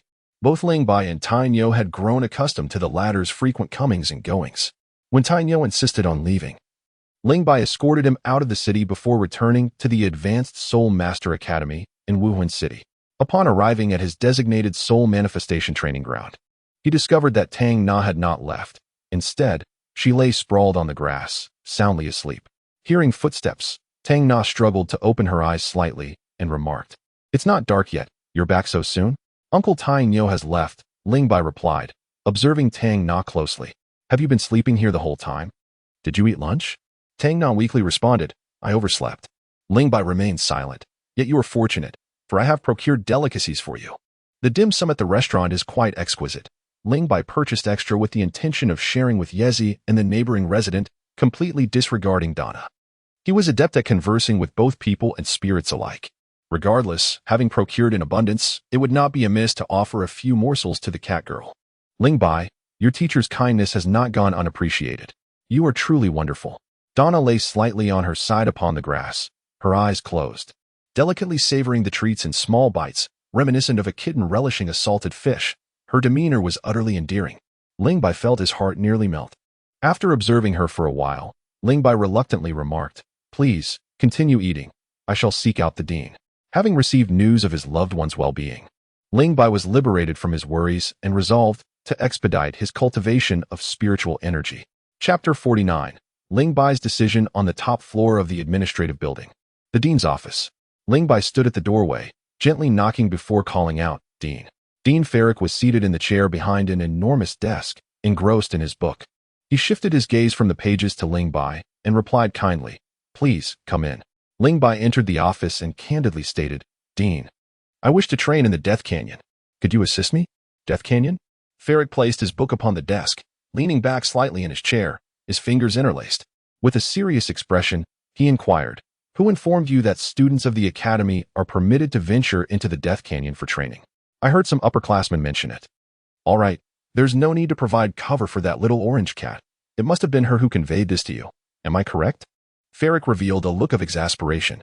Ling Bai offered an awkward smile, interceding on behalf of Donna. "The director is indeed wise and formidable." It was indeed Donna who mentioned it. However, she merely misspoke and has since cautioned me repeatedly not to overthink the matter. "Since Donna has warned you, she must have also informed you of the perilous nature of the Death Valley?" "She did." Ferrick rose from his seat, his hands braced against the desk, leaning forward with an imposing presence that instilled great pressure upon Ling Bai. His voice was deep and sorrowful as he recounted. Among the top 10 students of Donna's cohort in the Spirit Soul rankings, only one emerged alive from the trials in the Death Valley after 6 months.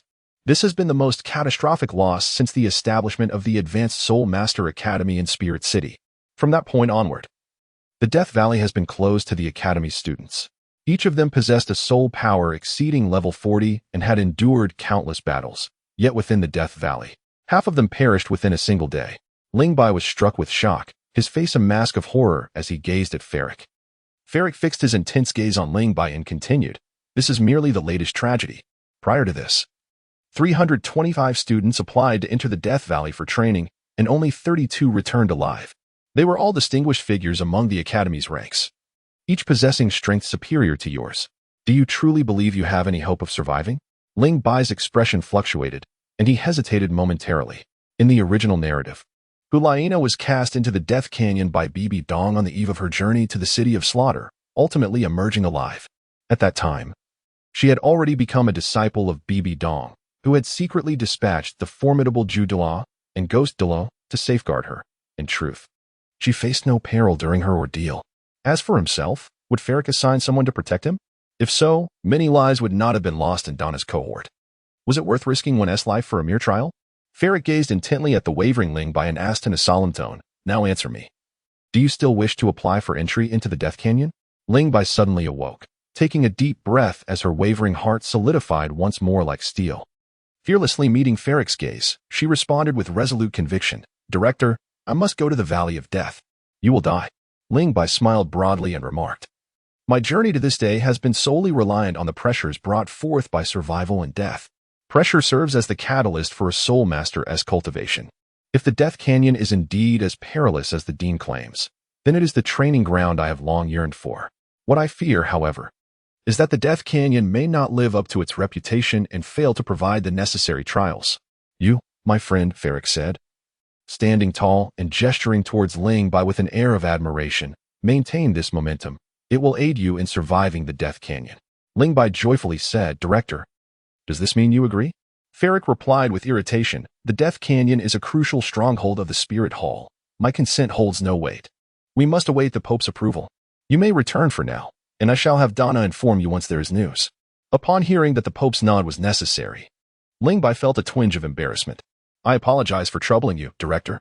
"It is hardly a trouble," Ferric chuckled lightly, and then advised, "Upon your return, please prepare supplies for 6 months to a year. Moreover, maintain confidentiality regarding our discussion today. Do not disclose it to anyone, not even to Donna." "Understood. I shall take my leave now." "Go on, then." After Ling Bai departed, Ferric sat alone in his office, lost in contemplation.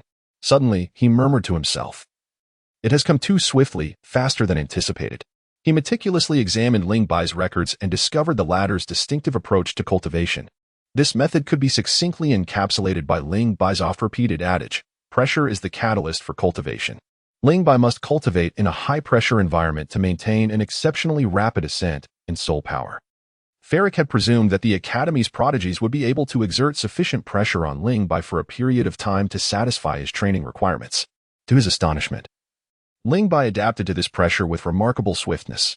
While his peers stood beneath the arena, cheering and celebrating, he had already established himself prominently on the stage. With unwavering resolve and an enterprising spirit, Ling Bai believed that if he could survive the Death Canyon, his soul power level would undoubtedly experience significant enhancement. Given his youth, his future potential is limitless.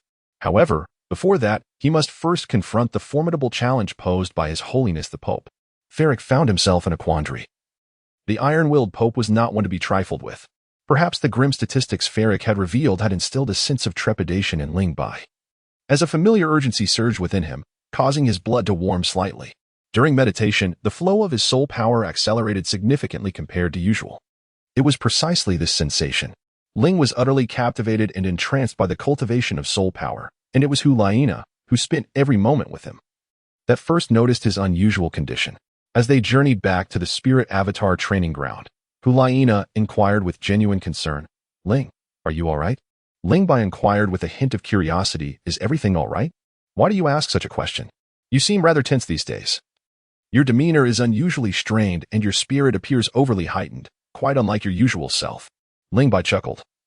"This is the most normal state I've been in over the past 5 years." Hu Liena scrutinized Ling Bai for a moment, unable to discern any unfavorable signs. She gently advised, "Pressing yourself too hard is detrimental to your cultivation." "I understand," he replied. "Excessive chatter can be quite bothersome." Hu Liena, exhibiting great discretion, offered her reminder and then ceased to dwell on the matter. Ling Bai, I sense that this set of training gear has become ineffective. Could you assist me in acquiring a new one? Ling Bai slapped his forehead and apologized. It was my oversight.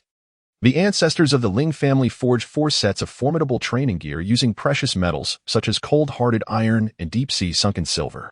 Each set comprises 2 wristbands, 2 anklets, and a belt. The set worn by Hu Liena is the lightest, weighing a total of 25 pounds.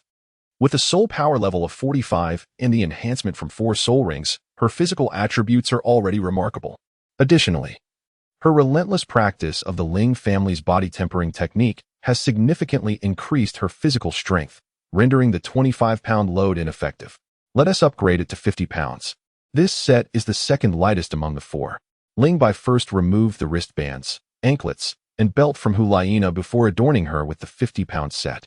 While donning it, the 10-pound belt proved to be more cumbersome than the 5-pound one. To facilitate Ling Bai's task, Hu Liena took a small step forward. Given their proximity, this movement brought them even closer, inevitably leading to physical contact. A subtle fragrance wafted through the air, and the soft sensation at her chest stirred Ling Bai's emotions. Hu Liena, noticing the awkwardness, blushed and instinctively retreated, only to be constrained painfully by the belt, playfully chiding, "Be gentler. You're hurting me."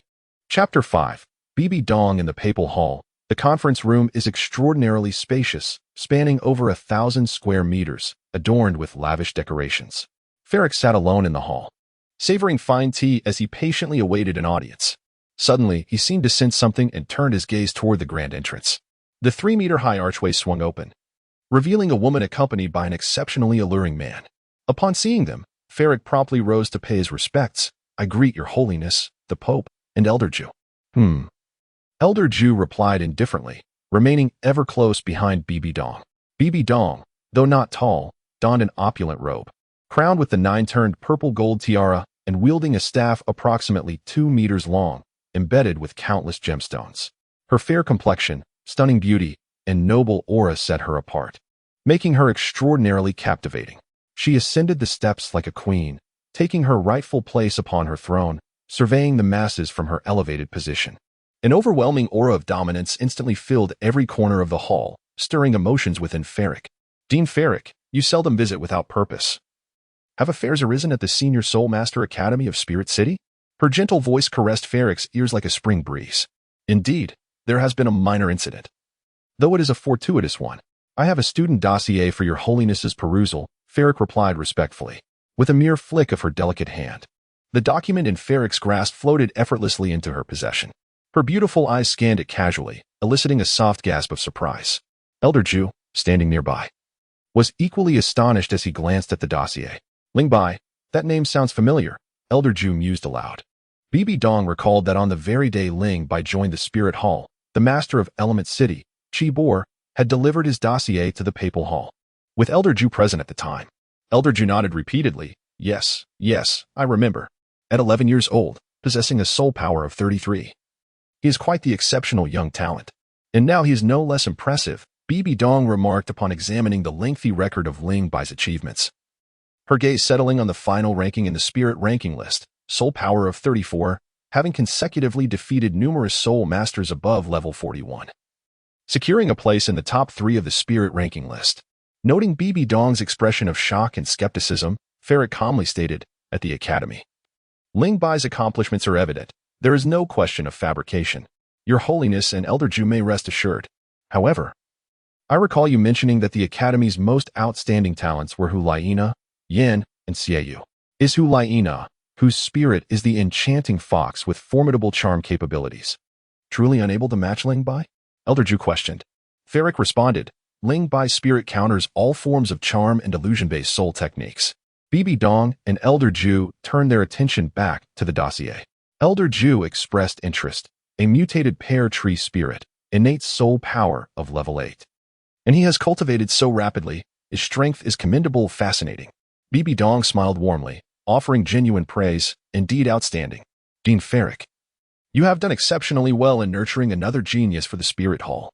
Ferric humbly replied, "Your Holiness, Ling Bai has only been at the Senior Soul Master Academy of Spirit City for 2 to 3 months. His achievements are largely independent of the Academy's influence. In fact, The academy can no longer accommodate his training needs. Bibi Dong inquired. The Senior Soul Master Academy of Spirit City possesses the most diverse and effective spirit mimicry training facilities on the continent, along with the strongest faculty and the most advanced training system. How could it possibly fail to meet Ling Bai's training requirements? Ling Bai has expressed that pressure serves as a catalyst for a soul master's cultivation. He requires pressure that the academy cannot provide.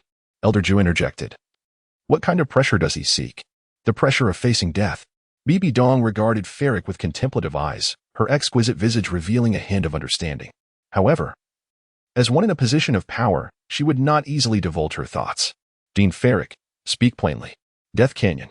After a lengthy pause, Ferric finally articulated his intention. Elder Ju gasped. You intend to send him into Death Canyon? Dean Ferric, do you harbor a grudge against Ling Bai? None whatsoever. Then why subject him to such peril? Ferric's lips twitched. Elder Ju, it was Ling Bai who proactively sought my assistance. Elder Ju fell silent, directing a glance toward Bibi Dong. This matter can only be decided by your holiness. Bibi Dong's lips curved slightly as she spoke with measured calm. In the last trial of Death Canyon, 9 out of 10 students perished, all of whom were carefully nurtured geniuses of the academy. Such losses, even the Spirit Hall cannot bear repeatedly. Since then, Death Canyon has been closed to academy students. Now you wish for me to reopen it? If Ling Bai were to perish within, who would bear the consequences? Moreover, there has never been a precedent in the history of the Spirit Hall for opening Death Canyon for a single individual. Before arriving, Ferric anticipated that Bibi Dong would not easily acquiesce and was well aware of her intentions. He had prepared accordingly. Your Holiness, I am willing to resign from the Papal Council to assume responsibility for any consequences. Bibi Dong furrowed her brow. Dean Ferric, you were personally appointed by the previous Pope, Qian Xuanji, as the head of the Senior Soul Master Academy of Spirit City. You have contributed significantly to the Spirit Hall's growth through your numerous constructive suggestions since joining the Papal Council. I cannot agree to your resignation. This Pope is arguably one of the most authoritative in the history of the Spirit Hall. Particularly after solidifying her position, she has exuded an imposing presence, systematically undermining the Elder Hall and expressing dissatisfaction with the Papal Council she established. She seeks sycophants rather than outspoken individuals like Ferric, and he is acutely aware of this. Ferric, appointed by the previous Pope, finds his position precarious under the current regime. Previously, Bibi Dong had no subordinates to choose from. Now that she has seized control, it is time to eliminate those who obstruct her vision. Recognizing Ferric's keen awareness of the situation, she intends to seize this opportunity. However, the required demeanor must be maintained. Should His Holiness the Pope disagree, I would willingly resign from my position as Dean. Bibion appeared visibly agitated, his chest heaving with intensity as he glared furiously at Ferric. For the sake of sending someone into the Death Canyon, have you truly disregarded the broader picture? Do you wish to step down? Very well. I consent to your resignation from the Papal Council. However, a suitable replacement for the position of Dean has yet to be found. You shall retain the role for the time being. With the objective achieved, Ferric readily accepted. Yes, Your Holiness. As for reopening the Death Canyon, Bibidon pondered momentarily before responding. I can agree, but there has never been a precedent in the history of the Spirit Hall for opening the Death Canyon for a single individual. If Ling Bai wishes to break this convention, he must prove his worth to me. Ferric inquired, how shall he demonstrate this? He must survive for 3 days in the Death Canyon without any protection. Ferric's expression changed dramatically, and he exclaimed, Your Holiness, in the past, students entering the Death Canyon trial only needed to endure for a day. Is he not a genius? Does he not seek pressure? I shall provide it. However, Bibion suddenly rose, descending the steps with resolute authority. A titled Dolua would protect him for half a year. How many are afforded such treatment? If he cannot endure even for 3 days, then there is no need to waste time. Make the arrangements, and then seek Elder Ju. Elder Ju, I appreciate your cooperation. As you command, Your Holiness. Chapter 51. The Death Canyon. Ferric descended from the Papal Mountain, pausing at the foot to gaze back at the Papal Palace. Nestled halfway up the mountain, the palace was a magnificent domed structure supported by columns, its grandeur visible even from a distance. The golden paint that adorned its surface shimmered under the sun, resembling a second sun rising between heaven and earth. It radiated light with fervor, initially illuminating only a small corner. Since Bibidon's ascension to the papacy, this sun had grown increasingly resplendent, no longer content to dwell in the shadows. It sought to cast its brilliance across the entire Dolua continent. What appeared to be light was, in truth, Bibidon's ever-expanding ambition. Several years prior, Bibian had first proposed the soul hunting plan, alarming many, including Ferric, although the plan had been shelved due to unanimous opposition from the Elders' Hall. Ferric was acutely aware that Her Holiness had not abandoned it. She bided her time, silently accumulating strength, removing obstacles, and waiting for the opportunity to revive the soul-hunting plan. Her ambition resembled a wild stallion, instilling both terror and anticipation in Ferric. He feared the sun might shine too brightly and then fall into darkness, yet he yearned for it to soar high in the heavens. Bathing the entire continent in the glory of the Spirit Hall, Ferric touched his head, now devoid of the five-pointed platinum crown he had worn for many years. Resigning from the Papal Council meant relinquishing the esteemed title of Platinum Bishop. Without the title, he was no longer entitled to don the crown. Though the burden on his head was lightened, the stooped figure of the Soul Dolua bore the weight of increased worries.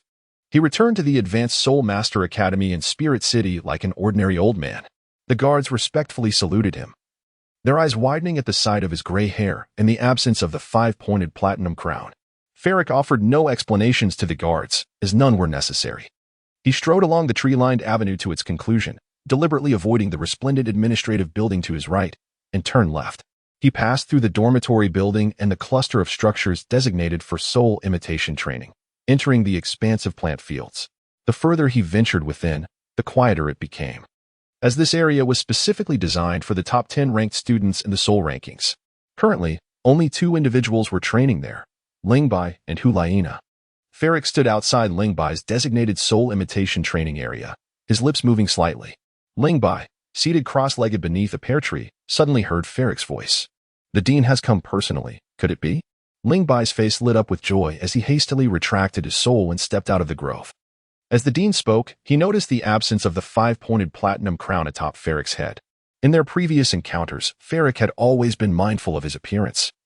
Typically clad in a grand red robe and crowned with the platinum insignia, Ferric spoke gently. Ling Bai, I have just returned from the Papal Palace. Her Holiness has granted you permission to enter the Death Canyon for training, with a duration of 6 months. As expected, Ling Bai's face brightened with gratitude as he bowed respectfully to Ferric. Thank you, Dean. Ferric gestured for him to refrain from excessive formality, his expression turning serious as he cautioned. This trial will be far more perilous than those faced by previous students once you enter the Death Canyon. Be exceedingly vigilant and strive to endure through the first 3 days. Ling Bai cast a glance at Ferric, sensing an underlying message in his words. However, Ferric seemed reluctant to speak plainly, and Ling Bai surmised that inquiring further would yield no fruitful results. In truth, the trials of the Death Canyon indeed pose a significant risk of mortality, yet they are not devoid of hope for survival. Each time the Death Canyon trials commence, the Spirit Hall discreetly dispatches 1 or more title Dolua to provide protection. Generally, as long as the trial participants survive the first day, the subsequent challenges do not entail life-threatening dangers, for the title Dolua will intervene at critical moments. Nevertheless, the vast majority of participants fail to endure even a single day. It may seem that the Spirit Hall's approach is merciless and cruel if they have already sent individuals for protection. Why not ensure the safety of the trialists from the outset to minimize fatalities? If one fears death, they ought not to enter the Death Canyon. The trials are not compulsory. Students willingly venture into them to enhance their strength. To reap rewards, one must inevitably make sacrifices. Without the protection of a title Dolua, none who enter the Death Canyon would emerge alive.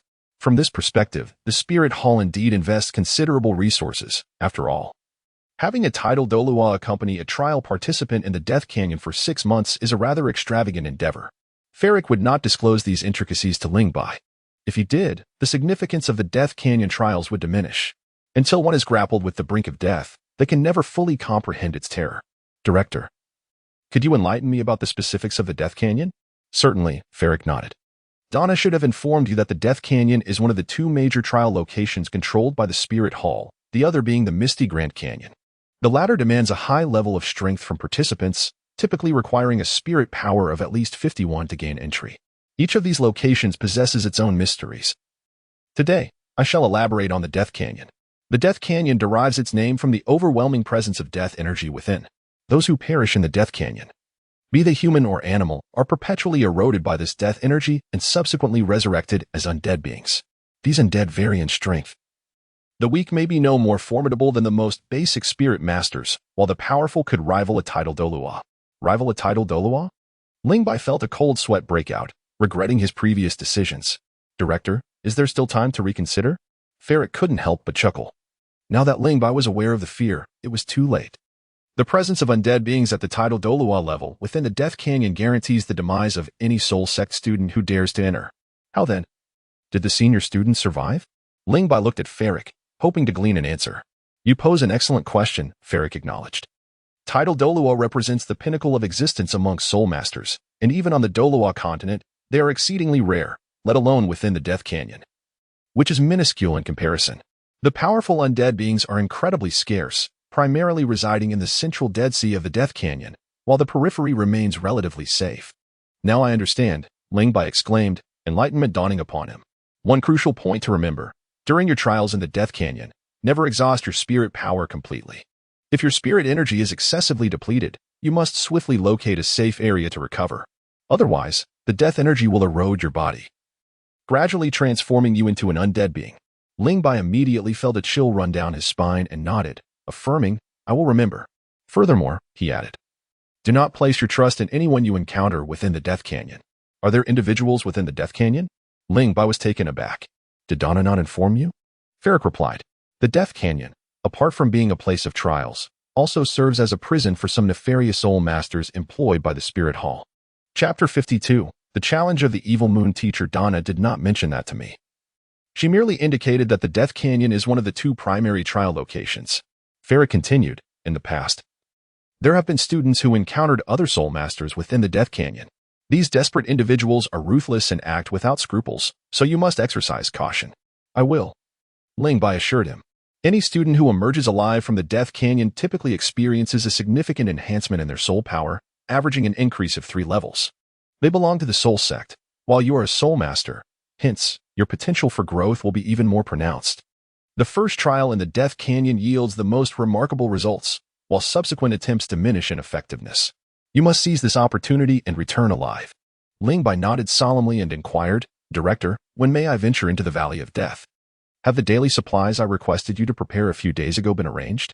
Ling Bai replied, it is nearly complete. However, I have yet to prepare enough medicinal concoction required for the cultivation of the Wind Thunder Blade, and it will take a little more time. Ferric inquired, will half a month suffice? 10 days will be adequate. Very well, I shall grant you an additional 10 days. During this period, you may come and go from the academy at your leisure. Should you require assistance, feel free to seek me out. I will extend any help within my capabilities. Ferric paused for a moment, then placed a reassuring hand on Ling Bai's shoulder, imparting with profound significance, endure through the first 3 days. Return alive. Ling Bai revealed a confident smile, declaring, I shall return alive. Once everything is in place, come find me. Inform others that there are matters at home requiring my absence for a time, and do not disclose the trials of the Death Canyon. The moment is not yet ripe. Very well. You may continue your cultivation. I shall take my leave. Hu Liena, cradling the little white fox, stood in the woods, observing this exchange. Upon noticing Ferric passing by, she quickly offered a respectful greeting.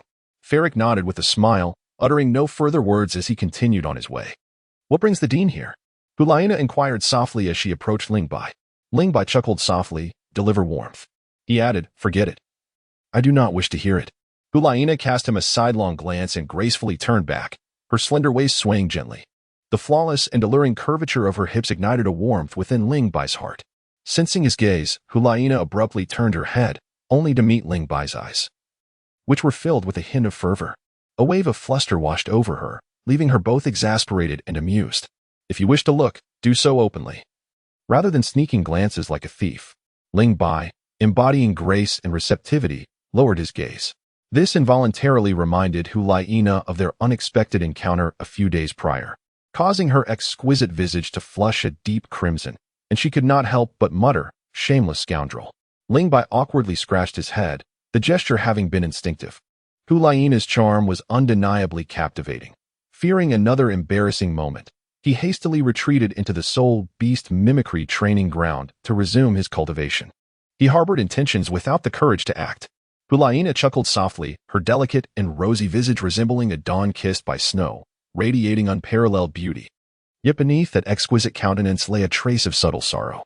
A gentle sigh dissipated in the forest, yet it could not alleviate the maiden's melancholy. As was customary, Ling Bai and Hu Liena dined together in the cafeteria. Though they appeared outwardly unchanged, Both were acutely aware of a peculiar tension that lingered between them. Hu Liena noticed that Ling Bai gazed at her more frequently, which led her thoughts astray, causing her cheeks to flush.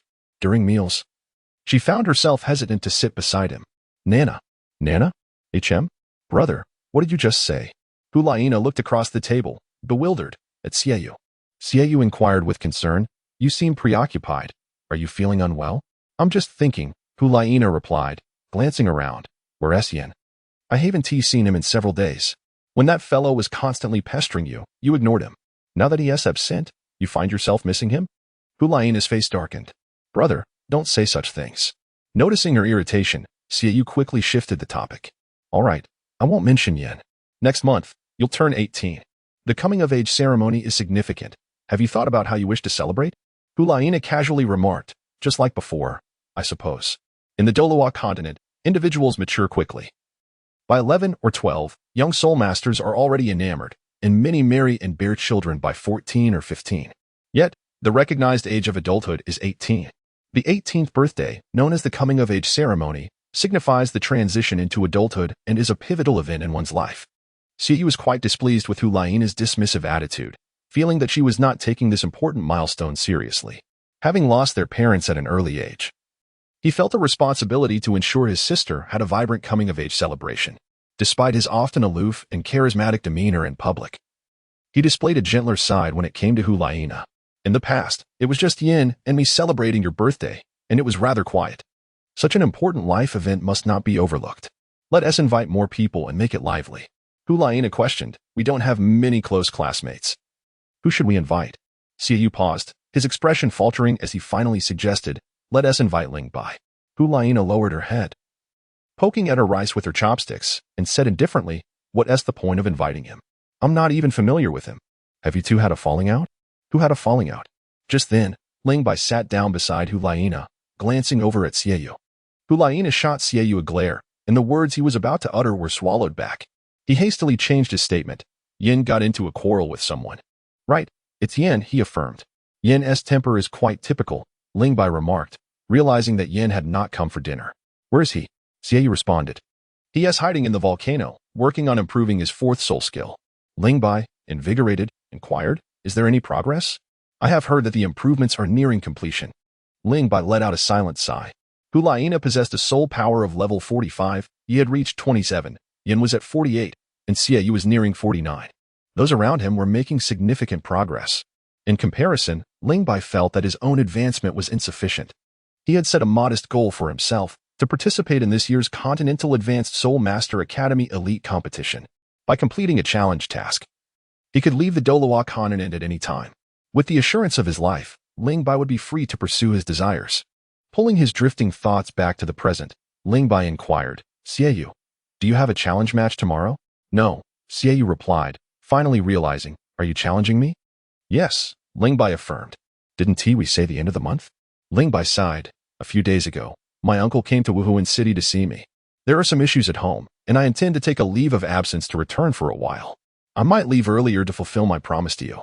Hu Liena couldn't help but inquire, when will you be back? Perhaps in 3 or 4 months, he replied. So long. Hu Liena frowned, a sudden emptiness settling in her heart. Ling Bai explained, it takes a month to travel from the spirit city to my home.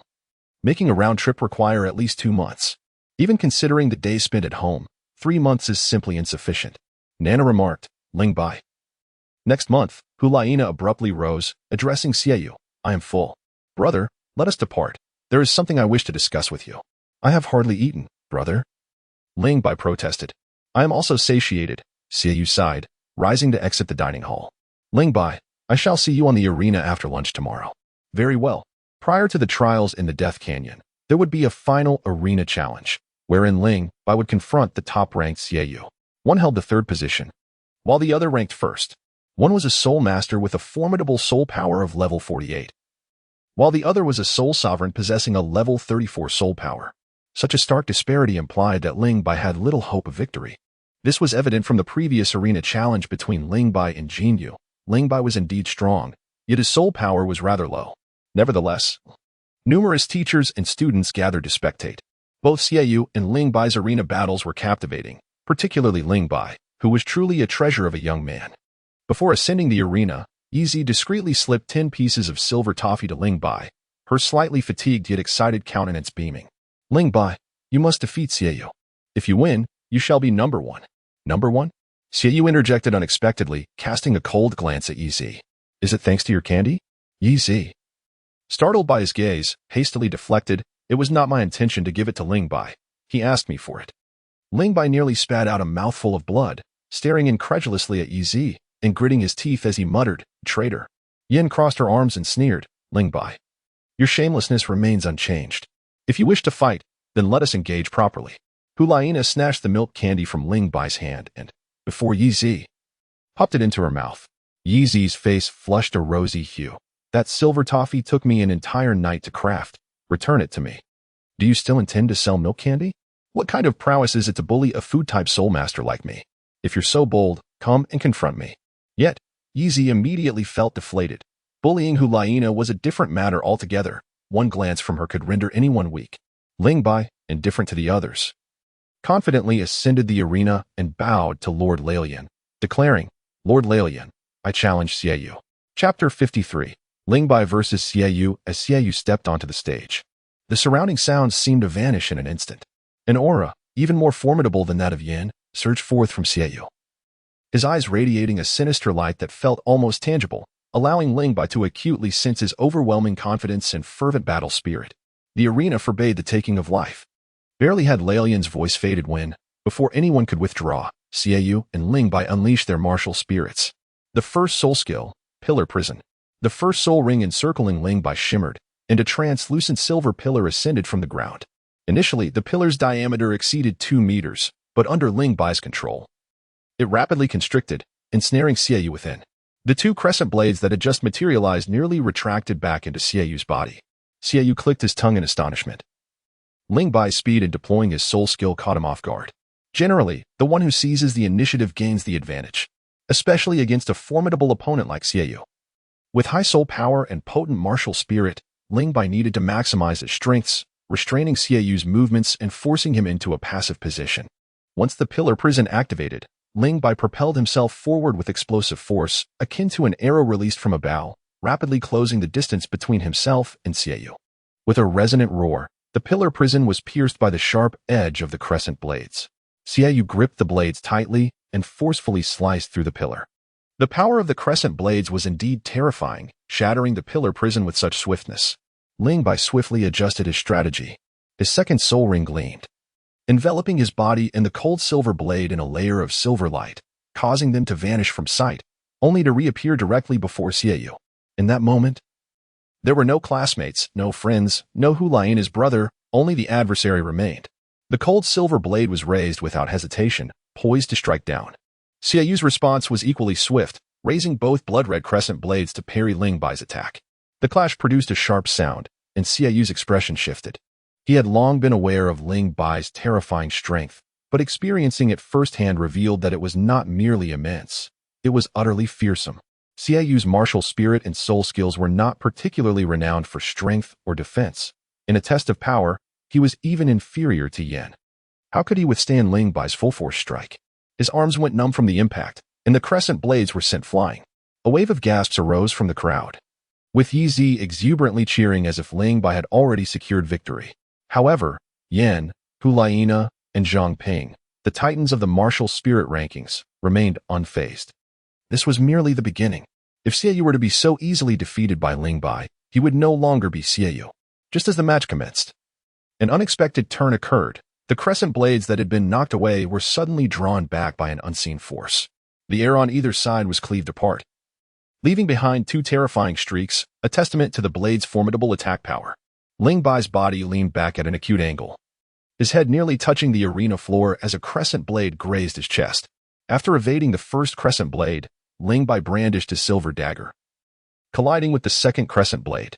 A miraculous spectacle unfolded. The silver dagger seemed to magnetically attract the crescent blade, which obediently spun around the dagger's shaft. With a forceful flick, the crescent blade unexpectedly sliced back towards its master. Evil Moon, here is your crescent blade. This time, hold it steady. It must not fly away again. I was too complacent too soon. A chill flickered in Evil Moon's gaze, and the brilliance of the first spirit ring erupted forth, causing 2 crescent blades to emit a radiant crimson glow, each splitting into 10 additional blades, summoning a total of 22 crescent blades hurtling towards Ling Bai. In an instant, the arena was awash in a flurry of red light. This was Evil Moon's first spirit ability, Illusory Blade. Out of the 22 crescent blades, only 2 were genuine. The rest were mere phantoms formed from concentrated spirit power, devoid of any true offensive capability. The interplay of reality and illusion demanded utmost vigilance. A moment's inattention could result in injury from the authentic crescent blade. Furthermore, the attack rhythm of the 22 crescent blades was exceedingly rapid, making it a formidable challenge to discern the true from the false. Ling Bai's need for caution was entirely unwarranted. With a casual flick of his first soul skill, he forcibly disrupted the illusory blade of Evil Moon, causing the myriad of crimson lights to vanish without a trace. Though both combatants had only employed their first and second soul skills, the pace of their engagement was astonishingly swift. The initial struggle for dominance quickly escalated into a rapid exchange of techniques, leaving the onlooking students in a daze. Even the elder brother found himself suppressed by Ling Bai. What Hu Liena discerned, Yin naturally perceived as well. He remarked, Ling Bai has utilized his first soul skill to restrict Evil Moon's techniques, compelling him into close combat, a tactic that Ling Bai frequently employs, and many have fallen victim to it. Evil Moon's south prowess in close quarters was stifled by Ling Bai's overwhelming strength, rendering it ineffective. Thus, despite the appearance of an evenly matched duel, Ling Bai firmly held the reins of the confrontation, guiding Evil Moon toward a scenario that favored him. It appears Evil Moon intends to employ his self-created soul skill. Standing upon the arena, Evil Moon experienced a semblance of the emotions once felt by Tianfeng in the face of Ling Bai's initial soul skill. While it may not confine him for long, the effect of the pillar-like barrier in obstructing soul skills was indisputable. A title Dolua rendered incapable of utilizing their soul skills could easily fall victim to a soul sage. Ling Bai's first soul skill exerted its restrictions over the martial soul skills, and soul masters alike, providing comprehensive control. With a soul power level surpassing Ling Bai by a staggering 14 ranks, if Evil Moon's advantage in strength could not be realized and his soul skills remained constrained, the outcome of the battle became increasingly unpredictable. Ling Bai, my self-created soul skill possesses formidable offensive capabilities. Do take heed. Is it upon us? Ling Bai's expression was particularly grave. Even the renowned defensive spirit master, Xuanwu Turtle, Chang Wei, had suffered a severe blow from the full moon. In the original text, Tang San's external spirit bone was severed by the full moon, which sufficiently illustrates the formidable power of this self-created soul skill. At this moment, Ling Bai lacked the strength to withstand the full moon's might. He could not, as Tang Hao had, belittle the full moon as mere trash. Sometimes, acknowledging another's excellence serves as motivation for oneself. Behold, the full moon. The Evil Moon surged forth, akin to a whirlwind. His figure, along with the martial spirit moonblade, vanished simultaneously, and a white circular disc materialized upon the arena. A blackish-purple radiance enveloped Ling Bai's right arm, with arcs of electricity erupting from his fingertips. The violent force of lightning quickly coalesced into a jade crystal spear under the impetus of his soul power. The third soul skill, Shattering Void Thunder Spear, was unleashed. The Shattering Void Thunder Spear detached from Ling Bai's arm, trailing a distorted light tail as it shot towards the white disc like a meteor. The seemingly motionless disc collided head-on, slicing through the spear effortlessly as if it were a blade through bamboo. This formidable 8,000-year soul skill was thus shattered by the full moon with an astonishing ease. Ling Bai conceded, "You cannot withstand this." Chapter 54, The Wind Blade of the Wind Thunder Blade. Many had spoken similar words to Ling Bai. He acknowledged that he could not withstand Jin Yu's fourth soul skill, the Golden Crocodile Dragon Drill, yet he still endeavored to resist it. Today, the Evil Moon demanded that he concede without attempting to block, but Ling Bai found that unacceptable. How could he know his limits without trying? Even in defeat, he wished to comprehend the nature of his failure. "Come at me," Ling Bai shouted towards the white disc. "Ling Bai, I am still unable to control the full moon with ease. Do you truly wish to block it? Come." The Evil Moon's voice resonated from the disc after a brief silence. "As you wish." The white disc hovered in the air, appearing still. Yet its speed of movement was astonishingly rapid, akin to teleportation, swiftly closing vast distances. The first soul skill, Pillar of Confinement. A silver pillar, exceeding 2 meters in diameter, shot up from the ground, encasing the disc within. This was futile. The full moon had already breached Chang Wei's formidable defenses. How could a mere 700-year soul skill released by a soul master offer any resistance? Silently, the disc severed the pillar of confinement, emerging outside with minimal obstruction. At that moment, the severed pillar finally succumbed to collapse.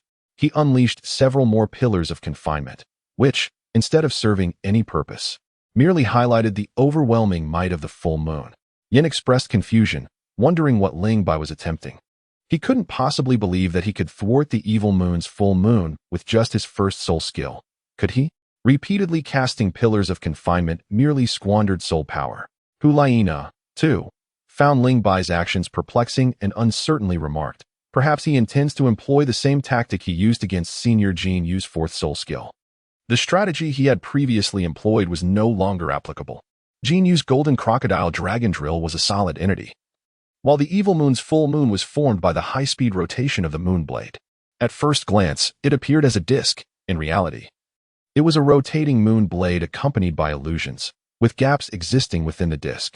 Should one strike at the right moment, the consequences would be no better than being ensnared by mechanical gears, perhaps even worse. How could he defend himself? The core inheritance of the Ling family is encapsulated in a singular technique known as the illustrious Feng Lei Dao. Upon closer examination, Feng Lei Dao comprises two distinct styles of swordsmanship.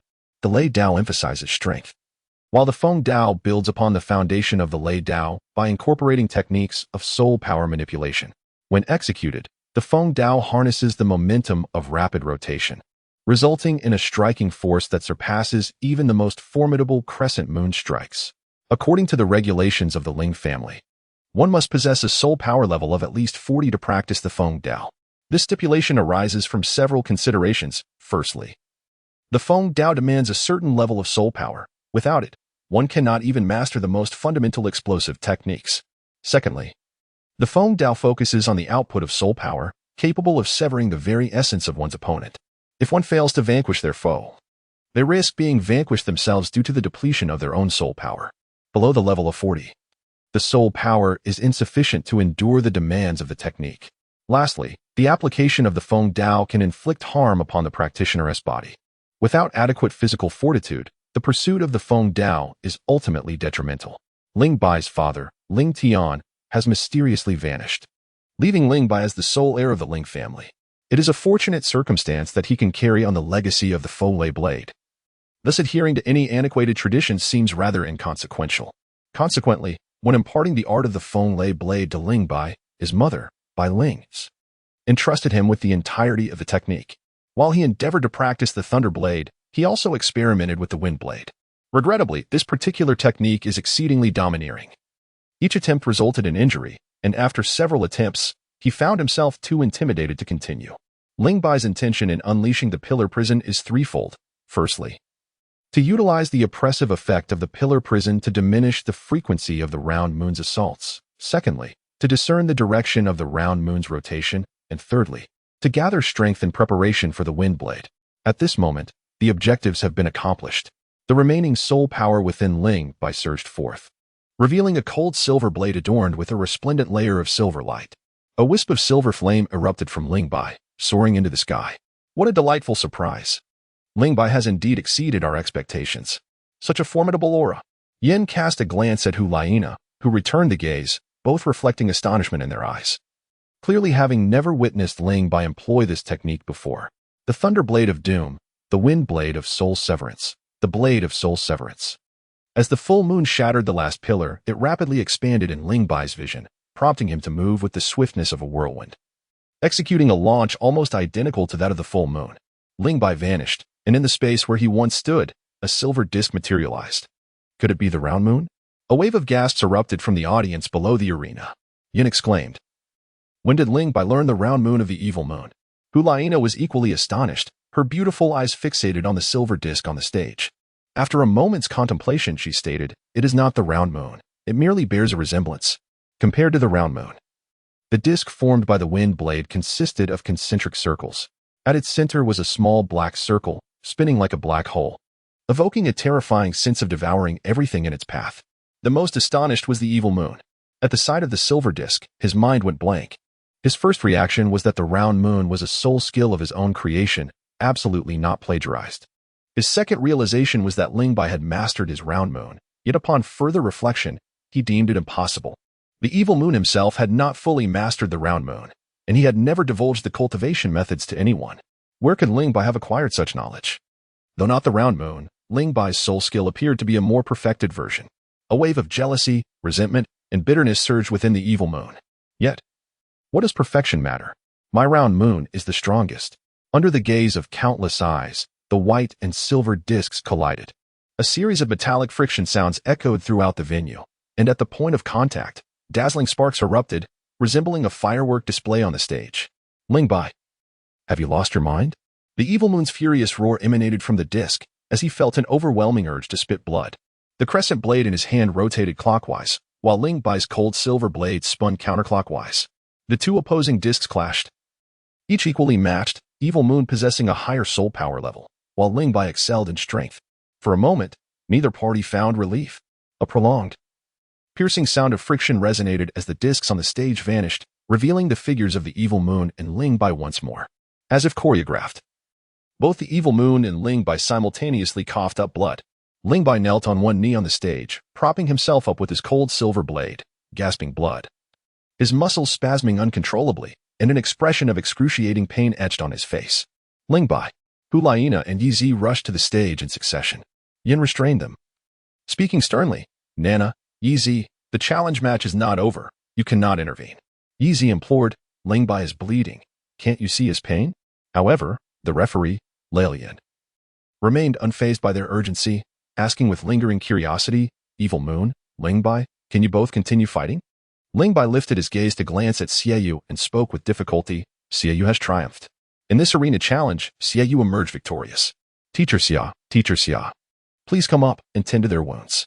Accompanying Teacher Xie onto the stage were Hu Liena, Yi, Yin, and others.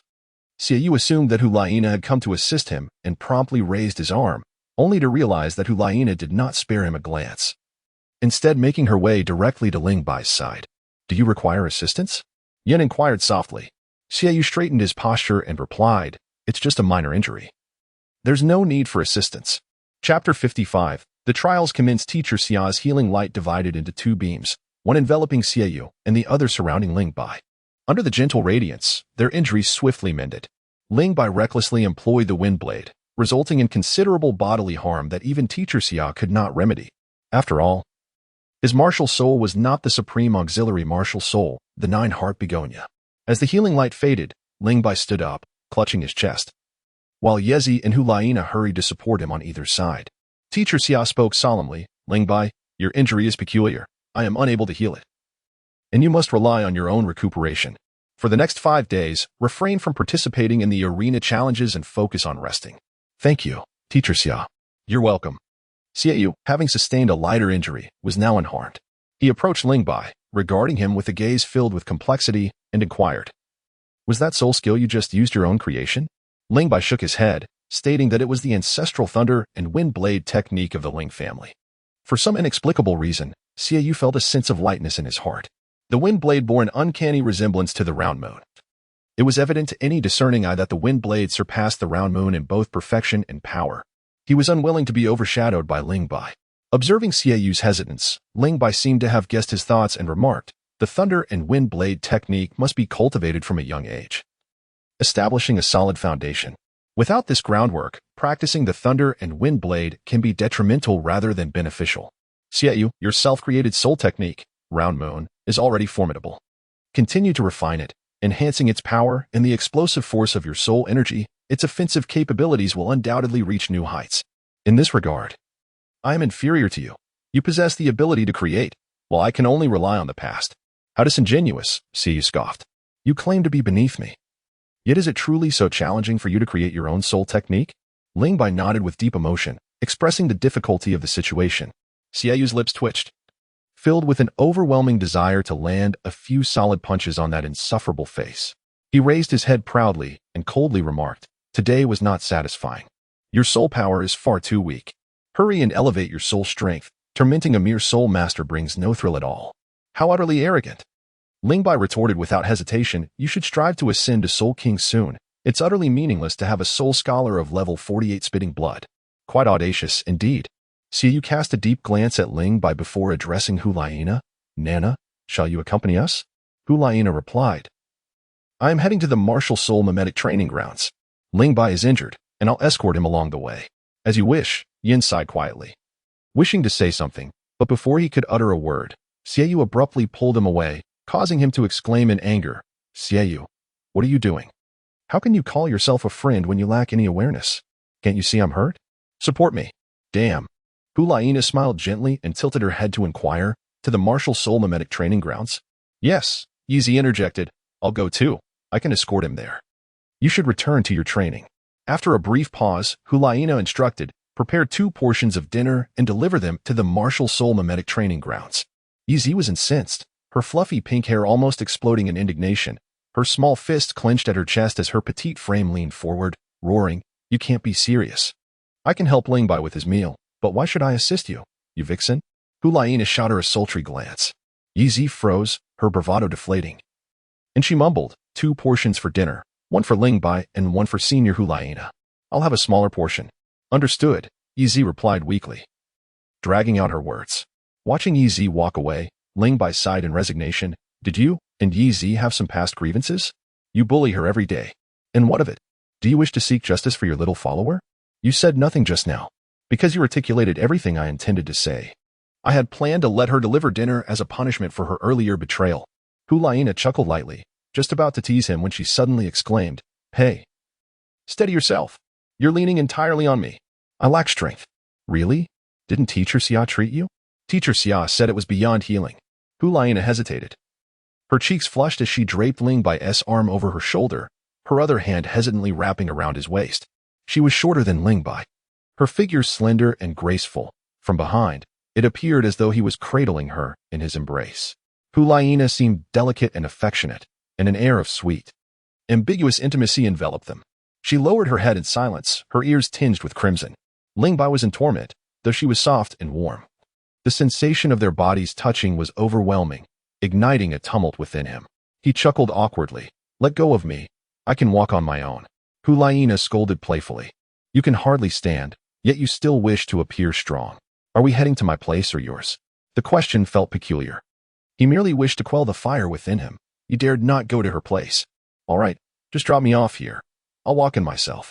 Hu Liena voiced concern. Is that all right? Yes. Ling Bai released Hu Liena and slowly ambled toward his martial soul mimetic training grounds, not inviting her in for reasons that were obvious. Rest well. As he vanished into the woods, Hu Liena turned to leave but, feeling uneasy, hurriedly followed after him. In an instant, Hu Liena's face turned pale. What did she see? The very individual who had claimed to be unsteady was now leaping about beneath a pear tree, showing no signs of injury. That scoundrel. Hu Liena was both angry and amused, letting out a sigh as she quietly retreated, choosing not to disturb Ling Bai's efforts to regain his composure. Days passed swiftly, and the physical injuries inflicted by the wind blade had completely healed. The necessary supplies for the trial were all prepared, neatly packed into 20 soul-guiding devices. Everything was in order, awaiting the morrow. The dinner bell rang, and as Ling Bai emerged from the martial soul mimetic training grounds, he spotted Hu Liena standing by the roadside, her perfect, alluring figure exuding an astonishing charm at every moment.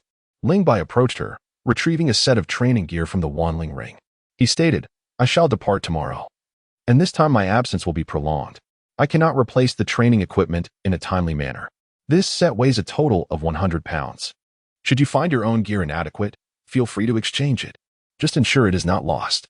Hu Liena, with a graceful flick of her hair, revealed enchanting eyes that shimmered with allure, rendering Ling Bai hesitant to gaze upon her too long. The armlets and anklets appear rather intricate. Would you be so kind as to teach me? Very well.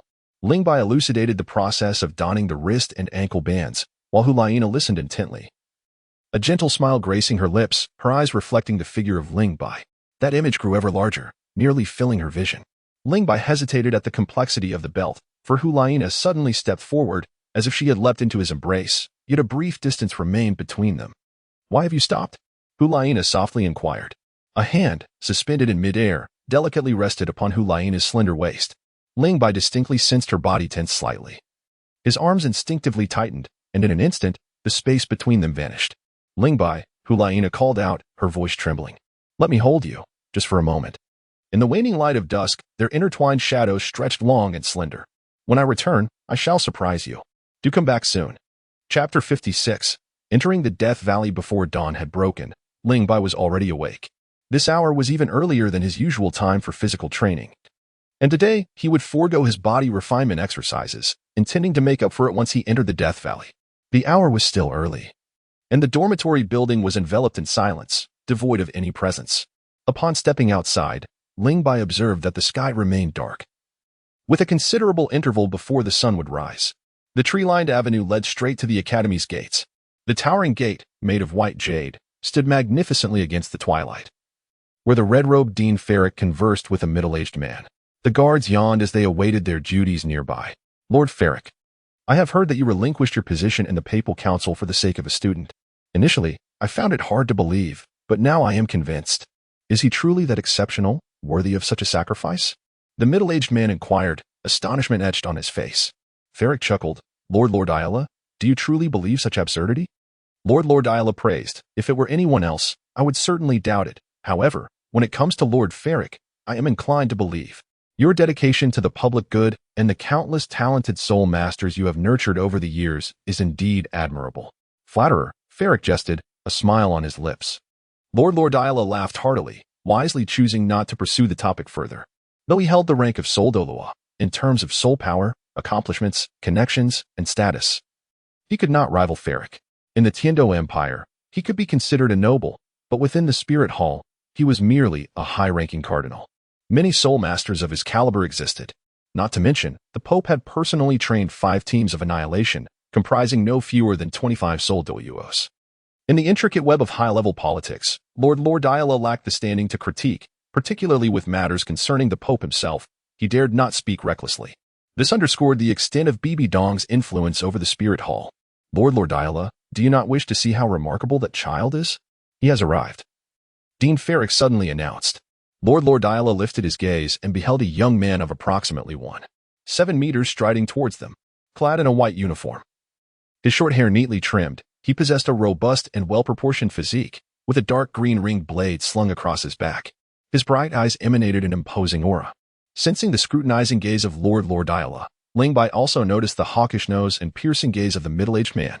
He did not conceal his prowess. A formidable presence radiated from him, sending shivers down Ling Bai's spine. Another Soldolua. Ling Bai cast a glance at him and bowed respectfully to Ferrick, saying, Dean, I apologize for my tardiness. I appreciate your patience. It is of no consequence, Ferrick replied, gesturing towards Lord Diala. This is Lord Diala of the Holy Emperor's Knight Order. His Holiness the Pope has entrusted him with escorting you to the Death Canyon. Greetings, Lord Diala, Ling Bai said, bowing in deference. There is no need for excessive formality. Lord Diala replied courteously. He was aware that the individual before him was a prodigy highly regarded by Ferrick. If Ling Bai were to emerge alive from the Death Canyon, he would undoubtedly earn the Pope's favor, with a future filled with limitless potential. Ling Bai was well aware of the Holy Emperor's Knight Order, one of the 3 esteemed knight factions of the Spirit Hall. After graduation, Xie Yue had joined the Temple Knight Order of the Star Luo City Spirit Hall. The Holy Emperor's Knight Order had even more stringent entrance requirements, demanding a soul power level of at least 61. The name Lord Diala sounded familiar to him. He recalled that he was the unfortunate soul who had ambushed Tang Sin in the original narrative, nearly meeting a grim fate at the hands of the formidable Ju Dolua. Dean Ferrick, do you have any further instructions? Lord Diala inquired, turning his gaze towards the dean. Ferrick addressed Ling Bai, saying, Remember what I have told you. You must find a way to endure the first 3 days. Lord Diala exclaimed in surprise. 3 days? Ling Bai looked at him in astonishment, perplexed by his surprise. Lord Diala realized he had breached protocol and hastily ceased his words. Casting a look of pity upon Ling Bai, Director, I shall not forget a single word you spoke. Go, return alive. As he bowed to Ferrick, a sudden, piercing cry escaped his lips, and golden light erupted from him. His arms trembled in the air, transforming into a pair of golden wings. While a larger golden silhouette manifested behind him, his garments replaced by shimmering golden feathers, revealing the true form of his martial spirit, a colossal golden eagle. As the wings unfurled, his arms detached, morphing into 2 sharp eagle talons. 8 soul rings, yellow, yellow, yellow, purple, purple, black, black, black, encircled Lord Diala, though not in the optimal configuration. The mere appearance of these rings unleashed an overwhelming aura of a soul master, causing Ling Bai to feel as if the air around him had solidified. At that moment, the 7th soul ring on Lord Diala illuminated, its black radiance so profound that it instilled a sense of inevitable submission. With a swift motion, Lord Diala grasped Ling Bai's shoulder with his talon and ascended into the sky. The speed at which Lord Diala unleashed his martial spirit was terrifying. The howling wind struck Ling Bai's face painfully, forcing his eyes shut, while the undulating hills and mountains beneath him rapidly receded, vanishing from sight. Initially, Ling Bai could not comprehend why Lord Diala would expend such a vast amount of soul power to activate his seventh soul skill. 10 minutes later, Lord Diala slowed his pace, allowing Ling Bai to open his eyes and survey his surroundings. The martial spirit city and its academy were no longer visible, replaced by a tapestry of rolling hills and mountains. Clearly, Lord Diala was intent on concealing the true location of the Death Canyon from Ling Bai. The Death Canyon served not only as a trial ground for the martial spirit hall, but also as a prison for criminals, necessitating strict confidentiality. Just as Lord Diala began to feel the strain, a dark line abruptly intruded into Ling Bai's vision. To be precise, it was not merely a line, but a vast and elongated gorge, seemingly stretching to the horizon, an endless scar marring the desolate landscape.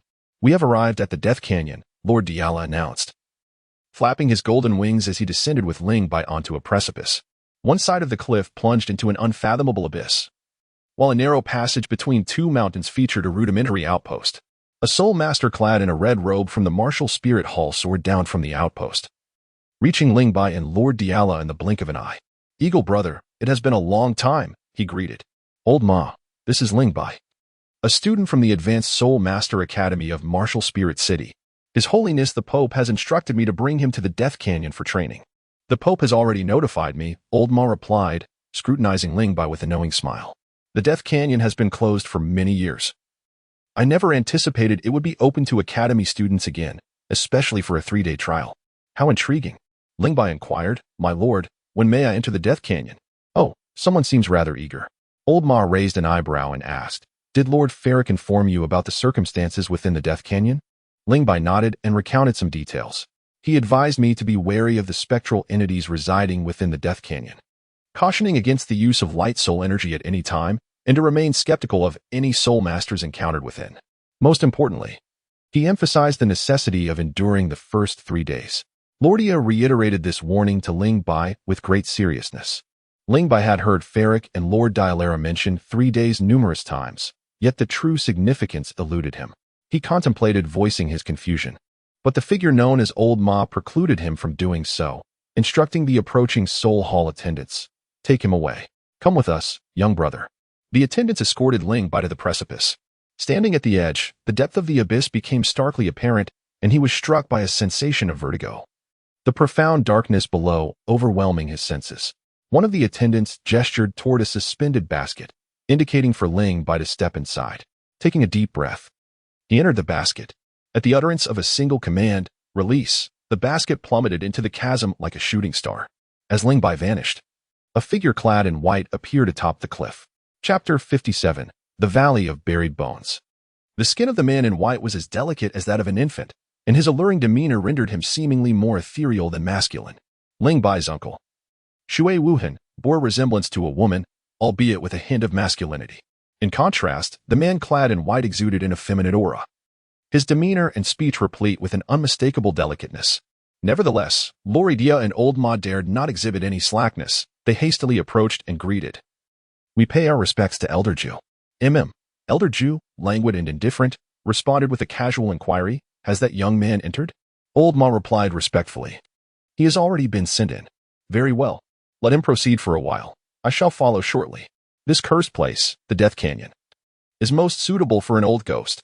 It is unfortunate he has been dispatched elsewhere by His Holiness the Pope. Alas, the thought of spending half a year within these confines makes me wish for Ling Bai's untimely demise." Loria and Old Ma exchanged glances, having heard of this peculiar gentleman's eccentric temperament. Indeed, His Holiness had tasked him with the protection of Ling Bai. Whether this was a blessing or a curse remained uncertain. "Her child, Elder Jew, my mission has been accomplished. I shall return to Spirit City now. Do you have any messages for His Holiness?" Loria inquired. "Rest assured, I shall adhere to protocol." "Indeed." With that, Loria summoned her spirit, unfurling a pair of golden wings that propelled her skyward, swiftly vanishing into a distant point of light. Old Ma asked, "Elder Jew, do you require assistance to descend?" With a haughty glance, Elder Jew retorted, Surely, the barriers of the Death Canyon cannot impede a tidal dolua. As he spoke, he lightly stomped the ground, launching himself into the air like a boulder plunging into water, swiftly descending into the abyss, swallowed by the darkness. On the cliff, Old Ma murmured to himself, "Lord Ferric, I have done all I can.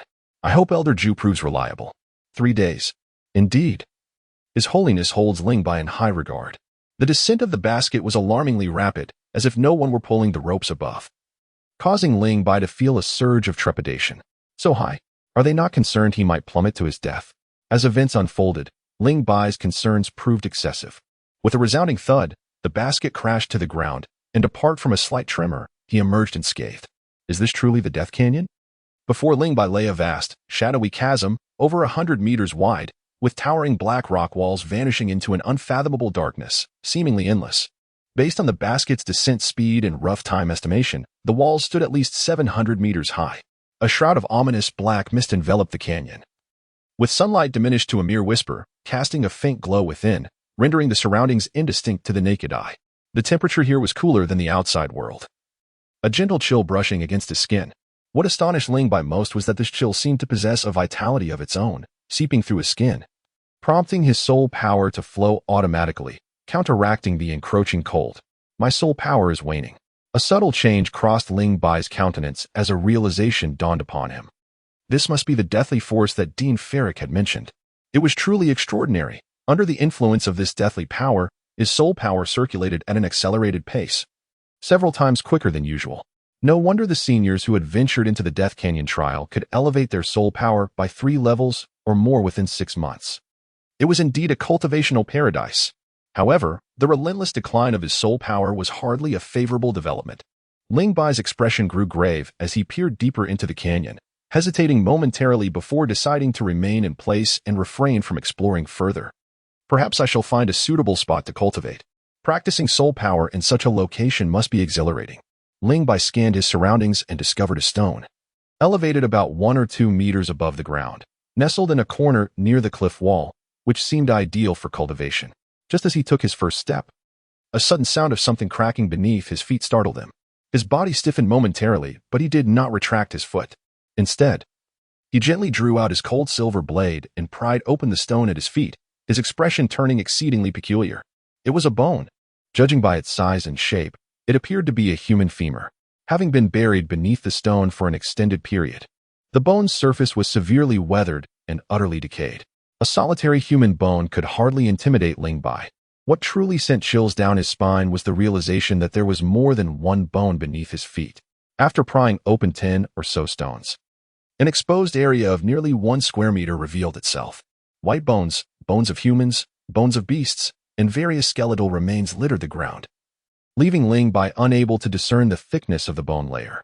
Good heavens, could the depths of the Death Canyon be entirely composed of white bones? Ling Bai swallowed hard, his skin tingling as if electrified, a peculiar sensation coursing through him. The length of the Death Valley was indiscernible from above, yet one could only imagine the multitude of bones interred beneath. It was indeed a graveyard. This place was not suitable for prolonged stay. He must depart swiftly. A foreboding feeling gnawed at Ling Bai's heart as he turned his direction, racing deeper into the canyon. Since he had ventured here for training, retreat was not an option. Moreover, there was no path to turn back. The sheer, smooth rock face loomed at least 700 meters high, treacherous to climb. Should danger arise on that wall, he would find no foothold, leaving him utterly vulnerable. At that moment, he would be at the mercy of fate, with no recourse. Suddenly, a faint sound reached Ling Bai's ears, causing him to halt abruptly.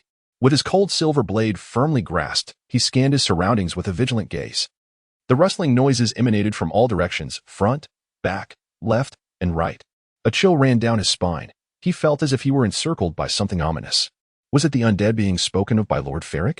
The canyon trembled as if an earthquake had struck, countless stones cascading from the rocky walls, the ground quaking beneath him. Then, from the depths below, a low rumble reverberated, and a bulge several meters long surfaced from the ground, resembling a serpent hidden in the sand, swiftly advancing towards Ling Bai. Ling Bai retreated rapidly, stepping upon countless bones beneath his feet, which shattered with each stride. Soon, he found himself near the rock wall, with no further retreat possible.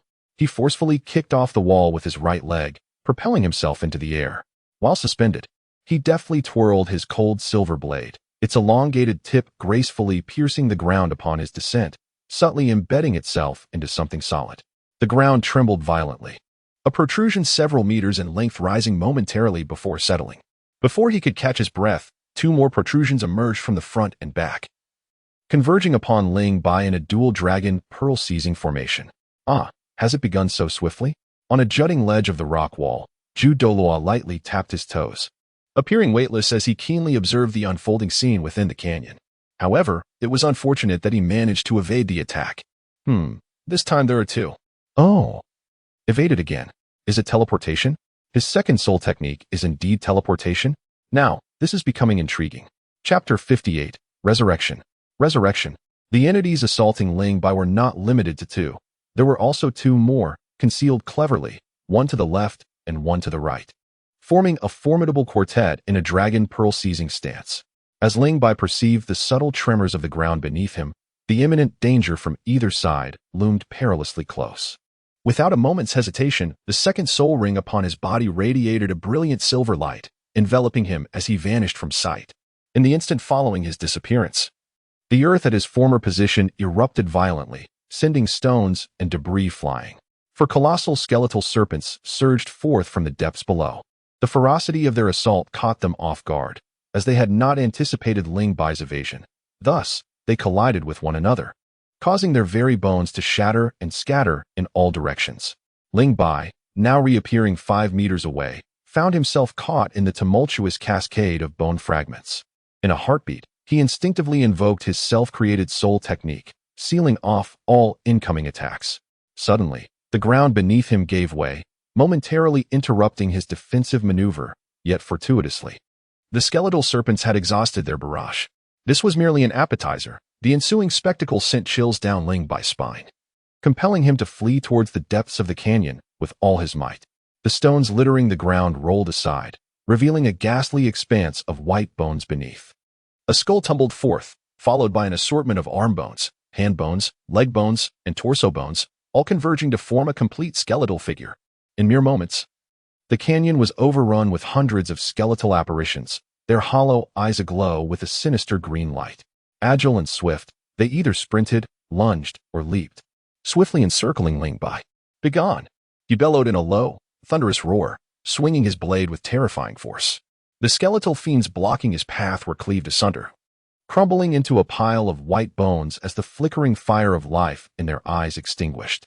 Though he dispatched each skeletal apparition with apparent ease, the shock within Ling Bai's heart remained unfathomable. These decayed bones, when united, possessed a defensive strength not dissimilar to that of a soul master of level 31 or higher. While a single skeletal apparition might seem insignificant, a relentless assault from 10, 100, 1,000, or even 10,000 of them could easily overwhelm even a soul emperor. It was no wonder that Dean Ferrick had warned that most students entering the Death Canyon trial scarcely survived a day. In the face of the relentless tide of skeletal apparitions, the soul sect appeared woefully inadequate. They had entered together, yet he stood alone. Could he endure for 3 days? In mere moments, the canyon was inundated with thousands more skeletal apparitions, blocking any avenue of escape. Ling Bai, once brimming with confidence, found himself wavering in his resolve. The skeletal legion offered him little time for doubt, as hundreds of them surged forth in unison. Just as he prepared to strike, several skeletal hands ensnared his legs, rendering him immobile. Since awakening his martial soul at the age of 6 and joining his mother by Ling's soul-hunting team, Ling Bai had weathered numerous storms, maintaining his composure in perilous situations. A dense sphere of blade light formed around him, an impenetrable defense against the skeletal onslaught. Yet, the sheer number of skeletal fiends attacking him transformed his defensive technique into a gruesome meat grinder, as one after another. They were shredded and pulverized by the relentless barrage of blades. The skeletal apparitions, undeterred by death, fell only to be replaced by another, and despite Ling Bai's formidable strength, he began to feel the strain. His strikes slowed, and he realized he must devise a way to break free, for if the skeletal fiends did not kill him, he would surely perish from exhaustion. Ling Bai was drenched in sweat, his white school uniform clinging to his form, accentuating the chiseled contours of his muscles. It was overwhelming. The entire gorge was filled with skeletal wraiths, an endless tide of foes. The only escape seemed to be flight. Flight? A spark of inspiration ignited in Ling Bai's mind, and a joyful expression illuminated his face. He had conceived a plan. With a furious roar erupting from his lips, a surge of thunderous energy erupted, augmenting the speed of his blade and momentarily stalling the onslaught of the skeletal undead. Now was the moment. His second soul skill, teleportation. This time, the direction of his teleportation was neither forward, backward, nor sideways, but upwards, into the heavens. As he materialized 5 meters above the ground, he began to plummet. Yet he remained unperturbed, displaying remarkable agility as he leaped onto the shoulder of a skeletal foe, propelling himself toward the nearest rock face. The rocky wall was the escape route Ling Bai had envisioned. His martial spirit was not of the flight type, making it unrealistic to soar out of the canyon. However, he could ascend the cliff to evade the skeletal undead's relentless assault. As he drew closer to the rock face, a thunderous explosion resonated as the ground erupted, disintegrating more than a dozen nearby skeletal beings, while a colossal bone dragon surged forth from the depths below. In life, it must have been an earth dragon, its form resembling the white-armored earth dragon Ling Bai had previously encountered, measuring over 10 meters in length. It pivoted in place, its long tail whipping towards Ling Bai. Just as he was nearing the rock face, the sudden appearance of the bone dragon left him no room to evade, forcing him to brace himself and strike defensively with his blade. The bones of the dragon were far sturdier than those of the skeletal undead. Ling Bai felt they were on par with the shell of the tortoise spirit master, Xie Yue. His blade merely left a mark, while Ling Bai was sent sprawling by the tremendous force contained within the dragon's tail, crashing down upon several skeletal foes. A metallic taste surged in his throat, the tang of blood spreading within his mouth, yet he resolutely swallowed it down. The struggle was far from over.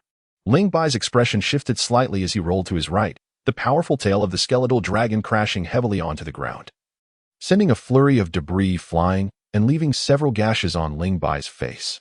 The skeletal dragon exuded immense strength and destructive power, effortlessly obliterating the skeletal undead as if they were mere clay. It appeared that the skeletal undead were also filled with trepidation, slowly retreating from the fearsome creature. This wretched dragon had set its sights on me. Without neutralizing it, approaching the rock wall would prove exceedingly difficult. Ling Bai's gaze was frigid, and his third soul ring radiated a brilliant purple light. The formed thunder spear of broken void, trailing a distorted light, pierced through the eye of the skeletal dragon and penetrated its rear skull. In agony, the skeletal dragon thrashed violently, its massive body writhing and its long tail lashing about as it completely succumbed to madness.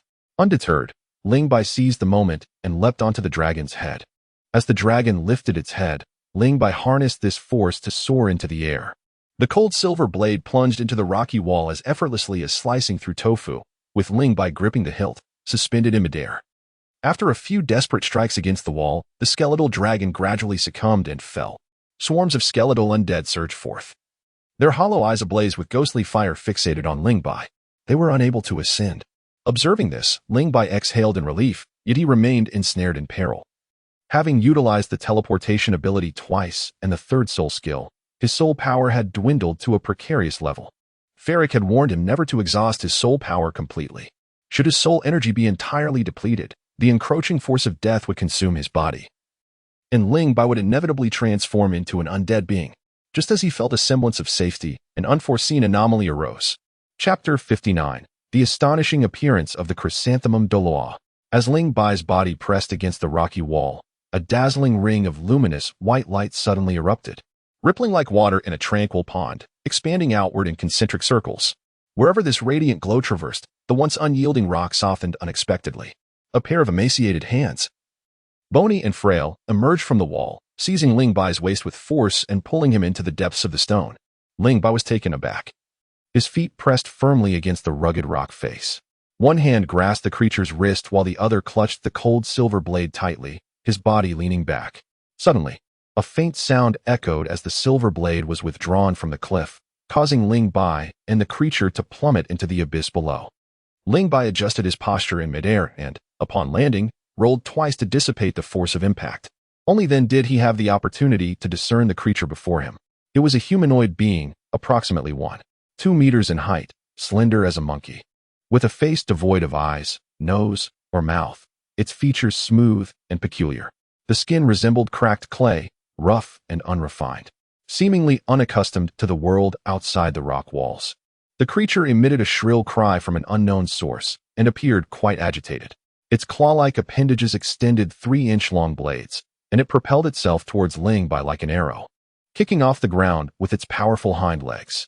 Simultaneously, the skeletal wraiths converged once more, plunging Ling Bai into another perilous predicament.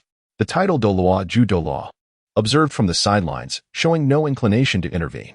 With a flick of his fingers, visible ripples radiated through the air, striking the rock wall and obliterating several of the creatures that attempted to ambush him. The Death Gorge housed numerous formidable and malevolent spirit master criminals.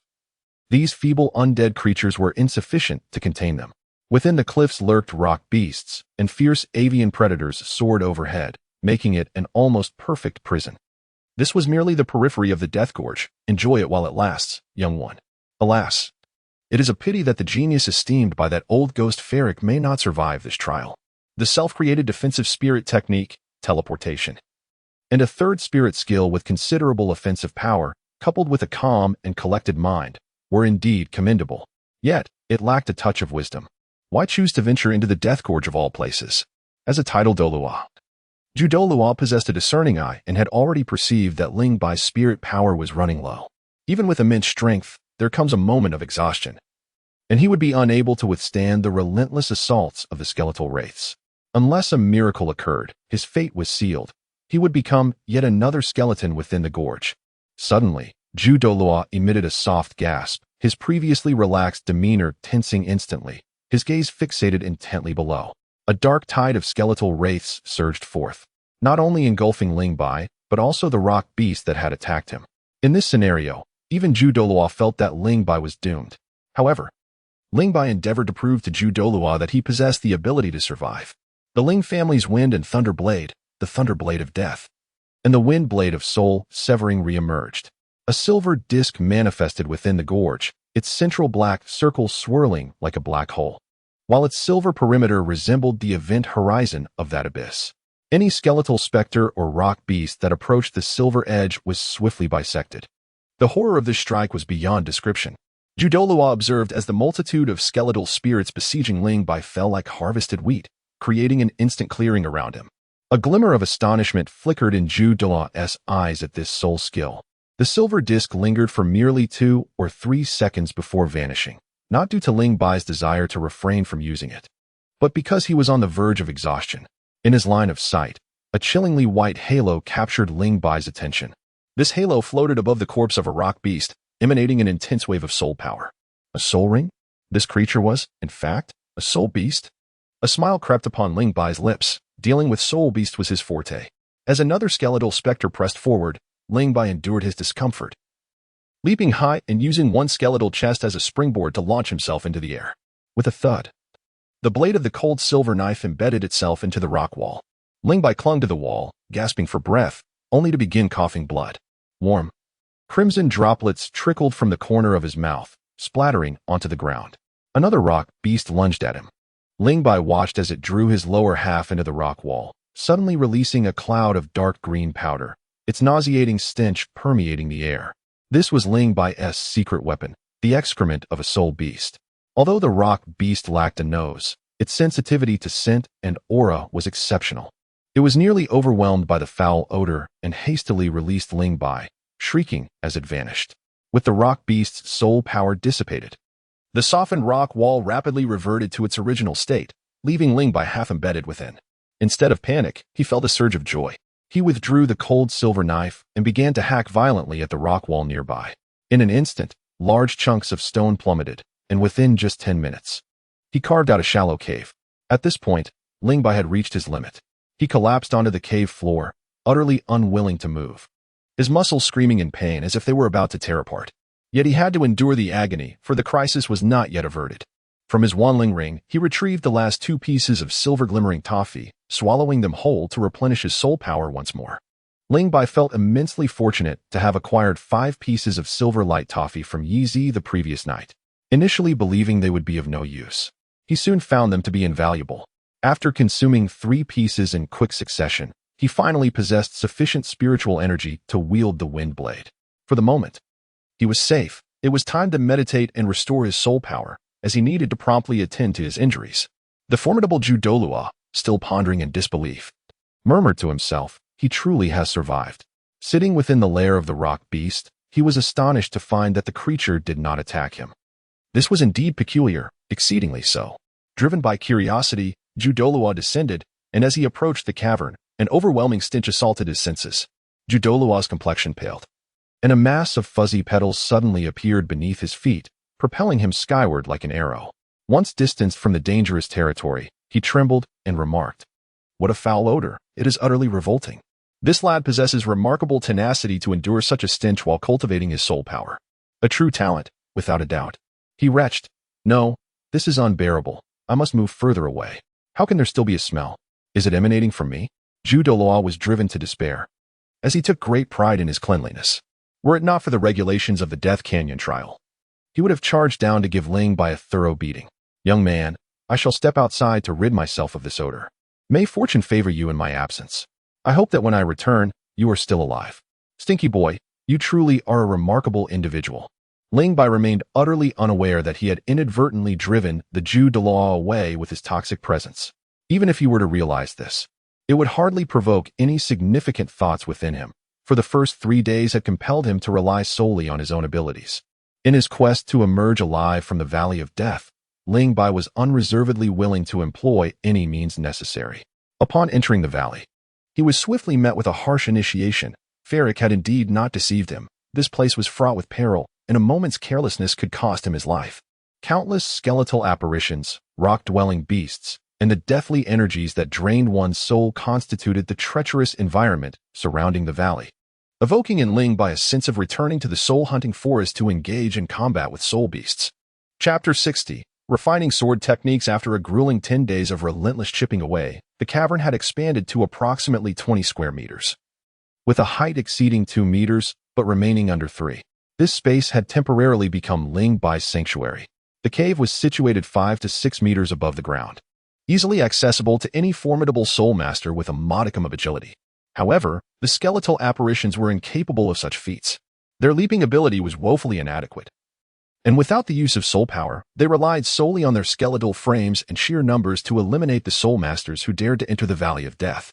The lower-tier undead, lacking in intellect, were unable to seek refuge elsewhere, instead gathering mindlessly beneath the cavern, their hollow eyes flickering with green flames as they stared upwards, motionless. They had maintained this stance for a full 10 days. Peering over the edge of the cave, Ling Bai beheld the dark mass of skeletal apparitions in the valley below, clustering together like ants in the throes of migration, far too numerous to count. Ling Bai remained unfazed. After recuperating from his injuries, he commenced diligently honing his martial arts skills. The Ling family's body refining technique is divided into 3 stages. The first stage focuses on health preservation, the second on strength training, and the third on cultivating the body refining style. The body refining style consists of 7 layers, each comprising 9 movements. Currently, Ling Bai is at the 4th layer of his training. Due to the terrifying attributes of the 8,000, your 3rd spirit ring, Ling Bai's physical constitution has significantly improved compared to before he obtained the spirit ring, thus increasing the difficulty of the body refining practice considerably. Since entering the Advanced Soul Master Academy in Wuhuan City, he has only been able to seamlessly perform the first 2 movements of the 9 and the 4th layer. At this pace, it will take him at least 1 to 2 years to complete the training of the 4th layer. Within 2 years, Ling Bai will undoubtedly elevate his soul power to level 40, which will leave the realm of body refining lagging behind. To maximize the longevity of his 4th spirit ring, enhancing his physical constitution and mental strength has become paramount. Heaven knows when he will break through the body refining technique. Ling Bai cannot afford to wait. In this trial of the Death Canyon, strengthening his power is merely one objective. The other is to seek the flower of life. With such a safeguard, Ling Bai will no longer need to fear the poison formations of Dugobo. After completing his body refining practice, he was drenched in sweat. Although the reserves of water in his soul guide were ample, Ling Bai was hesitant to use it indiscriminately, as bathing consumes too much water. What to do? Endure. He could manage for half a year. After all, having already been tainted by soul beast excrement, a little more sweat odor is hardly a concern. If the smell intensifies, it could even serve to repel rock beasts. During his rest, Ling Bai contemplated his training plan for the upcoming 6 months. Soul power cultivation must undoubtedly take precedence. A higher soul power level not only amplifies the potency of soul skills but also increases the frequency with which they can be employed. The sooner he reaches level 40, the sooner he can acquire his fourth spirit ring and master the wind blade within the wind thunderblade. Furthermore, he must hone his soul skills. His first soul skill has been nearly perfected, with little room for further enhancement at the moment. The second soul skill, teleportation, is inherently limited and is effectively locked. When it will be unlocked remains uncertain. The third soul skill, the void-breaking thunder gun, has yet to be fully mastered, so he must take his time to familiarize himself with it. The focus should primarily be on the wind thunder blade. The training requirements for the wind blade are currently unattainable, while the potential for improvement in the thunder blade is the greatest. With the first level of the thunder blade achieving 12-fold power, an additional charge of thunder energy could elevate that to 18-fold strength. This would allow for an output of over 1,400 pounds of force from an original 800 pounds, capable of breaching Yan's defenses and potentially inflicting severe injury. Realistically, mastering the second level of the Thunder Blade would enable Ling Bai to dispatch skeletal undead with ease, significantly enhancing his defensive capabilities and drastically boosting his combat power. The only method to break through the realm of the Thunder Blade is through relentless practice. This does not imply aimless hacking, but rather experiencing and refining his striking techniques in the heat of battle, where familiarity breeds skill. Is there any shortage of combat in the Death Canyon? Ling Bai drove several large iron nails into the ground of the cave, tying a rope to them before leaping down with it in hand. In an instant, countless skeletal spirits stirred, surging forth like a tidal wave, heralding the onset of a brutal battle. At the Advanced Soul Master Academy of Spirit Soul City, Hu Liena, clad in a white school uniform, was jogging around a small hillock at the center of her exclusive soul manifestation training ground. She had been running for nearly half an hour, burdened with 50 pounds, and without the aid of soul power, which proved quite strenuous even for one who had practiced the Ling family's body-refining technique. However, she exhibited no signs of fear or retreat, persisting until she had completed the full half hour, panting heavily as she finally came to a stop. Having worked up a sweat, her fitted uniform clung tightly to her mature, curvaceous form, revealing every contour. Her flushed cheeks and slightly parted lips made her undeniably alluring, capable of captivating any man without even unleashing her martial soul. Her subsequent poses, showcasing her strength, presented the softness and sensuality of the female form in exquisite detail. Each morning, she accompanied Ling Bai for a brief run before returning to her soul manifestation training ground to practice her body-refining techniques in solitude. Her allure was simply too potent. Training in front of others might prove overwhelming for most men. Upon returning to the cave, Hu Liena flopped onto a soft couch, too fatigued to move. The 6 little foxes, undeterred by the sweat on their mistress, rushed over and nestled against her, relishing her affection. Among them, she favored the little white fox named Bai, perhaps due to its playful charm or a certain shared name. After embracing Bai and closing her eyes to meditate for a moment, she felt her energy replenish significantly. She retrieved a black robe from her soul guide device and draped it over her, enveloping her exquisite figure within. After offering a few parting words to the 6 little foxes, Hu Liena stepped out of her soul manifestation training ground, intending to return to her dormitory for a bath.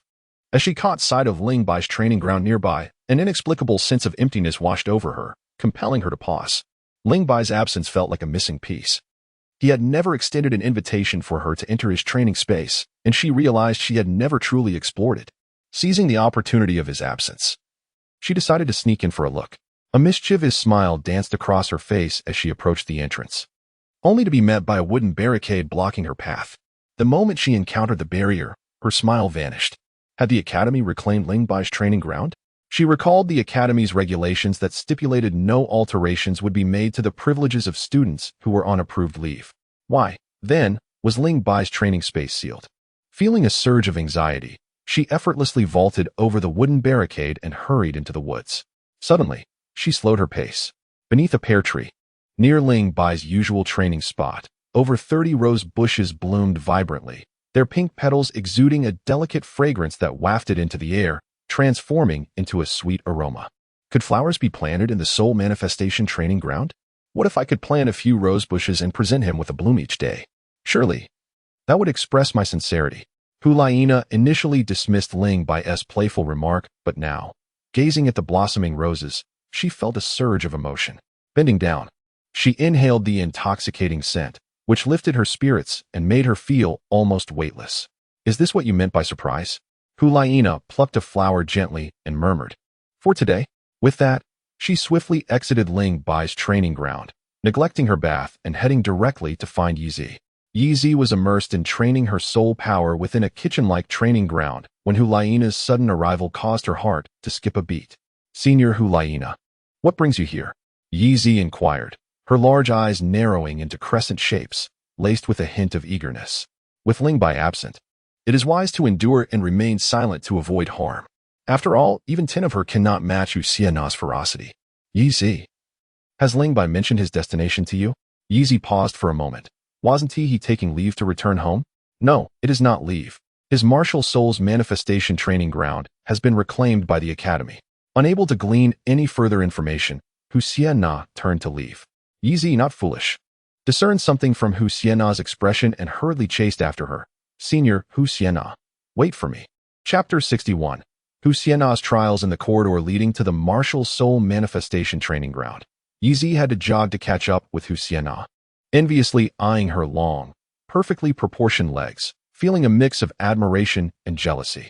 Why do other girls seem to grow everywhere, while I remain stagnant? It's quite vexing. "Senior Hu Liena, where are we headed?" Yi inquired, slightly breathless. Is having long legs such a feat? Couldn't she walk a little slower? Hu Liena recalled the days leading up to Ling Bai's departure when the dean had visited the martial soul manifestation training ground to speak with him for quite some time. She had been too far away to overhear their conversation. Reflecting on that now, it seemed rather suspicious. Having been at the Advanced Soul Master Academy in Martial Soul City for several years, she had never seen the dean proactively seek out any student. Moreover, when Ling Bai had embraced her, his heartbeat had been erratic, and Hu Liena sensed that he was hiding something from her. At that moment, she had felt unbearably anxious, her mind blank, unable to think of anything else. "Find the dean," Hu Liena replied succinctly, quickening her pace once more. Yi noted. The administrative building has only one office on the top floor. Hu Liena and Yi were frequent visitors to the dean's office, navigating their way with ease. Standing at the door, they lightly knocked. "Dean, come in."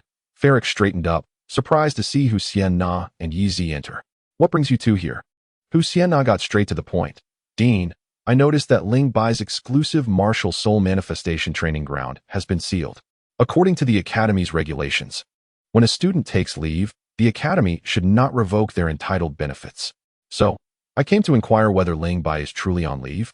Ferric felt a headache coming on, quietly cursing the administrator of the martial soul manifestation training ground for causing him trouble.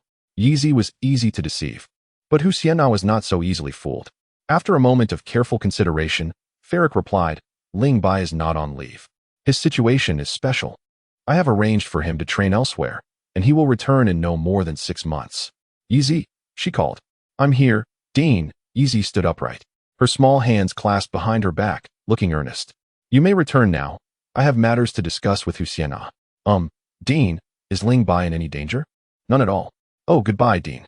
"Goodbye, Senior Hu Liena," Yi said sweetly as she obediently exited the dean's office. A smile crept across Ferric's face as he called out, "You little eavesdropper lurking by the corner, if you don't leave, I'll have your teacher come to fetch you." The sound of hurried footsteps faded away, and Hu Liena chuckled at Yi's antics. Suddenly understanding why Ling Bai was fond of the little girl, she was endearingly silly. "Hu Liena, you seem quite concerned for Ling Bai," Ferric remarked meaningfully once Yi had departed. Hu Liena wanted to explain, but found herself at a loss for words under Ferric's knowing gaze, a blush creeping onto her enchanting face. To be young," Ferric sighed, his tone growing serious. "Ling Bai has gone to the Death Canyon." "Death Canyon?" Hu Liena's blush vanished, replaced by pallor and anxiety. Having arrived at the Advanced Soul Master Academy at the tender age of 12, she was both a prodigy and a seasoned student, possessing knowledge beyond that of ordinary students. What kind of place is the Death Canyon? It is one of the 2 major trial grounds of the Spirit Hall, famously dubbed the trial of life and death, according to her instructors. In the most recent trial at the Death Canyon, only one of the top 10 students in the spirit ranking emerged alive 6 months later. The mortality rate was alarmingly high, simply horrifying. Ling Bai had been gone for nearly a month. Hu Liena forced herself to remain composed. Yet her voice trembled as she inquired, "Dean, is Ling Bai still alive?" Ferric reassured her, "I am not privy to the specifics." but I can affirm that Ling Bai is alive. He will emerge from the Death Canyon. If he had perished, Zhu Doluo would have returned to Wuhan City long ago. The absence of news for a month indicates that Ling Bai has endured the trials set forth by His Holiness the Pope and survived the initial 3 days.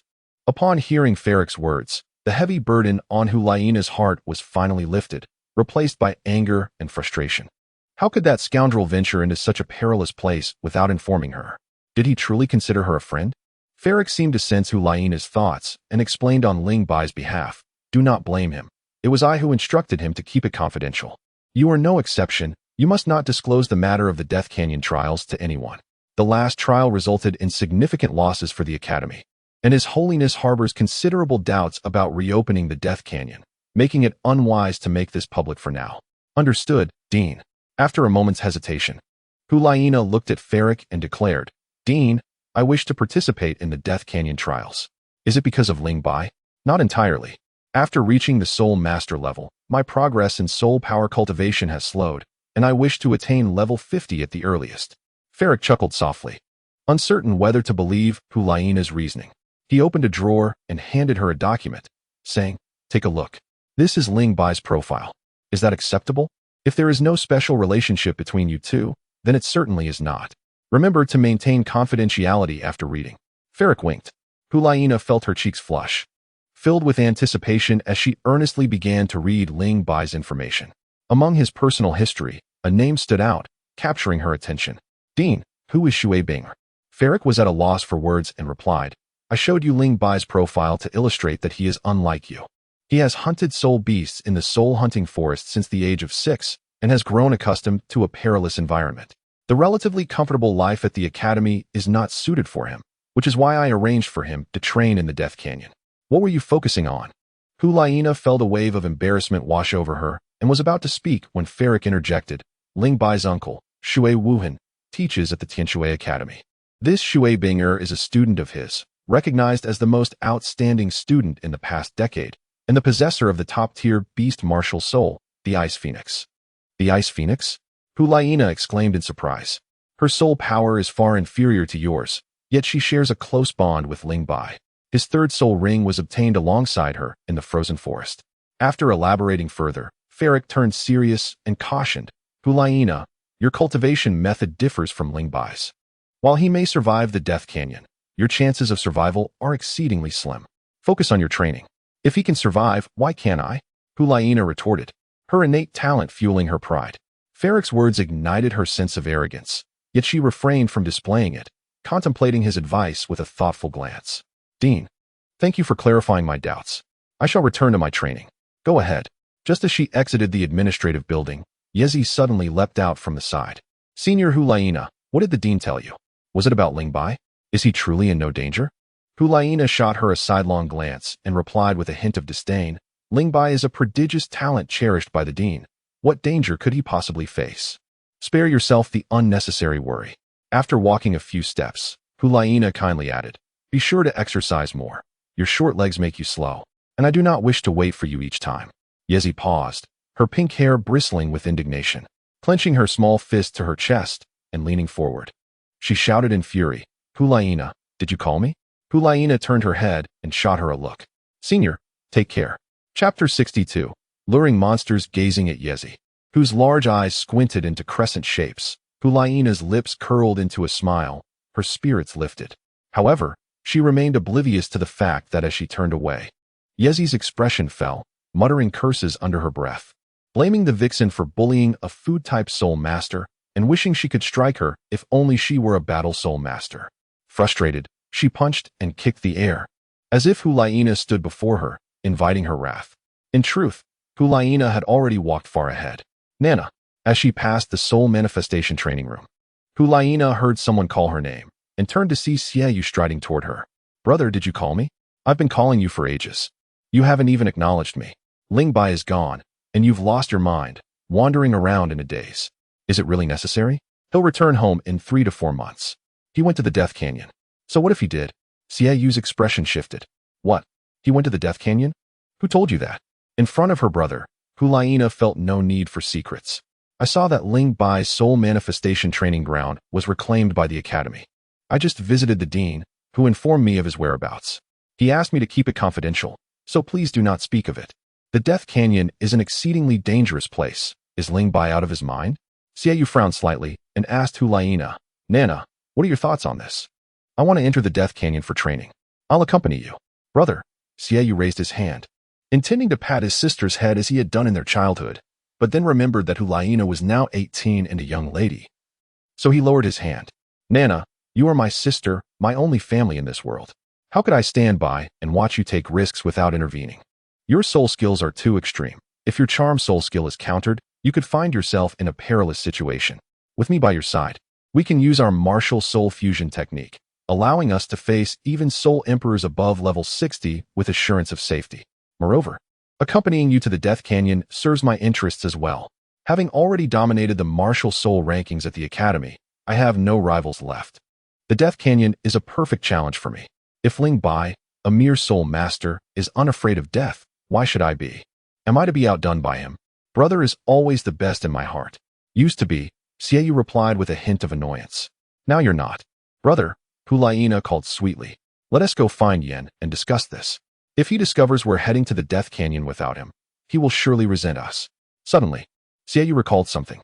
By the way, during dinner last night, Yen suggested we return to the orphanage, as it has been over a year since we last visited. I agreed, and I called you to discuss this matter.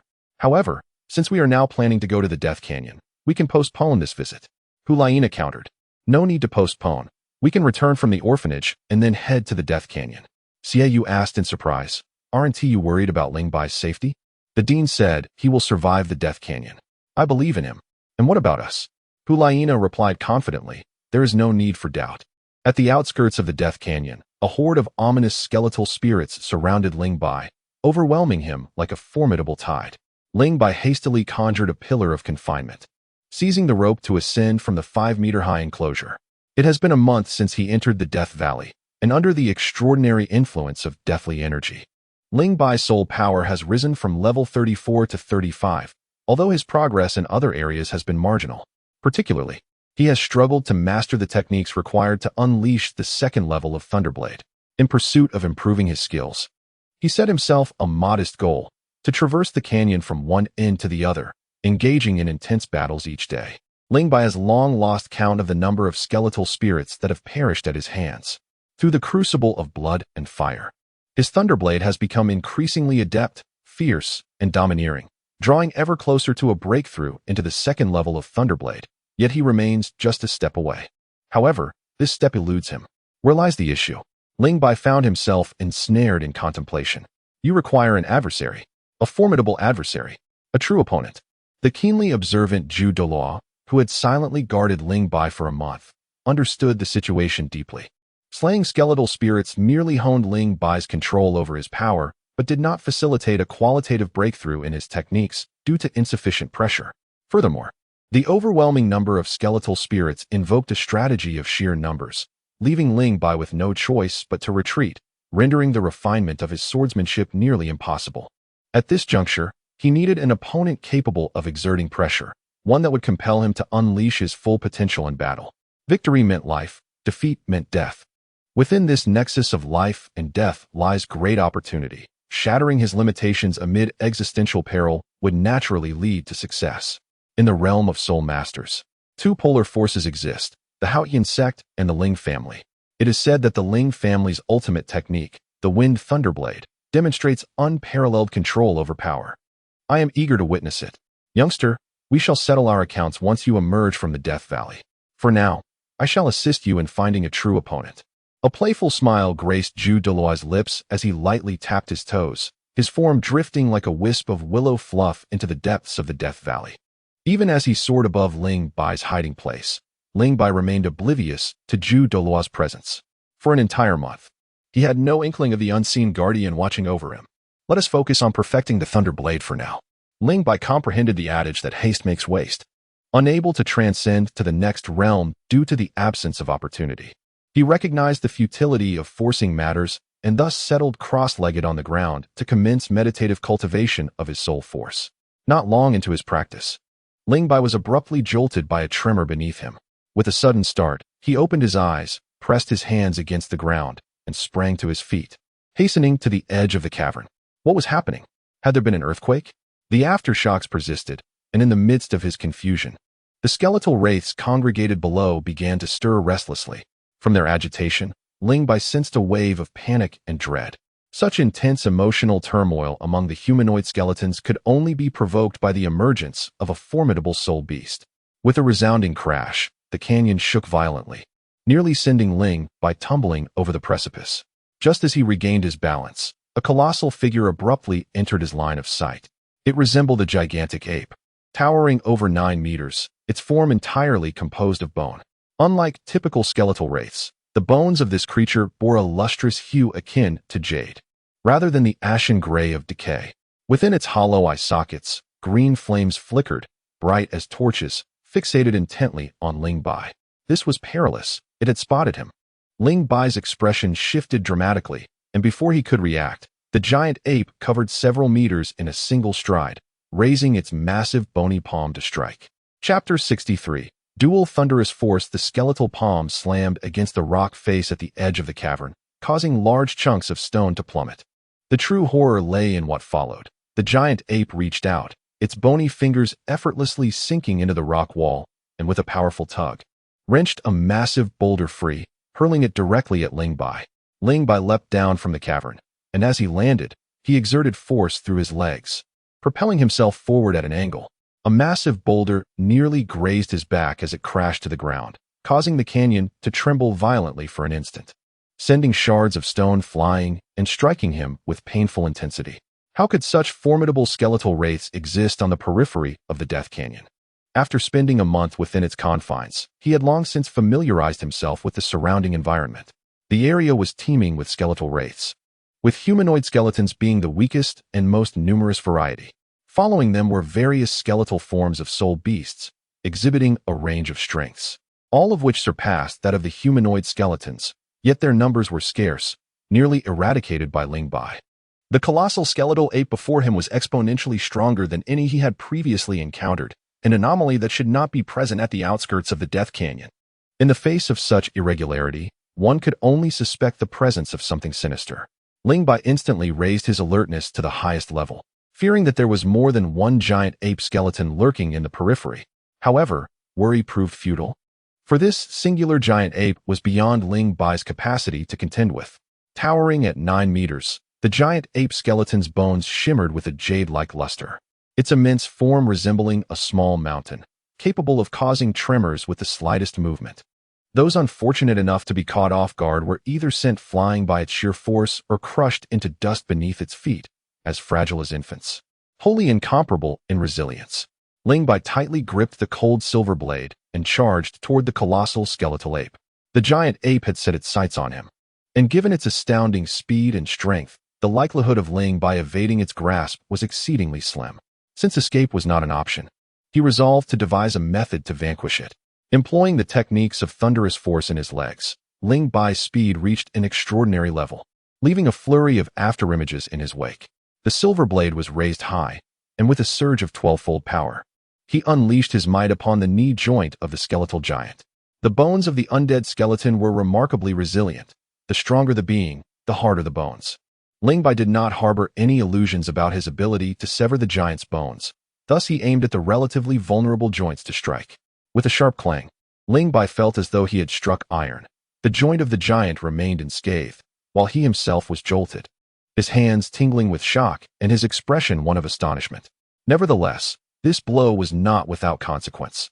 The giant ape was incensed, the green light in its eye sockets flaring to a fierce intensity. With a silent roar, it opened its gaping maw, and its thigh and calf bones folded together, forming a sharp angle with its knee that it violently hurled toward Ling Bai. Ling Bai moved with the agility of a monkey, springing high into the air and utilizing the strength of the giant ape's knee to ascend. In no time, he found himself perched upon the giant ape's shoulder. Suddenly, the sky darkened as the colossal creature's massive bone-like hand descended. Ling Bai, with no other choice, slid down along the ape's spine to evade the impending attack. To his surprise, he discovered a deep gash on the giant ape's spine, the wound remarkably neat, as if it had been sliced open by a razor-sharp weapon, penetrating 2/3 into the bone, with only 1/3 remaining intact. A tempest surged within Ling Bai's heart. Despite exerting all his strength, he could not sever the relatively fragile joints of the colossal ape, let alone its bones. An entity capable of inflicting such a degree of harm must undoubtedly be a formidable powerhouse. The thought of breaking its spine made Ling Bai's heart race. The skeletal undead relied entirely on their bones for mobility. If its spine were to be fractured, even if it did not perish, its agility would be significantly impaired. It was worth a try. Ling Bai's legs pressed firmly against the ribs on either side, one hand gripping the spine while the other wielded a cold silver blade. Striking fiercely at the soul wound on the creature's backbone. The colossal ape suddenly threw its head back in a silent roar, although no sound escaped its lips. The expression it wore revealed that Ling Bai's strike had inflicted pain, awakening a profound fury within it. Why had it ventured to the periphery of the Death Canyon, if not for vengeance? The enemy was within reach. Slay him. Crush him. The giant ape abruptly twisted its body, its back colliding with the rocky wall. Despite Ling Bai's quick evasion, he was jolted, his blood surging violently as he fell from the beast's ribs to the ground. Utilizing his second soul skill, instant teleportation, he felt a slight numbness that impeded his speed, yet with resolve, he activated the technique, narrowly escaping the ape's onslaught. Reappearing 5 meters away, the giant ape leaned forward, its hands converging menacingly from either side. Ling Bai retreated hastily, abruptly raising his right hand as the third soul ring radiated a brilliant purple light, its hue darkening to an almost black shade that enveloped his arm. Crackling sounds erupted as arcs of azure lightning surged from his fingertips, coalescing into a 1.5-meter-long azure crystal spear. The ferocity of the unleashed electrical power surged forth, entwining the surface of the spear. With the activation of his third soul skill, the azure crystal spear detached from Ling Bai's arm, trailing a distorted light as it shot forth, transcending the barriers of space and embedding itself into the giant ape's right eye, thereby diminishing its vital essence. The most effective aspect was the thunder attribute damage accompanying the shattering void thunder spear, as tiny arcs of electricity enveloped its life force, ensnaring it in a state of paralysis. Ling Bai hesitated momentarily, uncertain whether a second shot from the thunder cannon could vanquish the colossal ape. Should it fail to slay the beast, the depletion of his soul power would be in vain, plunging him into an even more perilous predicament. As for the soul bone, the consumption of soul power it demanded was significantly greater than that of his third soul skill, and he was not yet at the brink of utter despair. Seizing the opportunity, Ling Bai dashed to the feet of the giant ape, swiftly scaling its spine and brandishing his frost silver blade with fervor. Each strike was delivered with utmost intensity, yet the fragile spine remained unbroken. Before long, the giant ape regained its mobility, its ribcage obstructed its reach, preventing its hands from grasping Ling Bai's position.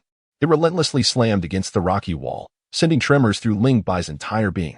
The accumulated lightning energy suddenly became immobilized, unable to be released or retracted for the time being, causing him considerable discomfort. At that moment, if he were to unleash another bolt of lightning, it would effectively become a double strike.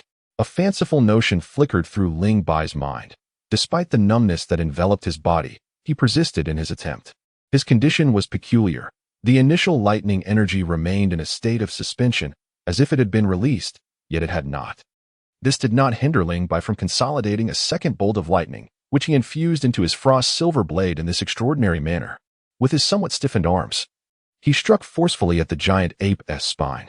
A shallow gash appeared along the inner spine, though not as deep as the wound on the outer side. It nonetheless inflicted harm upon the giant ape. Ling Bai's eyes sparkled with excitement. Aha! Ancestors of the Ling family. Could you kindly reveal to me whether I have successfully mastered the second level of the Thunderblade technique or not? The Ling family has never encountered such a situation in its history. Strictly speaking, Ling Bai's dual Thunderblade cannot be deemed fully mastered, as the two streams of thunder energy lack continuity and are only produced in this extraordinary state. In a different environment, Ling Bai would be incapable of manifesting it at all. Nevertheless, he has gained invaluable insight. He has already grasped the most critical step of the dual Thunderblade. A breakthrough awaits. Dual Thunderblade. Chapter 64. Advance. Advance. With a resounding crack, the giant ape's spine was finally severed by Ling Bai's strike. Once the spine was broken, the frenzied giant ape, which had been violently crashing against the rock wall, seemed to lose its support. Its movements faltered, and its massive body collapsed like a small mountain onto the ground, causing the canyon to tremble. Ling Bai leaped aside just before the colossal ape collapsed, remaining entirely unscathed. With one hand propped against his knee, he gasped for breath, beads of sweat glistening on his brow, his visage marred by exhaustion. Even though the thunder blade had reached its second tier, severing a third of the giant ape's formidable spine nearly depleted Ling Bai's strength. Without that particular scratch, the notion of severing its spine would have been sheer folly. The giant ape still clung to life. The lethal essence of the skeletal undead resided in the flickering flame of life within their eyes.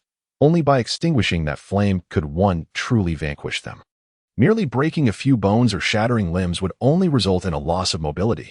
Ling Bai had witnessed skeletal undead pilfering limbs from other skeletons to affix onto themselves. It must be said, the flame of life within the minds of the skeletal undead is remarkably enchanting. The enigmatic power of death that amplifies the flame of life is even more unfathomable. The Spirit Hall has held dominion over the Valley of Death for many years, yet remains perplexed by the very nature of death's power. What it is, whence it originates, and where it ultimately leads, all remains shrouded in mystery. The giant ape's hatred for Ling Bai is as relentless as the surging waters of the three rivers. Even after sustaining severe injuries, it remains undeterred in its quest for vengeance, hastily crawling toward Ling Bai. Ling Bai was utterly exhausted, devoid of any strength to continue battling. He leaped onto the ravaged ground of the cave, sprawling on the floor to rest. Indeed, the sight of Ling Bai prompted a satisfied smile from Zhu Dolaw, albeit with a tinge of annoyance in his heart. He had specifically lured this giant ape not only to assist Ling Bai in honing his thunder blade, but also with the intention of putting him through some tribulations. 3 days. Yes, 3 entire days. Do you comprehend the ordeal he endured? It was akin to falling into a cesspit, the stench unbearable, nauseating to the point of inducing vomiting, with no amount of incense or bathing able to dispel it.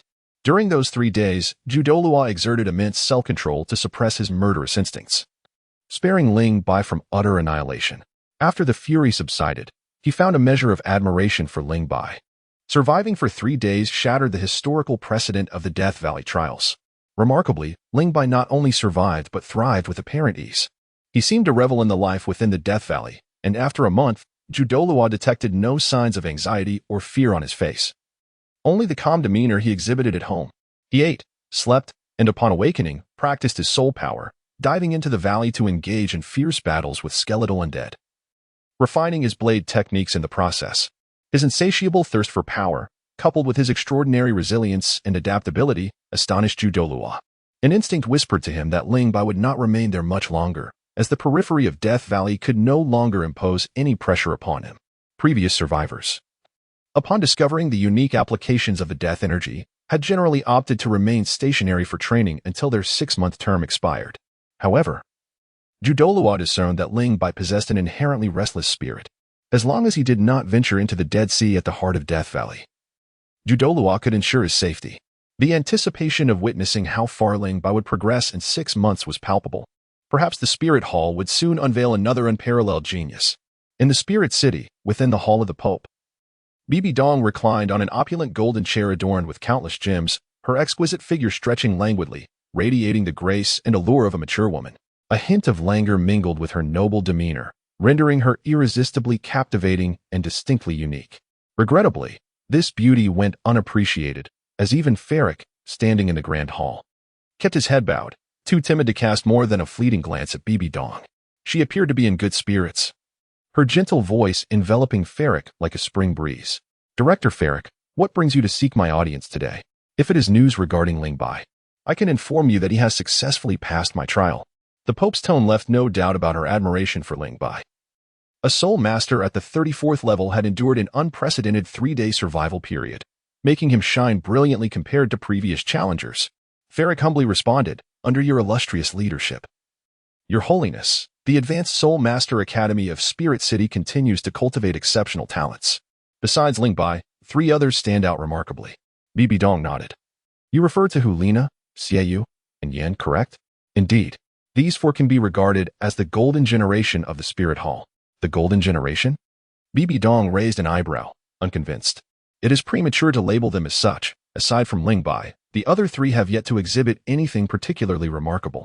Ferric found himself at a loss for words. The Pope had every right to express such sentiments, as she was a genius herself, one among a million, having been the only soul master in history to overcome the conflict of twin martial souls. Though Ferric's soul power reached an impressive 88, he still felt an overwhelming pressure in the presence of the Pope, unable to fathom her true strength. She was merely in her 40s yet already exuded such power. In comparison, Hu Liena, Xie Yue, and Yin fell significantly short.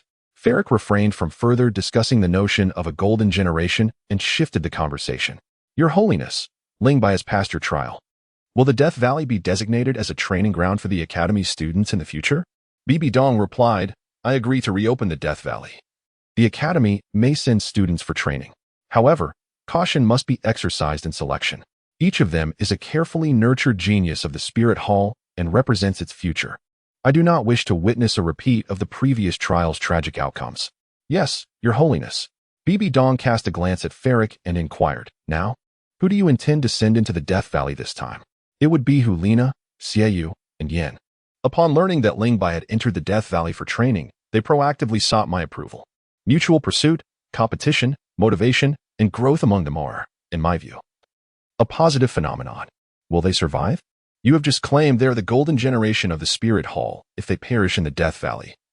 The losses to both the Hall and the Academy would be significant. Ferric asserted confidently, I believe they will succeed. After merging their martial souls, Hu Liena and Xie Yue will be no weaker than a soul emperor of level 61 or above. Yin possesses the ancient beast martial soul, Flame Lord, with formidable strength and defense. Together, they should find it relatively easy to endure for a day. Bibi Dong paid no heed to Ferric's reservations and did not press too hard, stating, let them wait a few days. The Elder Ghost has yet to return from the Star Luo Empire.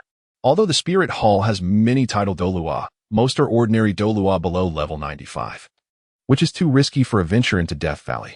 Those above level 95 are not accessible to me. They only heed the orders of the Grand Offering, Qian Daolu.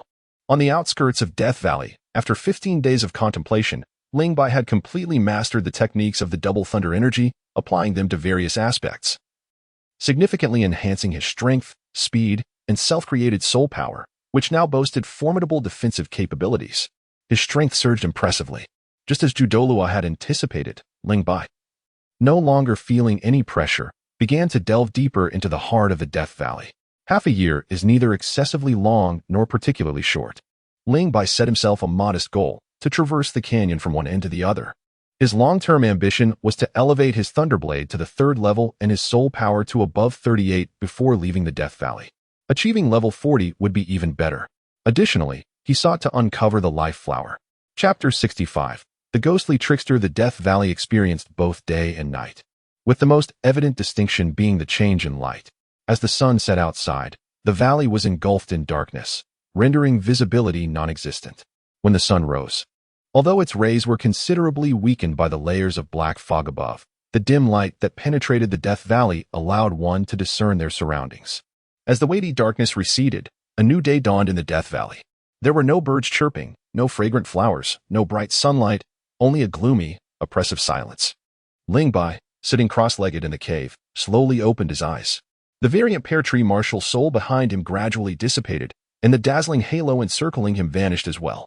He exhaled a breath of stale air, a satisfied expression gracing his face as he chuckled softly. In just over 10 days, my soul power has made significant strides. At this rate of cultivation, I am confident of breaking through to level 36 within half a month. Under the influence of the death energy, the activity level of his soul power surged to several times its usual rate, continuously operating to counteract the encroaching death energy within his body. Consuming 10% of his soul power every hour hung a proverbial sword of Damocles over Ling Bai's head. To avoid death, he must invest considerable time in recovering and cultivating his soul power.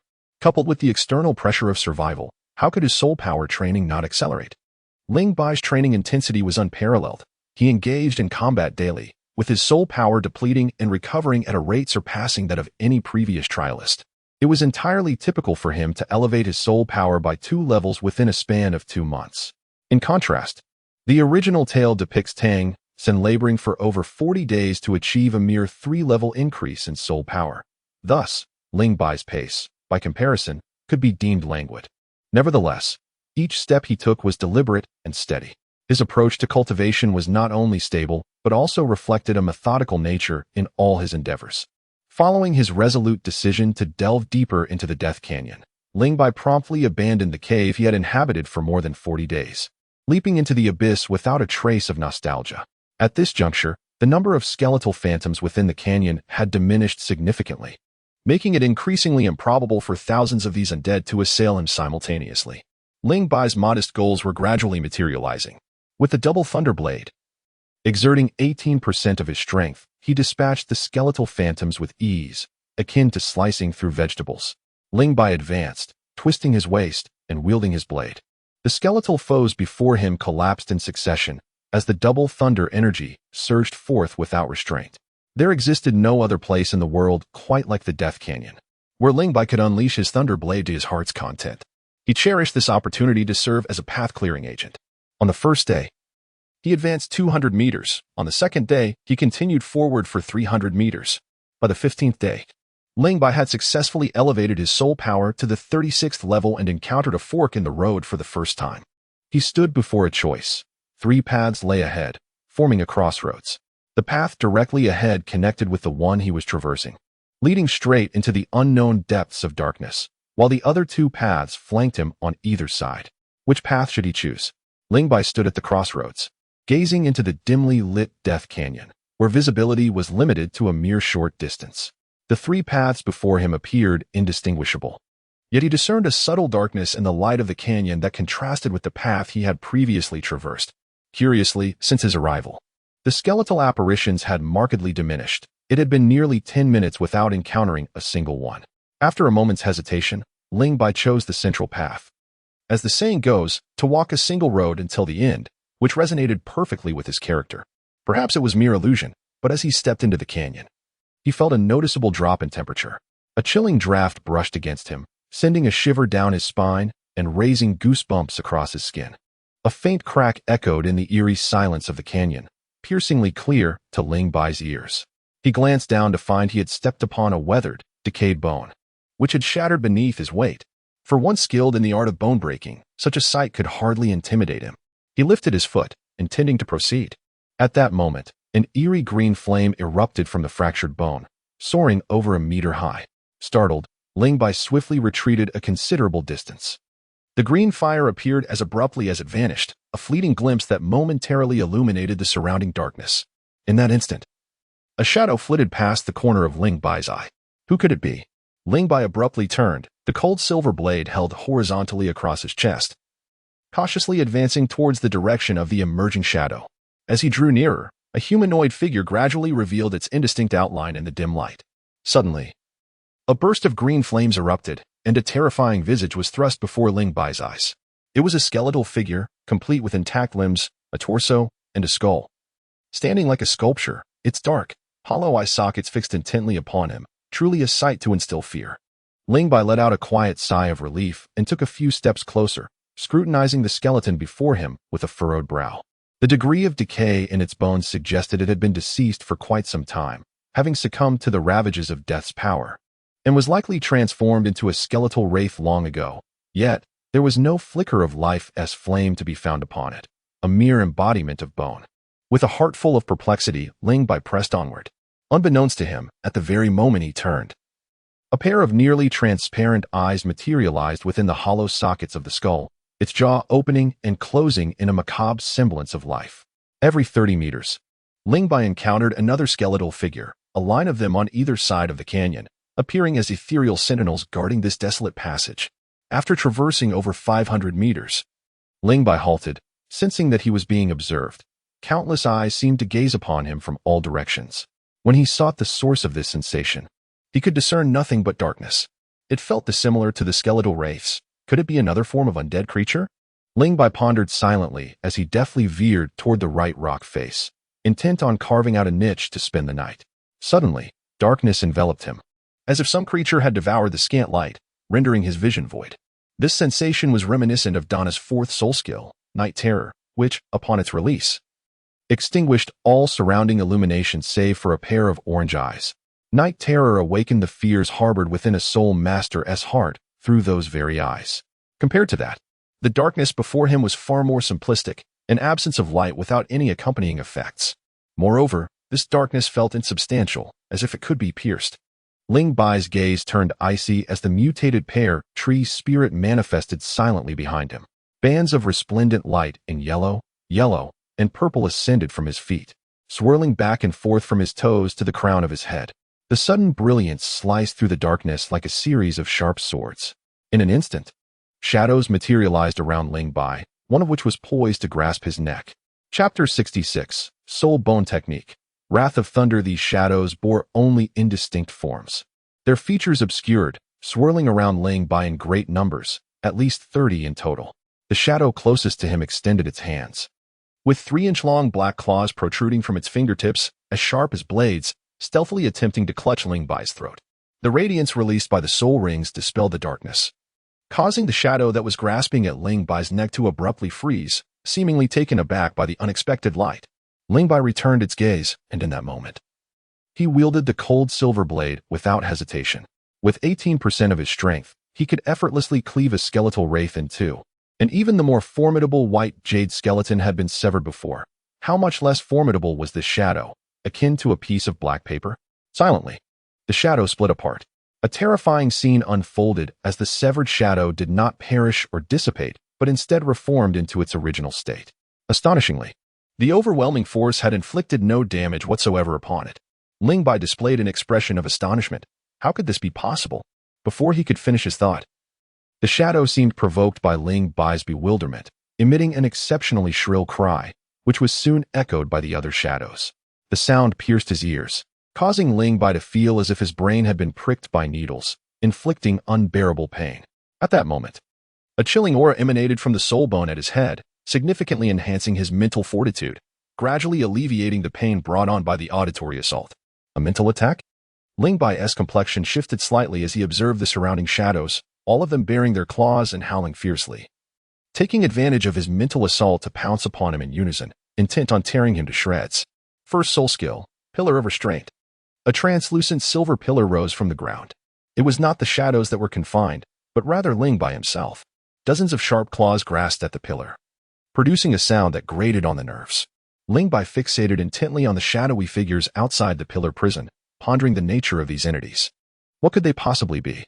Why was my Thunderblade unable to inflict any harm upon them? The pillar prison seemed to provide protection against their advances. Suddenly, a flash of insight illuminated Ling Bai's mind, leading him to recall a peculiar existence from the Dolua continent, ghosts. The esteemed partner of the chrysanthemum Dolua, the ghost Dolua, possessed a soul beast known as the Spectre. Having perished in his youth, the ghost Dolua fortuitously reunited his soul and awakened the ethereal Spectre. This soul beast was remarkable, lacking a physical form and manifesting merely as a faint shadow, rendering physical attacks nearly futile. The shadows before him bore a striking resemblance to the Spectre as described in the original narrative. No, it was not merely a resemblance. They were indeed ghosts. This posed a significant dilemma, for my most formidable attack method, the Thunderblade, boasted an offensive power that even surpassed my current third soul skill, the Void Thunder Spear. Given that physical attacks were ineffective, relying solely on my 36th level soul power, I feared I would be no match for them. Suddenly, the ghostly figures, with their razor-sharp claws, tore through the pillar prison. With a violent rip, they breached its defenses, and more than 30 of these spectral entities lunged at him like ravenous wolves. Ling Bai's gaze sharpened, and he abruptly swung his cold silver blade. Instantly, the blade's shadow multiplied, intertwining to form a luminous sphere of silver light. Enveloped within this sphere, he harnessed his self-created soul force technique, Sealed Embrace. This technique, a synthesis of the Thunderblade and body tempering style, primarily serves as a defensive maneuver. However, Ling Bai adeptly manipulated it, refraining from unleashing thunderous energy and instead channeling his soul force into the cold silver blade. Under the protective veil of his soul force, the dark-hued blade transformed into a bright silver hue, and each strike against the specters elicited piercing wails, rendering their already ethereal forms increasingly insubstantial. The efficacy of his soul force attacks brought Ling Bai immense joy as he activated Sealed Embrace for protection while advancing toward the intersection 500 meters away. Progress, however, appeared futile. The spectral entities, nearly immune to physical assaults, rendered Ling Bai's efforts ineffective. Within the Death Canyon, judicious use of soul force was imperative, and with his 36th level of soul force not particularly high, he would require a respite after utilizing the Phantom Thundergun twice. The exact number of spectral beings lurking within the canyon remained a mystery to him. Continuing forward would not be a trial but rather a march toward demise. 500 meters seemed a trivial distance, yet, in this moment, it felt interminably lengthy. Specters continuously emerged from the skeletal remains on either side, rapidly coalescing into a throng of 60 or 70. Their ghastly claws, fierce and relentless, intensified the pressure upon Ling Bai. Most infuriatingly, the specters would surge from the ground, seizing his ankles.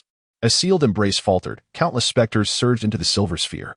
Despite having been trained by Donna with her second soul skill for several months, Ling Bai could not evade their assaults entirely. The overlapping claw marks marred his skin shockingly. In truth, these specters proved far more troublesome than Donna's feline avatar, primarily due to their overwhelming numbers. Could he withstand this onslaught? Hidden in the shadows, Judolua smirked slightly. After 2 months of leisurely guarding, it was finally his turn to intervene. Just as Judolua prepared to unleash his martial spirit, an unusual disturbance flickered within his perception. Due to the considerable distance between them, and with Ling Bai facing away, Judolua could not discern the state of Ling Bai's eyes at that moment.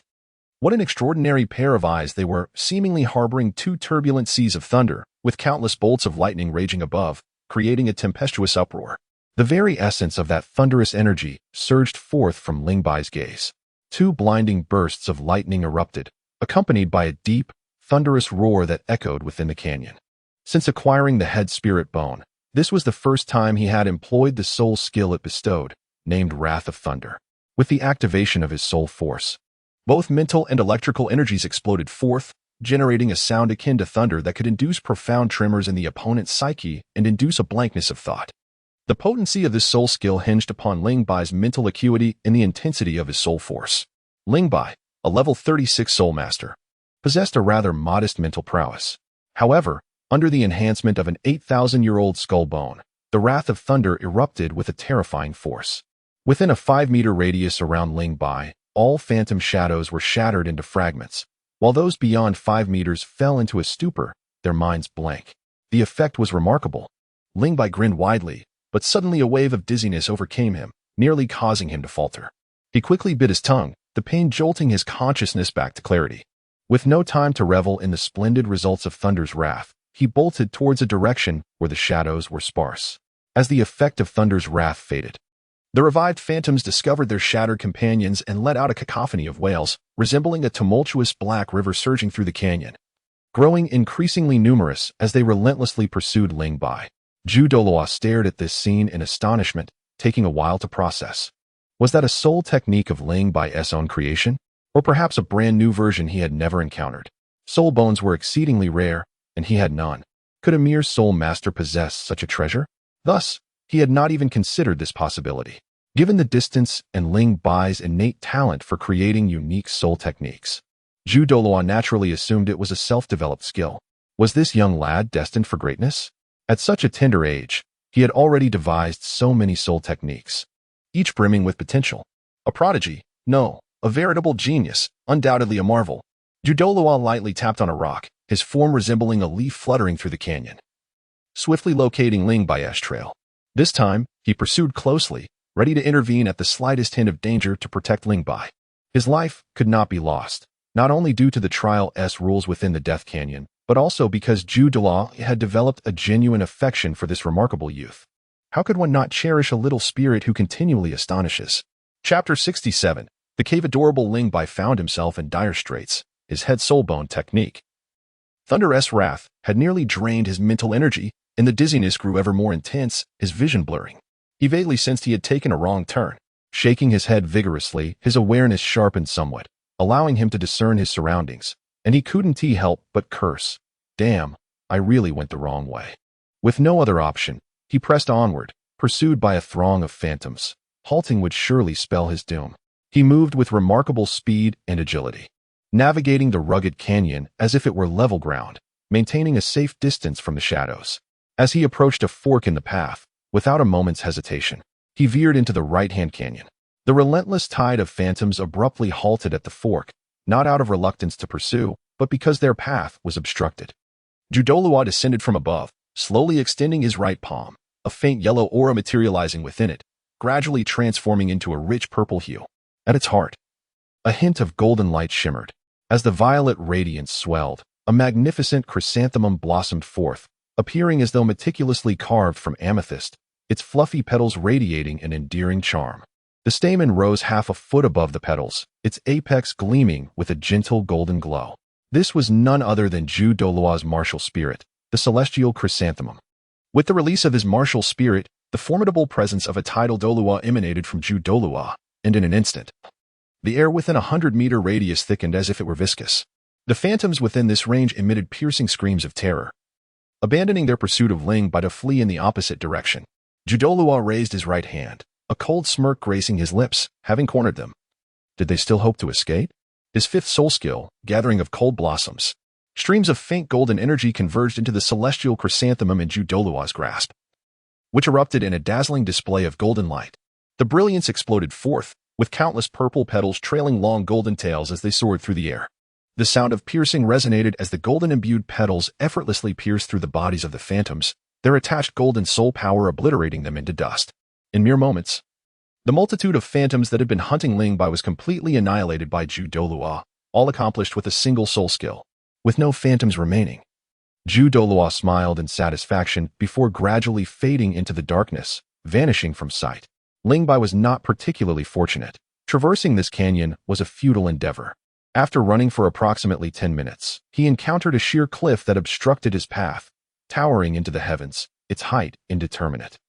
Ling Bai's heart plummeted as he meticulously surveyed his surroundings in search of an escape route, tightly gripping his cold silver dagger, prepared for a desperate confrontation with any lurking specter. However, after waiting for a considerable time, no apparition materialized. Retracing his steps for further investigation, he arrived at a conclusion that filled him with unexpected delight. The specter could not keep pace and had retreated midway. With a sigh of relief, Ling Bai's taut nerves began to unravel, causing him to stumble and sit upon a nearby stone. Yet, this was not the moment to lower his guard. He extracted some commonly used medicinal powder from his all-spirit ring, scattering it around him, and unceremoniously poured a bottle of powdered soul beast excrement over himself. The potent stench enveloped the canyon almost instantaneously, rapidly pervading the air in every nook and cranny. In the distance, Zhu Dolua caught a whiff of the familiar odor, his face turning ashen. Cursing vehemently, he retreated to a safe distance, muttering that he would never again come to Ling Bai's aid. Now, the situation had taken a turn. Ling Bai sought a relatively secluded spot, settling cross-legged with the cold silver blade resting upon his thigh. He gradually closed his eyes, engaging in meditation to restore both his soul force and mental energy. Though Zhu Dolua verbally expressed disapproval, his body betrayed him, discreetly neutralizing certain threats, thus allowing Ling Bai to devote himself entirely to his cultivation. In the blink of an eye, 3 days had elapsed, and the foul stench that had pervaded the canyon gradually dissipated. At that moment, Ling Bai reopened his eyes, which had been shut for 3 days. His soul force and mental energy were fully restored. A faint smile graced Ling Bai's lips as he subtly glanced in one direction. Although he did not see anyone, he was acutely aware that someone lay concealed just beyond his sight. Ling Bai is no fool. From the moment the colossal ape intruded upon the periphery of the Death Gorge, his suspicions were aroused. Over the past 3 days, despite dedicating himself to the restoration of his mental faculties, he has consistently maintained a sliver of awareness, attuned to the subtle shifts in his surroundings. No matter how discreetly Zhu Dolua operated, Ling Bai ultimately discerned the faint traces of their actions. Recalling the repeated admonitions from Ferric before his departure, emphasizing the need to survive for 3 days, Ling Bai swiftly pieced together the sequence of events. The regulations governing the trial within the Death Gorge seemed to be thus. Participants voluntarily enter the gorge for training, while the Spirit Hall discreetly assigns protectors, who will refrain from intervening for the initial 3 days, compelling the participants to rely solely on their own capabilities for survival.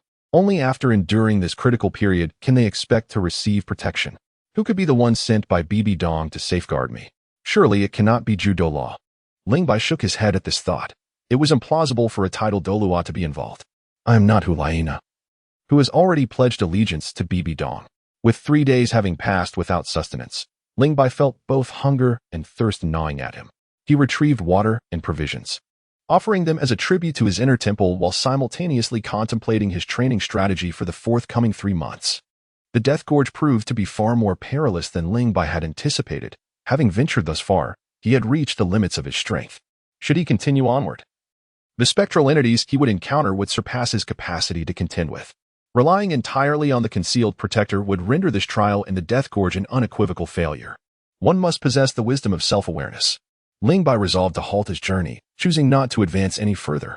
The flower of life, if bestowed upon me, is a blessing. If lost, it is but a fate. Not knowing where to even seek it, sacrificing one's life for an elusive aspiration seems utterly unwarranted. No longer shall I indulge in dreams of the flower of life. Instead, for the next 3 months, I shall devote all my energies to enhancing my soul power and honing my Thunderblade.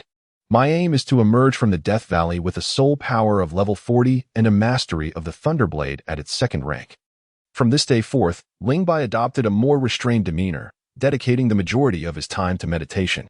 The remainder, aside from eating and sleeping, was spent refining his swordsmanship. The intensity of his training not only remained unwavering but increased significantly. Duke Chrysanthemum expressed some dissatisfaction, concerned that I might be unable to protect myself, questioning why I had ceased to progress. Did you not seek pressure? Despite his reservations, Duke Chrysanthemum grew to appreciate Ling Bai more and more, recognizing his ability to assess situations, understand when to advance or retreat, and possess self-awareness, qualities that were truly commendable. Over the next 3 months, Ling Bai maintained a pace of advancing 1 level of soul power every month, raising his soul power to level 38. He perfected the 2nd rank of the Thunder Blade but encountered yet another bottleneck, finding it momentarily impossible to ascend to the 3rd rank. Nevertheless, Ling Bai and Duke Chrysanthemum's collaboration became increasingly harmonious. They deliberately maintained an air of mystery, refraining from meeting. Duke Chrysanthemum took charge of any undead creatures that Ling Bai found insurmountable, while he refrained from intervening in battles Ling Bai could manage. His understanding of the dynamics reached an almost unparalleled level, as if he could see through Ling Bai completely. In the final month, time could not be squandered. The training and battles must continue. Upon concluding his meditation, Ling Bai rose from the ground, gripping his cold silver blade, and sprinted into the depths of the valley. This was an uncharted gorge, and he felt compelled to explore its mysteries. Ling Bai cautiously ventured into the canyon. Although this area did not yet lie within the heart of the Death Canyon, and the number of undead creatures was relatively sparse, their formidable strength necessitated constant vigilance. To Ling Bai's astonishment, the canyon was devoid of any undead beings, revealing a dead end. At the terminus of the 300 to 400 meter long gorge stood a towering stone mountain, its slopes adorned with oddly shaped rocks, seamlessly connecting to the towering cliffs on either side. Ling Bai wandered through the canyon, preparing to depart when his peripheral vision caught a glimpse of a shadow. To be precise, it was not merely a shadow, but rather a cave nestled between 2 colossal boulders. It was enveloped in darkness, rendering its depth indiscernible. Ling Bai hurled a stone into the abyss with considerable force, and after a prolonged silence, he finally heard the sound of the stone striking the ground.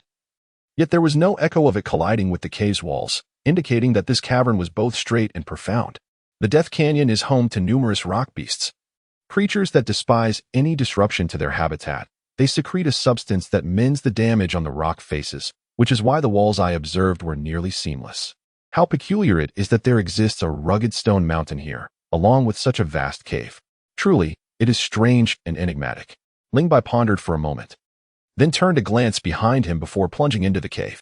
Shortly after his entrance, Judolua appeared at the cave's mouth like a wraith, surveying the stone mountain with wide eyes filled with astonishment. The Death Canyon was suffused with the essence of demise. Yet here was a place where I could sense a faint breath of life. How intriguing, truly fascinating. Chapter 68. The serpents shedding the radiance emitted by the soul ring illuminated the surroundings. Upon entering the cave, Ling Bai discovered it to be unexpectedly spacious, resembling not a natural cavern, but rather an artificially excavated tunnel, approximately 1.5 meters in width and towering above Ling Bai's height. He could traverse it freely without the need to stoop.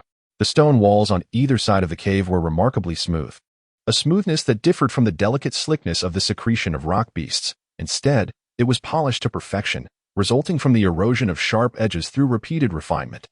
Ling Bai reached out to touch the stone wall. To the eye, the wall appeared smooth. However, upon closer inspection, it was evident that the surface was marred by numerous fine scratches, elongated and seemingly the result of a singular friction, not the handiwork of a human. Ling Bai pondered silently. If not human, then what could it be? Ling Bai was both vigilant and curious as he cautiously advanced. The cave extended ominously. After traversing approximately 2 miles, he had yet to reach its end, nor encountered any turns or forks. Gradually, the height of the passage began to change, sloping gently downward instead of continuing level. Was he beneath the ground? Ling Bai displayed a hesitant expression. The cave was situated within the rocky mountain. As long as nothing went awry, all would be well. However, should danger arise, whether in battle or in flight, he would find it rather inconvenient.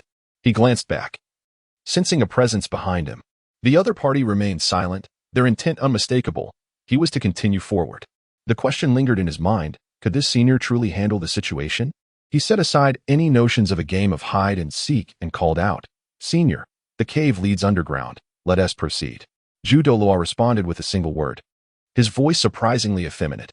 Ling Bai inwardly mused, steadying his mind as he took a step forward. After traversing approximately 4 miles, Ling Bai distinctly felt a significant drop in temperature within the cave, as if they had descended to considerable depths. Suddenly, he halted, his gaze fixated on a serpent's shed skin on the ground. The length of this skin reached an astonishing 10 meters. Unlike the desiccated and flimsy skins of ordinary snakes, this one was adorned with lustrous, leaf-sized crimson scales that shimmered radiantly under the illumination of the spirit rings. At that moment, a white figure materialized beside Ling Bai, startling him. He had no idea how this individual had appeared, making no sound and emitting no discernible aura, as though they had simply materialized from thin air. If this person harbored ill intentions, Ling Bai would have had no chance to resist. Truly astonishing. This was Ling Bai's initial impression upon seeing Zhu Doluo. The skin on his face was as delicate as a newborn's, and his enchanting appearance and demeanor rendered him more feminine than even Xie Yue.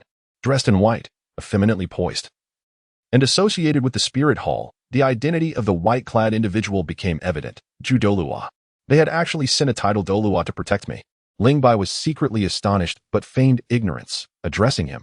"Senior, could you please call me Elder Zhu?" "Elder Zhu, you are a title Doluo?" Ling Bai gazed at Zhu Doluo with disbelief, his eyes reflecting astonishment, reverence, and fervor. A title Doluo, the pinnacle existence among spirit masters. There were no more than 100 across the entirety of Doluo continent. Each was a legend, possessing formidable strength and representing the apex of Doluo continent. Having traversed 5 years in this realm, the strongest opponent Ling Bai had encountered was the 88th level spirit master, Dean Ferrick. He had never before seen a title Doluo. The astonishment on his face was not merely feigned. Zhu Doluo, evidently pleased with Ling Bai's gaze, nodded gently, affirming his title Doluo status. Before turning his attention back to the serpent's shed skin, muttering to himself, "Strange, we have not yet reached the center of the Death Canyon. How could a serpent of such caliber leave its shed skin here?" Hearing Zhu Doluo's murmurs, Ling Bai inquired in confusion, "Elder Zhu, how can a skeletal serpent shed its skin? Your knowledge is limited." Zhu Doluo cast a sidelong glance at Ling Bai and replied, "The Death Canyon is shrouded in mystery. The power of death can allow the deceased spirit beasts to resurrect in the form of the undead. To some extent, undead beings are also a form of life. Death and life coexist and can even transform into one another. Beings existing in the undead form may, after prolonged cultivation or fortuitous encounters, regain their flesh from bone and return to life. Of course, achieving such a state is exponentially more challenging than a spirit master advancing to title Doluo. As far as I know, within the Dead Sea at the core of the Death Canyon, only 3 have reached such a realm. However, this does not include the tiger-headed red-scaled serpent before us. Are you implying that indeed? The shed skin at your feet comes from a tiger-headed red-scaled serpent with power comparable to that of a title Doluo." As he spoke, Zhu Doluo's eyes widened in alarm, and he asked, somewhat exasperated, "Kid, what are you doing?" Ling Bai exclaimed with delight, "A shedding of this caliber is a rare find, nearly impossible to encounter outside the Death Valley. This snake's skin appears to be impeccably preserved, with its scales exhibiting remarkable hardness. It is quite resistant to ordinary weapons and would serve excellently as armor. Elder Zhu, being a titled Doluo, is unlikely to regard such a trivial item. Thus, I have decided to keep it for myself. Who says I look down on it?" Elder Zhu muttered under his breath, grappling with the embarrassment of competing with a younger individual over such a trinket. Maintaining a stern demeanor, he commanded, "Everything has been collected. What more is there to observe? Let us depart swiftly." Ling Bai expressed his concerns, stating, "Elder Zhu, the cave leads underground, and it is quite possible that the lair of the tiger-headed red-scaled snake lies beneath.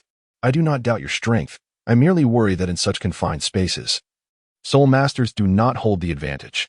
In response, Elder Zhu retorted, "If you fear for your life, perhaps you should leave." With that, he took the lead and stepped forward. Ling Bai sighed, realizing that without Zhu Doluo by his side for protection, the exterior of the cave was hardly safer than its confines. in the midst of the turmoil of Dolua battles. He could only hope that his insignificant presence would not be caught in the crossfire. After not venturing far, he stumbled upon a serpent's shed skin on the ground. Just as Ju Dolua was about to crouch down to inspect it, the skin vanished unexpectedly, prompting an outburst of ire. "You scoundrel, what are you up to?" Ling Bai remarked. "Put it away. Take it out. Let me have a look. Are you the esteemed title de law or my most respected elder? Surely, you wouldn't wrestle with a mere junior for something trivial?" Ju Dolua cast a fierce glare at Ling Bai, feeling both exasperated and amused. Were it not for the favorable impression this young man had cultivated over the past 5 months and the constraints imposed by the rules of the Death Canyon trial, Ju Dolua would have smacked him into oblivion. It was merely a scrap, yet he treated it like a treasure. "Hurry and reveal it. Something feels amiss." Noticing Ju Dolua's serious demeanor, Ling Bai hastily retrieved the snake skin from the fourth spirit guide. Ju Dolua examined the circular patterns on the scales intently and spoke in a grave tone. "For golden rings, there must be 2 more pieces of snake skin ahead. Elder Ju, does this hold any significance?" "How do you know?" Ju Dolua remained silent, and indeed, he soon discovered a 3rd piece of snake skin ahead. His brow furrowed in concentration, and only after Ling Bai stored the snake skin did he proceed forward. "The 4th piece." Ju Dolua gasped. "It's not 4. It's 5. There is yet another piece." "Young man, put away the 4th piece, but do not touch the 5th. We must leave this place immediately." Chapter 69. The Emergence of the Fountain of Life. Ling Bai retracted the 4th snake skin, gazing intently at the 5th for a while but failing to discern any significance. With a mind full of perplexities, he followed Ju Dolua on their way back. To his surprise, before he could voice his question, Ju Dolua preemptively inquired, "Youngster, do you understand why I forbade you from collecting the 5th snake skin?" Ling Bai uttered 2 words, troublesome, intelligent. Ju Dolua displayed an expression of admiration. "The serpent-like undead, once it has transitioned to its skeletal form, gains strength in proportion to the flesh that envelopes its bones. For every 10% of flesh, its power escalates by 1 rank. This tiger-headed red-scaled serpent has shed its skin 5 times, rendering its might comparable to that of a 95th rank title Dolua. As you rightly pointed out, engaging it within the confines of the cave would place me at a distinct disadvantage. At that juncture, not only would I struggle to protect you, but even my own escape would prove challenging. Most critically, I remain oblivious to its true capabilities. Previous records from the Spirit Hall concerning the undead creatures of the Dead Sea do not contain any mention of this particular tiger-headed red-scaled serpent." Ling Bai's expression was grave. A title Dolua at level 95 was a being he could only look up to, and killing him would be no more challenging than crushing an ant. He simply lacked the qualifications to intervene in such high-stakes confrontations. However, Ling Bai's mind was sharp and astute, and he recalled the words spoken by the chrysanthemum Dolua, prompting him to pose a question. "Elder Ju, you mentioned that the Spirit Hall has no records of this tiger-headed red-scale serpent. Was it simply an oversight from the past? Or has it only recently broken through without being recorded in time?" "It is unlikely to be an oversight," the chrysanthemum Dolua replied. "The Death Canyon is one of the 2 key trial grounds for the Spirit Hall, which holds it in high regard. Periodically, a substantial number of title Dolua are dispatched to conduct thorough searches to ascertain the true conditions of the Death Canyon. No undead creature at the level of Bone White can escape the scrutiny of a title Dolua. I lean towards your second hypothesis. May I inquire, Elder Ju, how long has the Spirit Hall kept the Death Canyon closed? And how much time has passed since anyone was last sent to investigate?" "The closure has not been long, merely around 10 to 20 years. It has been approximately 60 years since the last investigation was conducted." Ling Bai inquired, "Is it possible for a serpent-like undead to cultivate from bones to a fleshy state in a span of 60 years? "Unlikely," replied Ju Dolua, his expression contemplative. "Unless there were some extraordinary fortuity, such as absorbing a significant amount of life force." "Life force?" Ling Bai's spirit soared as he tentatively asked. "Are you referring to the flower of life, Elder Ju?" Ju Dolua, taken aback, replied, "You know of the flower of life? I came across it in the Academy's library." Ling Bai responded. Ju Dolua merely acknowledged this with a no, but his eyes sparkled with excitement and longing. "The flower of life is a celestial bloom. It is said that the goddess of life nourished the seeds of the flower with her divine life energy, endowing it with extraordinary effects. If only I could obtain the flower of life, or even just a petal, I could reach such a realm." Observing Ju Dolua tremble with excitement, Ling Bai's gaze flickered as he urged, "Elder Ju, let us venture inside. Perhaps the flower of life lies at the cave's end. Dream on." Ju Dolua shot him a glance. "The flower of life thrives in the spring of life. which is concealed in the void above the Dead Sea and is perpetually in motion. For countless years, only one person has ever acquired the flower of life. That individual was extraordinarily fortunate, as the spring of life appeared right beside him, allowing him to pluck a petal. No one else has succeeded. Judolua's martial spirit is the wondrous celestial chrysanthemum, another celestial floral essence. In his quest to transcend his current realm, he had researched numerous rare treasures. His knowledge of the flower of life far surpassed what was documented in the Academy's library. Alas, he sighed. Indeed, Judolua echoed, a look of despair crossing his face. Let us depart from here. At that moment, a delicate fragrance permeated the cave, enchanting and invigorating. After inhaling merely a breath, Ling Bai felt his fatigue dissipate entirely. To his astonishment, the mutated pear tree martial spirit behind him began to sway violently, transmitting a potent craving into Ling Bai's mind. A layer of yellow energy coalesced within Judolua's right palm, gradually transforming into a vibrant purple hue. A resplendent celestial chrysanthemum blossomed quietly into existence. Judolua was taken aback. He had not summoned his martial spirit, yet it manifested on its own. The two exchanged glances, simultaneously exclaiming, "The flower of life." Judolua's smile bloomed like a chrysanthemum, and he clapped Ling Bai on the shoulder heartily. "You truly are a harbinger of fortune. Should I acquire the flower of life, you shall undoubtedly reap the benefits." Ling Bai inquired, "What shall we do if we encounter the tiger-headed red-scaled serpent?" Judolua's gaze turned cold. If it dared to obstruct him from acquiring the flower of life, he would risk his own life to ensure its demise once more. "Boy, stay close to me." "Elder Ju, can we take the fifth snake skin?" Judolua, momentarily at a loss for words, deliberated before responding, "Yes. Let's lure it out to avoid any hindrance at a critical moment." "Understood." Without further hesitation, Judolua emanated a golden aura and swiftly vanished before Ling Bai. Unfazed, Ling Bai stowed away the fifth snake skin, channeling his dual thunder energy into his legs, propelling himself like an arrow into the depths of the cave. For Ling Bai, a distance of 40 miles was trivial, and even less so for Judolua, who arrived at the cave's end ahead of him. After a considerable time, Ling Bai finally appeared behind Judolua. Before them lay a colossal cavern, adorned with countless stalactite columns hanging from the ceiling, the longest reaching 10 meters, yet still leaving a significant gap between its tip and the ground. Naturally formed gemstones were scattered across the surrounding walls, twinkling like stars in the night sky, exuding exquisite beauty. At their feet, a wide, dark river flowed, its surface as smooth as a mirror, devoid of even the slightest ripple. The water, dark and murky, revealed no hint of its shallow bottom under the illumination of Judolua's 9 soul rings. Strangely, the cavern was utterly silent. One would expect to hear the sound of flowing water, yet here, there was none. The river evoked a sense of stillness akin to stagnant waters. Indeed, the river was composed of deathly energy, ultimately draining into the sea of death.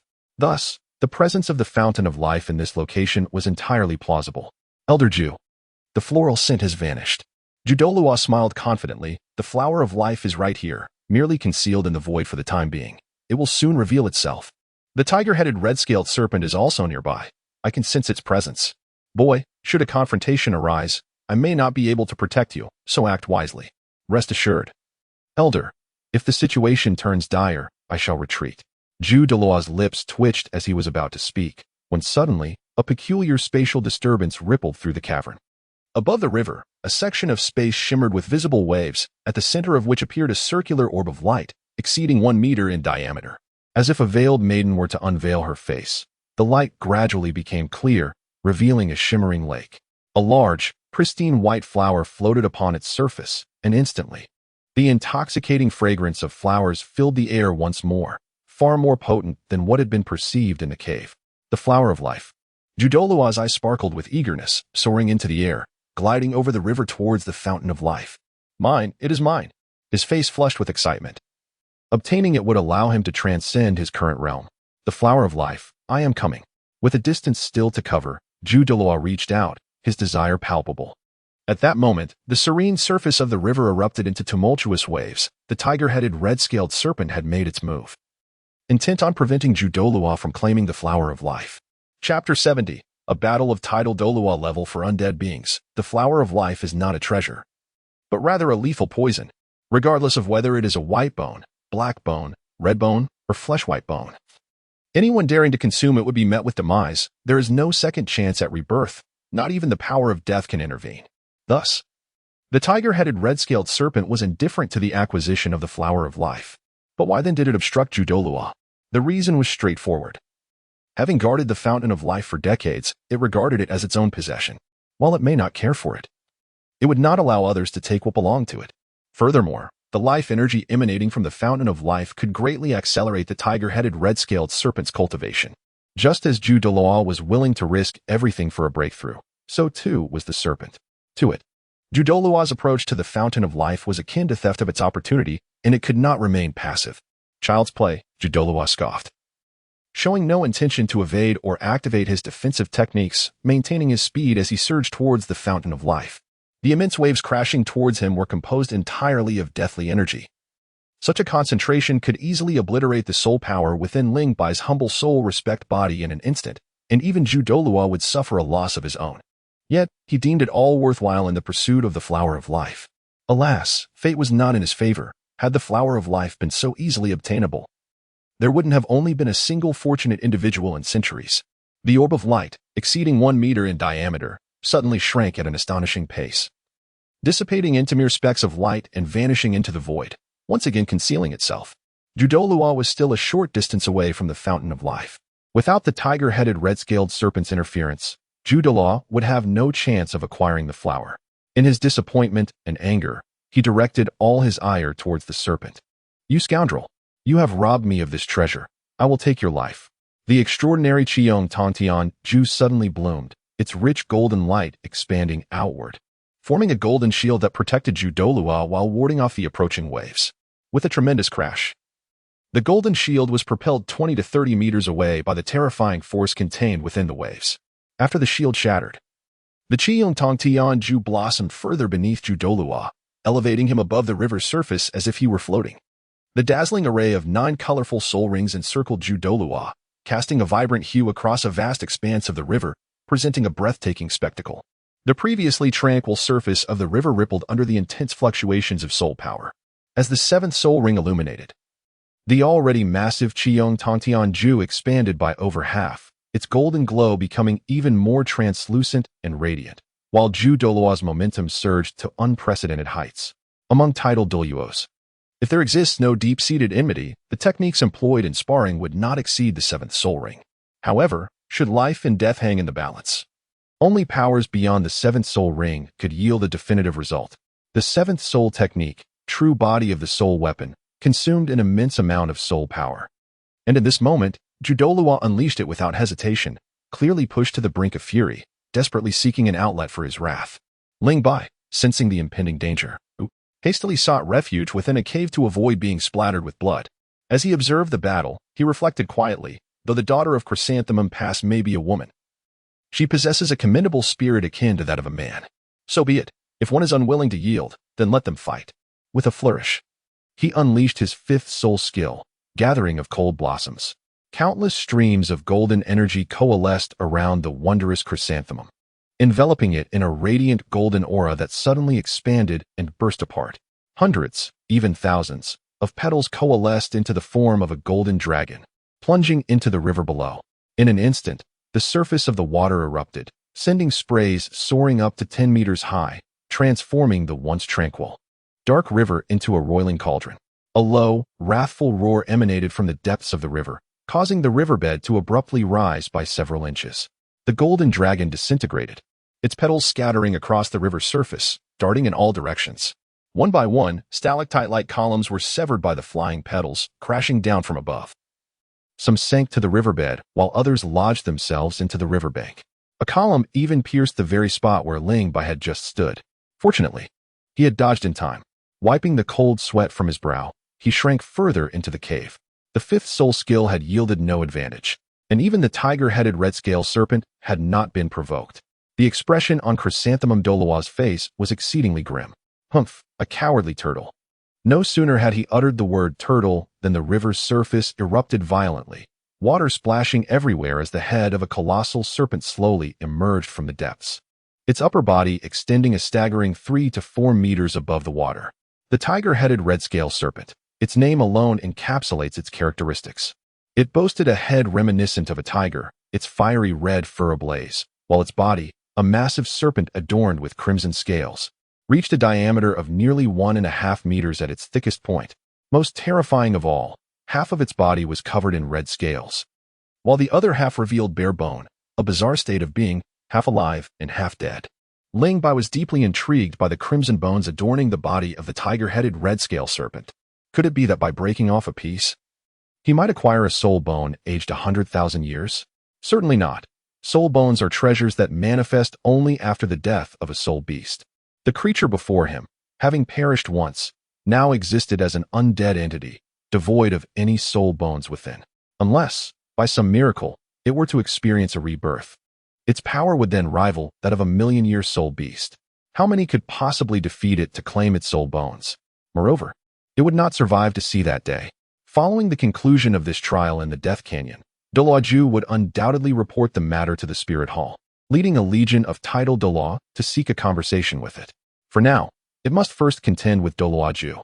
Under the cold, indifferent gaze of the serpent's green eyes, a chill ran down Doluoju's spine, slightly tempering his fury. In a sharp and haughty tone, he declared, "I trust your intellect allows you to comprehend human speech. I seek only the flower of life. I shall not touch anything else. I hope you do not impede my pursuit, for should you do so, I will dismantle your wretched bones, even at the cost of my own life." The tiger-headed red-scale serpent regarded Doluoju with an icy stare, and only after he had finished speaking did it unleash a tremendous blast of crimson flames. This was its soul skill, the red-scale poison flame, a manifestation of its mastery over the bone of flesh. The red-scale poison flame possessed both the searing heat of fire and a toxic attribute. Any soul master whose power fell short would be instantaneously corroded to nothingness upon contact, a truly malevolent force. Vile beast. Doluoju cursed vehemently, refusing to falter. The extraordinary flower of heaven burst into the air, emanating a brilliant golden light to counter the red-scale poison flame. Though Doluoju was of the same rank as the serpent, his martial soul rendered him less formidable among titled Doluo, unable even to contend with the ghost Doluo. As he faced the serpent's full frontal assault, Doluoju found himself struggling to withstand the onslaught. His fair and delicate visage flushed crimson as he was forced to retreat repeatedly by the impact of the red-scale poison flame. At that moment, the vanished fragrance of flowers once again permeated the cavern, and the fountain of life appeared above the distant river. The flower of life. A peculiar flush adorned Doluoju's face as his soul power surged. With the activation of his 8th soul skill, Radiant Flow, the extraordinary flower of heaven tilted slightly, and a golden beam erupted from the shimmering tip of its petals. The sheer terror of the 8th soul skill, empowered by his 95th level soul power, was overwhelming. The beam shattered the red-scale poison flame and struck the tiger-headed red-scale serpent. Its lengthy body, measuring over 10 meters, was lifted into the air before crashing heavily into the river, sending sprays of water cascading. Doluoju did not pursue the opportunity to attack. Instead, he turned towards the fountain of life, but midway it vanished once more. Cursed fate. A column of crimson fire erupted from the water's surface. Though Doluoju was prepared, he was still struck by the fiery blast, embedding him deeply into the stone wall. "You have truly provoked my wrath, you wretched serpent. Ling Bai, find an opportunity to collect the flower of life. I shall hold this serpent at bay. If I do not beat it to the point where it cannot recognize its own mother, I am not Doluoju Yuiguan." Chapter 71. The emergence of the martial souls might collect the flower of life? "You truly overestimate my capabilities," Ling Bai replied with a faint smile, though hope was scarce. He was never one to shy away from difficulties. The flower of life was of immense importance to Doluoju, but it was equally vital to him, pivotal to his subsequent plans. Ling Bai gritted his teeth and stood resolutely, his gaze fixed on every inch of the air above the river, searching for a chance to seize the flower of life. The battle between Doluoju and the tiger-headed red-scale serpent had reached a fever pitch. The two combatants clashed fiercely, their raging soul powers swirling within the cavern like a tempest. As they fought, colossal waves surged, countless stalactite columns shattered, raining down like droplets into the river below. The cavern, vast as it was, could scarcely endure the tumultuous clash of two tidal Doluo. It trembled as though an earthquake had struck, large boulders detached from the walls, crashing into the river and sending up splashes of water. Ling Bai, like a person avoiding venomous snakes, quickly distanced himself from the river, wielding his icy silver blade with relentless precision, severing the stalactites that fell from above. His solitary battle appeared to be no less arduous than that of Zhu Dolaw. At that moment, a rich floral fragrance once again filled the air, causing both Ling Bai and Zhu Dolaw to glance in unison. After a brief hesitation, Zhu Dolaw was struck by the fiery breath of the tiger-headed red-scale serpent and slammed against the stone wall. Damn it! Sixth soul skill, golden petals glimmering like dawn. His sixth soul ring erupted with a profound black radiance, and the magnificent, lustrous spirit flower twirled gracefully, unleashing a flurry of razor-sharp petals enveloped in golden light. Resembling meteors streaking across the sky, their golden tails trailing behind. The sheer number of petals was staggering, and their offensive power formidable in mere moments. The tiger-headed red-scale serpent bore over a dozen wounds, blood gushing forth. The exposed bones were also marred by the petals, bearing scars identical to those Ling Bai had observed on the giant ape encountered at the outskirts of the Death Valley. Though the tiger-headed red-scale serpent was in a state of half-life, it had developed flesh and blood, feeling pain far more acutely than any human. It emitted a deafening roar, the river surging violently, its cold green eyes radiating hatred and fury. The serpent's colossal body, stretching 15 meters, leaped from the water, crashing toward Zhu Dolaw like a small mountain. The dying serpent has gone mad. Ling Bai, this is a prime opportunity. Swiftly seize the life flower, Zhu Dolaw shouted. In the instant the life spring appeared, a surge of dual, thunderous energy coursed through Ling Bai's legs, propelling him to sprint along the riverbank. However, upon arrival, he realized the distance from the riverbank to the life spring was far too great. Neither his teleportation nor his own strength could reach it. And with no ability to fly, a careless misstep into the river would be perilous. Hurry and take it, Ling Bai lamented, his voice heavy with frustration. It's too far. I can't make it. Zhu Dolaw fell silent, the relentless assault from the tiger-headed red-scale serpent leaving him overwhelmed and in disarray. Every soul master who had attained the rank of title Dolaw was no fool. Despite his anger, he called out about shattering the wretched bones of the dead serpent, while tactically holding back in battle. Aside from his earlier use of the 8th soul skill, he refrained from employing any soul skills above the 7th ring, relying instead on his 1st through 6th soul skills to contend with the tiger-headed red-scale serpent. While it was somewhat chaotic, the serpent found it challenging to dispatch him swiftly, resulting in a tense stalemate. Zhu Dolaw managed to buy Ling Bai ample time, yet his allies faltered. The life spring appeared 3 times near Ling Bai, but each time, the distance proved insurmountable. The intervals and locations of its appearances were utterly erratic. Ling Bai sighed inwardly, a look of despair crossing his face. In truth, there were certain patterns to the life spring's appearances. After several missed opportunities, Ling Bai concluded 3 key observations. First, the location of the life spring was random, unpredictable by anyone. Fortunately, it consistently moved within the cave. Second, the life spring would only manifest above the river, never on the riverbank or in areas untouched by its waters. Third, the duration of the life spring's existence was exceedingly brief. On one occasion, it vanished in the blink of an eye. However, these 3 insights offered Ling Bai little assistance. The vastness of the cave rendered it nearly impossible to wait for opportunities. Furthermore, the river, infused with deathly energy, served as a natural barrier, and the ephemeral nature of the life spring meant that by the time he crossed the water, it could very well have disappeared. Nothing of value is easily obtained. Ling Bai glanced over at Zhu Dolaw, who was struggling against the tiger-headed red-scale serpent. A sense of anxiety and urgency rising within him. Would he return empty-handed? It felt disheartening. Yet what could he do? If heaven were to grant me another chance, his thoughts were interrupted as familiar spatial fluctuations were distinctly sensed by his martial soul, prompting him to turn his head instinctively. A look of elation illuminating his face. Zhu Dolaw, catching a glimpse of this, smiled radiantly. Ling Bai, seize it without hesitation. I'll hold off the serpent. This truly was an unprecedented opportunity. The life spring appeared 4 meters above the river's surface, approximately 3 meters from the riverbank. According to the Pythagorean theorem, it was a perfect right triangle. The linear distance between Ling Bai and the Fountain of Life is merely 5 meters, and the range of teleportation precisely matches this distance. Thus, after leaping across, he can utilize teleportation to safely return to the riverbank. Without a moment's hesitation, Ling Bai propelled himself off the ground, extending his right hand straight out like Zhu Dolaw. Closer, ever closer.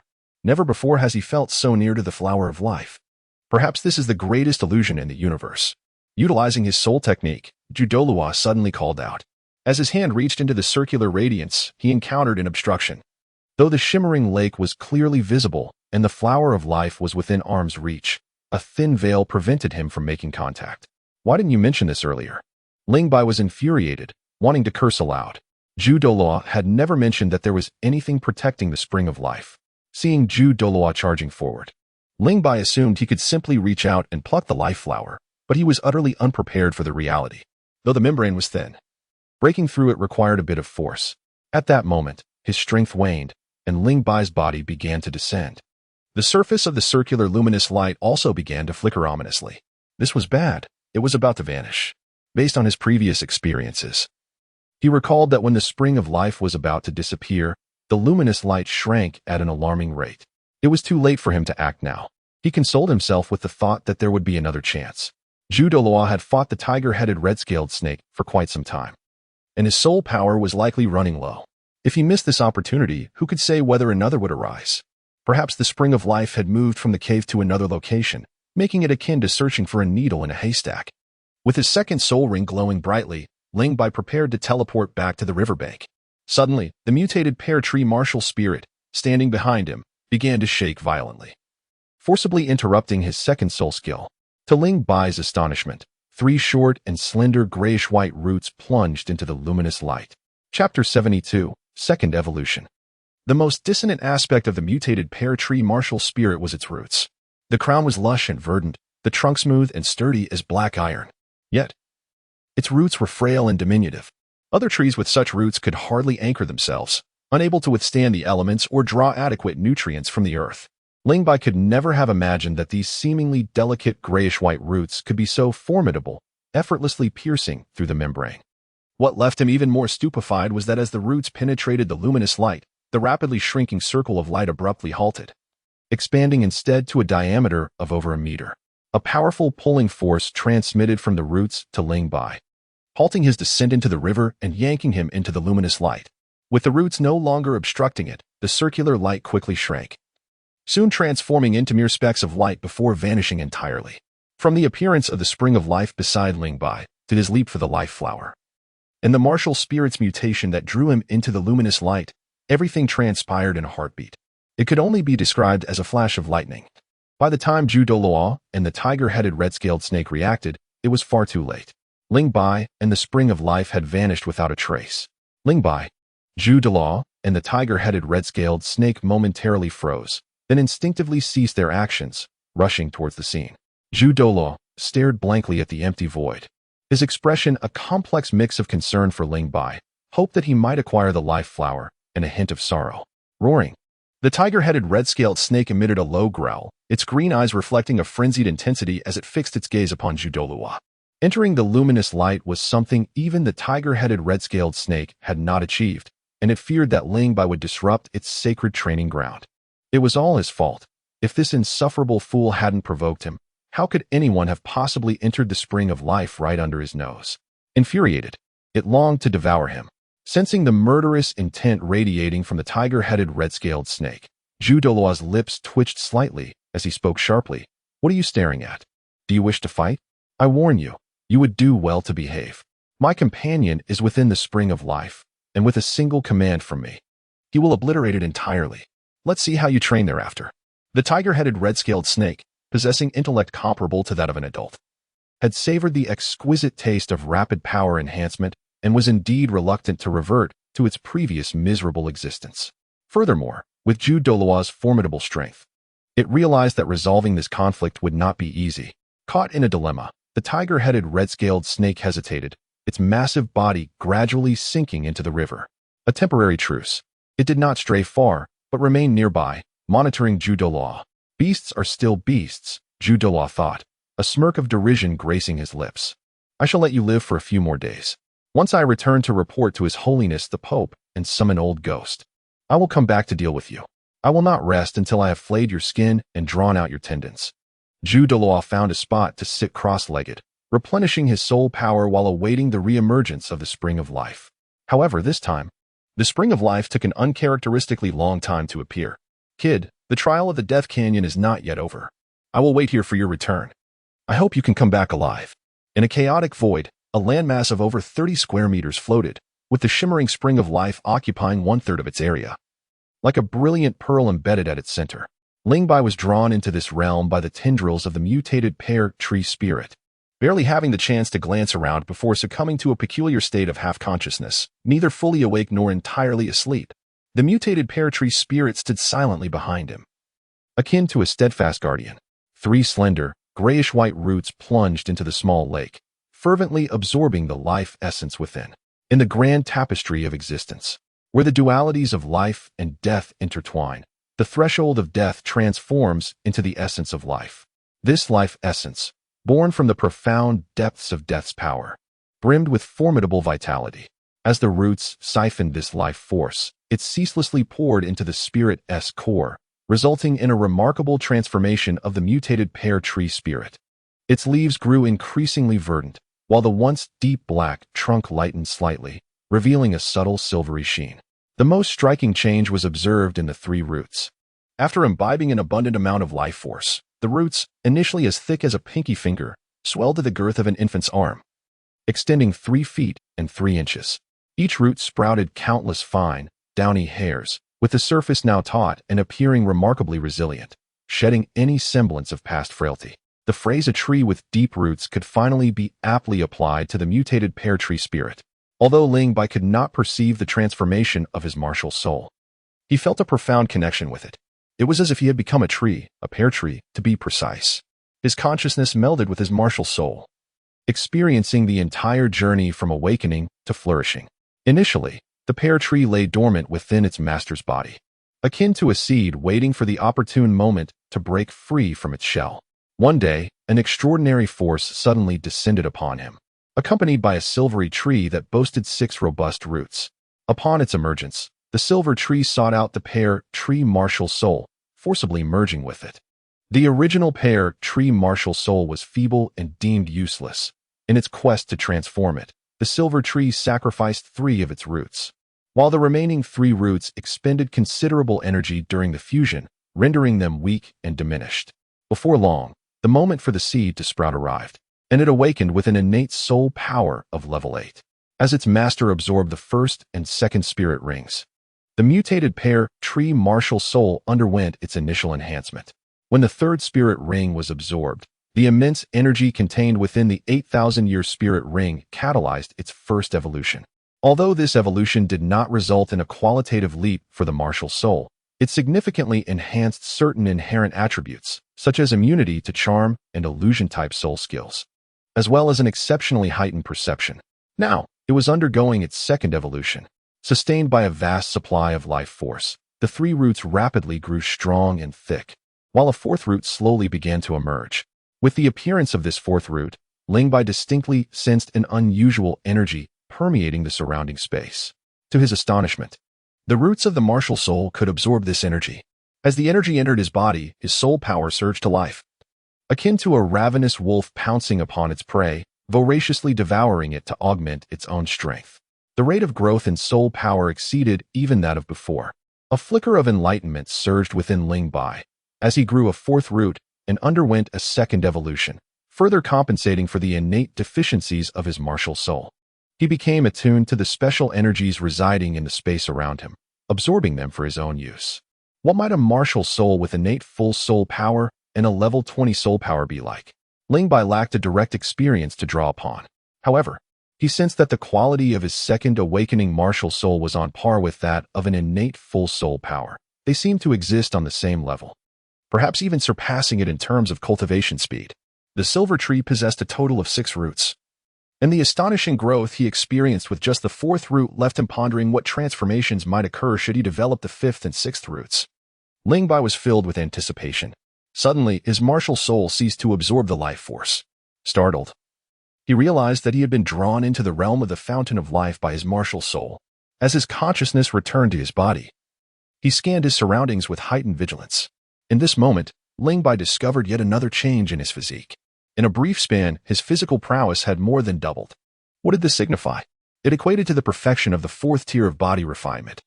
The power unleashed previously using the dual thunder blades was now eclipsed by the force he could exert without them.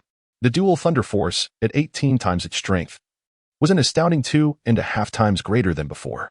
Ling Bai trembled with excitement. First, he experienced the second evolution of his martial spirit, followed by a significant enhancement in his physical attributes.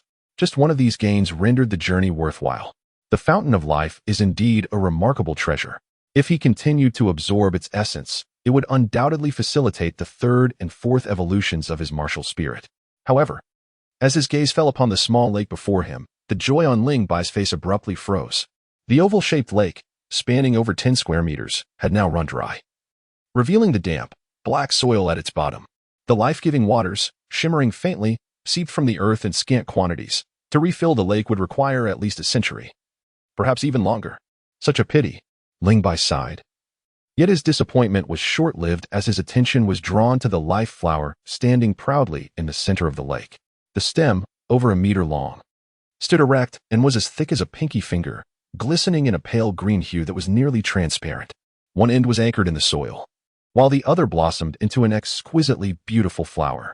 With 9 petals resembling a white lotus, it stood solitary, without any green leaves to accompany it.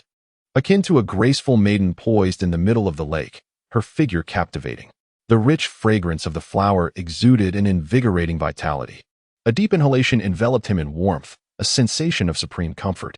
The life flower. A surge of fervor crept into Ling Bai's eyes. His gains were already substantial. Yet if he could acquire the life flower, he would not consider it excessive. Just as he prepared to pluck the life flower, a burst of 9-colored radiance suddenly caught the corner of his eye. He turned his head, his body coming to an abrupt halt, and his gaze became entranced. It was breathtaking, so beautiful that words could scarcely capture its essence. Ling Bai had never encountered a flower of such exquisite beauty. It resembled a bauhinia, yet its petals far exceeded those of the latter in number. Each petal resembled a serene crescent moon, emanating a resplendent halo akin to silver frost. At the heart of the flower, the stamen exuded an ethereal radiance of 9 colors, spilling softly from the edges of the petals in a hazy and gentle manner, reminiscent of a dream. The beauty of this flower is such that even the life flower, renowned among floral deities, pales in comparison. Ling Bai swallowed hard, murmuring in disbelief. Could it truly be the legendary 9-colored celestial moonflower? The Academy's library contained records of this flower, said to be born from the essence of the moon, adorned in 9 hues of radiant light, and regarded as one of the most exquisite blossoms in existence. It was a celestial treasure, rivaling even the famed flower of life. As his gaze wandered past the 9-colored celestial moonflower, another ethereal herb caught Ling Bai's eye. He hurried forward, only to be enveloped by an intense chill that swiftly encased his legs in ice. Ling Bai gasped. The Tianlan snowling herb. This herb, entirely cloaked in snowy white, stood at a height of 1 foot and 2 inches, emanating a profound aura of frost that permeated the air within a meter's radius. Delicate snowflakes drifted down from the heavens, vanishing upon touching the ground. The snow herb produced a sound akin to wind chimes, reminiscent of the most enchanting melodies, entrancing all who heard it, rendering them unwilling to awaken from its spell. Ling Bai's gaze flickered with streaks of lightning, and with a soft roar, the icy barrier enveloping his legs shattered. He swiftly distanced himself from the Tianlan shuling grass. What a terrifying chill, and how formidable the allure of that voice. It nearly ensnared him. Ling Bai cast a wary glance at the Tianlan shuling grass before shifting his focus elsewhere. Surrounding the central small lake, over a dozen varieties of flora thrived, among which the most exquisite were the flower of life, the 9-colored immortal moonflower, and 3 specimens of the Tianlan shuling grass. Following closely were the golden vein purple sword orchid, the crimson fire dragon grass, the purple jade dragon, and the golden vine. The others remained unrecognizable to Ling Bai. Undoubtedly, this location was akin to the Eye of Ice and Fire in the Sunset Forest, a remarkably rare treasure trove, perfectly suited for the growth of various precious plants. Ling Bai smiled with delight as he took out his tools, following the methods described in the book to collect the 9-colored immortal moonflower, the golden vein purple sword orchid, the purple jade dragon, and the golden vine. The all-spirit ring could contain living beings and maintain the vitality of plants, making it the most suitable vessel for storing them. However, he encountered difficulties when attempting to gather the Tianlan snow ling grass and the red fire dragon crawler grass. The former was not easy to approach, while the latter required the flame crystal, sourced from the depths of a volcano, to sever its stem. Otherwise, it would self-ignite and vanish. Ling Bai had no such flame crystal at his disposal. He did not disturb the remaining flowers and grasses. The more precious the plant, the more meticulous the collection method must be. An incorrect approach would only ruin their medicinal properties, rendering the effort futile. Additionally, he was unaware of their potential toxicity. Casual contact posed a lethal risk. Ling Bai was unwilling to court disaster. The flower of life possessed the miraculous ability to resist all toxins, and he decided to consume it before proceeding to gather more. Just as he finished speaking, a melodious voice resonated from behind him. "Human, you are excessively greedy." "Who is it?" Ling Bai abruptly turned around, swiftly drawing his silver blade and positioning it defensively across his chest, his gaze piercing as it fixed upon the center of the tranquil lake. Before him, the flower of life swayed gently. A sudden burst of mist erupted from its heart, gradually transforming into a young maiden of approximately 18 years.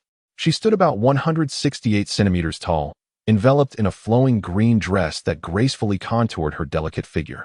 Her curves were subtle yet captivating. Her bosom hinted at blossoming beauty, and her waist was perfectly proportioned, exuding an aura of harmony rather than frailty, cascading down her back. Her lustrous black hair resembled a waterfall, while her bright, expressive eyes radiated vibrant vitality. Most enchanting were her bare feet, resembling exquisite jade, flawlessly crafted and resplendent in their translucence, devoid of any imperfections. Ling Bai found himself devoid of any appreciation for beauty. However, upon the appearance of the young girl, he sensed that the chaotic space surrounding the land suddenly grew tumultuous, as if it were poised to constrict him at any moment. "Who are you?" Ling Bai inquired in a low voice. The girl, with a half-smile, replied, "I am a life flower that has thrived for 100,000 years. And I am also the master of this place. Human, do you still wish to consume me? 100,000-year-soul beast?" Ling Bai began to perspire, chuckling nervously. "It's a misunderstanding, undoubtedly a misunderstanding. How could I possibly wish to devour such a stunning and enchanting elder like yourself? You must have misheard me. What I desire is the golden vine. Yes, the golden vine. But the golden vine has already been taken by you," the girl said with a playful smile, an elusive pressure beginning to emanate from her being. "I shall retrieve it immediately," she continued, her laughter ringing out like crystal bells. "I was merely jesting. There is no need to bring it forth. Your arrival here is a matter of fate, and so is your acquisition of Xiao Jiu and the others. Were it not for your insatiable greed, I would not have bothered with you at all." Noticing the girl's gentle demeanor, Ling Bai silently exhaled in relief and praised, "Elder, your noble character and great compassion are truly admirable. Why have you stopped? If you enjoy flattery, do indulge further." Chapter 74. Departure. Ling Bai's expression stiffened, sensing that the soul beast before him, one that had existed for 100,000 years, appeared rather dim-witted. The young girl, observing Ling Bai's rigid demeanor, erupted into a fit of delicate laughter, her mirth causing her to sway like blossoms in the wind, while her dainty, exquisite feet lightly tapped above the embodiment of the flower of life. Generally, girls who are fond of laughter tend to be gentle. After a prolonged bout of laughter, she finally ceased, her voice ringing with vibrant clarity as she remarked, "You have absorbed the life water imbued with the divine power of the goddess of life, granting you the ability to withstand a majority of toxins. Surely you have sensed it yourself. Your physique has been significantly enhanced. By more than double, I presume." "Only by more than double?" the girl exclaimed, her eyes wide with astonishment as she scrutinized Ling Bai from head to toe, exclaiming, "It appears your physical constitution is remarkable. To have absorbed such an abundance of life water yet only achieve a twofold enhancement is quite impressive. However, fret not. For the divine power of the goddess of life is boundless and has yet to be fully assimilated by you. Once you acquire your soul ring in the future, its effects will undoubtedly manifest. You have already reaped the benefits of the effects generated by the flower of life, perhaps even surpassing them. Therefore, there is no need to harbor any ulterior motives towards me." Ling Bai hurriedly replied, "Senior, you truly misunderstand. I have no intention of consuming you. Even if I desired to, it would hardly matter. It remains uncertain who would devour whom." The young girl remarked with a playful smile. Ling Bai's eyelids twitched uncontrollably, forcing a smile without uttering a word. The other party was a soul beast that had existed for 100,000 years, capable of crushing him 100 times over with a mere flick of a finger. This was not a place meant for him. He should gather the remaining flowers and plants scattered on the ground and depart swiftly. Ling Bai stared in astonishment at the young girl. "Senior, did I hear you correctly? You want me to take away the remaining flowers and plants?" "Indeed," she replied. "You are a plant-type spirit beast of 100,000 years. Will you not be angered if I take them? The girl tilted her head adorably and responded, Angry? Why should I be angry? They are not my kin. Now stop your rambling and swiftly take them away. Ling Bai found himself in a predicament. Senior, I cannot approach the Tianlan Shuling grass. Harvesting the Qihua Longjiao grass requires yin jing, which I do not possess. I am not familiar with any other herbs. It is quite troublesome. The young girl furrowed her brows in contemplation, a hint of pain flickering across her exquisite face. With a delicate gesture of her slender fingers, a pristine, flawless petal detached from the live flower and drifted gracefully before Ling Bai. Since you please my eye, I shall gift you this petal. Infuse it with your soul power, and it shall become as sharp as a blade. Take it and gather your herbs. Thank you, Senior. Ling Bai exclaimed with delight, carefully receiving the petal from the live flower. He couldn't help but admire. The live flower is truly benevolent. No, it is not merely a flower, but a remarkable spirit beast. If all spirit beasts were imbued with such love, the Doluo continent would transform into a paradise. The 100,000-year spirit beast was indeed formidable. Even a single petal represented a regal presence among botanical spirit beasts. The frigid aura surrounding the Tianlan Shuling grass softened, its snow-white leaves trembling gently, silent and unresisting, as Ling Bai severed its roots. The same applied to the Qihua Longjiao grass, which could not even resort to self-immolation. Be cautious, this plant is poisonous. Due to the nourishment from the life water, its toxicity is significantly more potent than its counterparts in the outside world. If you are pricked by the thorns, even consuming it would grant you only a 50% chance of survival. Ling Bai was utterly terrified. Senior, I no longer desire the poisonous herbs. The young girl, with her brows furrowed in indignation, retorted, You may take the celestial herbs, but leave the poisonous ones behind. How can you be so unreasonable? If you wish to take something, take it all. If not, then leave everything behind. This is nothing short of coercion. Ling Bai wore a pained expression as he meticulously severed the poisonous herb, carefully placing it into a jade box to be stored within the Wanling ring. Such a toxic substance was truly sinister, a weapon for self-defense. Steady hands were essential. The pollen from this flower's stamen was even more dreadful than the previous poisonous plant. It would ensnare one in an endless illusion, rendering them unable to escape, ultimately leading to a silent demise. Ling Bai's hands trembled with increasing intensity. What sort of mystical realm was this, where every flower and plant appeared more venomous than the last? After considerable effort in gathering the ethereal blossoms, yet another flower of peculiar form emerged before Ling Bai's eyes. It resembled a swirl of deep blue water, continuously morphing in shape, sometimes resembling a flower, at other times a blade of grass, lacking any definitive exterior. The young girl transformed into a botanical expert, explaining, This is known as Qianshui Yulan, a truly extraordinary plant that changes incessantly. It is non-toxic and of far inferior quality, even less remarkable than Xiaojiao. Ling Bai inquired with interest, Senior, what are the effects of Qianshui Yulan? When applied to the center of one's brow, it emits a refreshing chill that brings tranquility to the mind and dispels inner turmoil. However, its efficacy is rather trivial. That plant is a poisonous herb. Under the young girl's guidance, Ling Bai, albeit with trepidation, collected the remaining poisonous plants into his all-purpose ring. Joy radiated from Ling Bai, and the girl smiled brightly in return. All right, take my petals. I shall escort you out. Thank you, Senior, for your generous gift of this celestial herb. Ling Bai bowed sincerely to the girl. Recalling the original work of Doluo continent and his experiences as a soul hunter, realizing that such a benign soul beast as the life flower was indeed rare, the girl, who had never received thanks from anyone before, momentarily froze, flustered as she replied, No need to thank me. Please do not resist. A gentle force, as soft as a breeze, struck Ling Bai's chest, causing his body to topple backward, splitting the void apart, just as Ling Bai was about to fall through the rift. The girl mischievously smiled and said, You big fool, I was just teasing you. In truth, I am merely a weak 10,000-year soul beast. Ling Bai wore an expression of utter astonishment. Just as he was about to utter a word, the girl and the desiccated spring of life vanished before his eyes. Faintly, he seemed to hear the triumphant laughter of a certain whimsical girl echoing, Ha ha. No longer will any other flowers or plants vie with me for the water of life. I am the sole mistress of this essence. Stinky Xiaojiao, let us see how you can still compete with my beauty. Alas, I have spent my days chasing after wild geese, only to be pecked in the eye. Ling Bai was engulfed in despair, feeling as though he had missed an extraordinary opportunity. Yet, his mind was soon occupied by a more pressing concern, for he realized he was plummeting from a great height, with the dark, murky waters of the river looming beneath him. In a moment of desperation, he activated his teleportation. But it proved futile as he still fell into the icy, bone-chilling waters, reminiscent of the frigid aura exuded by the Tianlan snow spirit herb, intent on freezing and corroding him. At that moment, Ling Bai believed his fate was sealed. However, in the next instant, nothing transpired. His soul power remained intact, and he had not transformed into an undead creature.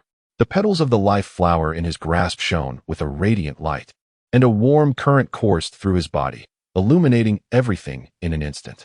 Ling Bai, a delicate voice reached his ears, and he saw Zhu Dolo soaring towards him, grasping his hand and ascending into the sky. Almost simultaneously, a massive wave surged high, crashing down upon the river's surface with a deafening roar.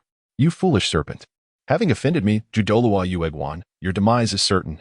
Cherish the few days you have left." With a flourish of his hand, Zhudolua unleashed his 8th soul skill, Radiant Flow. A golden beam struck the head of the tiger-headed red-scale serpent, sending its colossal form hurtling backward into the waters below. Seizing the moment, Zhudolua gripped Ling Bai's shoulder and darted into a cave. With a wave of his hand, countless petals, enveloped in golden light, burst forth, followed by the thunderous sound of boulders crashing down, sealing the cave's entrance. On the other side of the river, the tiger-headed red-scale serpent emitted an enraged roar. "What a foolish serpent," Zhu Dolo remarked with disdain as he soon emerged from the cave. Releasing Ling Bai and fixating on the petals of the life flower in his hand, his smile radiant as a blooming chrysanthemum. "Ling Bai, I knew I was not mistaken about you. You have indeed obtained the life flower. Hand it over." Zhu Doloa's movements were as swift as lightning. Chapter 75. The trial concludes. One learns from experience. Ling Bai, having been outwitted by the life flower, was determined not to forget this lesson. Even as Zhu Doloa spoke, he discreetly stored the petals of the life flower in his Wanling ring, leaving Zhu Doloa grasping at air despite his speed. "You cunning little rascal." Zhu Doloa glared at Ling Bai, a hint of frustration evident. "I protected you for 5 months, remaining at the river's edge, waiting for your return. Had I not intervened, you would have perished. One must have a conscience. Now, hand over the petals." "Certainly, but it is not without condition. After being fortified by the life water imbued with the goddess of life's power, the petals hold little significance." Ling Bai was mentally prepared to relinquish the petals if Zhu Doloa resorted to force, as he would yield to preserve his life. To his surprise, Zhu Doloa sought to persuade him through reason, which made the situation more manageable. Deep down, however, Ling Bai was reluctant to part with the petals. Ling Bai sincerely stated, "The immense grace and kindness bestowed upon me by Elder Zhu will be etched in my memory for a lifetime. I shall repay it in due course." "Is that all?" "I prefer a more immediate recompense," Elder Zhu retorted with dissatisfaction. "I desire my repayment now."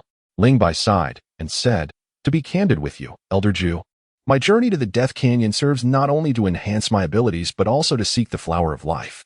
A senior soul hunter of mine inadvertently stumbled into a toxic array laid by the poisoned Dolua. Although he narrowly escaped death, his days are numbered. By chance, I overheard Dean Ferrick mention that the flower of life possesses miraculous properties to neutralize all toxins, which solidified my resolve to undertake this trial in the Death Canyon. Therefore, I cannot part with the petals of the flower of life. I hope you can understand, Elder Zhu. The toxic array of that old fiend?" Elder Zhu furrowed his brow and fixed his gaze on Ling Bai, asking, "Boy, do not attempt to deceive me. I cannot believe you entered the fountain of life and emerged with only a single petal." The changes in Ling Bai's body were apparent to Elder Zhu's keen eyes, prompting him to candidly admit, "I obtained 2 petals. And the other one?" she inquired. "I consumed it." Before Ling Bai could elaborate, Elder Zhu suddenly raised her hand and lightly traced a line across Ling Bai's arm, a flash of golden light appearing. Instantly, a tear appeared in the sleeve of Ling Bai's arm, revealing a delicate red mark on his skin. Before he could utter a word, the red mark began to heal at a visible pace, disappearing in the blink of an eye. Ling Bai stared in astonishment, examining his arm from various angles. Elder Zhu, exasperated, remarked, "Stop looking, it has already vanished." "How can this be?" Ling Bai exclaimed. "If that old devil Ferrick informed you that the flower of life can neutralize all toxins, he must have also mentioned its other remarkable property, the ability to restore the dead to life." Ling Bai exclaimed in surprise, "An immortal body? What a dream!" Zhu Dolo ruthlessly poured a bucket of cold water over him, stating that the flower of life harbors immense vitality, granting its bearer extraordinary self-healing abilities. However, this power is not without its limitations. Minor and moderate injuries may heal swiftly, but fatal wounds will still lead to death, albeit with a slight extension of life compared to others. Ling Bai felt a sense of contentment with this reality. Zhu Dolo, envious and resentful of Ling Bai's fortune, became even more resolute in his determination to obtain the flower of life. He declared with unwavering conviction, "The flower of life I have seen possesses more than just 2 petals. You must be concealing a considerable amount. Boy, hand it over obediently, or do not force my hand." Ling Bai displayed a countenance of both reluctance and helplessness. "Elder Zhu, do you think I desire to let this opportunity slip away? Yet the life flower is a soul beast of 100,000 years. 100,000-year soul beast?" Elder Zhu's expression transformed dramatically. Just when Ling Bai anticipated a word of consolation, Elder Zhu erupted, "Fool, do you have any inkling of what you have forfeited? 100,000-year soul beast signifies 100,000-year soul ring and a fragment of 100,000-year soul bone. It perpetually reigns at the pinnacle of a soul master's most coveted treasures. Despite my cultivation reaching the 95th level, I have yet to acquire either 100,000-year soul ring or soul bone, and you, in your folly, have allowed this monumental opportunity to escape your grasp. Utterly foolish. But it is 100,000-year soul beast," Ling Bai protested. "Have you ever witnessed 100,000-year soul beast relinquish petals so easily? Which soul beast of such stature is so generous as to grant you 2 petals? Do you presume the life flower to be as common as cabbage? If I am not mistaken, while the life flower is indeed 100,000-year soul beast, it lacks formidable offensive capabilities. Have you ever seen it strike?" "No. But I have felt the aura of 100,000-year soul beast upon it." That was mere posturing. Elder Zhu was nearly exasperated to the point of despair. How could there exist such a simpleton, one who allowed 100,000-year soul beast to slip away? Elder Zhu, what if it self-destructs? The mention of self-detonation rendered Elder Zhu momentarily speechless, as he realized in dismay how he had overlooked such a critical detail. Ling Bai gently shook his head. "Elder Zhu, even the weakest 10,000-year soul beast is a supreme entity among soul beasts. Do you truly believe it lacks hidden capabilities? Take, for instance, the self-detonation of a soul beast in a mutual demise. Do you think I, as a soul respect, could withstand such a force? If time were to rewind, I would still make the same choice. The benefits I have garnered are already ample. Contentment brings joy. Why risk offending a formidable 10,000-year soul beast that I cannot contend with?" Indeed, this young man, barely over 30 levels, displayed wisdom in submitting to a 10,000-year soul beast. How fortunate it would have been if he had been the one to enter. Every time this thought crossed Elder Zhu's mind, a dull ache would throb in his heart. Nearly unbearable. "Young man, the poison of the old toxin master is not insurmountable save for the life flower. I shall assist you in procuring an antidote, provided you exchange the life flower with me. What say you?" Elder Zhu regarded Ling Bai with a cold stare, impatience etched across his features. As a titled Dolua, his willingness to negotiate calmly with Ling Bai was already a significant concession. Had it not been for Ling Bai's status and the respect for the Pope, he would have acted to seize it outright. When one is under a roof, one must bow their head. Those who understand the times are the true elites. Ling Bai obediently retrieved the petals of the life flower and presented them with both hands, entrusting the matter of the antidote to Elder Zhu. "Very well." Elder Zhu responded softly, his excitement palpable as he lifted the life flower high, gazing at it with reverence. "Esteemed life flower, I have finally obtained you. After some time." This flower-loving titled Doluo regained his composure and glanced at Ling Bai, stating, "Young man, the life flower holds great significance for me, and I shall not take it without recompense. Since you appear agreeable, would you consider taking me as your master? To take Elder Zhu as a mentor? To learn from him about cross-dressing? To study horticulture? Should he accept?" There was no need for contemplation. The strongest individual Ling Bai had encountered thus far was Elder Zhu. He would have preferred to be a disciple of Bibi Dong, but she too must be willing to accept him.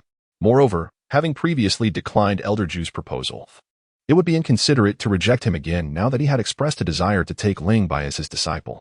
Furthermore, how many in the world could claim the honor of being a disciple of a titled Dolua? Ling Bai bowed deeply to Zhu Dolua and called out, "Master." In the Dolua continent, the bond between a master and disciple is exceptionally close and steadfast. A soul master is permitted to have only one mentor throughout their lifetime. To abandon one teacher for another would lead to societal scorn, marking the individual as lacking in character. Zhu Dolua indeed harbored a fondness for Ling Bai. especially since he had consumed the petals of the life flower, revealing immense potential that warranted careful guidance. Gently lifting Ling Bai, Judolua smiled and said, "Ling Bai, there remains nearly a month until the trial at the Death Canyon. I hope you can elevate your soul power to level 40 before you depart." Achieving a 2-level increase in soul power within a month is a formidable challenge. Even with the potential for a second evolution of the martial soul and the capacity to absorb the enigmatic energies present in the surroundings. Unless. A frenzied expression danced across Ling Bai's face as he addressed his teacher in this final month. "I wish to venture into the heart of the Death Canyon for training." Judolua regarded him with surprise, a light chuckle escaping his lips. "Go ahead. With me by your side, there is nothing within this Death Canyon that can bring you harm." 1 month later, in a desolate area of the Death Canyon strewn with bones, Ling Bai emerged, his body drenched in blood. "Teacher, I have dealt with them." Judolua, seated cross-legged upon a stone, opened his eyes to behold Ling Bai's abdomen, marred by a gaping wound spanning 3 inches. His expression turned frosty as he inquired, "Were you injured by them?" Ling Bai smiled broadly, exclaiming, "These criminals exiled to the Death Canyon possess quite the skill, even in their final moments. They wish to drag me down with them. A minor injury is of no concern." Judolua, fully aware of Ling Bai's formidable self-healing abilities, harbored no worries regarding his injuries. He shifted the conversation, inquiring, "Your soul power must be nearing 40, correct?" "Almost there," replied Ling Bai. "The trial period has already exceeded several days. We ought to return to Wuhuan City to report to His Holiness the Pope." Judolua rose from his seat. Chapter 76. My disciple is destined for greatness outside the Death Canyon. In a small pool formed by the cascading waterfall, Ling Bai swam with unrestrained delight. After emerging from the Death Canyon, Judolua did not hasten back to Wuhuan City. Instead, he tossed Ling Bai into the water, encouraging him to cleanse himself of the grime accumulated over the past 6 months. Blood, sweat, and dirt clung to him, transforming his once healthy wheat-colored skin into a deep shade of black. After washing away the filth, Ling Bai felt a tremendous sense of relief, as if that layer of dirt weighed even less than the training gear he typically wore. Judolua sat cross-legged on a nearby rock. Since consuming the petal of the flower of life, he had increased his meditation sessions, reportedly grasping the profound intricacies of the 96th level. In the realm of soul power, surpassing 95 levels signifies a critical juncture for titled duels.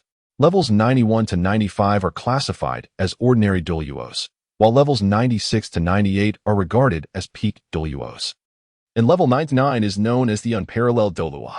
Throughout the Dolua continent, only 3 individuals have been recognized as unparalleled duels: Qian Daolu, the Grand Priest of the Spirit Hall; Poseidon, the Dolua of Sea God Island; and Tang Chun, the previous Dolua of the Haotian sect.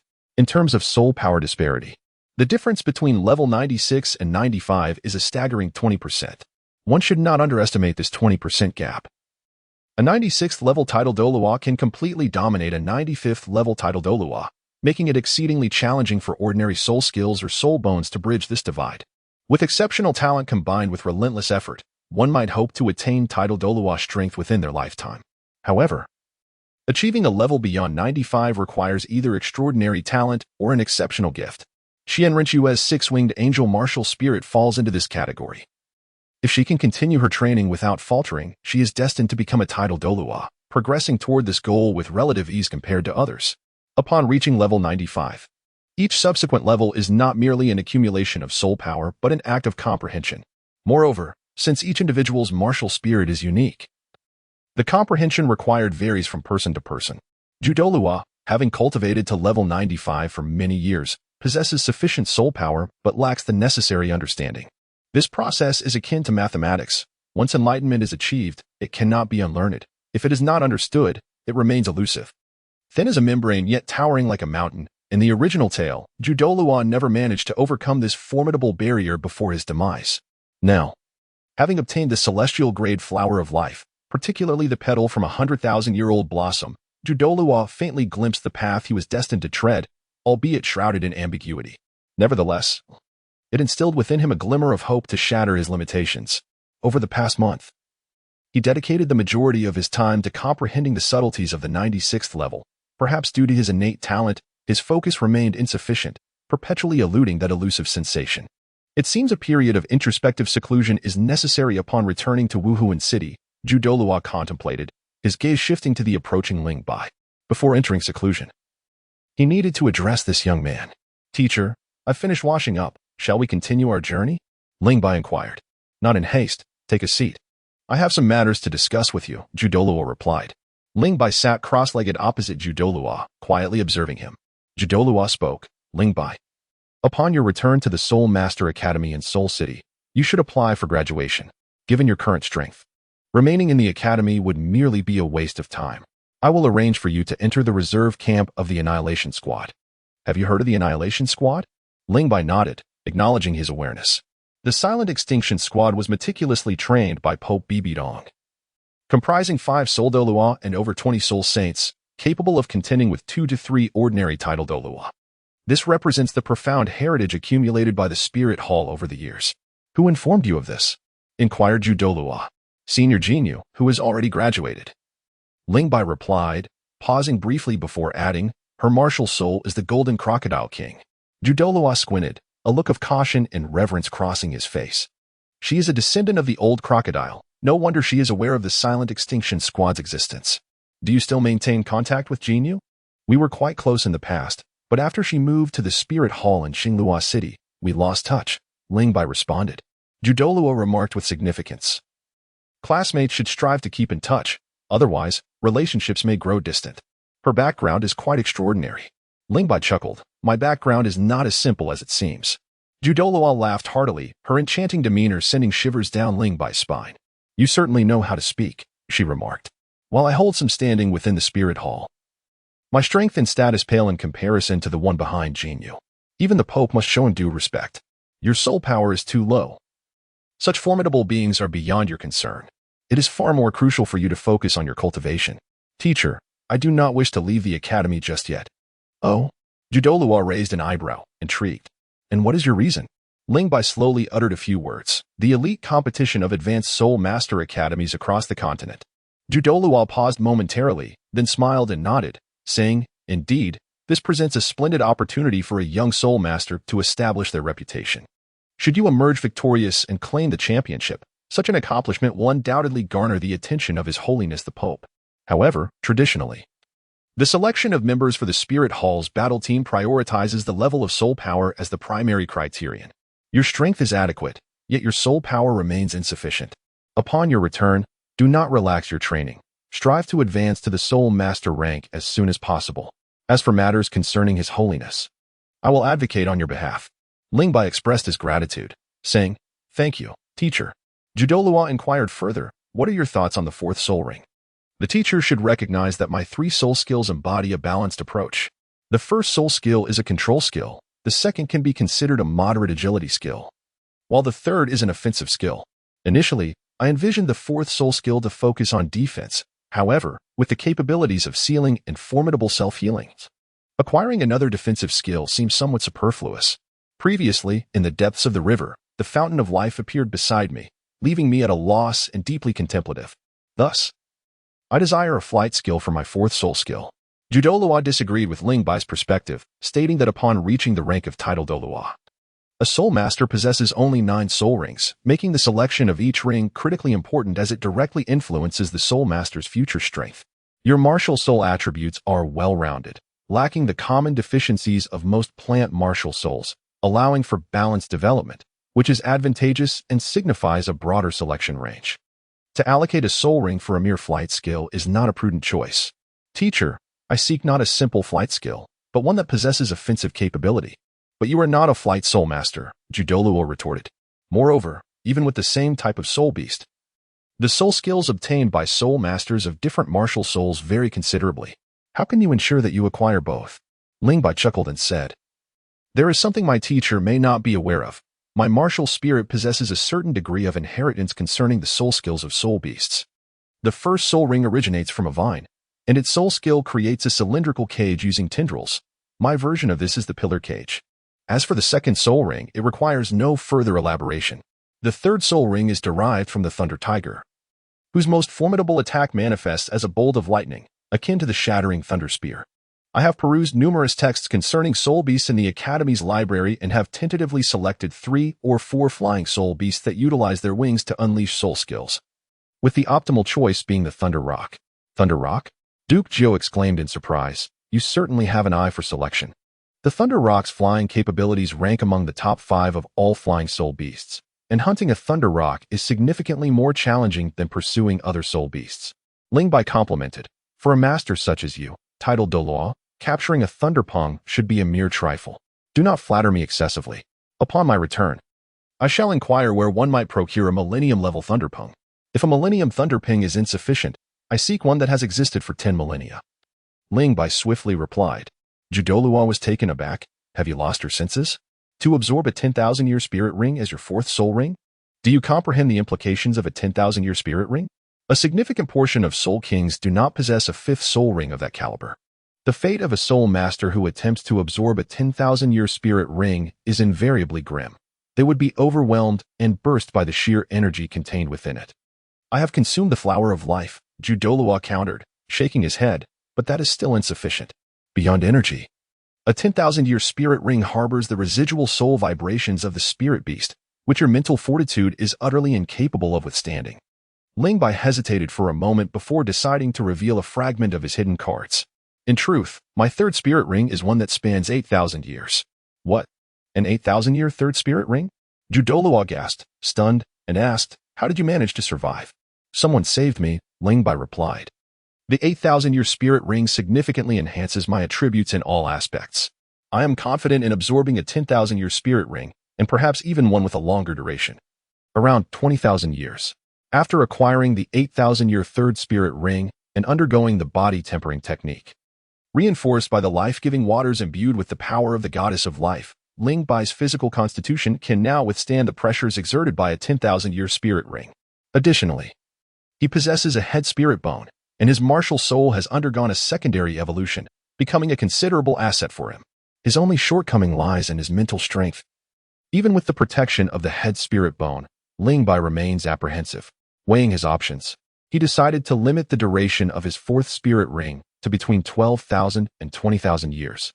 For exceeding 20,000 years would pose the risk of repeating the fate of the 3rd spirit ring. His words, though casually spoken, struck Judoluo like a thunderclap, leaving him momentarily dazed. A 10,000-year 4th spirit ring is already astonishing enough, yet Ling Bai is not content and aspires to absorb one of 20,000 years. This disciple is destined for greatness. Judoluo asked in disbelief, are you serious? Master, I am confident, Ling Bai affirmed. After spending half a year together, Judoluo believed he had discerned Ling Bai's character, yet it appeared this young man concealed many secrets. By the heavens, I have taken on a prodigious disciple. Since you are confident, I shall certainly support you.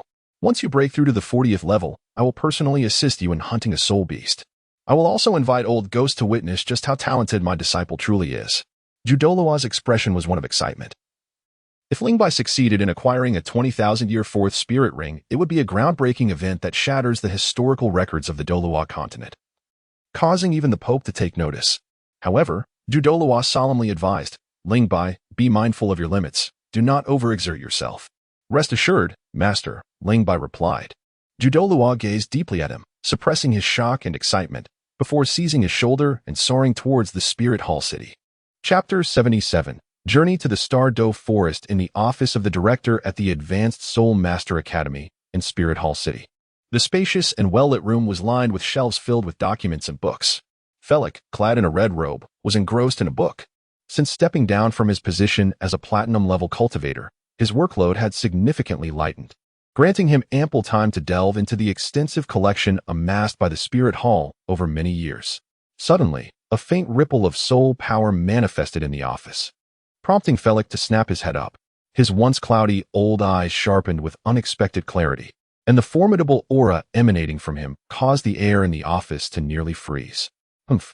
With a cold snort, visible ripples radiated outward, instantly shattering Felik's imposing presence. The chair beneath him splintered, and he swayed precariously, nearly collapsing to the ground. Is Director Felik in a mood to confront me? A melodious voice chimed in, accompanied by Judoluo and Ling Bai's entrance. Felik, taken aback, hurriedly stepped around his desk, bowing respectfully to Judoluo. Greetings, Elder Ju. No need for excessive formality. Judoluo replied, casting a glance at Ling Bai. Ling Bai is now my disciple, and he will be staying at the academy for a while. I hope Director Felik can provide him with the best possible training conditions and accommodate his needs as much as possible. Upon hearing this, Felix was astonished and studied Ling Bai with intrigue. The eccentric elder Jew, who had never taken on a disciple before, had now chosen Ling Bai. It seemed that Ling Bai had caught his eye. With the title Dolua as a mentor, this young man was destined for remarkable accomplishments. Rest assured, elder Jew. I shall adhere to the regulations, Felix said, though Ju Dolua's expression darkened. Regulations are rigid. People are not. Does Felix not comprehend that Ling Bai is my disciple? Is it a matter of my influence being insufficient, or has even the Pope lost control over you? Felix smiled wryly, about to respond, when Ling Bai interjected, Master. Director Felix is a competent leader, and he has always been considerate of me. I intend to earn the benefits the Academy offers through my own abilities. Please grant me the opportunity to prove myself. Ling Bai's words left Ju Dolua with no choice but to acquiesce. He patted Ling Bai on the shoulder and advised. Teacher must report back to His Holiness the Pope. Focus on your training at the Academy and strive to elevate your soul power to the 40th level. If you encounter any issues, seek me out at the Pope's Mountain. Understood, teacher.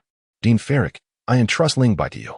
As soon as the words left his lips, Ju Dolua's figure gradually faded away, quickly vanishing from sight. Neither Ling Bai nor Ferric comprehended how Ju Dolua had departed. Ling Bai, you have not disappointed me. You emerged alive from the Death Canyon. Do share your experiences from the past 6 months. As Ling Bai recounted his trials in the Death Canyon to Ferric. Within the Pope's Hall, Ju Dolua engaged in a similar conversation with Bibi Dong. Half a year had passed, yet Bibi Dong exhibited little change. Her noble beauty remained unblemished. Seemingly untouched by the passage of time, her appearance belied her age of 4 or 5 decades. Her alluring figure reclined languidly against a gilded chair, her right fist resting against her cheek, a serene smile gracing her exquisite visage. Upon hearing that Ling Bai intended to absorb a 20,000-year fourth soul ring, she abruptly rose in surprise. Elder Jew, achieving a fourth soul ring at the 20,000-year level is significant. Can Ling Bai withstand the energy impact of such a soul ring? Does he possess sufficient confidence? If not, it would be prudent to dissuade him from such unrealistic aspirations. Ju Dolua replied, Your Holiness, Ling Bai has consumed the life flower. And with the enhancement from the Ling family's body refining techniques, he should be capable of enduring the energy impact of a 10,000-year soul ring. Moreover, based on my understanding of him, if he lacked assurance, he would not voice such intentions. I sense that Ling Bai harbors numerous secrets. What soul master is devoid of secrets? Bibi Dong replied dismissively. Elder Ju rarely takes on disciples, yet he makes an exception for Ling Bai. I am quite eager to meet him. Ju Dolua expressed joy. I shall summon him to the Pope's Hall immediately.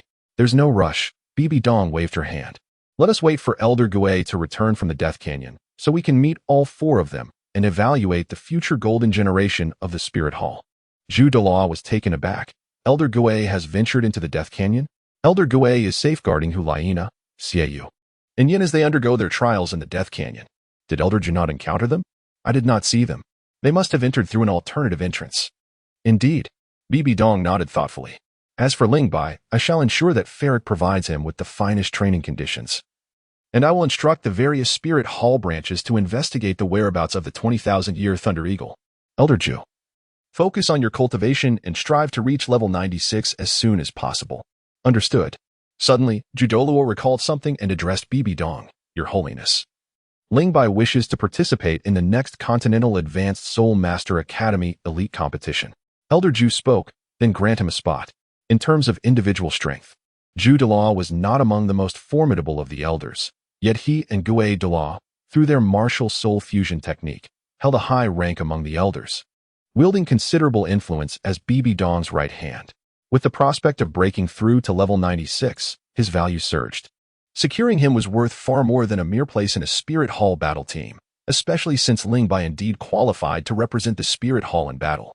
Bibi Dong, desiring even more, added, if Ling Bai attains the 10,000-year fourth soul ring and secures victory for the Spirit Hall in the Continental Advanced Soul Master Academy Elite Competition, I shall reward him with the soul bone. Soul bone. Ju Dolua's mouth fell agape. As an ear-peak Dolua, he possessed not a single soul bone. Why should Ling Bai, a mere soul master, be granted one? I refuse to accept this. It is unjust. Ling Bai's soul power was exceedingly low, rendering him unable to safeguard his soul bone. Thus, it would be prudent for me, as his mentor, to keep it in my possession for a while.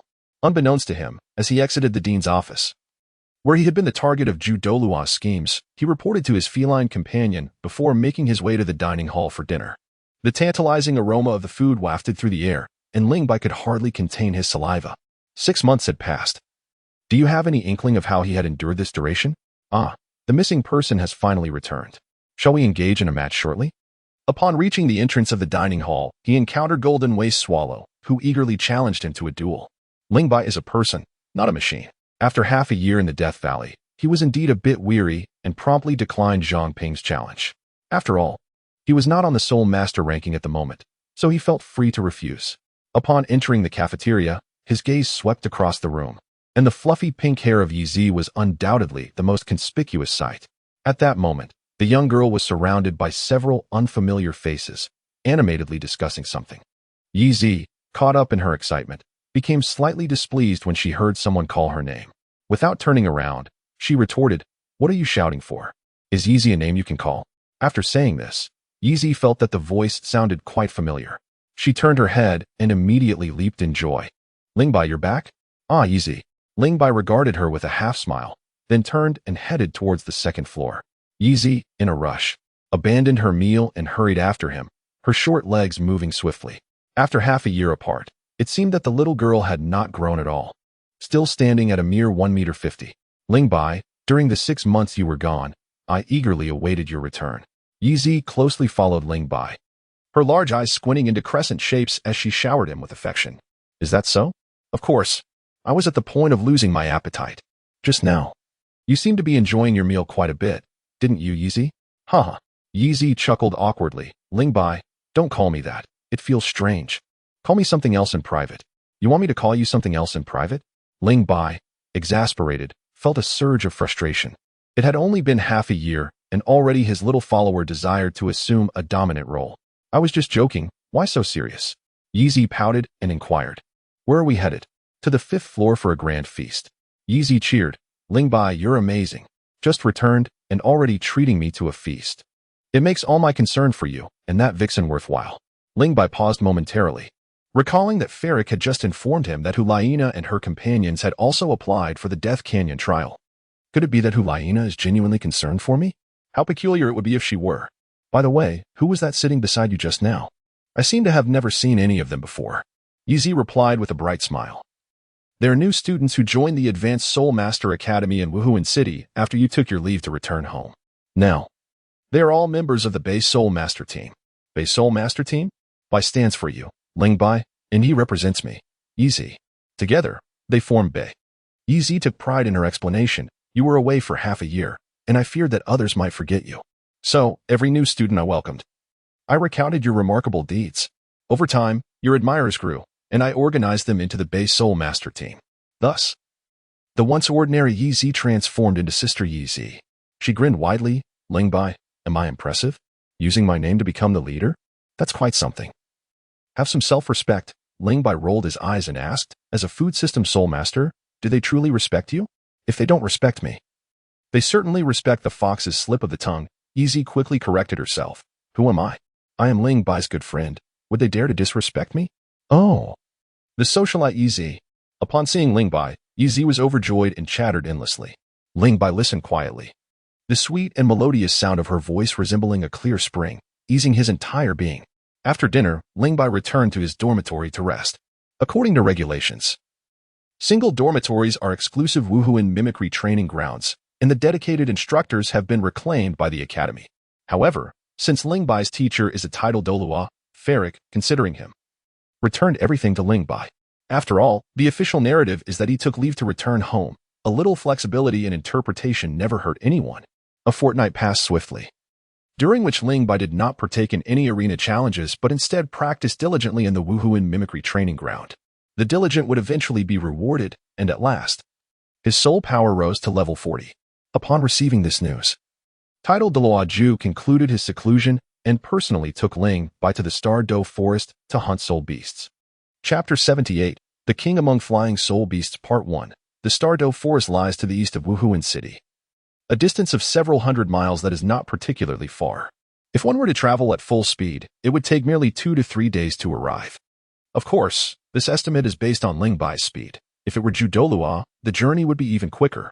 On the Doluo continent, every place, from a small village like Shahun village with a mere 300 households to the capitals of the two great empires, boast a landmark known as the Wuhuan Hall. With the Pope's commands disseminated to the Wuhuan halls across various cities, the largest soul master machine on the Doluo continent began to operate with astonishing efficiency. And within mere days, news reached Wuhuan City. Reports emerged of a nearly 20,000-year-old thunder eagle spotted in the northeastern mountains of the Star Doe Forest. Additionally, other Wuhuan subhalls surrounding the Star Doe Forest provided similar reports, though they pertained to thunder eagles of a century or millennium age.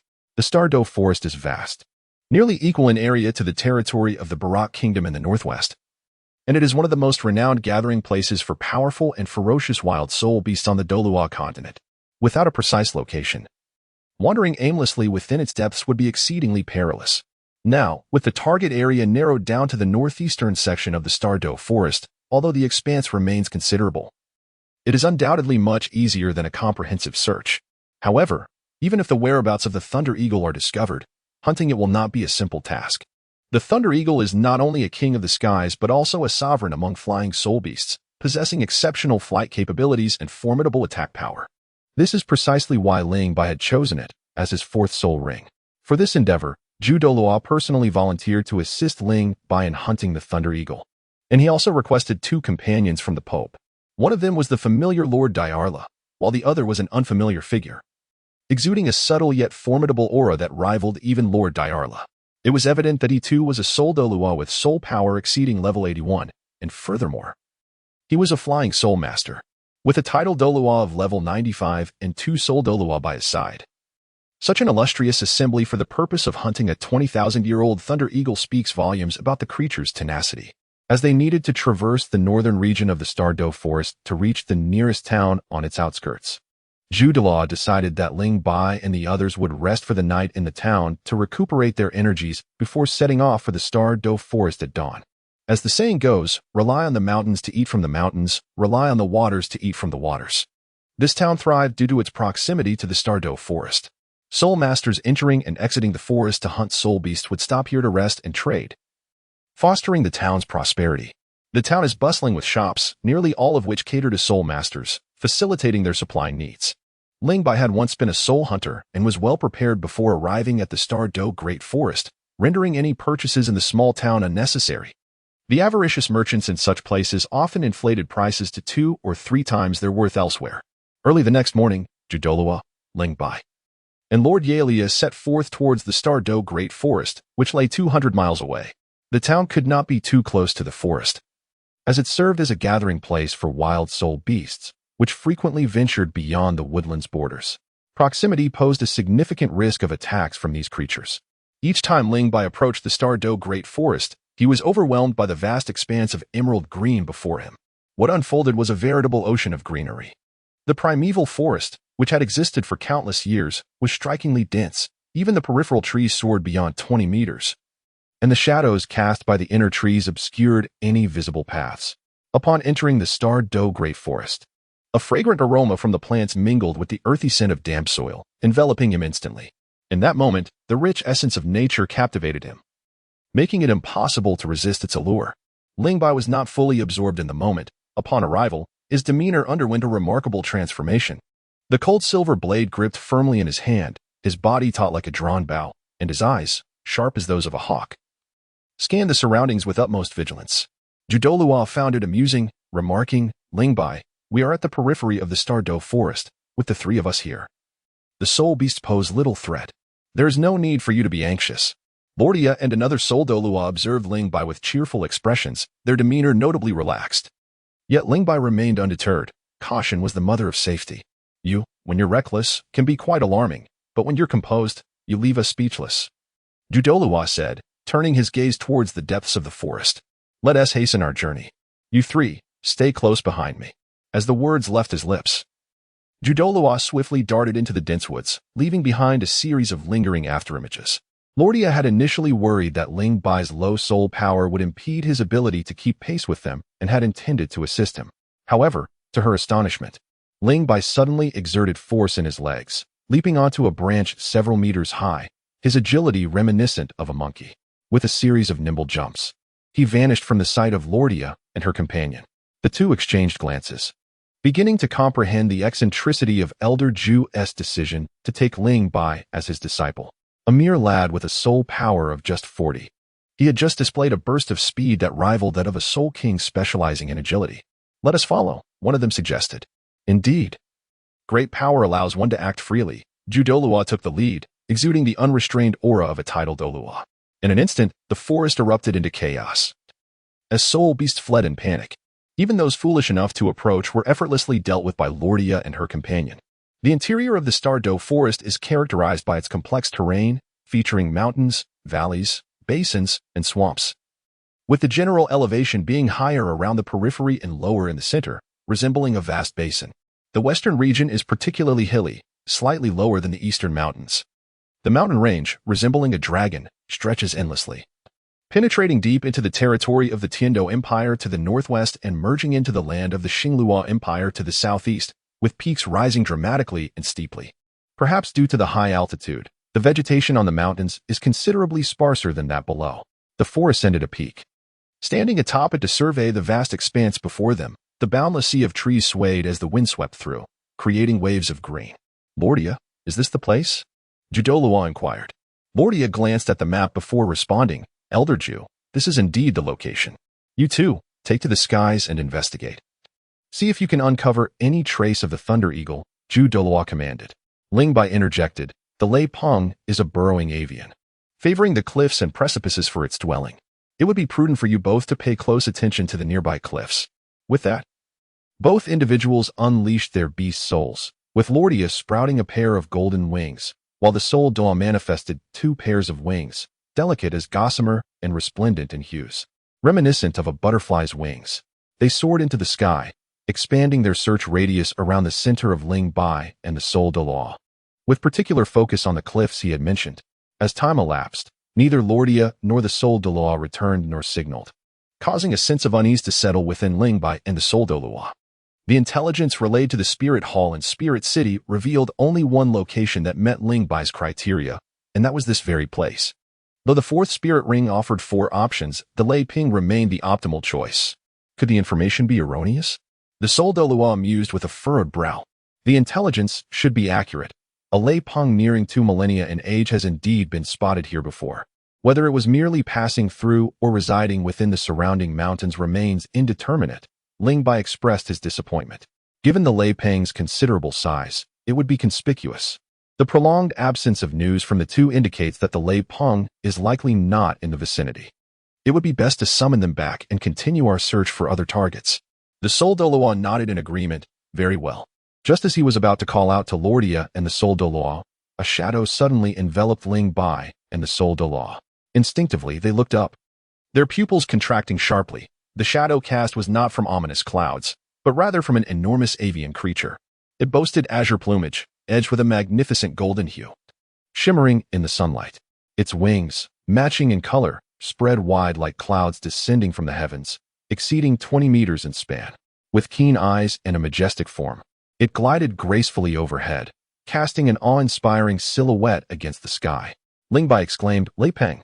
The soul beasts harbor a profound animosity towards soul masters who hunt them for soul rings and bones, and Lei Peng is no exception. It detected the presence of the human soul master beneath it, its massive and majestic form abruptly turning, claws extending as it dove down at high speed. Sparks of electricity flickered on its claws, the sharpness of its aura fully manifested. Under the impetus of its formidable soul power, the impact of this strike was nothing short of terrifying, capable of piercing through thick iron plates. Zhu Doluo, both angered and amused, thought it ironic that after searching for so long without success, Lei Peng suddenly appeared as they were about to leave, even taking the initiative to attack them, an act of sheer folly. He slowly opened his right palm, a layer of yellow energy swirling within it, gradually transforming into a deep purple. At the center of the purple hue, a glimmer of golden light emerged. As the purple light expanded, a magnificent flower blossomed, its fluffy petals adorably vibrant, radiating a unified purple hue. The stamen rose half a foot above the petals, its tip shimmering with a faint golden glow. Following the manifestation of the extraordinary flower, 9 dazzling rings of light, yellow, purple, black, and more, rose from Jiudolua's feet. In an instant, the wind that had swept across the mountaintop seemed to still, and all sounds vanished as the imposing aura of a 95th level title Dela surged forth. The intelligence of a 10,000-year soul beast is hardly inferior to that of an adult. Upon witnessing the 9 soul rings surrounding Jiudolua, Lei Peng emitted a terrified, frantic, and high-pitched cry.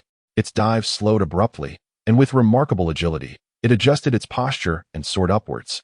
"Can you escape?" A mocking smile curled at the corners of Jiudolua's mouth as his voice boomed like thunder. 6th soul skill, Golden Stamen Radiance. Instantly, the extraordinary flower began to spin, unleashing streams of golden light that pursued Lei Peng like meteors chasing the moon.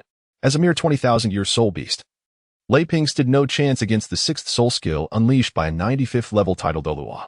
Just as the golden light was about to catch up, Lei Peng finally revealed its prowess as a king. With a sharp crack, a slender bolt of green lightning erupted from its body, splitting into 2, then 4, forming countless strands of electric arcs that entwined around its surface. In the blink of an eye, the lightning surged, rising 20 to 30 meters high, creating distance between itself and the golden light. Such astonishing speed. This maneuver took Jiudolua by surprise, causing his expression to shift slightly as he leaped into pursuit. Yet, he was no match for the King of the Skies, and the gap between them widened. Chapter 79. The 4th Soul Ring of 2,000 Years. Part 2. Jiudolua was both furious and embarrassed, feeling he had perhaps overestimated himself. A 95th level title Dolua, alongside 2 Soul Dolua with soul power above 81, had failed to subdue a mere 2,000-year Lei Peng. If word of this spread, it would be utterly humiliating. Jiudolua, not being a flying soul master, relied on his martial soul for flight, which could not keep pace with Lei Peng. Watching it fly further away, a hint of impatience surfaced on his cherubic face. Where are Lord Diara and the others? Earlier, when Jiudolua had shouted his 6th soul skill, Lei Peng's cry should have alerted them. Sure enough, a golden light streaked across the sky like a comet, confronting the bolt of electricity and shrouded Lei Peng head-on. At that moment, Lord Diara was already unleashing his 7th soul skill, Golden Eagle Transformation. His attire was replaced by thick golden feathers, and his arms transformed into eagle claws. In a rapid flight, his body tilted slightly, his posture agile, as his right wing sliced toward Lei Peng. Lei Peng spotted Lord Diara from a distance, its body crackling with lightning, and it inexplicably veered left and flew away. Its speed was astonishing, as if changing direction posed no challenge at all, showcasing the prowess of the King of the Skies, which left Lord Diara in awe. 4th soul skill, Bewitching Butterfly Mist. Suddenly, a cloud of red mist appeared ahead. Lei Peng plunged into it, immediately becoming disoriented as if intoxicated, its massive form swaying precariously, frantic cries failing to halt its descent. With a crash, Lord Diara's right wing struck Lei Peng, which let out a mournful cry as its wings lost all power and it plummeted into the mountains below. Lord Diara and another Soul Dolua descended slowly, coldly observing the dying struggles of Lei Peng. In return, Lei Peng gazed back at them, its golden eyes seemingly ablaze with flames of hatred, resentment, and vengeance. It was determined to fight back. A high-pitched, piercing cry erupted from Lei Peng's beak as countless arcs of electricity converged into a pillar of lightning that shot skyward. Within a radius of 100 meters, thunder roared, and arcs of blue lightning crackled in the air. Lord Diara and his companion felt a tingling sensation throughout their bodies, their ongoing soul skills abruptly interrupted. Meanwhile, Lei Peng's soul skill was primed and ready. All the lightning energy surged back into Lei Peng's body, frantically converging towards its wings. Its wings grew increasingly radiant, the brilliance blinding. Similar to Zhang Ping's 4th soul skill, Winged Metal Slash, Lei Peng's most powerful attack also required it to fold its wings. In the instant the wings came together, an exceptionally terrifying wave of soul power swept outward. Lei Peng's form vanished, leaving only a 50-meter-long bolt of lightning descending upon Lord Diara and his companion. Though they had lost the initiative, as Soul Dolua, their strength far surpassed Lei Peng's. Just as they prepared to unleash their soul skills, Jiudolua descended from the sky, allowing the lightning strike to hit the extraordinary flower. 2 immensely powerful forces collided, sending visible ripples radiating outward, toppling ancient trees dozens of meters high, causing nearby soul beasts to scatter in fright. Humph. Jiudolua's gaze turned icy as he flicked his fingers, sending over 10 beams of golden light to envelop the petals, instantly severing Lei Peng's wings from its body, which fell helplessly to the ground. With a piercing cry, Lei Peng shot furious glances from its golden eyes, its body surging with violent soul power. Jiudolua smirked contemptuously. You managed to escape once, but do you think you can self-destruct before me? A foolish dream. Third soul skill, breath barrier. Countless crescent-shaped petals flew forth, encircling Lei Ping. A powerful force bearing down upon it. Lei Ping was horrified to discover that it could not move, and its turbulent soul power became thick and sluggish, difficult to summon. Before a tidal Doluo, even death was elusive for Lei Ping. Doluo waved his hand, and the motionless petals shot into Lei Ping's body. In an instant, it was riddled with wounds, its blood-soaked form appearing utterly tragic. After such heavy injuries, this 2,000-year Lei Ping was left with but a sliver of life. And its end would come at the hands of a mere soul master who had just reached level 40. Despite running swiftly down the mountain, Ling Bai arrived at Doluo's side only to find that the battle had already concluded. Ling Bai, this Lei Ping is yours, Doluo said with a smile. The prospect of a 2,000-year fourth soul ring ignited a spark of fervor in Ling Bai's eyes as he gripped his silver blade tightly and stepped forward. Ling Bai, teacher? Doluo spoke solemnly. The energy impact and soul shock of a 10,000-year soul beast are quite formidable. Are you certain you wish to proceed? There is still time to reconsider. Teacher, just watch me, Ling Bai replied confidently. Lord Daira whispered, Elder Gio, should you not advise him further? Doluo sighed. Though I am his teacher, this young man possesses a strong will and won't heed my every word. If he is so confident, let him try. Should any mishap occur, His Holiness the Pope remarked with an impassive demeanor, one must bear the consequences of their own choices. Lord Yalia sighed, choosing to remain silent, while his gaze towards Ling Bai reflected a mixture of concern, admiration, and a hint of anticipation. The fourth soul ring of 20,000 years, unprecedented and unseen. Ling Bai approached Lei Ping, gazing at the critically weakened figure before him, reflecting on the myriad of thoughts that surged within him. Had it not been for the guidance of an exceptional mentor, the endeavor to hunt this avian sovereign would have proven exceedingly arduous. He had witnessed firsthand how Lei Ping managed to escape from the clutches of a tidal Doluo. The cold silver blade was raised and struck down. A layer of ominous dark energy erupted suddenly from Lei Ping's body, forming a swirling halo of black light that hovered above him. The emergence of this soul ring indicated that Lei Ping had succumbed completely to death. Ling Bai took a deep breath and turned to the three individuals, saying, I kindly request the esteemed teacher and the two distinguished gentlemen to safeguard me. With the teacher present, you may confidently absorb the soul rings. Indeed, Ling Bai sat cross-legged before the corpse of Lei Ping, refraining from immediately summoning his martial soul to absorb the soul ring. Instead, he first retrieved a ball of deep blue water from his myriad spirit ring. The water transformed in wondrous ways, shifting into flowers and grasses, displaying its enchanting nature. The ethereal essence of Xie Yue caught the eye of Doluo, whose smile deepened with intrigue. It was no wonder he exuded such confidence. This young man possessed the rare Xie Yue. Indeed, it significantly increased his chances. Elder, what is the utility of Xie Yue? Will it assist Ling Bai in successfully absorbing Lei Ping's soul ring? Queried Lord Daira.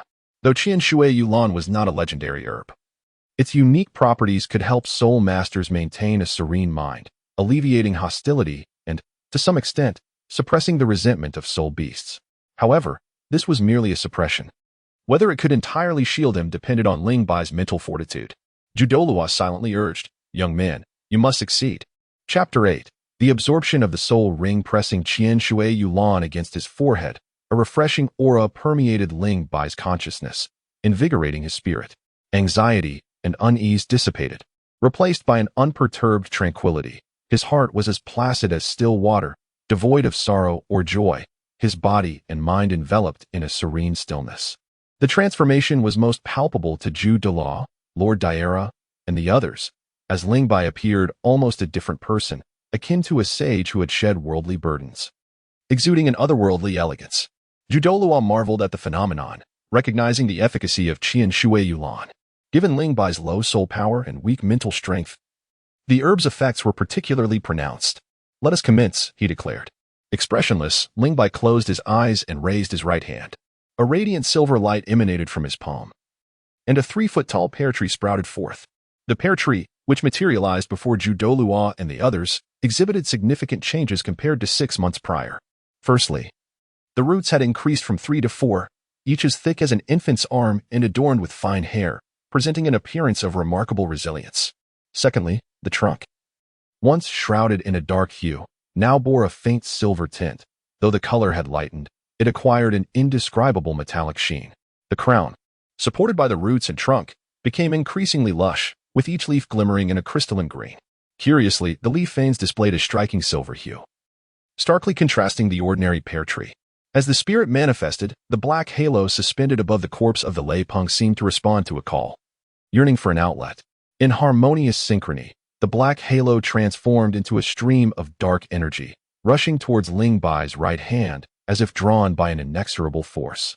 The moment this dark energy made contact with the pear tree of Ling Bai's spirit, his body trembled violently. The Ling family's body-tempering technique, the water of life, and the triple enhancement of the 3,000-year third soul ring have enabled Ling Bai to absorb all 10,000-year soul beast soul rings, coupled with an 8,000-year head soul bone and a mutated pear tree martial soul that has undergone secondary evolution. Absorbing the soul ring of a 20,000-year thunder rock should pose no challenge.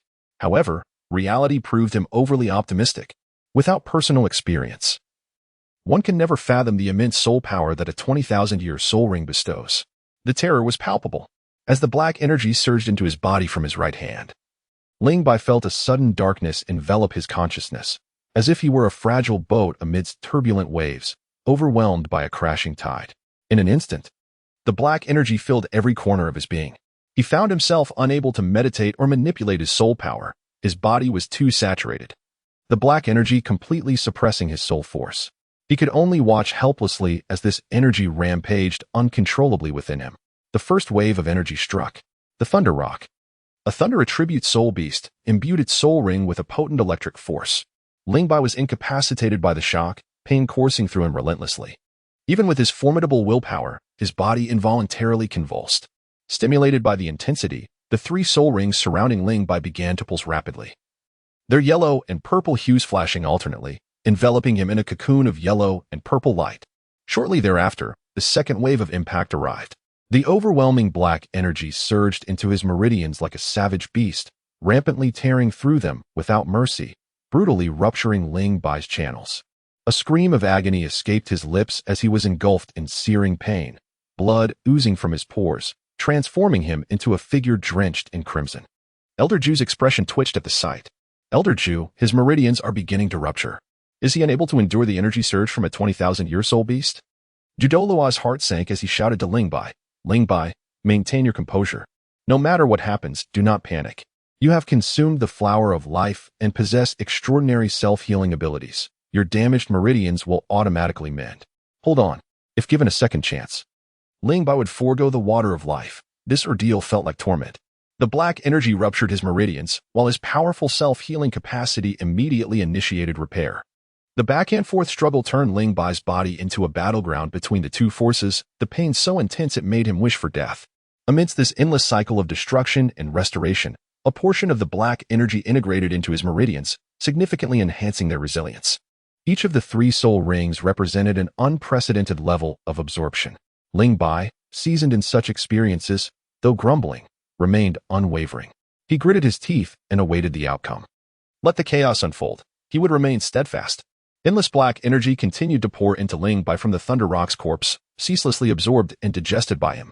The once resplendent soul rings seemed to yield to the overwhelming might of the soul power, their brilliance dimming to a deep black hue.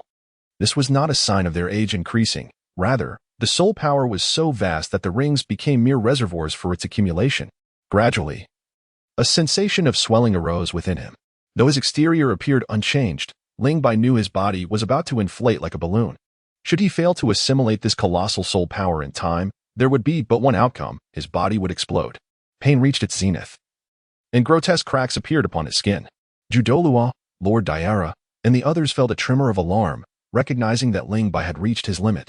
It was he who had reached his limit, not I. Ling Bai's consciousness remained razor-sharp, relishing the influx of black energy into his being.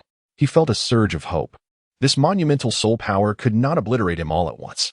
In the end, victory would belong to Ling Bai, for he still possessed the head soul bone and the pear tree martial soul. The power of the soul bone was not constrained by age. It evolved alongside the soul master's strength. Thus, the sooner one acquired a soul bone, the more time it had to evolve. Enticed by the vast soul power, the head soul bone finally opened its metaphorical mouth to feast upon this sumptuous banquet, visibly diminishing the soul power coursing through Ling Bai's body. The mutated pear tree martial soul, however, showed little interest, merely taking a few token bites before falling silent. The sensation of swelling began to subside, suggesting that the most perilous moment had passed. But had it truly passed? Not at all. The real peril lay in the soul shock of a 10,000-year soul beast. The remnant soul of the Thunder Rock, a blend of lingering spirit and resentment, suddenly manifested in Ling Bai's consciousness. The chilling aura of the water of 1,000 rivers enveloped the Thunder Rock's remnants, gradually eroding its malevolent energy. The Thunder Rock's remnant had intended to strike when Ling Bai was at his weakest, but it had underestimated Ling Bai's unwavering resolve. It could not fathom how a mere 40-level soul master could withstand its energy onslaught. The longer it waited, the more powerful Ling Bai became. Die human. The Thunder Rock's remnant lunged toward Ling Bai's consciousness. Should his consciousness shatter, he would be rendered a fool, and the immense soul power within him would spiral out of control, sealing his fate in death. Chapter 81. Thunderwing Sky Splitter 4th Chapter, To Perish Together. Do you think you are worthy? A fierce determination surged within Ling Bai. At this juncture, retreat was no longer an option. To endure was to soar high like birds in the sky. To falter, even by a stroke of luck, would render him an imbecile, a fate worse than death. The soul-bone ability, Wrath of Thunder, was unleashed. This time, the direction of the attack was not outward but erupted directly within Ling Bai's consciousness. A deafening roar of thunder suddenly erupted, sending rolling sound waves radiating in all directions, causing the entire realm of consciousness to tremble as if a great earthquake had struck. The remnants of the Thunder Rock collided with this overwhelming sound wave, shattering into oblivion. In the outside world, Ling Bai abruptly opened his eyes, a torrent of blood spewing forth. His breath was feeble, his complexion as pale as parchment, yet the smile on his face was impossible to conceal. He had won his gamble. To invoke the Wrath of Thunder within his consciousness was a perilous endeavor. A slight miscalculation could yield dire consequences akin to the impact of the Thunder Rock's remnants on his consciousness. Ling Bai's mental fortitude was too fragile to withstand the soul-shaking force of a 20,000-year soul beast. Activating the soul bone ability was his sole hope for survival. The head soul bone had fused with Ling Bai, becoming akin to a bone within his own body, granting him a home-ground advantage in the attack. The control he wielded was incomparable to an outward assault. Otherwise, while annihilating the Thunder Rock's remnants, it would also obliterate Ling Bai's spirit. Nevertheless, even so, his spirit endured an exceedingly severe impact, requiring an extended period for recovery. The most troublesome aspect was that the head soul bone could not be utilized temporarily. Only at this moment had the most perilous phase of absorbing the 20,000-year Thunder Rock soul ring truly passed. Ling Bai closed his eyes once more, continuing to absorb the abundant soul power within him. Success. Lord Dia let out a sigh of relief, his gaze towards Ling Bai filled with astonishment. What did a 20,000-year fourth soul ring signify? It not only represented extraordinary potential, but also embodied formidable strength. The attributes of Ling Bai's fourth soul ring were already comparable to many Soul Master's sixth soul rings.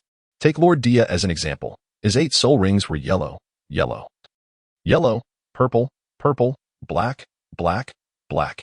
The optimal configuration for a 5th soul ring should be a 10,000-year soul ring, yet his was merely a 1,000-year soul ring. And the age of his 6th soul ring did not exceed 20,000 years. If Ling Bai possessed sufficient soul power, theoretically, he could unleash an attack at the Soul Master level that rivaled that of a Soul King or Soul Emperor. Although it would only be a single strike, it would be nothing short of astonishing. In a distant haze, Lord Dia seemed to behold a brilliant star rising steadily. As long as it did not fall midway, no, it would not fall. Once news reached Spirit City, one could only imagine the tumult it would stir. The pontiff would hold Ling Bai in even greater esteem.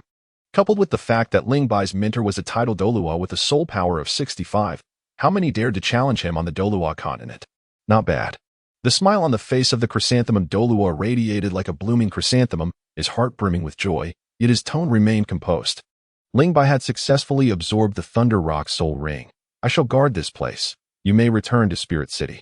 Convey this splendid news to the pontiff, and do not keep her waiting. Yes, Elder Chrysanthemum, Lord Dia and the others respectfully acknowledged, each unleashing their martial souls and ascending into the heavens. Their task was to assist Ling Bai in hunting the Thunder Rock.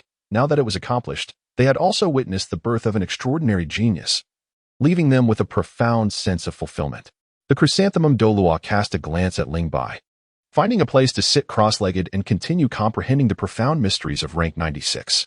In the blink of an eye, 3 days had passed, and the vast soul power within Ling Bai had dissipated. A portion integrated into his body, synergizing with the residual life force within him to transform his physique. Another portion was absorbed by the mutated pear tree martial soul. Some became the nourishment for the evolution of the head soul bone, and a fraction transformed into Ling Bai's fourth soul ring. The remainder entirely converted into soul power, elevating Ling Bai's cultivation from level 40 to 42. The soul power contained within a 20,000-year soul ring was immensely vast. The head soul bone could not consume it all, leaving only the option to transmute it into soul power. Upon opening his eyes, the first sight that greeted him was the towering, dense trees, followed by the sight of the chrysanthemum Dula seated nearby, safeguarding him. A warmth enveloped Ling Bai's heart as he softly called out, "Teacher, have you completed the absorption?" Judolua inquired. "Yes," Ling Bai replied.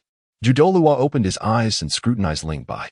It was undeniable that the enhancement from the 20,000-year soul ring was remarkable, evident even in his appearance. His height had increased from 1.70 meters to 1.80 meters, and his healthy, sun-kissed skin radiated a subtle glow, smooth and taut. His short hair was neatly styled, and his bright, piercing gaze complemented his robust and well-proportioned physique. Standing there effortlessly, he exuded an imposing aura and a profound sense of pressure. Judolua, intrigued, remarked, "Show me your fourth soul skill."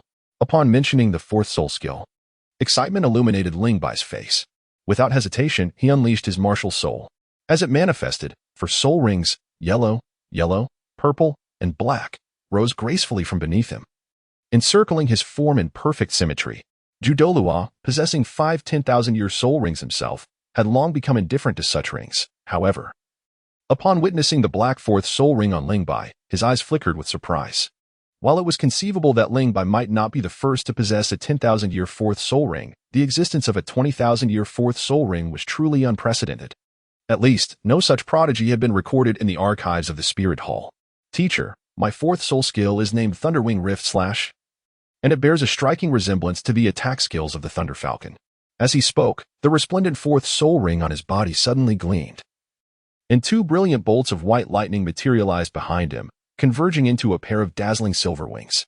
These wings were entirely composed of the lightning energy bestowed by the fourth soul ring, with each feather exquisitely detailed and crafted, resembling a magnificent work of art, devoid of any apparent offensive capability. Ling Bai gently unfurled the silver wings upon his back, his body instantly lifting off the ground. As he ascended to a height of 6 meters, he struggled to maintain his form, clearly indicating his inexperience with this soul technique. The Thunderwing Sky Slash was executed in 2 phases. The first phase involved the manifestation of dual wings, while the second phase utilized these wings to launch an attack. At my current level of soul power, I can only perform one attack before I am unable to execute a second, Ling Bai remarked. Duke Ju inquired, "How much soul power is consumed to sustain the wings?" Ling Bai contemplated for a moment, maintaining only his wings and refraining from employing any other soul techniques, managing to endure for half an hour without difficulty. As for speed, unhindered by the consumption of soul power, he could reach the velocity of the Thunder Falcon in a short span. Judolua inhaled sharply, casting a peculiar glance at Ling Bai, who had nearly perfected the inheritance of the Thunder Falcon's soul techniques. "Ling Bai, it is just the 2 of us here, master and disciple. Do tell me honestly, is your martial soul truly just a pear tree?" Ling Bai nodded and whispered to Zheng, "It is indeed the pear tree. You little rascal, you amuse me." Judolua chuckled, rising slowly to his feet. "On the journey from the Star Do Forest to Heaven Do City, I have a task for you. Master the fourth soul skill." "Yes, master," Ling Bai replied curiously. "Are we heading to Heaven Do City?" Judolua responded curtly, "I promise to help you find the antidote. As the saying goes, to untie the bell, one must find the bell ringer. No one understands his own poison better than the old poison master, Dagobao. You should directly ask him." Ling Bai's eyes flickered. Sensing a splendid opportunity, he urged, "Master, I have heard that the poison Dolua cultivates numerous rare herbs at home, some of which are exceedingly difficult to find. Why don't we split our forces? You can delay the poison Dolua under the pretext of obtaining the antidote, while I stealthily infiltrate his lair."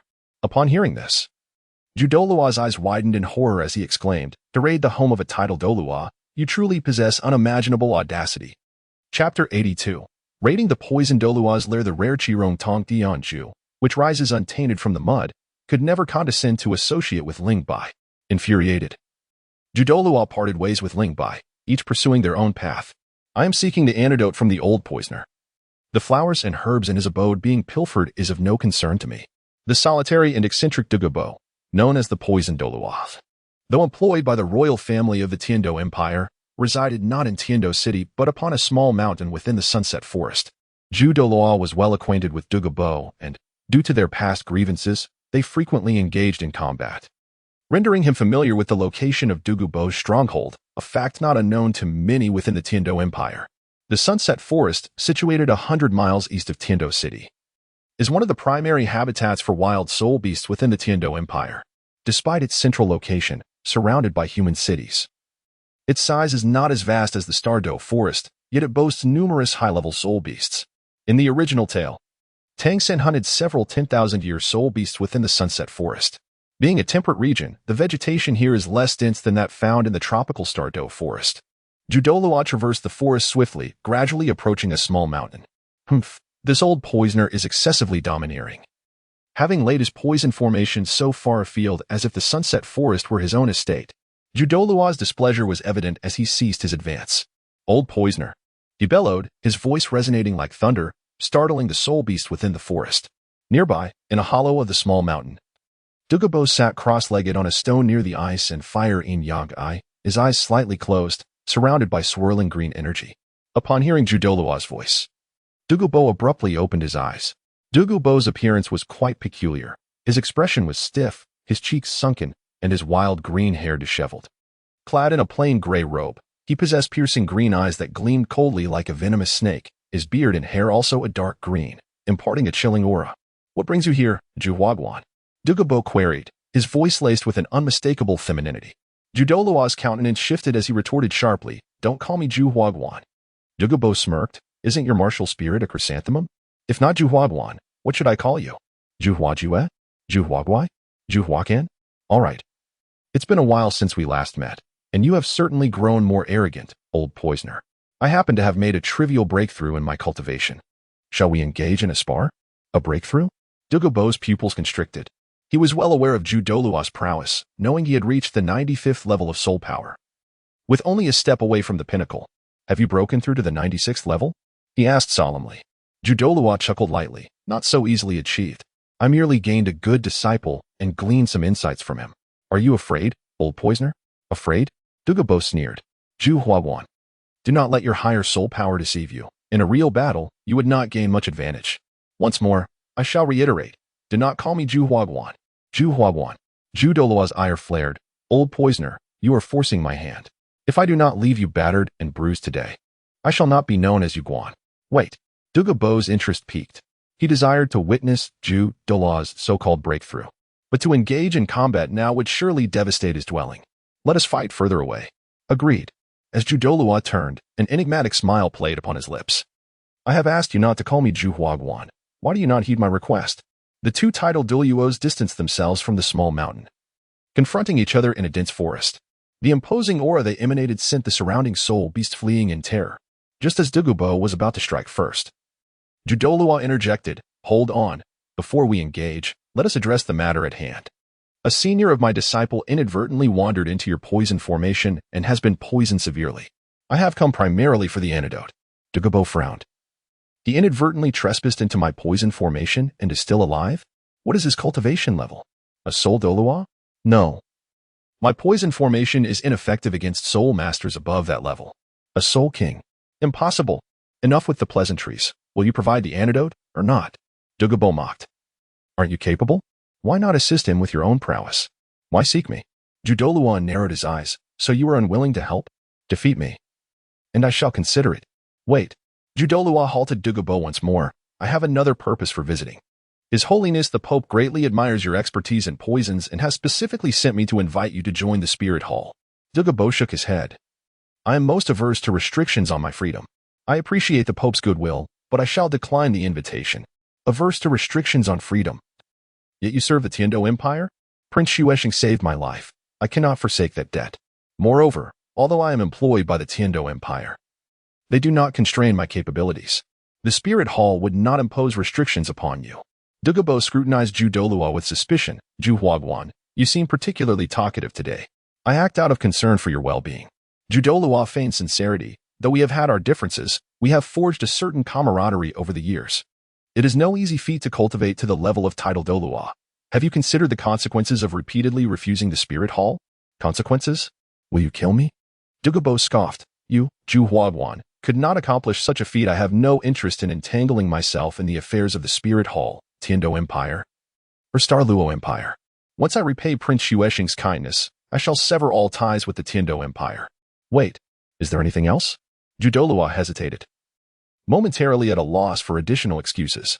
Noticing the increasing skepticism on Dugubo's face, he inwardly lamented, "This troublesome brat, could you move a bit faster? Old poisoner.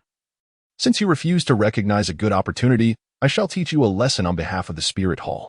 Judolua raised his head, his demeanor no longer hesitant. And the battle erupted in an instant. Meanwhile, Ling Bai had already infiltrated Dugubo's lair. Unfortunately, all the valuable items were with Dugubo. Ling Bai found nothing in the lair that piqued his interest. The crucial matter was that he could not identify the contents. Encountering a highly toxic substance comparable to celestial-grade poison would spell disaster. Without lingering, he exited the lair and made a beeline for the ice and fire yin-yang nestled in the hollow of the mountain. It was the celestial herbs there that truly mattered. A few of them were particularly suitable for his mother and Uncle Tao, as well as Uncle Ling Ye.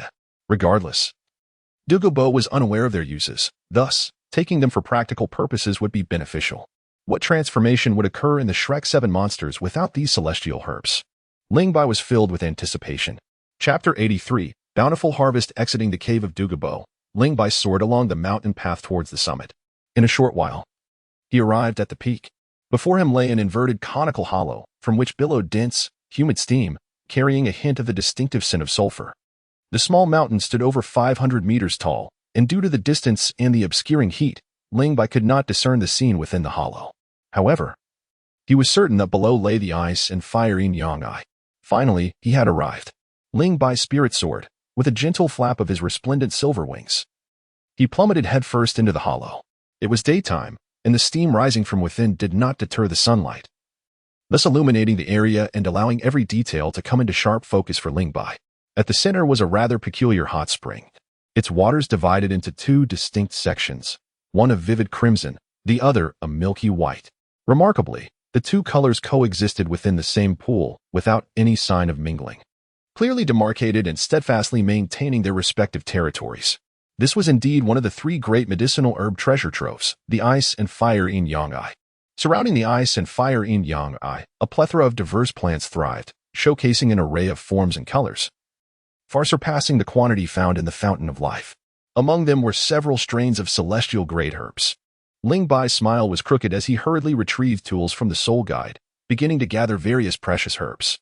He prioritized the collection of invaluable flora such as the mystical chrysanthemum, eight-petal celestial orchid, water-dewed jade bone, silken tulip, rooster crest phoenix sunflower, heart-wrenching red, fragrant silken celestial products, and the autumn water gaze dew, all of which held immense potential in the original text.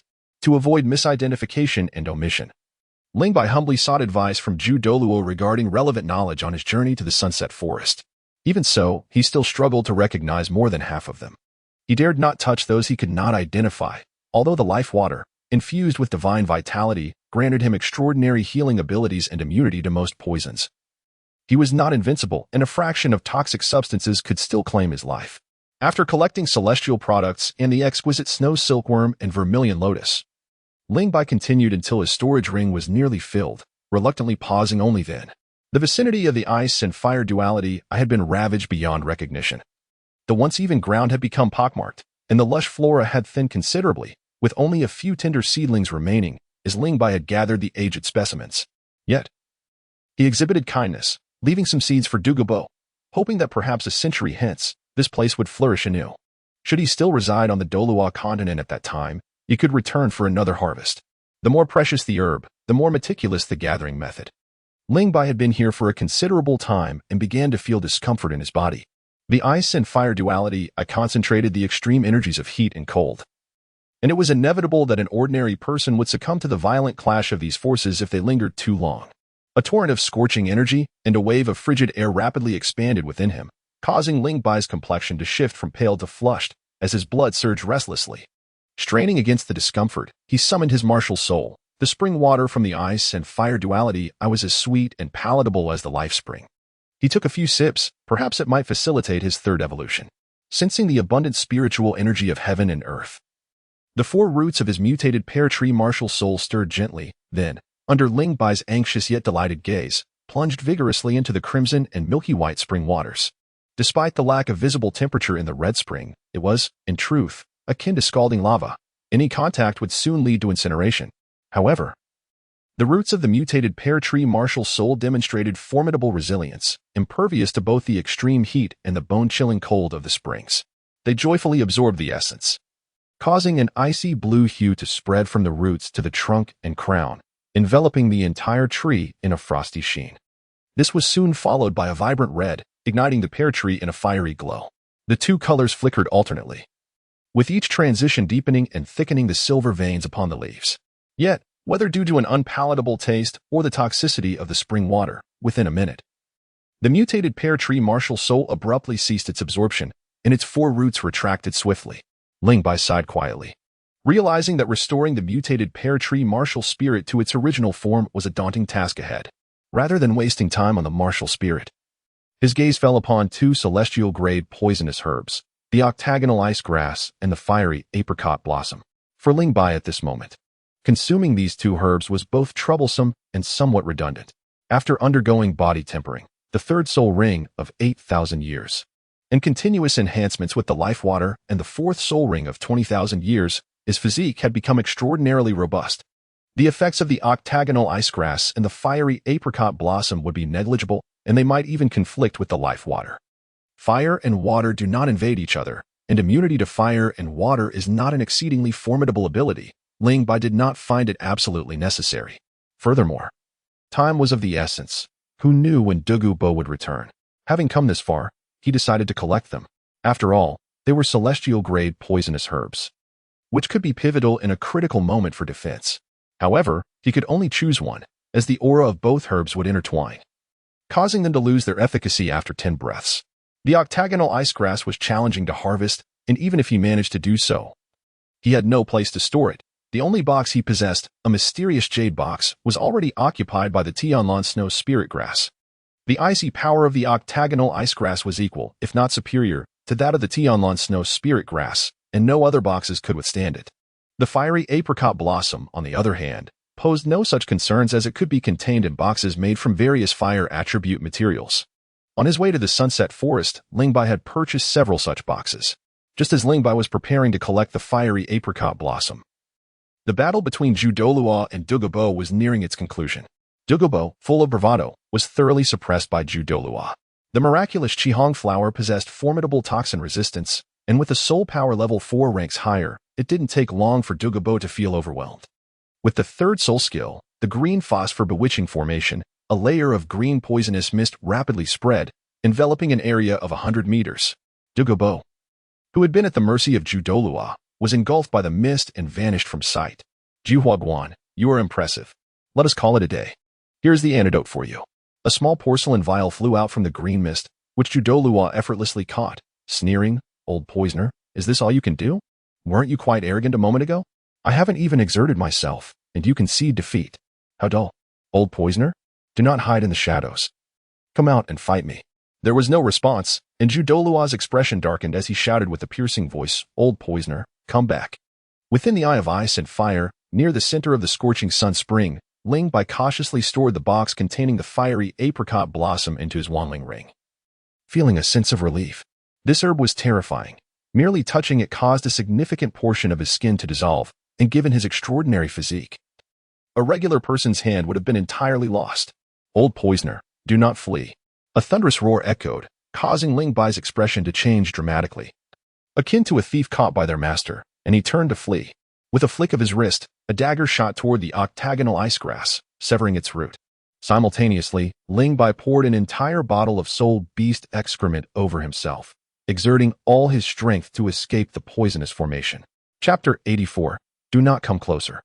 Emerging from the eye of ice and fire, Ling Bai retracted his silver wings and, with the cold silver blade in hand, cautiously navigated through the forest.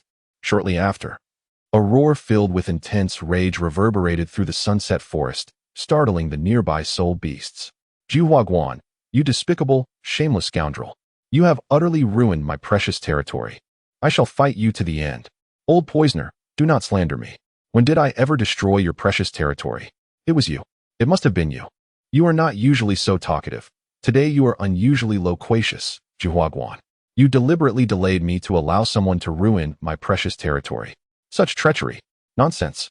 If I wanted to destroy your precious territory, would I need to sneak around? Old poisoner, ask yourself, can you stop me? Humph, you are not the best. Having taken my Dugubo's belongings, you shall not leave the sunset forest alive. Old poisoner, stop. Jihuaguan, what do you intend to do? To tarnish my reputation and leave without so much as an apology? What do you take me for? Old poisoner, clarify your words before you leave. Step aside.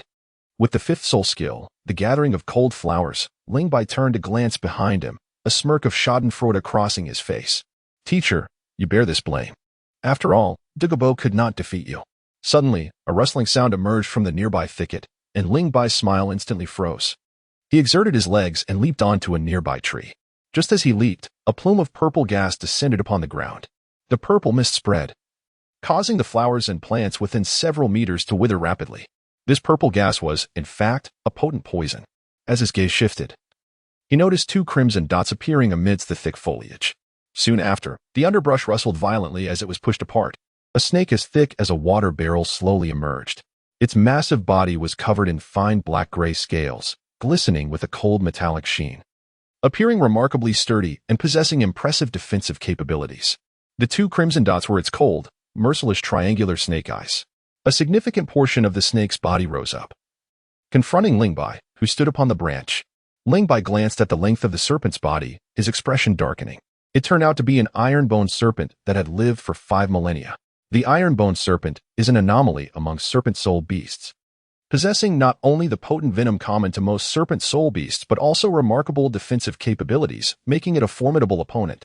Most importantly, the Eye of Ice and Fire is situated at the heart of the Sunset Forest, where the soul beasts that roam are, at the very least, millennium soul beasts, with many even reaching the age of 10,000 years.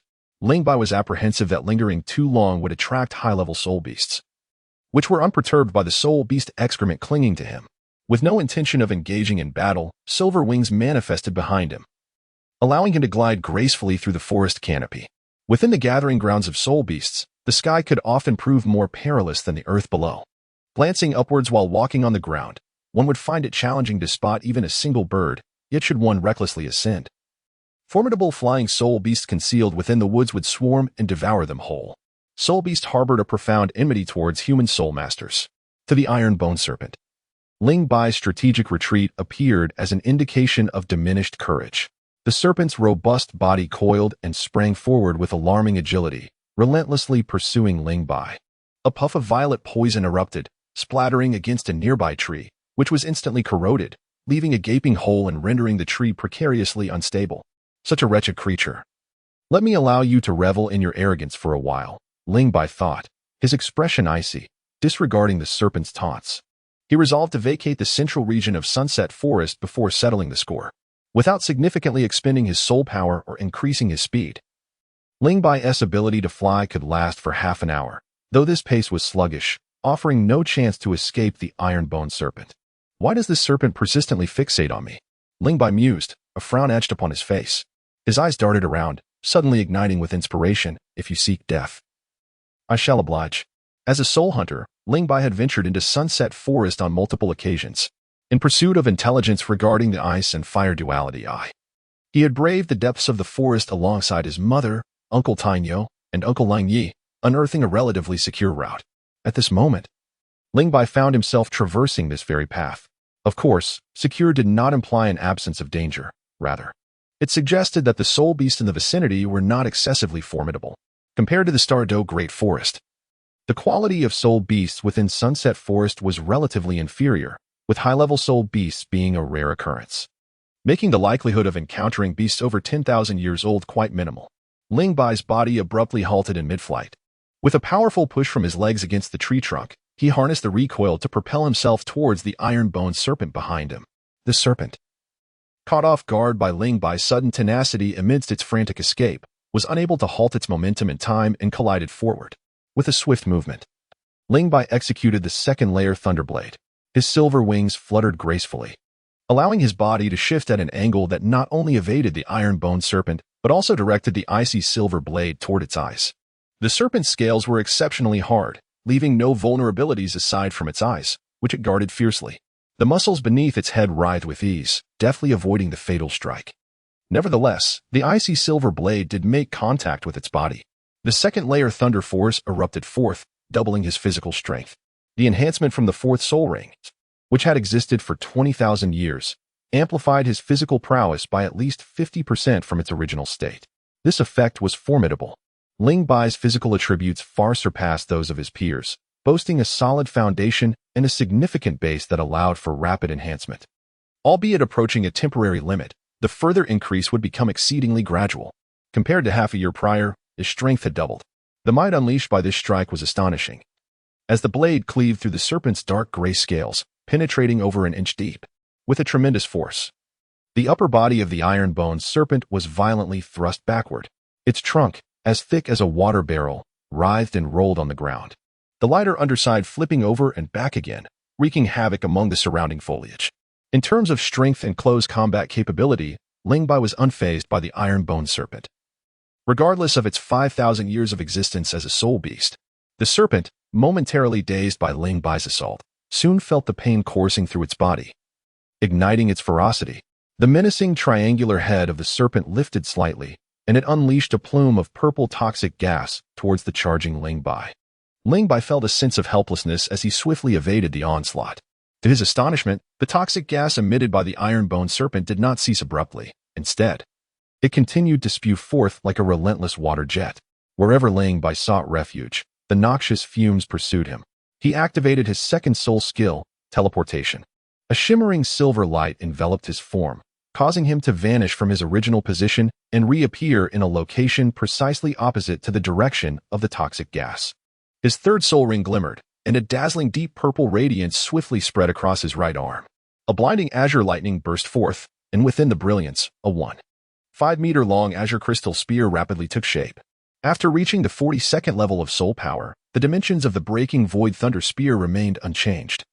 Yet the surging electric force had dissipated, perfectly contained within the shaft, thus amplifying its destructive prowess. At that moment, the true might of this 8,000-year-old third soul skill was finally unveiled. The spear detached from his right arm, transforming into a streak of azure light that shot forth, leaving behind a distorted tail reminiscent of a singular rainbow. With a sharp sound, the breaking void thunder spear pierced through the right eye of the iron-boned serpent, emerging from the back of its skull, caught by the jagged scales. Despite sustaining such grievous injury, the iron-boned serpent did not succumb. Its massive body writhed violently on the ground. Ling Bai cast a glance at the creature, devoid of any intention to deliver a finishing blow, and resolutely chose to flee. The serpent's blood flowed freely, its scent in this gathering of soul beasts akin to a beacon in the darkness, beckoning countless predators. Each passing minute heightened Ling Bai's peril. Half a day later, Ling Bai emerged from the sunset forest, appearing disheveled and battered, his face smeared with dirt and his clothing tattered, stained with traces of blood. Ling Bai turned at the sound, only to see Zhu Dolua approaching with a radiant smile. As he neared within 10 meters, Zhu Dolua's expression shifted slightly, and he retreated swiftly as if avoiding venomous serpents. Teacher, please do not come any closer. Chapter 85. No one understands Zhu Hua better than I do, teacher. It is I, Ling Bai. I know you are Ling Bai, Zhu Dolua shrieked. Do not advance any further. Stand still. Observing Zhu Dolua, who was covering his mouth and nose with a look of disdain, Ling Bai explained, there are simply too many spirit beasts outside the poison formation, and my strength is insufficient to handle them. I had no choice but to resort to this method. The odor will dissipate in 3 days. You are quite the ruthless one, aren't you? Ling Bai shrugged, compelled by the harshness of life. One must be ruthless or perish. By the way, did the teacher sustain any injuries during the fierce battle with Zhu Dolua? Zhu Dolua disdainfully remarked, with old Poison's meager skills, he could hardly harm me. But tell me, what mischief did you engage in at old Poison's abode? He appeared on the brink of madness. I did nothing, Ling Bai replied. Do you expect me to believe that? Zhu Dolua shot him a glare and commanded, come clean, or I may be forced to take action. Let us discuss this elsewhere. They ventured into a secluded grove, where Ling Bai retrieved herbs from his endless ring, revealing only a fraction of his harvest. He had already made arrangements for exquisite items like the 8-petal immortal orchid and the rooster-comb phoenix sunflower, choosing not to present them. If Zhu Doluo were to covet them, would he give them up or not? To avoid complications, Ling Bai decided against bringing them up or even mentioning them. Nevertheless, the myriad of vibrant flora around them left Zhu Doluo utterly astonished. Is that a snow silkworm? So many of them, all exceptional. And this, a vermilion lotus? What a grand specimen. Zhu Doluo's eyes widened in disbelief, fixated on a pure white, celestial herb among the blossoms. The herb gleamed with a crystalline whiteness, each leaf appearing as though it could drip with dew, long and curved, resembling the neck of a swan. With a gentle motion, the herb began to rise, gracefully hovering before Zhu Doluo. He was mesmerized, his trembling hands yearning to touch it, yet they recoiled at the last moment. Fear gripped him. This herb was known as the snowy swan kiss. In the original tale, Tang San had cast this herb into the blood pool of hell, destroying the legacy of the Shura god, illustrating the potency of its venom. Not only would consuming it be perilous, but even a mere touch could lead to a catastrophic proliferation of any virus it encountered. Ling Bai had gone to great lengths to acquire it, and witnessing Zhu Doluo's intent to touch it had made his heart race. "Teacher, please be careful," Ling Bai warned, his heart pounding with trepidation. Zhu Doluo cast a sidelong glance at his foolish disciple, retorting, "Do you think I am unaware of its terror? I know you know. I fear you may lose control. I want the snowy swan kiss. Do you have any objections? Even if I did, it would be futile." Zhu Doluo, without a glance at Ling Bai, cautiously tucked away the snowy swan kiss and resumed his examination of the other plants. Suddenly, his expression froze as he darted towards a large purple flower. He trembled with excitement, disbelief etched across his face. How could he not recognize this flower? He was intimately familiar with it, for his martial spirit was the celestial mushroom of the heaven-connecting chrysanthemum. With the impact of the snowy swan kiss, Zhu Doluo's capacity for acceptance surged, and he swiftly regained his composure, exhaling a breath of stale air. He pushed the celestial mushroom of the heaven-connecting chrysanthemum towards Ling Bai, saying, "Here, take this." Ling Bai was taken aback. Does the teacher not want it? Zhu Doluo, feeling frustrated, replied, "In the past, I scoured the world for rare flowers and herbs, traversing countless rivers and mountains, yet found not a single hair. However, ever since I encountered you, extraordinary plants have appeared one after another, as if they were as common as cabbages. Alas, I wish I had obtained this marvelous Qirong Tong Tianju earlier. Now that I possess the petals of the 10,000-year life flower, I have faintly discerned my path. The Qirong Tong Tianju holds no value for me. You may have it. Teacher, I have